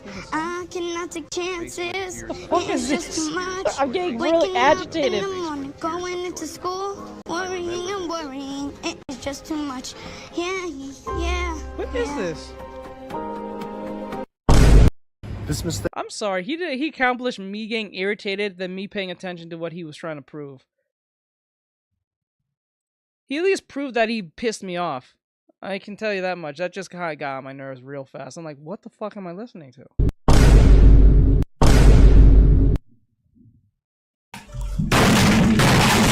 Okay, sure. I'm being a little dramatic. Is every cloud gaming session like that? No. But it's like that enough times for my opinion of the service to take a bit of a hit. They need to work on this queuing system. They need to work on game stability, on and off Wi-Fi. They need to work on controller input latency. I'm not gonna lie to you. Doing this now is probably the most dumbest time to do anything close to cloud gaming. Given how things are getting more expensive, and given that you have to have a always connected internet just to play your games, is a dumb idea. Because once you take that out of the way, like literally, like everything's getting more expensive, right? And just imagine if you was online playing a game for like say 3 hours. Let's just say 3 hours is like you went over the data cap for your internet plan. Let's just say you did, and that was $15 more than what you was paying. So you're paying $50 a month, right? And you went over the first 3 hours. So you just, I don't know, you just did some, you have very low data cap. You and your parents or yourself is paying the cheapest internet. Right now, the cheapest internet. You can just play enough to get online without lagging out on your Overwatch game. Just enough, right? And then cloud gaming comes in. Nothing's on disk anymore. You can't play anything in single player anymore. Everything's always connected. So that means you always have to have the internet, right? And if that internet drops, you're screwed, right? Or even if the internet drops, or let's just say you have really great internet, or no, let's just say you're paying for the cheapest internet. If you go over that data cap, you always have to be online. You can't play offline whenever you feel like. Let's just say it's raining one day, right? And the power goes out, or your internet's out, but the power's not totally gone to the point you can't play like Batman, Arkham Knight or something, right? And then next thing you know, you can't play it because you don't have online. So you're stuck with a box that you can't use. Or at this point, tablet or something like that to that extent. You can't play anything You're at the whim of the fucking internet. You know what I'm saying? That makes no sense. And then we are right in the times where everything's so freaking expensive. So if you go over your data cap, best believe either you, or if you're an adult and you're on your own, you or your family, if you're living with your parents, is going to turn off that shit so fast. It would be dope if I could just whip out my phone wherever I'm at and just start playing Halo Infinite and have nothing to worry about. But I can't do that right now. Google Stadia. Maybe they couldn't figure out how to keep the lights on over there and just continue to exist.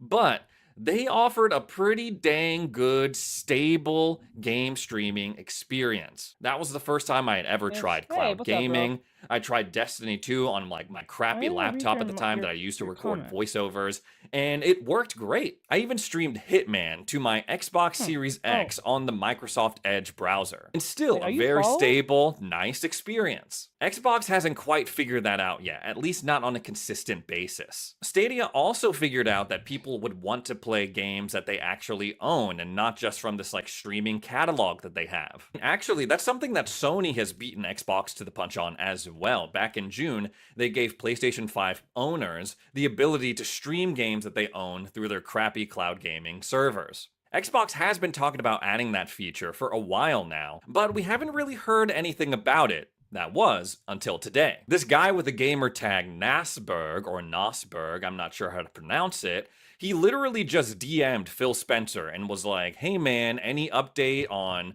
whether or not we'll be able to stream games that we own through xCloud? And Phil replied, he was like, should be coming later this year. That is a huge feature to tease in just the DMs. Now this is cool for a number of reasons. Number one, it's pretty cool that Phil Spencer actually responded to this dude. What other gaming CEO... I'm not gonna lie, you sound like a shill. You sound like you just... You sound like you're in the good graces. You're trying to stay in the good graces of Microsoft, and you're just kind of like, you're kind of licking that dog type of Xbox bowl. lost me with its new ridiculous set of rules and how vague they are. Yes, they're very vague. I know what you're talking about. That's just stupid. Like the way he's saying this, like it's so cool that Phil Spencer responded. I'm like, not really. I'm just like, I get to extent that he's a CEO or whatever, but a representative could have probably answered anyway. So it's not that big of a deal. And him saying like anything a representative probably would say anyway. They get to translate things how they want to, and that's the problem. Yeah, that shit's stupid. So the way he's saying this sounds like he's kind of shilling kind of hard, bro. I'm like, dude, chill. It's not that serious. Can you reach out to on the platform that you're playing games on and actually get a response? What other CEO or public figure another type... thing, that person that he's mentioning probably, I don't know that person, probably has a following, and then Phil Spencer saw the following number, you know what I'm saying, and said, oh, that's a pretty sizable person. So if I say something to them, it's going to make some buzz. I'm pretty sure, because Phil Spencer, I don't think he's out here answering everyone out there like that who's a nobody. Let's just call it for what it is. Person would even have their DMs on. This inspired me to look through my own messages on Xbox Live, and I'm sorry guys if I've taken a while to respond to you or I haven't gotten around to playing with you.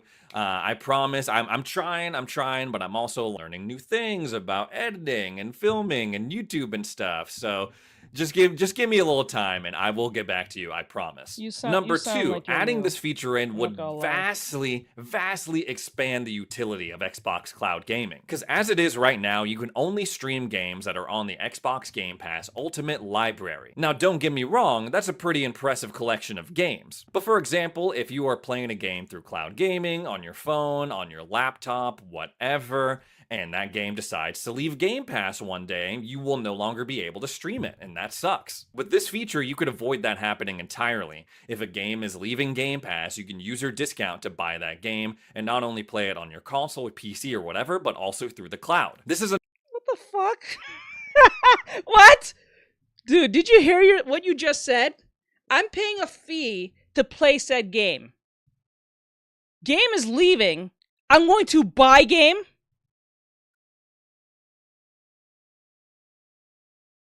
Wasn't that the point of the fucking subscription? Bro. Wasn't that the point of the subscription? This is backwards. Did you not hear what you just said? Shit. Oh my god, dude. Like, what? Okay. Yeesh, man. That made no sense. He sat there up and just looked at us with a straight face. I know you're new. That just told me how new you are. You want Phil Spencer to say hello to you at night. That just lets me know where you are at life. You literally sat there and said, I'm gonna pay a subscription. Not like Game Pass is already kind of strangely, like, I don't want to say overpriced, but like, because remember, all the games are not unique anyway. They're all games you can play on other consoles anyway, right? So like, you're already kind of paying more than you should on this fucking thing. Game that I like on Game Pass is leaving. So instead of them saying, or having a way for me to keep said game, I have to go buy full game at probably full price. He said discount. I did hear that part. But when you stop and think about it, I have to go buy the game that I actually want to subscribe to play said game. Isn't that the whole point of why Blockbuster is dead and gone?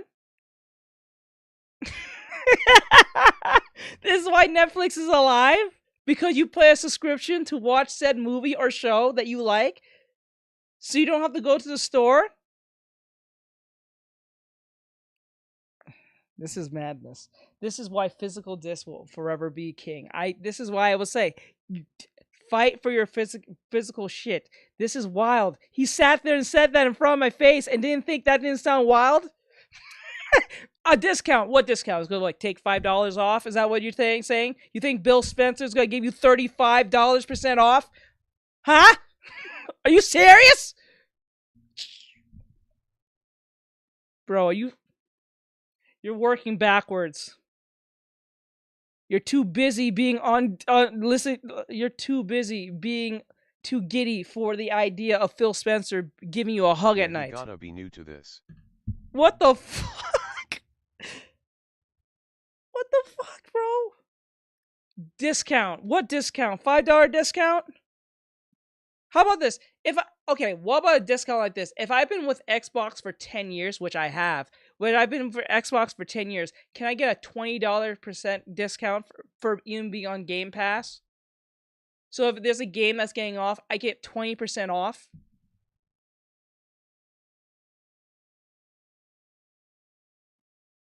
Or 50% off the game.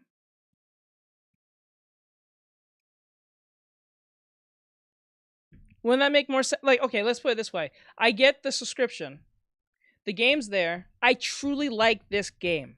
There might be a possibility this game may not be up here no more. Since I'm a Game Pass user, I get 50% off said game. So if the game's like $15, cut that in half, is $7.50. As long as I am a member. So like, it's like my Patreon. If you're a Patreon member, I take $5 off, and then I go up more higher the discount goes for the tier you go up. So if I'm a high tier member, I should get high tier prices off. I think that makes sense.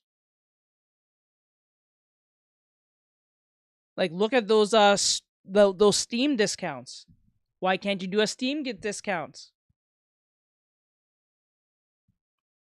This is why PC will forever be king. This is stupid. Bro, my dad has been an Xbox user for so long, he should have a discount. He should have a discount. Like I'm saying, Xbox has been around since what? The Xbox actually came in more fruition since 2006, right? I understand the 360. The 360 really made Xbox, right? Not even the first Xbox. It was the 360. Most people had 360. I think because at the time it was the cheaper console at the time, I believe, compared to the PS3. Yeah, the PS3. So if I'm a long-standing member of I grew Xbox, up on the 360. there you go. If you're on the 360 and you've been here for 10 years on that for that long, and it says how long you're on it on your profile, it gives you a sticker for being a 10-year anniversary member or being a supporter of Xbox. I should get 25% off all games, and then if I'm a subscriber member person, another 25 off. So that's 50% off the games. As long as it's in the game, it has to be in the Game Pass section. If it's in Game Pass, you can get 50% off to buy the game if you want to own it. Makes sense to me. I said that for people who says, I want private lessons from you for artwork. Okay, if you're a non-Patreon. Yeah, and the data from the 360 did carry over to the new systems, I think. There you go. That just tells you something right there. And if you are okay, and that makes it even better. If you have played 360 games in the past, the games that you played in the past and got 1,000 in, like past 1,000 achievements, that gives you another discount, 10% discount off. Proof. I think that makes total sense. It just gives you more reason to be an Xbox member because there's that possibility that this can be something more for you in the long run. That's how you make your customers fucking stay. But when you do this shit, it's like, really? Like, this is why PlayStation would be like spanking y'all, like, for real. This is this problem. Like, fuck PlayStation. Go to PC. What is wrong with y'all? More incentive to complete the games. Yes! Imagine that! Imagine you get incentive for playing the games. You get a discount off, 10% off, 5% off. For 360 games. You get 5 or 10% off the game that you bought. And you're a member, that's 35% off. And if it's in the fucking Game Pass with the 25%, that's what, 60-something% off, 65% off? That's a steal. That's a win. Game will be like $5, $2, $3, $10. Like, you know what I'm saying? Like, that will make you buy the whole catalog from that point. Especially if you played a lot of them. So they're still not losing money. PlayStation and PC clapping Xbox. It's so sad. Dude literally sat up there and said that to me. Like, really, bro? You didn't think that didn't sound a little off? Another baby step in elevating the Xbox cloud gaming service and making it a viable standalone pillar that can prop up the Xbox brand for many years to come. And please note, I'm not even a PC fanboy. I'm not a PlayStation fanboy. I'm not even a Xbox fanboy. I'm just a dude who, if it makes sense, why not go with it? You know what I'm saying? If it makes logical sense and it doesn't hurt your wallet, why not? Because this is how I say it. Like, when people come and ask, how much is your lessons? I charge you $25 an hour. For a lot of people, $25 an hour is a lot, right? Especially in this time. So if they become a Patreon member, they get 10% off. So it's $15 an hour. And then if they go with the second tier, which is the highest tier, there's another $10 off. So it's $5 an hour.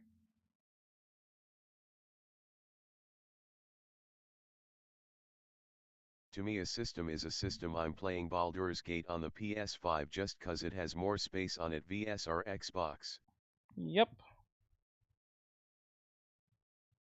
It's just wild. This is wild. Dude literally sat up there and didn't think that didn't sound wild because he's too busy flirting with the idea of Phil Spencer being in his DMs. Guys, they face a lot of issues. Let's cover one of the more obvious one, the mobile gaming problem. Xbox desperately wants to break into mobile gaming. They said as much over and over again during the FTC trials and all that craziness and trying to acquire Activision Blizzard. They want to break into mobile gaming so bad, but yeah, that's they face the problem. a massive obstacle. That's the problem. I hate, the worst thing that ever happened to the game industry was the mobile industry. God, that is the most worst thing that has ever happened to gaming. Because now every console and even PC wants to be just like the mobile market. Because it's just so accessible to everyone. Cause Baldur's Gate is a beefcake, it's a 122 gigabytes. God damn, that is huge. Oh god, you know the standards. The main standards for most computers will be 2 terabytes. Remember that the main standard was like 500 gigabytes or some shit. Now 2 terabyte will be the standard because that is big. I remember I remember back when I thought it was huge when they said 25 or 30 gigabytes was big. Now we're running with 100. Be a support hero today. This shit is wild. This By is why using no one wants to commands do like the long, /donation and the always on Cash App. internet shit. Dang, that's a lot of gigabytes. That is, no one wants to do this shit. This is what I'm talking about. No one wants to deal with this. That's wild, dude. And that obstacle's name is Apple. Their terms make it pretty much impossible to get your own storefront onto iOS devices without paying a ton of fees. And even if you do pay a shit ton of money to get your app or game or whatever onto iOS, a lot of times for these bigger companies, it's not even worth it because of all the money that they're losing to Apple. Getting a cloud gaming app on phones, on iOS, on Android, that would be a massive win for Xbox and the goals that they're trying to achieve. But I don't know how that's going to happen, honestly. It doesn't seem like any progress is being made on getting Apple or Android to open up their devices to rival app stores. Microsoft is relying literally on full-on government intervention to do just that. And sometimes the government intervention isn't even enough. And while we're talking about government intervention in the private sector, they are also a problem. One of the more unexpected things that prevented Xbox from closing that Activision deal was the CMA over in the UK decided, hey, if we approve this deal, if we let this pass, then Microsoft is just gonna run roughshod on the cloud gaming market. They're gonna dominate and no one's even gonna have a chance or a prayer to catch them and be competitive in that space. Microsoft went pretty quiet on the cloud gaming front shortly after that decision was made, which was surprising because prior to that they were like, oh yeah, cloud gaming, it's the future. Oh yeah, we're gonna have like a console dedicated to just game streaming. It's gonna be a little box so you can plug into your TV. And then after the CMA shot the Activision Blizzard deal down because of cloud gaming, they were like, oh, we should shut up. We should stop talking about cloud gaming. I wasn't aware of this, but because Microsoft had to sell off their cloud gaming rights to Ubisoft in order to get this Activision deal approved over in the UK, it makes it so even though Diablo 4 is now available on Game Pass, therefore making it eligible to be streamed via cloud gaming, you can't do that over in the UK. I was reading Jess Corden's article earlier today about this, and I was like, wait, hold on. That is completely whack. So not only do you have Apple and Google actively messing up cloud gaming for Xbox, but you also have literal government entities around the world making cloud gaming worse. So after years of being just a console, Xbox wants to be something more. They want to evolve beyond the box. They want to be on every screen in the world. The more that I'm talking about it, the more it sounds like a Big Brother's always watching situation. No Xbox shit! is always there. Everywhere No I shit! go, I see it. You see, this is why people don't want to do this, because they don't want to be constantly watched and monitored. Imagine if everything was digital, which it will, which everything will be digital eventually. And imagine you can't play your favorite game because it's now problematic because some crazy feminist said something insane. And because companies are too scared of like the minority, they'll just say, you know what, you're right, let's just take it down. Can't play your game no more. Crystal Dynamics wrote a whole fucking apology before you boot up, I think when you're booting up Lara Croft's Tomb Raider. That shit's wild. Of how problematic this game is. I'm like, why did you even put that in there? Why did you make the game then if you know it's problematic? Why did you make the game? Why did you remaster the game? Why did you touch the game if you're gonna tell me it's terrible? Who was the big brain who thought that was smart? His face. Is that something that could actually work and spur meaningful and great change in the video game industry? Or are we looking at another Xbox One situation? And what's even worse, like, that shows how weirdly disingenuous you are, because you know that even if you put this so-called apology, you're still like benefiting from making this game. How about not make the game if it's such a problematic thing that you have to state an apology in the game? And then what's more funny, I think if I remember right, modders actually made a mod to remove the apology when you boot up the game or when you start playing the game. And they got mad, Crystal Dynamics got mad or not Crystal Dynamics. The modding, I think Banana something. I forgot what it's called. Banana Mods or something. Literally, or Banana Games. I think that's the website or one of the websites. They got mad and took it away, and thought that was a problem thing. That like, what the hell? I'm here now. That is wild. That makes no sense. Why would you do this? Hey, Assault, what's going on, bro? Hey, Assault's in here. Let's go.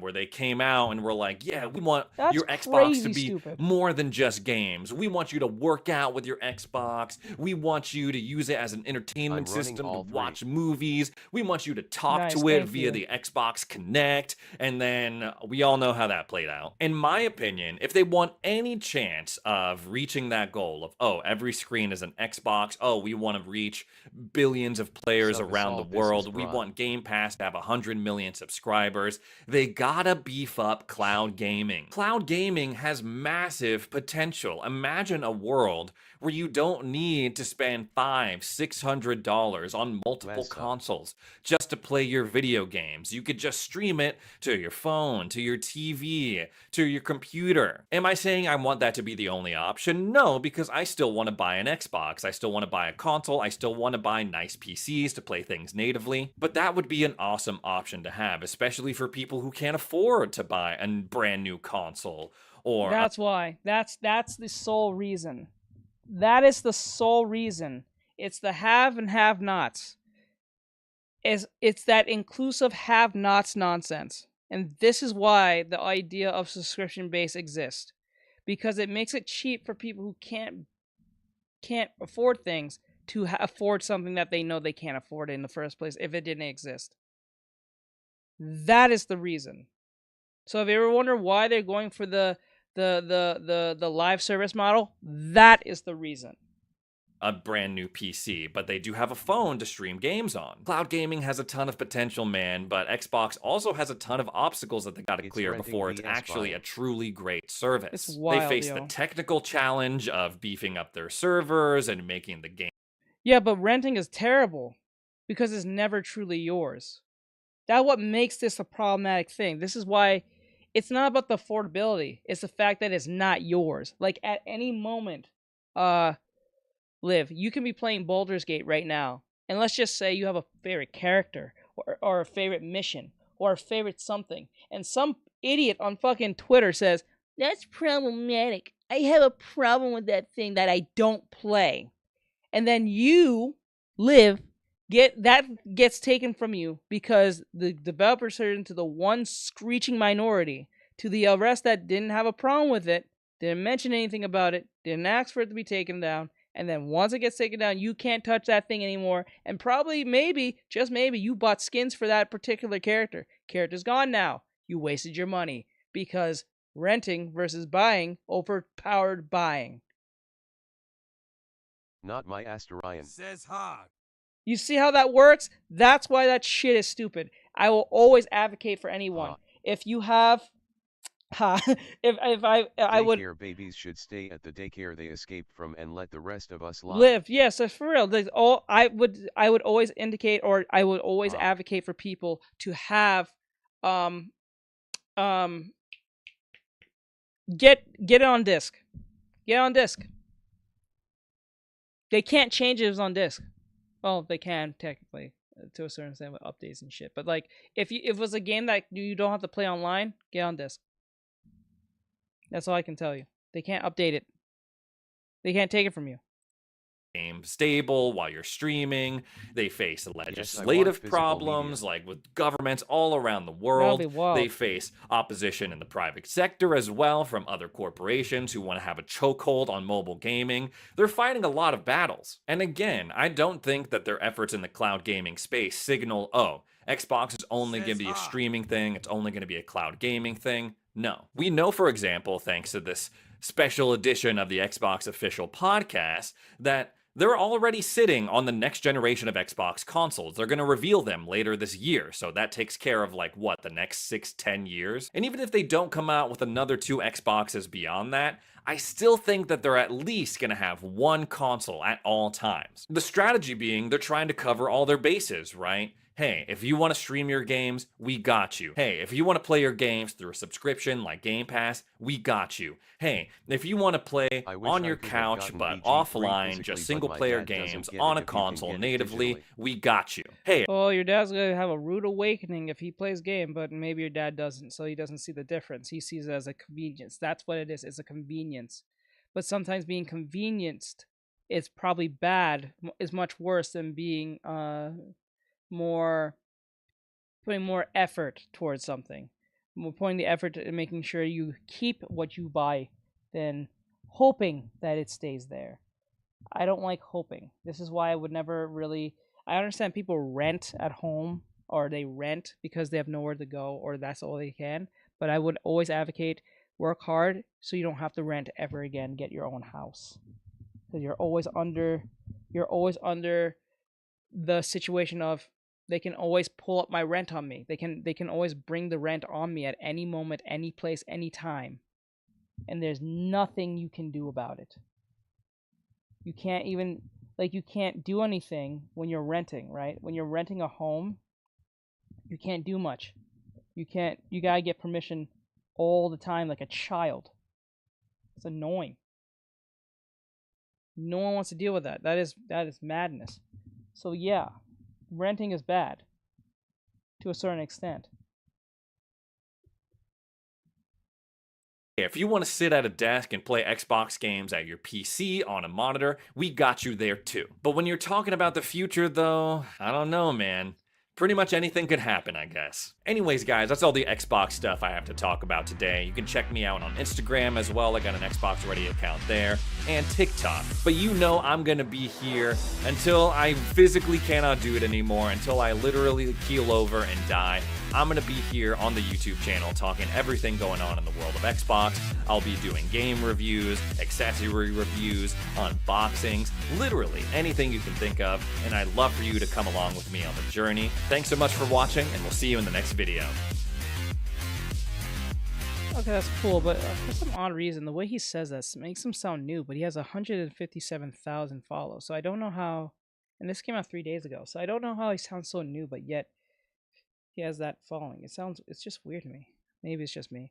But yeah, that's the Xbox update of what's going on with the Xbox. Xbox wants to be the new phone, technically. They want all your stuff. They want to take your stuff from you. They don't want you to own anything, so they can take it from you at any moment or lose it at the same time, depending on whatever was ever considered acceptable, if possible. I don't think Baldur's Gate will ever go away because it's multi-award winning. They don't care. They don't care. They don't care. That is not going to stop them. Like, a perfect example. Look at Tomb Raider. Tomb Raider has been around since 92. See, what they're putting an apology when you boot up the game. Tomb Raider has been around longer than Baldur's Gate. What does that tell you? I'm even surprised they even made the game. That's the part I don't get. Why did you make the game if you have to put an apology? That just shows how disingenuous you truly are. That's like, it's like that weird Twitter video where I think it was these British people, no, these Australian people, they put a sign saying that this land belongs to the Aborigines or to the natives on their building. They're woke and telling them that this belongs to the Aborigines, right? This is not our land, right?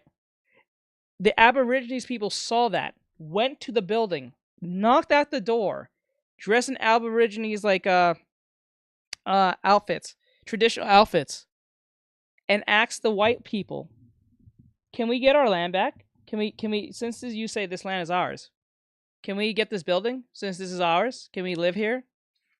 And stuff. Do you know what those woke people said? No. The same people said no. That tells you something right there. Yeah. Oh, you. Tis home. See how funny that is? Why would you post up there and you didn't mean it? That's exactly what Crystal Dynamics did. All right, bro.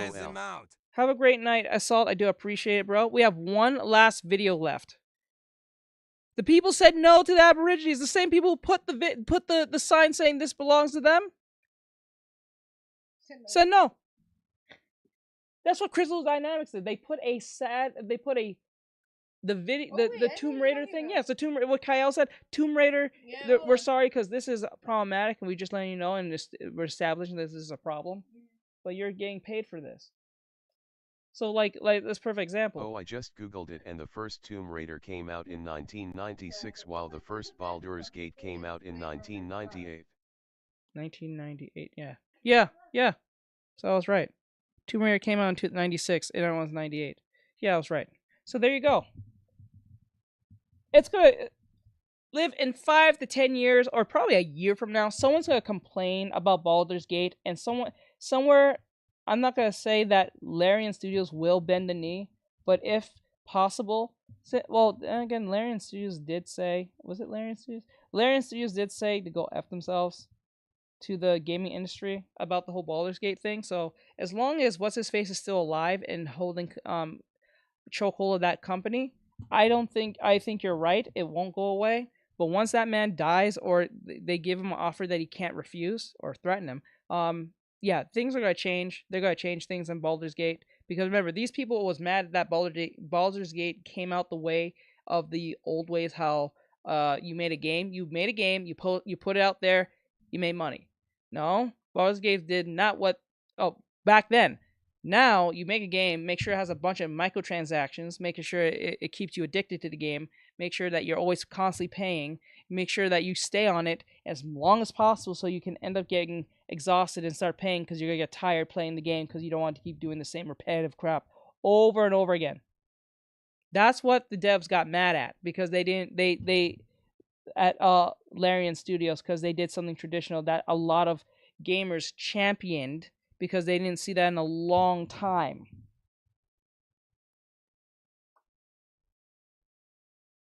You know what I'm saying? That's what happened.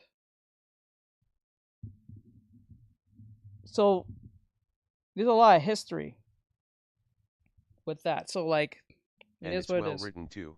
It's complete and well done. Yep. But they don't like, I don't know. Something is incredibly wrong with the way we do things here in the West, I think, when it comes to games or just entertainment in general. Something's wrong. I think it's the activists. I don't know what it is. Oh, with that said, like, subscribe, share, follow, comment. Thank you guys for that, watching that with me. I'm sorry I went a little over than I should have. That was with this audiobook on it was Xbox like Ready. Special edition. Please subscribe to Xbox Ready. It was really cool that he did this video. I don't agree with that one part he mentioned. I did went on a little harking on that a little longer than I should have.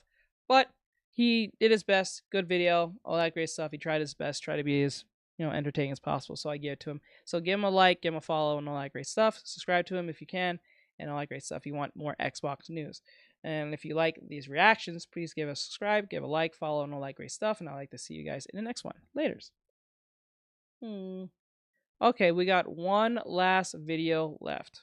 Mushoku Tensei job. So no, this is way too long. 30 minutes. This is 10 minutes. This is fine. 10 minutes. We'll make this fast. So DC Comics Absolute Power. So DC Comics has a new comic called Absolute Power, and I think it has to do with the Justice League, or probably Justice League of America or something. So let's see what Wes has to say about this.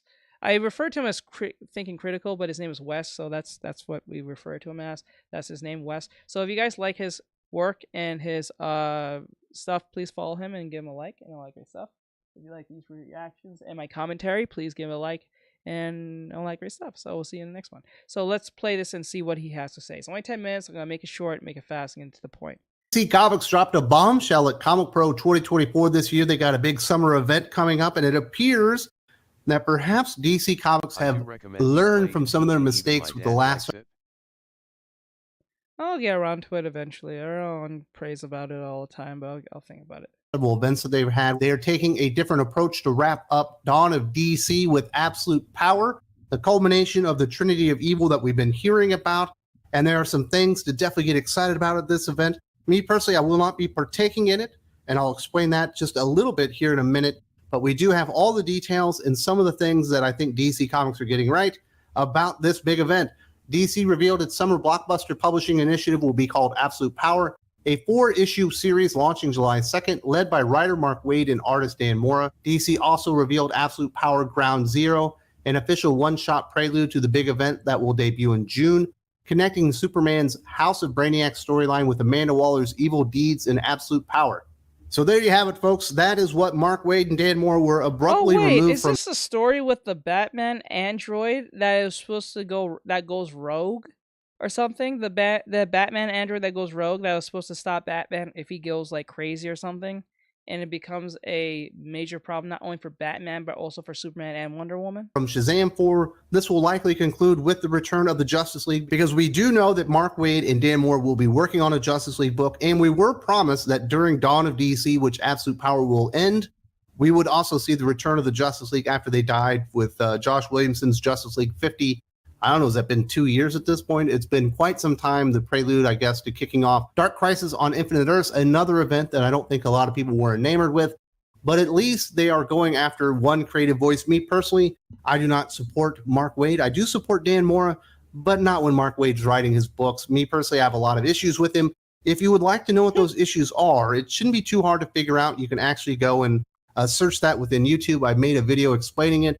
But once he said he would rather see the entire industry burn than work with normal people, I was basically out on Mark Waid. And I shan't be coming back no matter how good people say Absolute Power is. And I imagine it will be pretty darn decent, because DC announced this event will have more consistency than any DC event in recent memory. DC Comics added Superman, Batman, and Wonder Woman will each receive 3 tie-in issues from July to September. There's also a 7-issue Absolute Power Task Force 7 series and a 3-issue Absolute Power Origin series, and that's just for starters. Add them up, that's already 25 issues.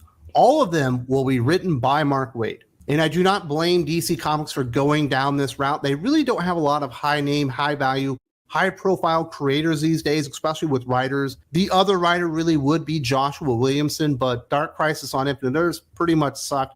Night Terrors absolutely sucked, and he's also got this Superman Brainiac Queen story coming up, which will also be a Superman event. So he has done a lot of events, and basically all of them have failed. None of them have actually been successful to this point, so they're trying a different strategy. And I do applaud DC Comics for not going this stupid anthology route where everything is an alpha and omega, and it's just a bunch of tie-in anthologies that no one cares about, written by like fucking Megan Fitzmartin and Tim Sheridan and every other writer that you don't want to read, like Colin Kelly and Jackson Lanzig. One creative voice, I think, is a dynamite decision by DC Comics. It just so happens that one creative voice is the one voice at DC Comics I refuse to support at this point. But I do think a lot of people will be excited about this, and I do imagine this will be kicking off or launching straight into this DC Ultimate style universe, where we're going to have Scott Snyder, Jason Aaron, Al Ewing, among others. Mark Waid's rumored to be a part of that crew that's going to be doing that as well. I imagine that will also be kicking off after this as well. So DC Comics appear to have some enormous plans around the September timeframe, which a lot of people have been speculating about lately. Now, what is Absolute Power going to be about? The so-called Trinity of Evil, a loose group made up of former Suicide Squad boss Amanda Waller, Batman villain Zurn R, and new Superman threat the Brainiac Queen, is at the heart of DC's summer 2024 storyline Absolute Power, where they'll go up against Superman, Batman, Wonder Woman, and the assembled DC universe as a whole.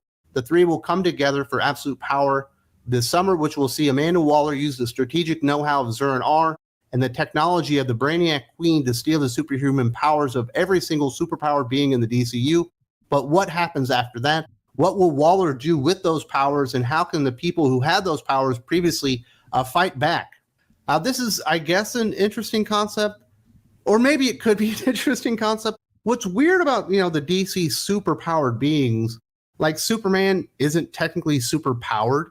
He's just Kryptonian, and his genetic makeup interacts with the yellow sun differently than ours does. He's not actually like powered up through magic, or he didn't get bitten by a radioactive spider or anything like that. He just happens to have superpowers compared to humans because he's actually alien. Diana Prince is not really superpowered. She just happens to be the offspring of a god. When you look at Aquaman, he's not really superpowered. He's a merman, he's Atlantean. So his physiology just allows him to swim underwater and talk to fish and stuff like that. Obviously, once you start getting into the Green Lantern Corps, they are super It's powerful. funny when you're just dredged up to be the guy who talks to fish. I'm sorry, that's just kind of sad when people say that. Like you just see like the guy who just talks to fish. You talk to fish. Come on, bro. What do you do other than talk to fish? You talk to fish, bro. You might have super strength and stuff, but that's nothing special. We all can do that. Majority of us can do that. Except Batman, but he can make up for being smart. Are you smart, man who can talk to fish? That's rough, buddy. I was saying, it's rough, buddy. You talk to fish. Big whoop, womp womp. Womp womp. Ariel You talk to talks fish. Like, dude, do you get mad when I'm eating fish? Do you get mad when I'm eating some flounder? Huh? Huh? Fish man. With your fishy fish neck and your fish hook. And you smelling like tuna. Powered by their rings, which isn't so much magic related, but more technology related nowadays, you know, with the way that the lore works there. Shazam is certainly powered up by magic. The Flash family are powered by the Speed Force, which really isn't magic or mysticism anymore. It's more like a science type of thing.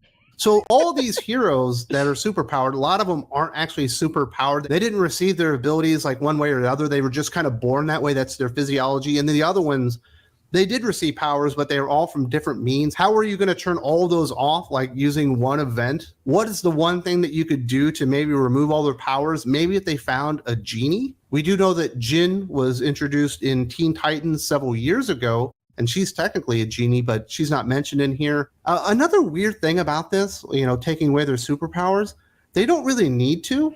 We've actually seen Failsafe, which is the robot body that Zernar is in nowadays, defeat the entire Justice League, like 1-on-7. He beat them single-handedly. He also beat the entire Batman family single-handedly. We also saw him fight Superman 1-on-1. He defeated Superman, and he certainly defeated Batman, and he sent him to another multiverse or whatever.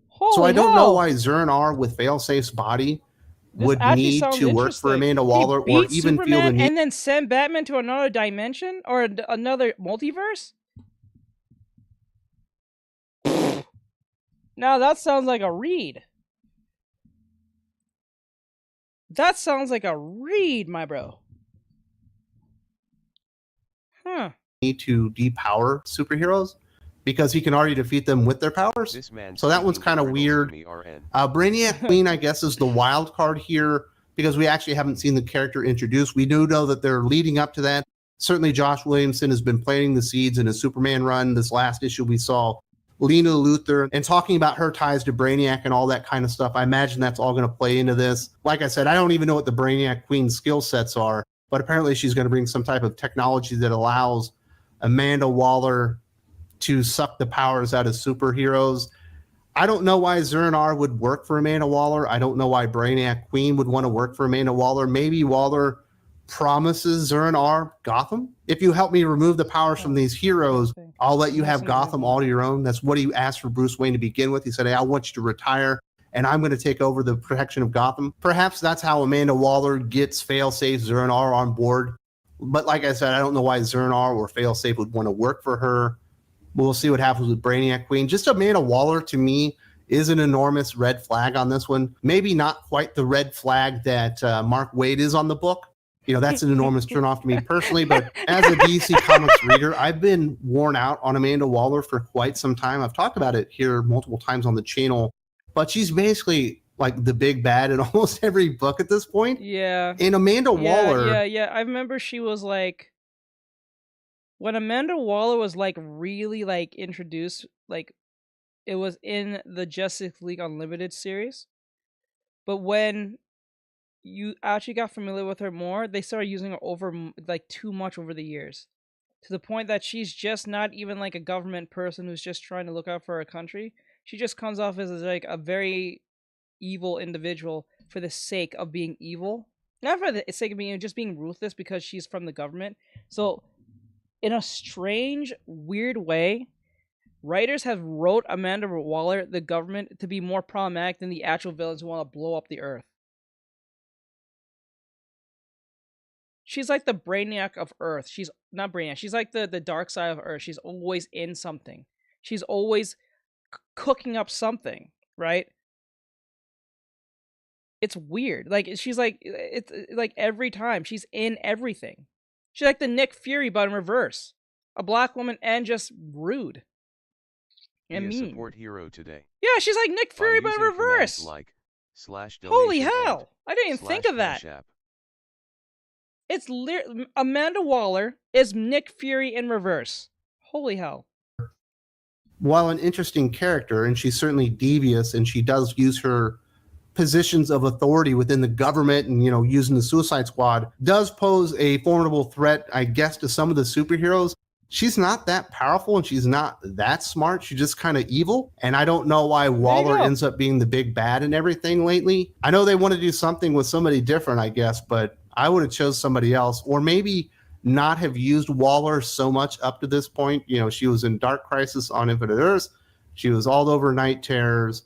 She was in freaking Beast World. She's in Green Arrow. She's in Wonder Woman. She's in everything now. I'm personally wallered out, but we shall see what happens here. But that is the crux of it. We are going to have the Trinity of Evil that DC Comics have been talking about, getting together and basically removing the powers from the superheroes. Me personally, I would rather see the superheroes still powered up and fighting somebody that's such a threat that they have to overcome it. But I guess this is another way to go about it. Everyone is depowering heroes lately. We've even seen it with Josh Williamson in his Superman run. He basically depowered Superman, giving him kryptonite poisoning. We're certainly about to see Wolverine depowered by Ben Percy and getting like an adamantium power suit. I certainly hope that every single DC Comics hero doesn't get a power suit, because that is absolutely played out. So I hope people like this, and I hope people are really excited for it. It's hard for me to get excited for it. Like I said, I don't like Mark Waid and I don't support him. And I'm personally so over Amanda Waller at this point, it's not even funny. And even Zern-R, I think, is a really stupid concept that Chip Zdarsky won't let go of. I thought Failsafe was great, but I guess I am still getting Failsafe with Zern-R's personality or something like that. And we shall see with Brainiac Queen. But judging by Josh Williamson's latest villains that he's created, you know, starting out with, I guess, Insomnia or whatever that stupid villain was in Night Terrors. And then we got Shush in Batman and Robin. I guess technically he's also the one that introduced Dr. Hate at the end of Night Terrors or whatever. Like, none of those, to me, are very good villains. I thought Insomniac was really, really lame. Shush, just a stupid pun name based off of Hush. Not particularly good. So he doesn't exactly have like a great track record when it comes to creating villains. And he better hope that Brainiac Queen actually works, because this is supposed to be a big deal. Wrapping this bad boy up, in the wake of Dark Crisis on Infinite Earths, Amanda Waller was given the green light by the mysterious Council of Light to eliminate the world's metahumans. Since then, Waller has been cautiously advancing her agenda while keeping tabs on problematic heroes like the Titans and Doom Patrol. However, during Beast World, she manipulated events just enough so that Waller could activate the Bureau of Sovereignty, and essentially giving her unlimited power. With her new authority, Waller took control of the Hall of Justice and renamed it the Hall of Order to kick off the next phase of her plan. And me personally, I kind of liked Titans Beast World. I thought it was the most fun event DC had done, or most enjoyable event, like mainline event DC Comics had done, probably since Blackest Night. But it definitely started out with a bang, and it was much better, at least to me, before Waller showed up and was giving all these stupid speeches about how heroes are actually villains and all this stuff, was manipulating the president. Maybe that's really big news or really exciting to some people, but I cannot wait till we stop getting tie-ins to anything that happened in Dark Crisis on Infinite Earths event that I thought was really, really bad. And I'm really event fatigued at this point. I hope when DC Comics kick off whatever comes out of Absolute Power, that it's not so event-centric like Dawn of DC has been. I think we all know that we're going to be getting this Ultimate Universe with Scott Snyder and some more high-profile creators working on that. Is that going to be the entire line? It almost feels like it's growing like by the week and by the month. I've been hearing rumblings about this Ultimate Universe for like 4 or 5 years now. And the closer that we're getting to it, it feels like they're expanding and expanding and expanding it. Because in a lot of ways, it feels like DC Comics don't have any real plans or ideas on how to actually make DC Comics work at this time. Perhaps maybe the Ultimate Universe just takes over everything at the end of Absolute Power. I'm not really sure. But this will be an interesting one. Normally, I would cover the event, at least the mainline series, and the comic book titles that I'm reading that tie into the event. And then I would even do a wrap-up with Jim from Weird Science about the event. This one will be different. I don't support Mark Waid. He's writing every single issue associated with it. And those will be 25 comic books, me personally, that I'm going to be skipping out on. Do I think the event will end up being 25 issues in totality? I do not think so. I don't think that it's going to get up to the 60 issues. Apparently that Blood Hunt from Marvel is going to end up being. We said 45 issues last week, and it actually ended up being 60, which is quite ludicrous. But I would definitely be surprised if Absolute Power didn't end up going over 40 at some point. I don't really know what I'm going to be doing if he's going to be writing everything for like 3 months. It's going to be a very interesting dilemma to navigate. Just having a YouTube channel that covers comic books in general, and certainly a focus on DC Comics because I'm more of a DC fan than Marvel fan. So I've never really been into this kind of situation, but we'll see how it goes. If you want more information on comic books, comic book reviews, conversations, all that kind of good stuff, a Q&A with your good friend Doc, I do have the Patreon available. We do lots of comic book-centric podcasts on the Patreon. We also have the Comics Guilds. We're reading through Miller World beginning to end. We're also reading through Planetary right now. Once we get through that, we'll be jumping right into something else. Lots of fun stuff going on over there. If you haven't checked out the Patreon, there's a link in the video description. I definitely want you to come over and check it out. There is a free trial ongoing right now for the $20 and $10 tiers that I think a lot of you are going to enjoy. Quite scandalous. All right, so that's pretty much DC's Absolute Power. Thank you guys for watching this. I do appreciate every last one of you guys. This has been a great fun doing these reactions, getting commentary, and all that great stuff.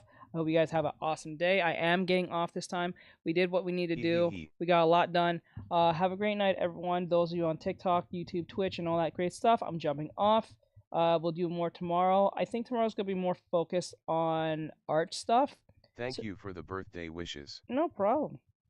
And happy birthday to Liv, and happy birthday to Assault in a month or two, or in the month. It'll be in the 15th of March, but like just to give that to him. So yeah, I'm gonna jump off here. Tomorrow we're gonna be more art focused, and we're gonna play some game tomorrow because I'm pretty much done with this. I'll finish this off tonight, and then with that said, I'll see you guys in the next one. Later, guys. Have a great night. Bye bye. Thank you. Night, beautiful people. All right, later, guys.